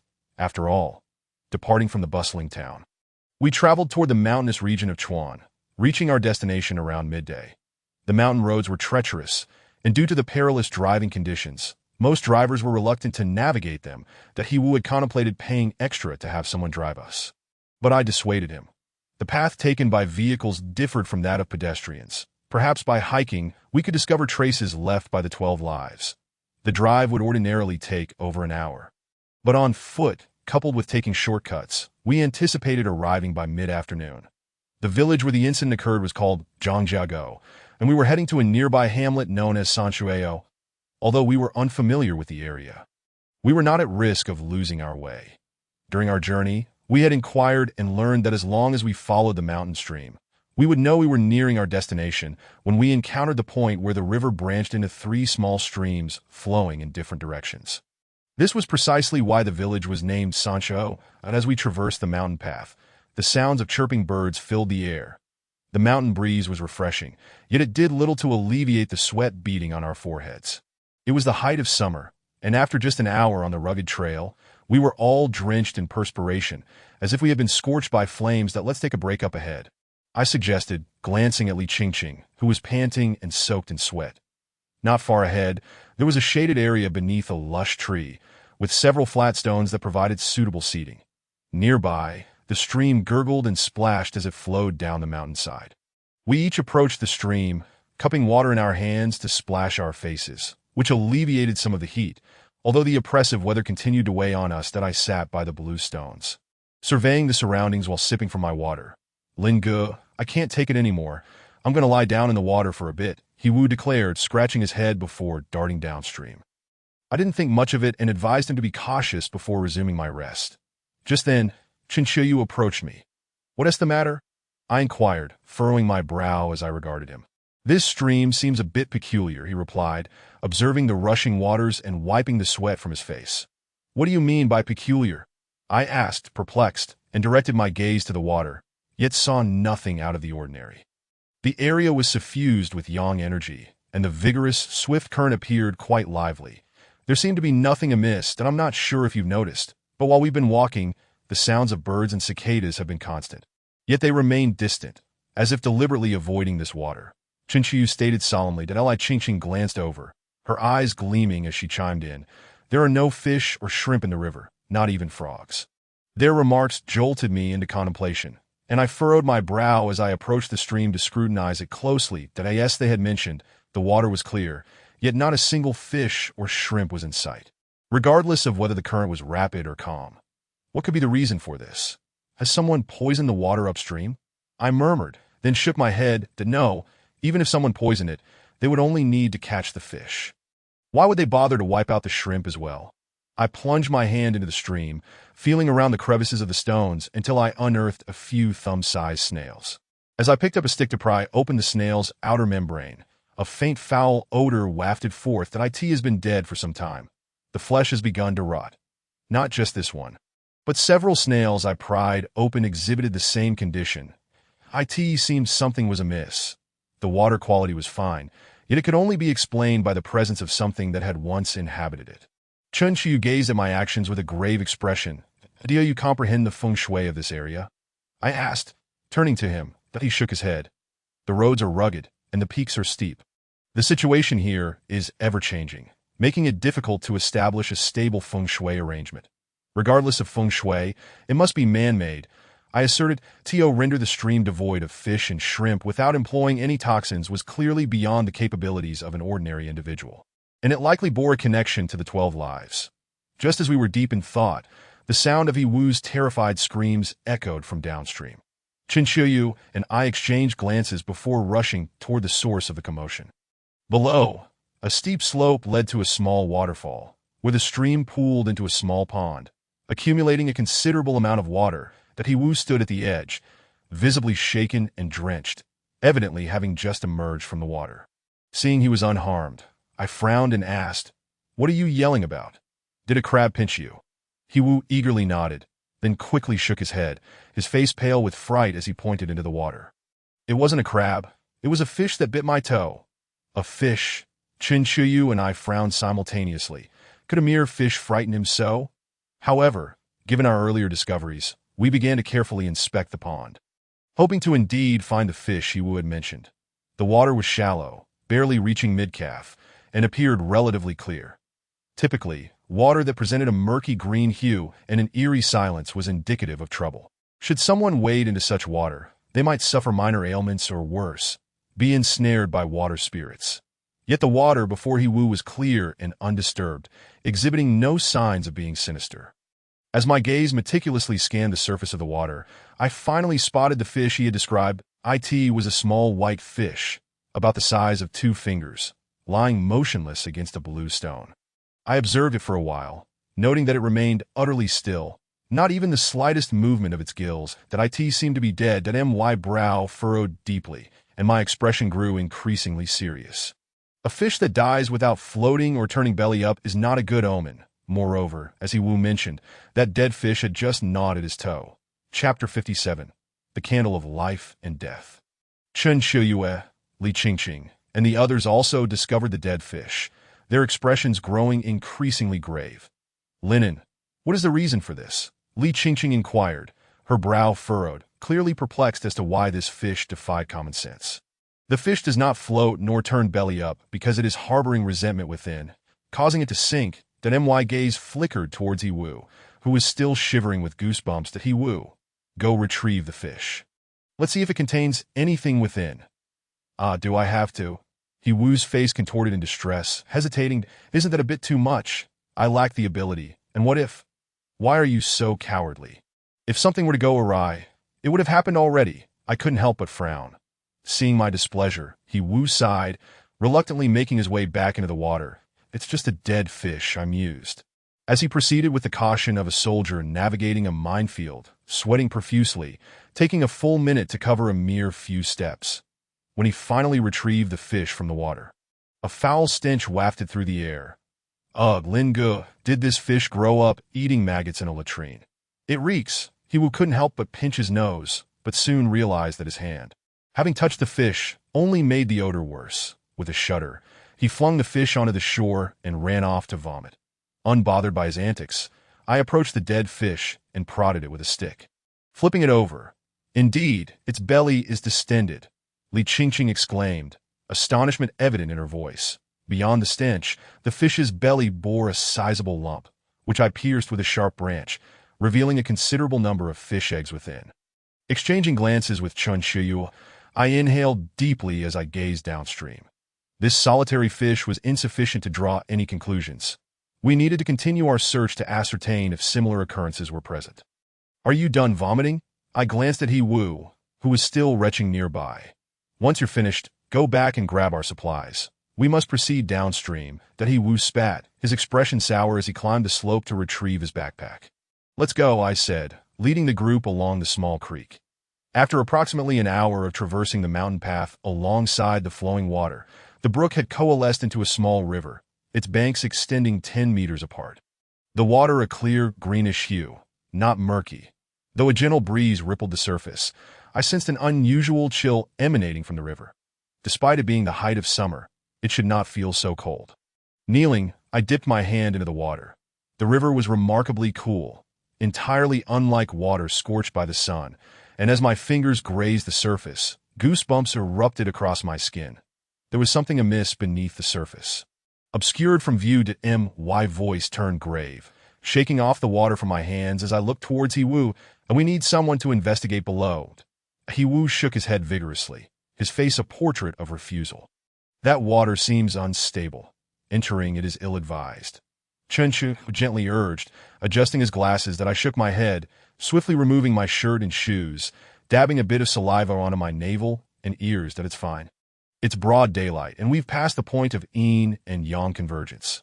Just remember to pull my candle of life and death later. The candle of life and death serves as a method to temporarily substitute one's vital energy with a flicker of flame. Typically lit when one traverses perilous paths or enters tombs, that as long as the flame persists, one's vital energy remains intact, allowing for a safe return. That if the flame extinguishes, however, it spells doom. That of course, lighting the candle at this moment does not imply imminent danger from the water, but rather that many of my methods would be ineffectual submerged. Without the candle, my vital energy could dissipate upon entering the water, jeopardizing my safety should I encounter perilous circumstances. That I extracted a red candle from my bag, inscribing my birth details on a piece of yellow paper before igniting it, using the paper to kindle the candle. The flame burned far brighter than usual, unwavering even in the breeze, unless I encountered grave misfortune. This candle of life would remain lit. That of course, if some unfortunate entity were to douse it with water, it would merely signify that fate dictated such a trial. Take this, and remember to tend to my candle. If I fail to return, I shall serenade you at your bedside tonight. That I handed the lit candle to Chen Shiyu, who grimaced slightly but nodded in acknowledgement. With him by my side, I felt somewhat reassured. After all, he was a practitioner of the Tao, and observing a candle should pose little issue. After my instructions, I plunged into the water, twisting my body to swim downstream. Having grown up in the countryside, I considered myself an adept swimmer, able to hold my breath and dive to depths of 10 meters without faltering.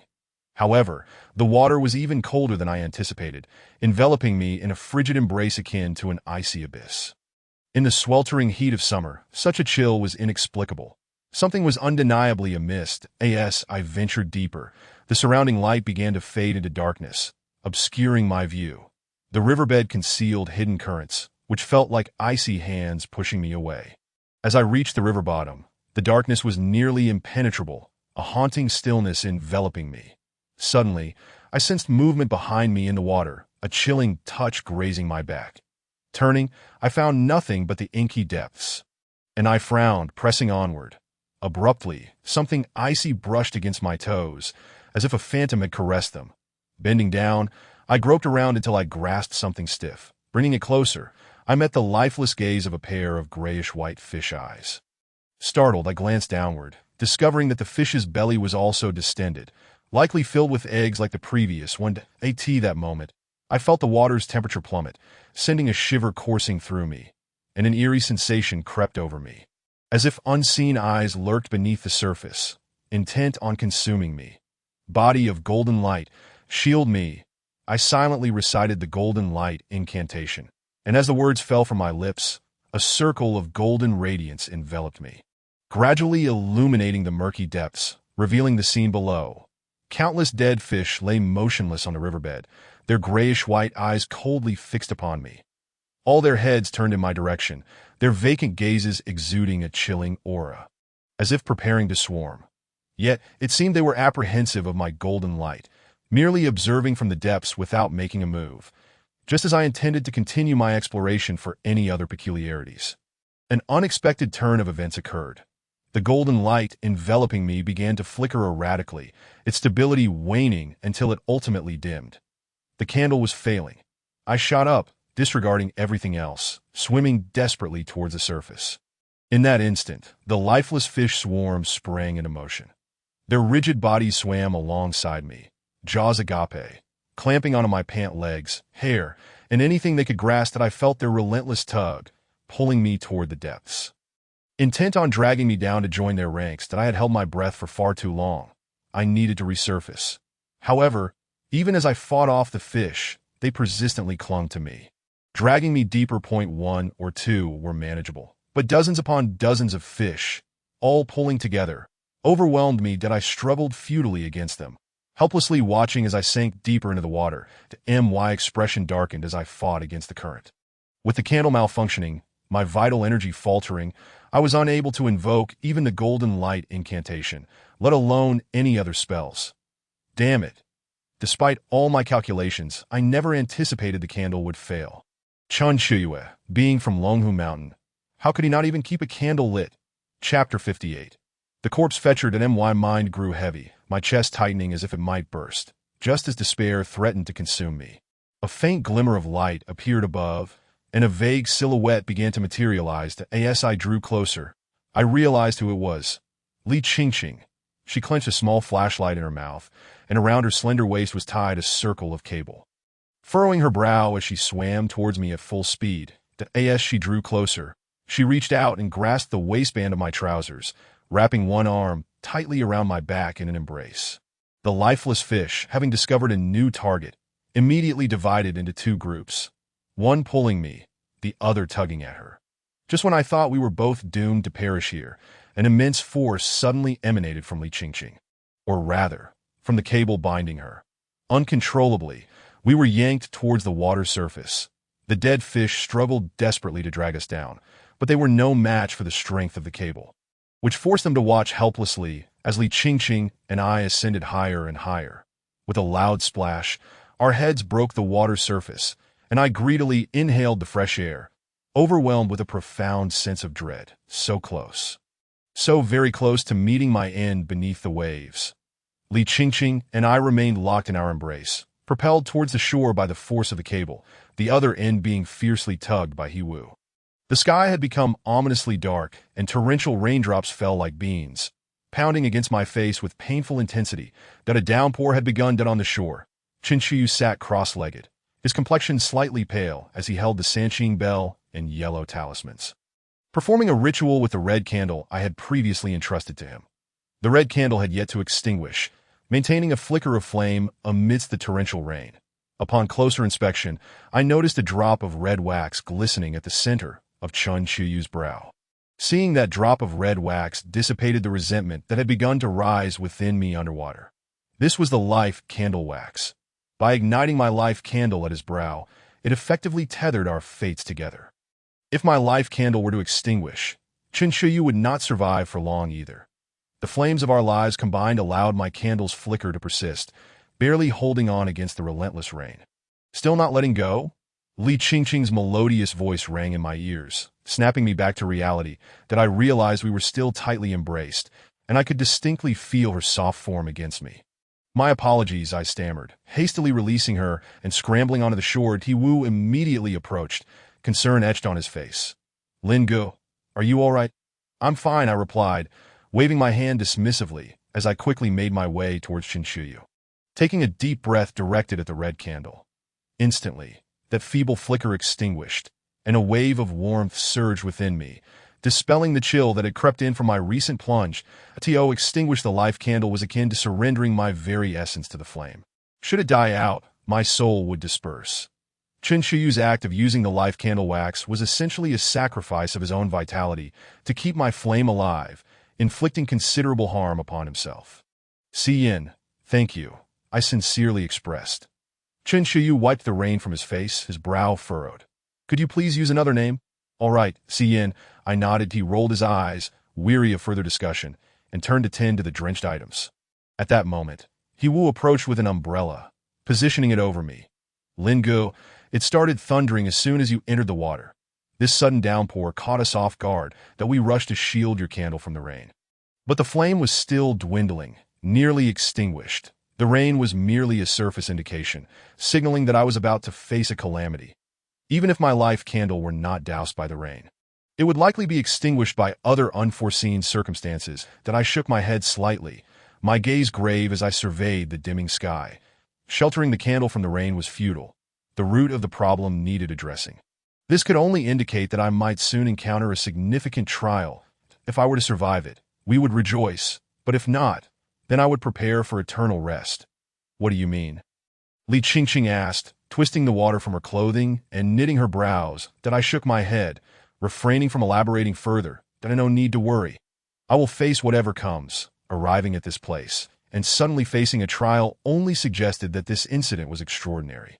Fraught with peril. Should I insist on proceeding, it would likely be a near-fatal endeavor. While asserting that everything is fine, I cast a surreptitious glance at Li Qingqing, surprised by her decisive actions in the wake of the downpour. Chen Shuyu was responsible for maintaining my life candle. Li Qingqing had bravely ventured into the water to retrieve me, while He Wu prepared to pull us ashore, all with clearly defined roles. Had any one of them been absent, I would surely have faced dire consequences today. Contemplating this, I felt a sense of relief that I had brought both Li Qingqing and He Wu along. Did you see anything in the water? Chen Shuyu inquired, having finished tending to the soaked belongings and moving closer. Fish. All dead fish, I replied, my expression darkening. Dead fish. Li Qingqing's delicate brows furrowed. But when I went down to find you, they were all moving. I shot her a glance and shook my head. Just because they can move doesn't mean they are alive. Lin Gu, what should we do now? He Wu asked, shivering at the thought of the multitude of dead fish beneath the water. I glanced at the sky. The rain showed no signs of abating, and we needed to reach the village soon. Otherwise, such heavy rain could trigger landslides in the mountains, and any unforeseen accident would be disastrous. Be cautious where you step. We must reach Sanshui Ao before nightfall and inquire if anything unusual has occurred in the waters recently, I instructed, not pausing to rest as I led them downstream along the river. What had once been a narrow stream widened as we advanced, the waves growing increasingly turbulent. The rain battered against the bluestone, and even under the umbrella, we were thoroughly soaked. Eventually, we abandoned the umbrella, opting instead to shield our packs with raincoats to keep our belongings dry. The sudden onset of rain was indeed startling. One moment, the sun blazed overhead, and the next, dark clouds enveloped the sky, unleashing a relentless downpour. Fortunately, we had already covered a significant distance. After another hour of trekking, we encountered two smaller tributaries branching off the river, flowing towards the mountains on either side. That we're almost there. Just hold on a little longer, I called back to Li Qingqing and He Wu while reaching to take their backpacks. Lin Gu, it's fine that I can manage. He Wu huffed, panting heavily, his legs trembling. Don't waste time. Hurry up, I retorted impatiently. Reluctantly, he removed his climbing pack and handed it over, while Li Qingqing hesitated, but eventually relinquished her smaller bag as well, with my own cloth bag added to the pile. I found myself shouldering the majority of the weight. Though it was burdensome, I gritted my teeth and pressed forward, determined to move swiftly. Following the now turbulent river, we soon encountered a disconcerting sight, a small fishing boat bobbing perilously on the churning waters. With a young man aboard, seemingly unfazed by the storm as he repeatedly plunged a long bamboo pole into the depths. The storm was fierce, and the distance between the banks of the river had widened significantly, rendering the opposite shore only a blurred outline. Should the boat capsize, the occupant would be swept away, likely meeting a grim fate. In this treacherous environment, the young man clad in a raincoat showed no inclination to return to shore. On the bank, several plainly dressed men watched anxiously, as if awaiting something. My brow furrowed as I turned my gaze back to the small boat battling the elements, and upon noticing a red cloth tied to the bow, my heart sank as three chilling words surfaced in my mind. Body Retrieval Specialist. Chapter 59. Shifting Responsibility. The rain showed no sign of letting up. If anything, it seemed to intensify. The little boat in the river had nearly capsized several times, causing those watching to feel a pang of anxiety. Lingo, what is he doing? Hiwu's voice was gruff, tinged with confusion. Aside from the orthodox practices of Taoism, numerous folk methods exist, one of which is the profession of body retrieval specialists.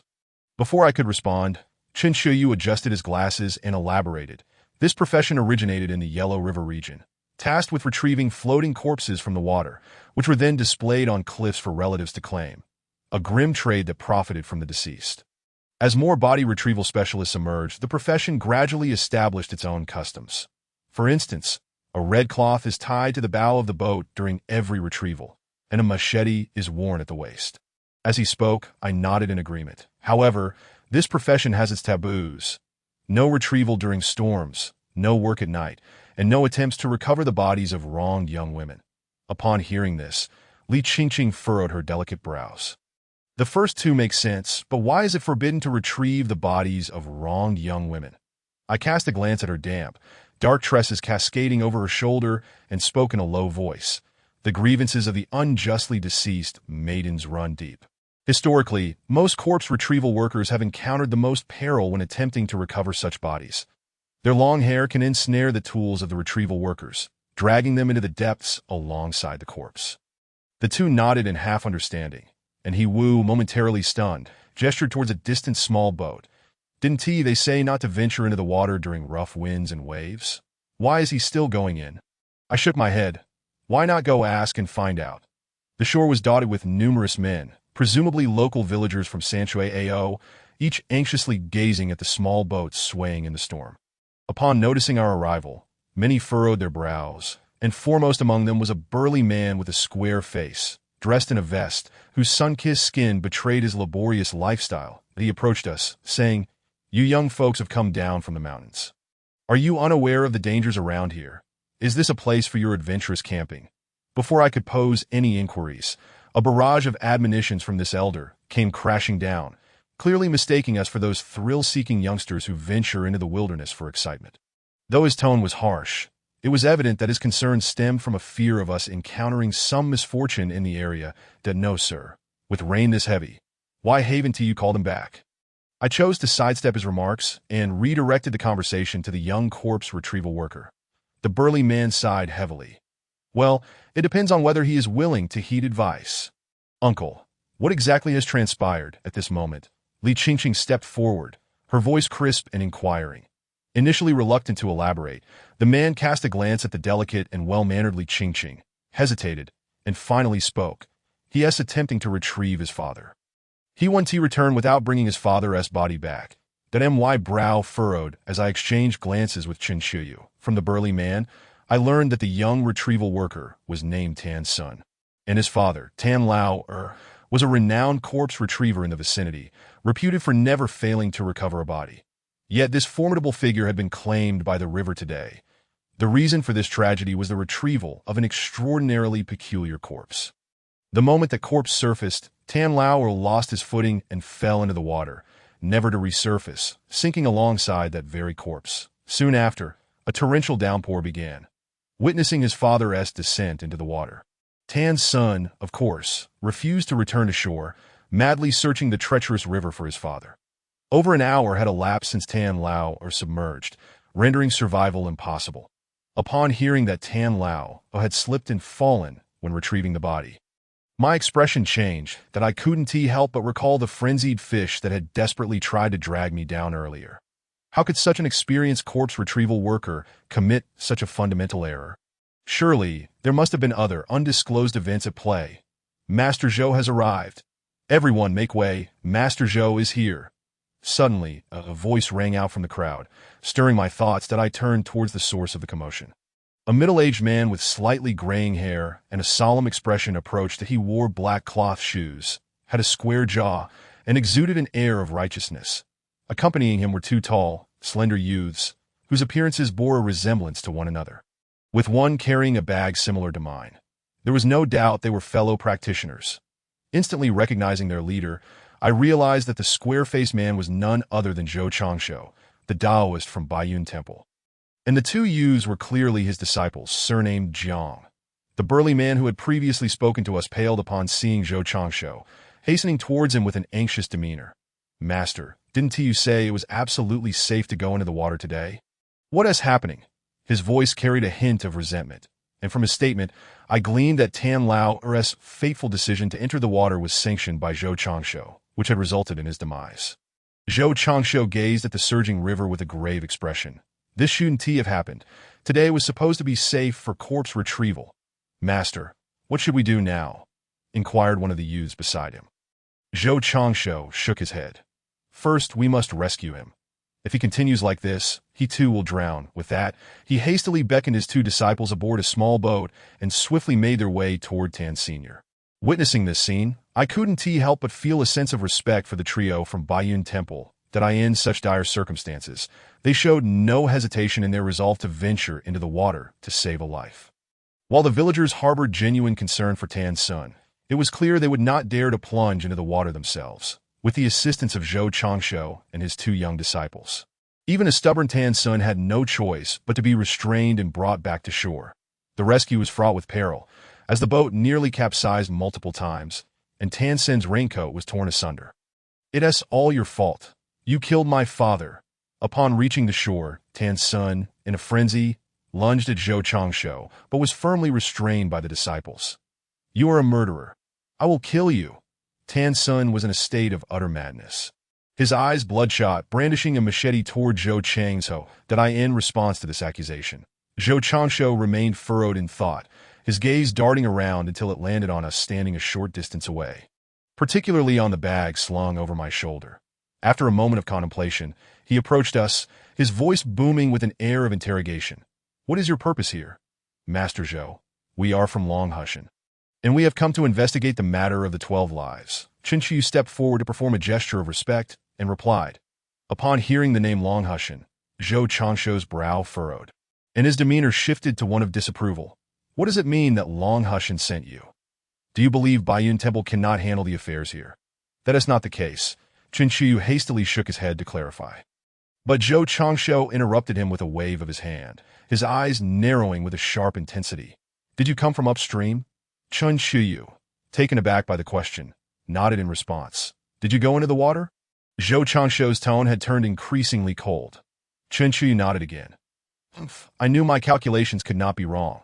It turns out you were the ones who disrupted the balance, causing the sudden downpour. Tan Lao's death is directly related to you." In the next moment, Zhou Changshu's voice boomed, angrily pointing at us. The volume of his voice drowned out the wind and rain, as well as Tan's son's anguished cries, leaving everyone present, including Chen Qiu and me, momentarily stunned. What does he mean by this? How could Tan Lao's death possibly be our responsibility? Is he attempting to shirk accountability? Chapter 60. Entering the water again upon hearing that there was another cause for the tragedy. The villagers frowned, while Tan's son glared at us, his eyes filled with fury. Sensing the tension, I stepped forward, my expression darkening. "What do you mean by this? Are you trying to evade responsibility?" Chen Qiu, Li Qingqing, and the others also frowned, casting wary glances towards Zhou Changshu. Evading responsibility. Today is the summer solstice, the day when yang energy is at its peak throughout the year, that I specifically instructed Tan Lao to enter the water at the hour of noon with a large rooster. How could there possibly be an accident? Zhou Changshu asserted vehemently. The only possible explanation is that you did something upstream that disrupted the yang energy, leading to this unfortunate incident. His words were laden with conviction and ire. At this, I furrowed my brow, lost in contemplation. The summer solstice is indeed the day when yang energy is at its zenith, the 15th of the lunar month being the peak of yang energy throughout the month, and the hour of noon being when yang energy is most potent, around 11:40-5, the no formidable spirit would dare to act during this time. This is also why executions in ancient times were often conducted at noon. The strong yang energy could dispel the spirits of the executed, preventing any aftermath of chaos. If it truly was during the hour of noon that they entered the water, there should not have been any accidents, especially with a large rooster accompanying them. Could it be that my earlier lighting of the candles upstream, disturbing the spirits in the water, caused an overwhelming surge of yin energy?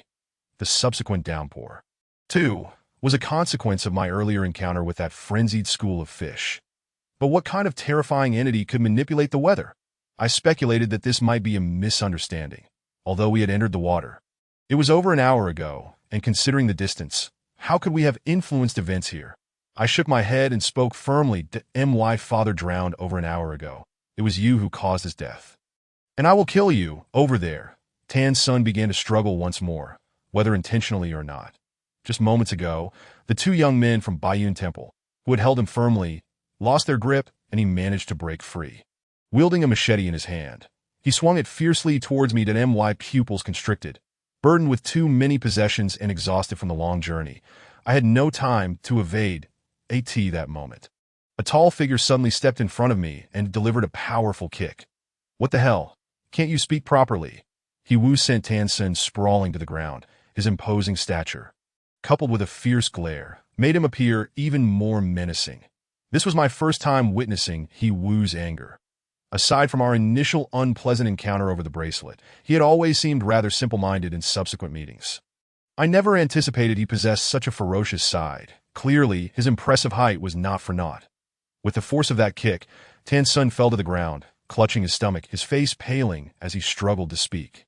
Although my immediate peril was averted, He Wu's actions incited the anger of the villagers, who began to gather, brandishing stones and paddles.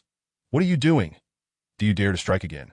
You disrupted Master Zhou's setup and harmed someone. Yet you remain so arrogant. I swear, if you don't end up in a pig cage today, I won't believe it. The villagers were united in their fury. Upon witnessing Tan Sen's defeat, they surged forward, eager to retaliate against He Wu. He Wu, undeterred, kicked another villager down while choking one tightly, bellowing, "Come on, damn it, try coming at me again." His voice thundered like a storm, silencing the crowd. Faced with such ferocity, the villagers hesitated, encircling us but reluctant to advance. Wow, this guy is fierce. I found myself momentarily stunned, surprised by the turn of events that he was a member of the school's Sanzhou Club, though not particularly clever. He possessed considerable strength. Many martial arts instructors were no match for him. Ching's melodious voice broke through my thoughts, and I felt my astonishment begin to fade that He Wu had seldom engaged in fights. And recently, he had only faced malevolent spirits, so his martial prowess had not been evident.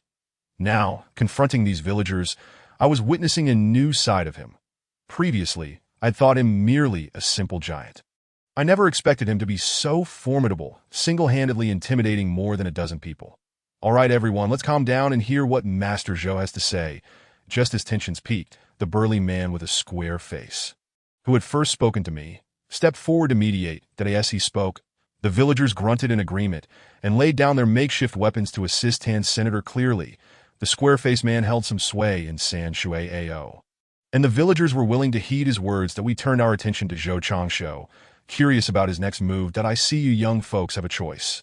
Either compensate the man and leave at once, or dive into the water and retrieve the body of Tan Laosi. Zhou Changshou said, narrowing his eyes as he looked at me. Since you've been in the water before, you must know there are dangers lurking beneath. Given your limited skills, if you wish to avoid a grim fate, it would be wise to pay up and leave. I met his gaze coolly and replied, "First, Tan Laosi's death has nothing to do with me. It was your own blunder that led to this, so don't try to shift the blame." Zhou Changshou's expression shifted, and he scoffed, seemingly unwilling to engage in further debate. "Second, if you dare not enter the water, just admit it. There's no need for taunts that I loosen my luggage, stretching my muscles, and shot him a cold glance that I will retrieve Tan Laoxi's body, but if anything happens to my friend before I surface, I will leave you hanging from a mountain until the Baiyun Temple people come to claim you. As my words fell, Zhou Changshuo's two disciples immediately scowled at me, shouting, "What are you saying? Hanging from a mountain? That is how corpse retrieval is handled when the body is unclaimed." He was stepped forward, positioning himself protectively beside me, glaring at them.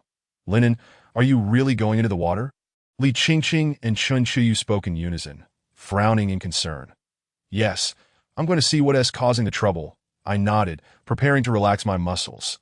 "You nearly drowned in that small river before. Now, the river surface is much larger and more turbulent. Are you sure you want to go in?" Li Qingqing's beautiful willow brows knitted together, worry etched on her face. "That it's fine." I waved her off with a smile. "I made it out then, and I will surely do so again." Chen Shuyu shook his head, expressing his unease. "Perhaps we should wait a few days until the rain stops and you've had time to rest."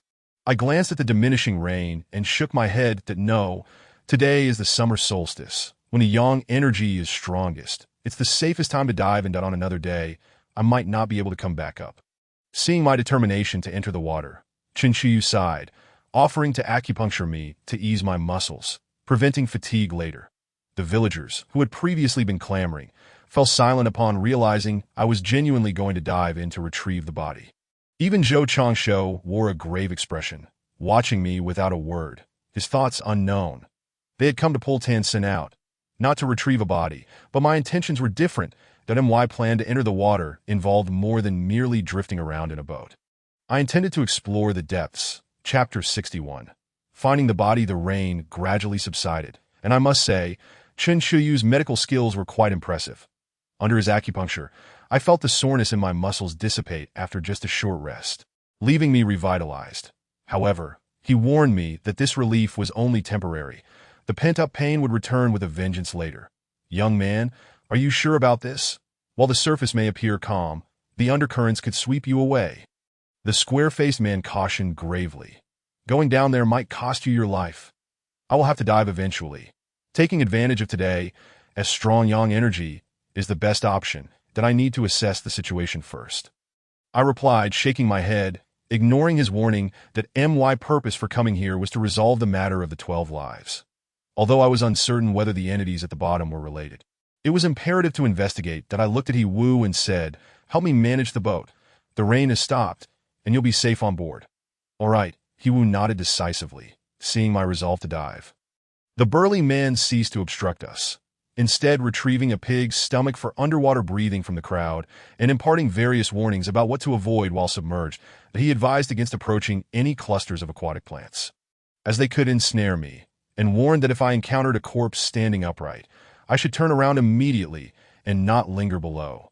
The villagers, having lived by the water for generations, were well versed in the taboos of the river, and I listened intently. "Do you have a way to locate my father's body?" At that moment, Tan Sun, now recovered from He Wu's kick, asked eagerly, his eyes red with anticipation. That I glanced at him and nodded slightly. "If you have the date of birth, finding his body shouldn't be difficult." "Good. I'll dive with you," Tan Sen declared, his determination evident after being kicked down.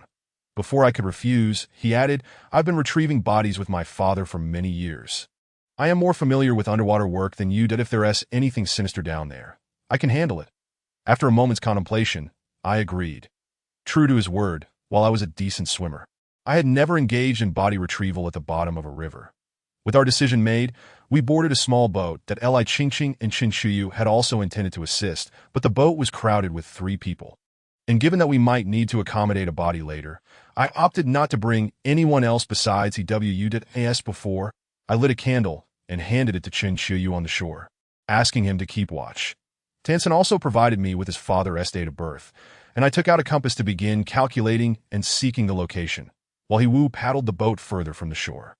The compass was not only used for feng shui, but also for locating spirits and individuals, and it could even ward off evil. "Row forward," I instructed He Wu while keeping an eye on the compass. "Stop! The person is nearby." Finally, when the compass needle trembled and settled, I raised my hand sharply, signaling He Wu to maintain our position. At that moment, Tan Sen seized a long bamboo pole from the boat, attempting to probe the water below. However, no matter how many times he changed direction, he was unable to reach the bottom. The water here was at least 13 meters deep. His gaze was heavy as he secured the machete at his waist. Already beginning to bind the hemp rope around himself, I cast a glance at him and noticed a 5-centimeter-long red scar on his left wrist, resembling both a birthmark and the aftermath of a burn. I carefully stowed away the compass while simultaneously tying the rope, addressing He Wu. Shortly, I will give you a few talismans to ward off evil, that if our rope encounters any issues, you must affix the talismans. If that fails, bite your middle finger and let a drop of blood fall upon it. Understood? The blood from the middle finger possesses the most yang energy, rivaling that of snake venom, making it an excellent means of exorcism. My tone was serious, and He Wu understood the gravity of the situation, nodding gravely. Rest assured, Lin Ge, I will definitely pull you up. Once all preparations were complete, Tan Sun and I secured the other end of the rope to the bed, ensuring it would not come loose before each grasped a stone and descended into the water. Having just experienced a heavy rain, the water was somewhat murky and considerably cold. Underwater, Tan Sun pointed downward, and I nodded, holding my breath as I sank deeper. The current was fierce, making it significantly more challenging to navigate than usual. Just halfway down, I began to struggle for air, retrieving the pig's stomach to breathe. Meanwhile, Tan Sun remained unfazed, his complexion unchanged, clearly accustomed to diving, possessing much greater lung capacity than the average person. The device I used to breathe was crafted from pigskin, akin to the oxygen tanks used by divers, but considerably more portable. The undercurrents were indeed tumultuous, and at one point, I was nearly swept away, saved only by Tan Sun's timely grasp. After descending over 10 meters, the surrounding light dimmed further, rendering the shadows indistinct that a beam of light suddenly illuminated the depths. Tan Sun had produced a powerful flashlight. Directing the light towards the bottom, it struggled to penetrate the darkness, revealing numerous moss-covered stones and debris, as well as the motionless corpses of dead fish and shrimp. In this murky water, the deceased creatures, with their lifeless eyes, seemed to gaze at us, as if poised to leap at any moment. The most violent currents were found in the midsection of the waterway. Once we reached the bottom, the flow became relatively calmer. Tan Sun and I reached the seabed in succession, surrounded by an eerie silence, save for the roaring water. Tan Sun's expression shifted to one of surprise upon seeing the dead fish, clearly encountering such a sight for the first time. Nevertheless, he did not falter, illuminating the bottom with his flashlight. He searched to the right while I ventured to the left. As I chanted the golden light spell. A faint aura of golden light enveloped me, allowing me to discern my surroundings despite the darkness that, of course, Tan Sun could not see this golden glow. When he glanced my way, all he perceived was an expanse of blackness. The water had turned quite cold, and I held my breath, meticulously scouring the bottom. And no matter where I moved, it felt as though the dead fish and shrimp were watching my every move. Though they lay motionless, their presence instilled an uncanny sensation within me. However, drawing from past experiences, I had several 7-star nails on my person. Should they dare to approach, I would not hesitate to impale them one by one. It wasn't too long before I spotted a figure lying behind a moss-covered boulder, standing taller than a person. That it was a middle-aged man, clad in a dark green tank top, his skin bloated and wrinkled from prolonged submersion. His hollow eyes fixed intently on me. That gaze sent a chill through me, eerily reminiscent of the dead fish and shrimp surrounding us. Chapter 62. The eerie underwater scene clearly. This was Tan Sun's father. The recently drowned Tan Lao that it had only been a little over 2 hours since his drowning, but he appeared as if he had been submerged for days. His skin was grotesquely wrinkled, and his eyes were vacant and lifeless, resembling those of a fish. That I retrieved the pig's stomach for air, but there was no time for contemplation. That I swiftly approached the stone, grasping the corpse by the collar and lifting him. Suddenly, as I made my move, Tan Lao's mouth opened, seemingly expelling a breath that transformed into bubbles rising to the surface. That my brow furrowed, initially thinking my actions had caused this release of air from his lungs. Yet, upon further reflection, a sense of dread gripped me. Something was amiss. If he had drowned, how could there still be air within? This was no ordinary air. It was a breath of resentment. Should a person die with unfulfilled grievances, they could eventually transform into a vengeful spirit. Even if not, The possibility of a corpse rising from the dead was all too real, that if Tan Lao Air were to return from the dead in this water, I might not be able to handle it, that I had to bring him up quickly and resolve this matter on the shore. That MY expression grim. I hastily tied the excess length of rope around Tan Lao Air's body, simultaneously retrieving a copper coin from my pocket and placing it in his mouth to prevent any potential transformation.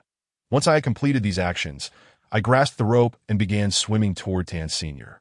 Tan Sen's beam of light was approaching, growing ever nearer as he swam toward me. As we drew closer, I could see more clearly, and my pupils dilated in shock. Tan Sun was carrying a corpse on his back, also in a tank top, resembling a middle-aged man, but his skin appeared relatively normal, devoid of the wrinkled and bloated condition of someone submerged for days. That it was Tan Lao Air behind him. But who, then, was I pulling? A wave of dread washed over me as I turned to look, only to find that the rope tied to me was not attached to a corpse, but rather a stone. Tan Sin swam closer, a look of confusion crossing his face as he pointed to the stone behind me, evidently questioning why I was dragging it. I cast a deep glance at the corpse on his back, shook my head and gestured upward, indicating that he should ascend first while I untied the rope from the stone. He nodded, grasping the rope as he swam toward the surface, leaving me alone in the depths. As he departed, I turned to untie the rope from the stone, but once again, a sense of despair enveloped me. In the dim underwater gloom, the object tethered to me had transformed once more. It was neither Tan Lao Air nor a stone, but a woman with long hair, standing rigidly in the water, her head bowed. Clad in white garments, her exposed skin had become wrinkled and pale, resembling that of a newborn. That I recalled the warning from the burly man on the shore. If one encounters a standing corpse in the water, do not hesitate. Turn and leave immediately. Yet now, it was no longer a matter of whether to leave. The rope was tied to her, that I had no choice but to either pull her up or untie the rope. I began to understand why so many corpse fetchers carried machetes at their waists. It was likely for situations just like this. Lacking a blade, my options were limited to either untying the rope or bringing her along. The woman in white stood merely 3 steps away from me, and I could feel the cold emanating from her form. The golden light surrounding me began to flicker ominously, indicating that some unforeseen event was threatening to extinguish my life force. Without a moment's hesitation, I took 2 steps forward and placed my hand on the woman's shoulder. Her touch was icy and soft, akin to grasping a piece of decaying flesh, suppressing the wave of revulsion rising within me. I began to search her for the knot in the rope. Yet, no matter how thoroughly I searched, I could not locate the knot, and the golden light had dimmed to a precarious level, threatening to extinguish altogether.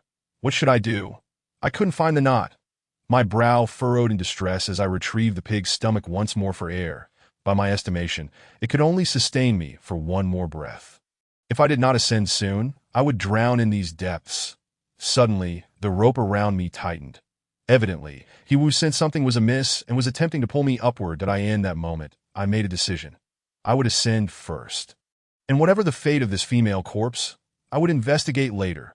However, just as I had turned away, I suddenly felt a weight on my shoulder, as a swollen, wrinkled hand rested upon it. That instant, an involuntary shiver coursed through me, as I instinctively recognized the hand's owner.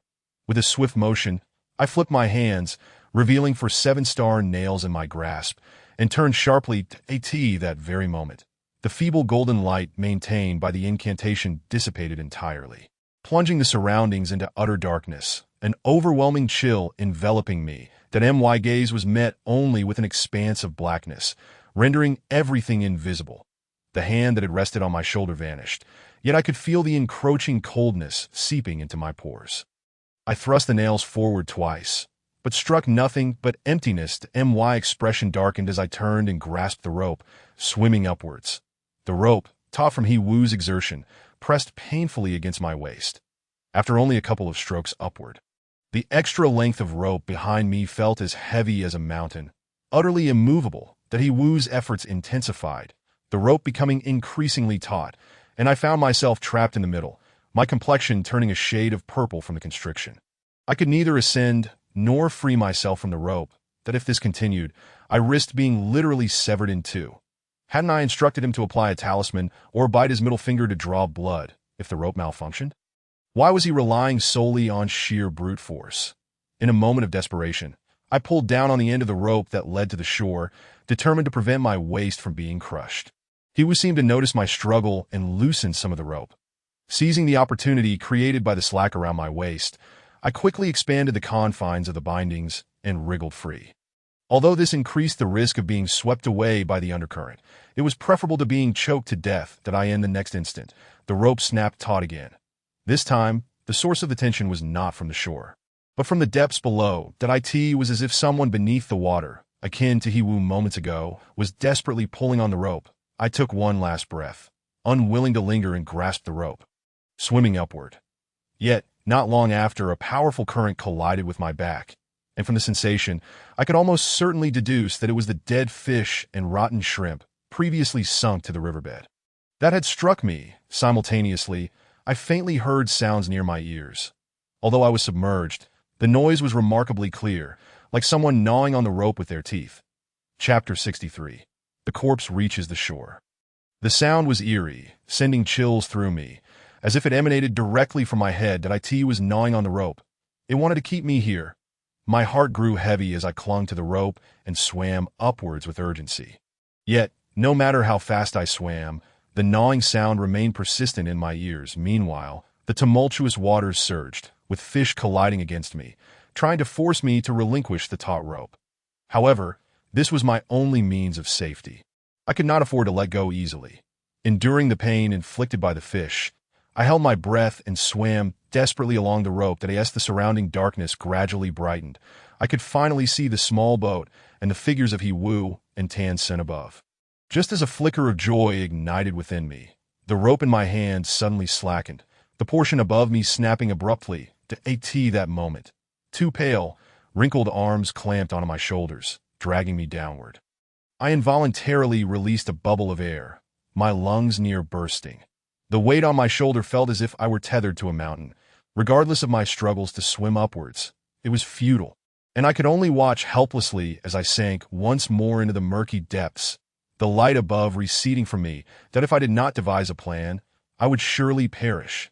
I turned around to find the ghastly, pale face of a woman mere inches from mine, her hollow, gray-white eyes and long black hair eerily splayed out in the water, as if she thought to drag me down as a substitute. It would not be so easy. My resolve hardened, and I thrust the 7-star nail forcefully towards her forehead. Upon being pierced, her face contorted in rage, her mouth opening wide, causing the already wrinkled skin to crumple grotesquely. An unsettling sight. Rows of sharp, crimson teeth glimmered menacingly, akin to steel blades aimed at my head. Seeing this, I did not hesitate. I wedged another 7-star nail between my fingers and struck fiercely at the side of her face. Blow after blow. Although she dragged me deeper into the abyss, I managed to puncture her head multiple times. That as the light around me began to fade, my heart sank with it. Despite having turned her head into a sieve, the grip of her hand remained unyielding, refusing to release me, even as I attempted to stab at her hand. Just when I felt utterly hopeless, a radiant glow suddenly illuminated the depths above. I looked up to see copper coins, glowing with a sanguine light, slowly descending through the darkness, emanating a powerful aura that dispelled malevolence. These were the 5 Emperor's coins, stained with vital blood. My gaze sharpened, and I quickly snatched one of the coins, slamming it against the corpse. That in an instant, it recoiled as if struck by lightning, retracting its hands and retreating. The oppressive weight on my shoulder vanished, and I felt a surge of elation as I hastened my ascent to the water's surface. The female corpse did not pursue me further. As my head broke the surface, I gasped for air, feeling dizzy and utterly drained. Linge is over there. In my dazed state, I heard Hiwu's jubilant shout. Following the sound, I realized I had drifted quite far for his location. That the same moment, a hand suddenly grasped my shoulder, pulling me toward the safety of the surface. When I turned to see the 3 figures of Zhou Changshu and his disciples from the boat, I breathed a sigh of relief. Thank goodness, for if I had to contend with that female corpse again, I might have lacked the strength to fight back. Zhou Changshu's middle finger bore a deep cut, blood seeping from it. Clearly, the copper coins I had seen earlier were those he had cast into the water. After all, as an experienced elder, his cultivation far surpassed mine. The efficacy of the blood-stained coins in the water was evident. Unlike my abilities, which had been rendered nearly useless upon entering the depths, Humph, skill without courage is merely bravado. Zhou Changshu, his hair graying, snorted disdainfully at me before addressing his two apprentices. Jiqiang, Jiping, hurry back. Yes, master. The two young men responded promptly. Swiftly paddling the boat toward the shore, he Wu too dared not linger in the water any longer and moved closer this way, that I noticed that his two middle fingers bore fresh cuts, blood dripping down. While the severed rope tied to the boat was soaked in blood and covered in talismans, that it was evident that he had attempted to follow my instructions. Yet it had proven ineffective. Upon examining the broken end of the rope, it was clear that it had been severed by something akin to teeth, rather than fraying naturally. Although it was not a steel wire rope, it was certainly more resilient than ordinary hemp rope. And being newly purchased, even a knife would struggle to cut through it in a short time. The fact that it had been so mysteriously severed in such a brief period underwater hinted at the terrifying nature of whatever had done so. Once ashore, Qin Shiyu placed a drop of red wax on his brow, his complexion alarmingly pale.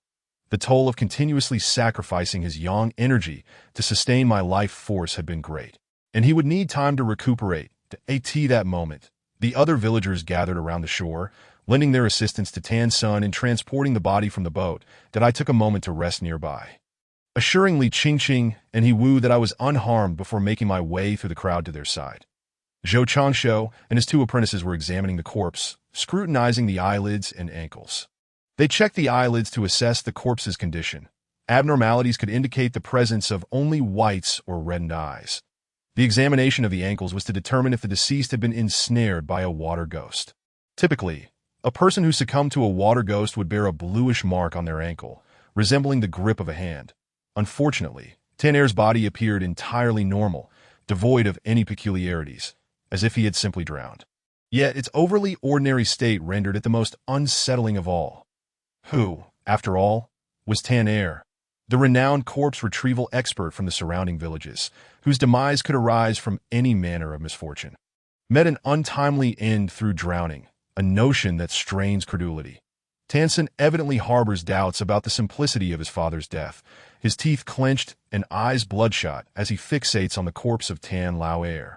His thoughts shrouded in mystery, as twilight descended, the villagers resolved to return home, postponing further discussions for later. Meanwhile, our group of outsiders sensed the villagers' reluctance to allow us entry, given that He Wu had clashed with several of them earlier. They believed that Tan Lao Er's drowning was somehow linked to our unexpected arrival. Had we not disrupted Zhou Changshu's scheme upstream, Tan Lao Er would not have faced peril, nor would he have perished. Nevertheless, my assistance in locating Tan Lao Er's body and my willingness to brave the waters alongside them created a sense of internal conflict among the villagers. Ultimately, it was the round-faced man, known as Tan Jinshan, who mediated the situation, allowing us to enter the village. At that moment, I learned that Tan Jinshan, nearly 40 years of age and reputed to be a decent man, remained unmarried. Before darkness fully enveloped the sky, our party followed Tan Jinshan and Zhou Changshu into the village. Li Qingqing and He Wu accompanied Tan Jinshan to settle our belongings, while Qin Shiyu and I trailed Zhou Changshu back to Tan Sun's residence. As the other villagers were dispersed by Zhou Changshu to their respective homes, that I had numerous questions swirling in my mind about Tan Sun and the three individuals from Baiyun Temple. For instance, why did Zhou Changshu instruct Tan Lao Er to enter the water on the day of the summer solstice? And what clues did they possess regarding the entities lurking within? How were all these occurrences related to the corpses hanging from the trees in Yang Shulin's vicinity? Chapter 64. All witnesses are dead. Corpses are notoriously heavy, and Jiang Jiqiang and Jiang Jiping were drenched in sweat after laboriously transporting the body into the main hall, where they laid it upon a bamboo mat. Zhou Changshu squatted before the corpse, conducting a thorough inspection. However, this time, he washed his hands with willow leaf water before touching the body. Strangely, the corpse, which had remained unchanged under his previous ministrations, now exhibited subtle alterations upon his touch. Crimson marks began to surface along the corpse's arms, resembling scratches made by fingernails. Not only on the arms, but also beneath the clothing, the chest and abdomen bore similar marks. Particularly the abdomen, where the skin appeared nearly stripped away, creating a grotesque sight. Zhou Changshu's expression grew grave as he turned his gaze toward me, inquiring in a low voice, "Did you see anything while you were in the water upstream?" "Fish, all dead fish," lying motionless at the bottom, and they even attempted to drag me down. I replied, though I could not decipher Zhou Changshuo's intent. Nevertheless, I felt compelled to respond, especially considering he had saved my life earlier. Zhou Changshuo's eyes flickered, lost in thought. Sensing the gravity of the situation, I furrowed my brow and knelt to inspect Tan Lao Er's corpse while asking, why did he enter the water today? From previous information, it was evident that Zhou Changshuo had orchestrated Tan Lao Er's descent into the water. Thus, what purpose did it serve? Zhou Changshuo glanced at me, but remained silent, merely signaling to his two apprentices. Understanding the cue, they promptly restrained Chen Qiyu and me, ushering us toward the exit. What do you mean, Master Zhou? I protested, furrowing my brow. After expending considerable energy in the water and climbing all day, fatigue weighed heavily upon me. Were it not for you disrupting the situation upstream, Tan Lao Er would not have perished. Given your limited abilities, you should return from whence you came to avoid becoming a hindrance. Zhou Changshuo retorted, his voice laced with disdain and aloofness that my anger flared. I had initially chosen to overlook his earlier rescue, but now he was attempting to deflect responsibility. Tan Lao Er's death was unequivocally not my fault, but rather a consequence of Zhou Changshuo's misjudgment. He failed to anticipate the dangers lurking beneath the water, leading to this tragedy that you're spouting nonsense. There were clearly entities in the water, yet you allowed an ordinary man to descend. Even if he possessed some rudimentary skills in corpse retrieval, he would still be doomed if confronted with something formidable. How dare you shift the blame onto me? My face contorted with fury as I struggled against the grip of the Zhang brothers. Yet, the pain in my body surged, muscles aching as if being torn apart inch by inch. The side effects of Chen Shiyu's earlier acupuncture treatment now manifested, causing me to blanch and stumble, narrowly avoiding collapse thanks to Chen Shiyu's support. Let us depart, he said, his expression grave as he shook his head, his eyes flickering with unspoken words. Even if I wished to remain, my aching muscles made it unbearable to linger. Eventually, I would be forced out. With a final glare at Zhou Changshuo, I allowed Chen Shiyu to guide me away from the scene. Once we had distanced ourselves, Chen Shiyu's gaze shifted toward me. Zhou Changshuo is a well-regarded master from Baiyun Temple. If word spreads that his negligence resulted in a death, his reputation will be tarnished. Therefore, he will certainly deny any connection between Tan Lao Er's demise and his own actions. I frowned, displeased. So we are to bear the blame for this death? Chen Shiyu adjusted his glasses and sighed. For now, we have no choice but to shoulder the burden. Zhou Changshuo and his group have been here for some time, and it seems the villagers trust them that we appear to be mere juniors, and our words carry little weight. Moreover, I mentioned earlier that we belong to the Jingyi sect, while Baiyun Temple is affiliated with the Chuanjin sect. It's only natural that he holds us in low regard, making it nearly impossible to extract information from him. That I pondered for a moment. If we cannot inquire with him, we must seek answers from the other villagers. After some contemplation, I quickly identified a potential source. Many villagers regarded us as the culprits behind Tan Lao Er's death, leaving only Tan Jinshan as a viable candidate for obtaining information, as he had shown us a degree of kindness and even offered us a place to rest. Soon, we arrived at Tan Jinshan's residence, where Li Qingqing and He Wu had already prepared accommodations. 2 rooms, one for Li Qingqing and the other for the 3 of us men. Tan Jinshan led us into a hall and invited us to sit. Are you truly masters from Longhushan? He asked, scrutinizing us with a hint of skepticism. Our youthfulness betrayed our credibility, contrasting sharply with the composed and serious Zhou Changshuo, who appeared more reliable alongside his 2 apprentices. I nodded, suppressing the intensifying pain in my body as I explained. We initially came to investigate the case of the skinned corpses in the neighboring village of Yangshulin, but we were met with these unforeseen events upon our arrival. Uncle Tan, are you aware of the situation in the neighboring village? I inquired in a low voice. Tan Jinshan's eyes flickered as he slowly nodded. Yes, over 100 people from that village perished. Their skins stripped and hung from trees. A gruesome sight indeed. Were you there to witness it? I pressed. Eager for more details, he shook his head. Typically, the villagers are occupied with work. That day, old Zhang discovered the gruesome scene and promptly reported it to the authorities. A few of our able-bodied men followed him to witness the spectacle. Did I tee this revelation? I felt a surge of interest and asked, where is old Zhang now? As the first to discover the crime scene, he might possess critical information that, to my dismay, Tan Jinshan slowly shook his head, his expression darkening. Old Zhang went mad from the shock and fell from a slope a week ago, resulting in his death. Dead? I was taken aback, exchanging glances with Chen Shuyu. What about the others who witnessed the scene? Where are they? Li Qingqing's voice chimed in. Tan Jinshan regarded us, finally exhaling a heavy sigh as he spoke. Today, Tan Lao Air entered the water to retrieve their bodies. Upon hearing this, my pupils constricted in horror. Dead. All of them dead. Everyone who witnessed the skinned corpses in Yangshulin has perished. Tan Lao Air entered the water not for any other reason, but to recover their bodies. That a weighty concern settled within me. The peculiar events surrounding Sanshui Ao were indeed connected to the skinned corpses, even if they were not perpetrated by the same individual. There was certainly a link. Tan Lao Air, having heeded Zhou Changshuo's directive to retrieve the corpses, ultimately sacrificed his own life in the process. But why did all those who had seen the skinned corpses meet their end? Had they become targets because they had glimpsed something they should not have? Chapter 65. Searching for clues, I furrowed my brow, astonished at the severity and complexity of the situation. What of old Zhang's body? Can you take us to see it? Chen Shuyu inquired earnestly, that a practitioner of medicine. He could uncover details about the corpse that I might overlook, such as determining whether old Zhang had fallen victim to malevolent forces or succumbed to madness. Tan Jinshan hesitated, then shook his head. Perhaps it's best not to disturb the deceased. He has already been laid to rest. Let him find peace. It is evident that he is rather reluctant to accompany us to inspect old Zhang's corpse. Since he is unwilling, we cannot compel him. After inquiring about some information, I found myself increasingly restless as the sensation of muscle soreness intensified.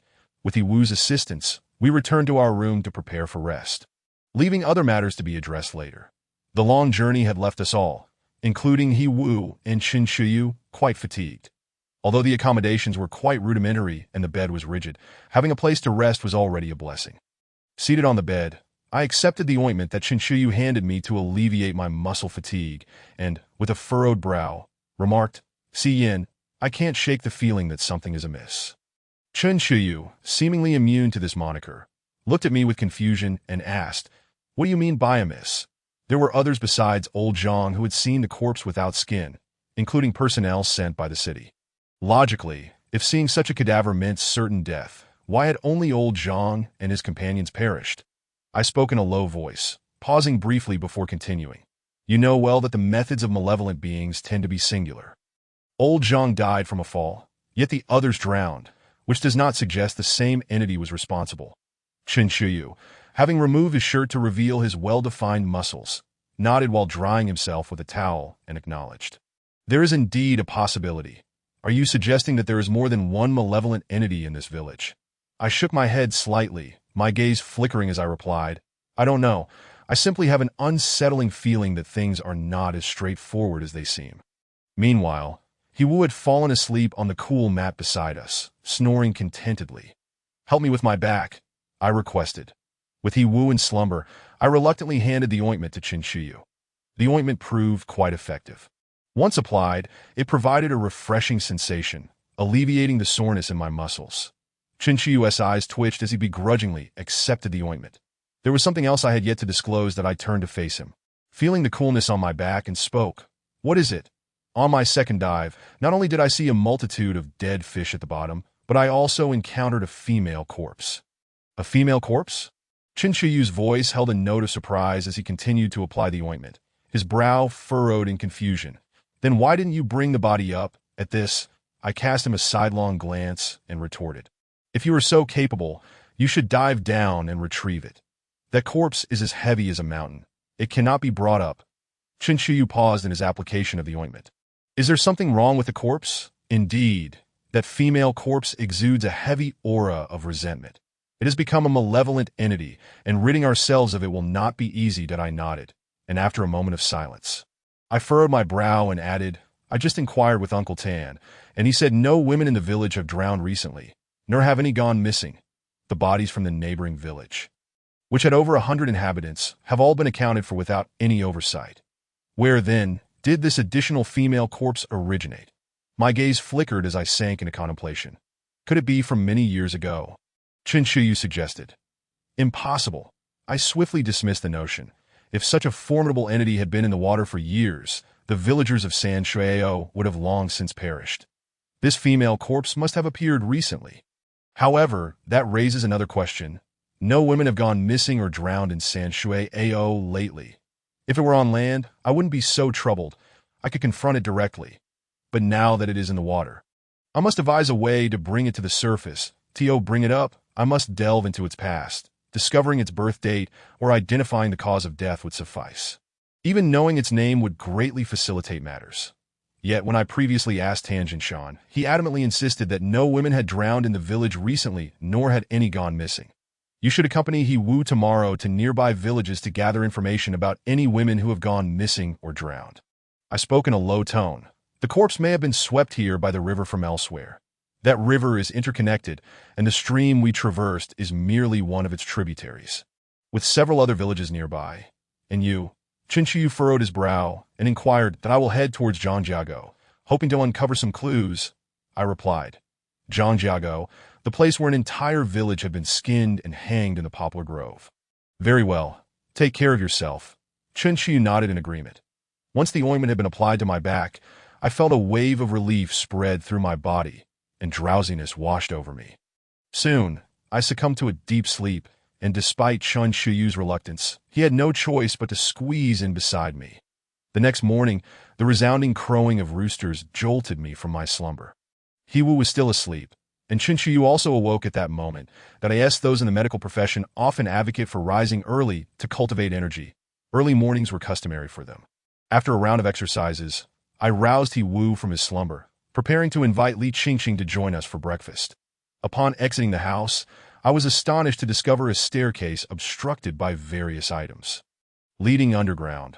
Last night, I had been too fatigued, and the darkness had prevented me from noticing. Now, in the bright daylight, I spotted the stone staircase leading to what appeared to be a cellar.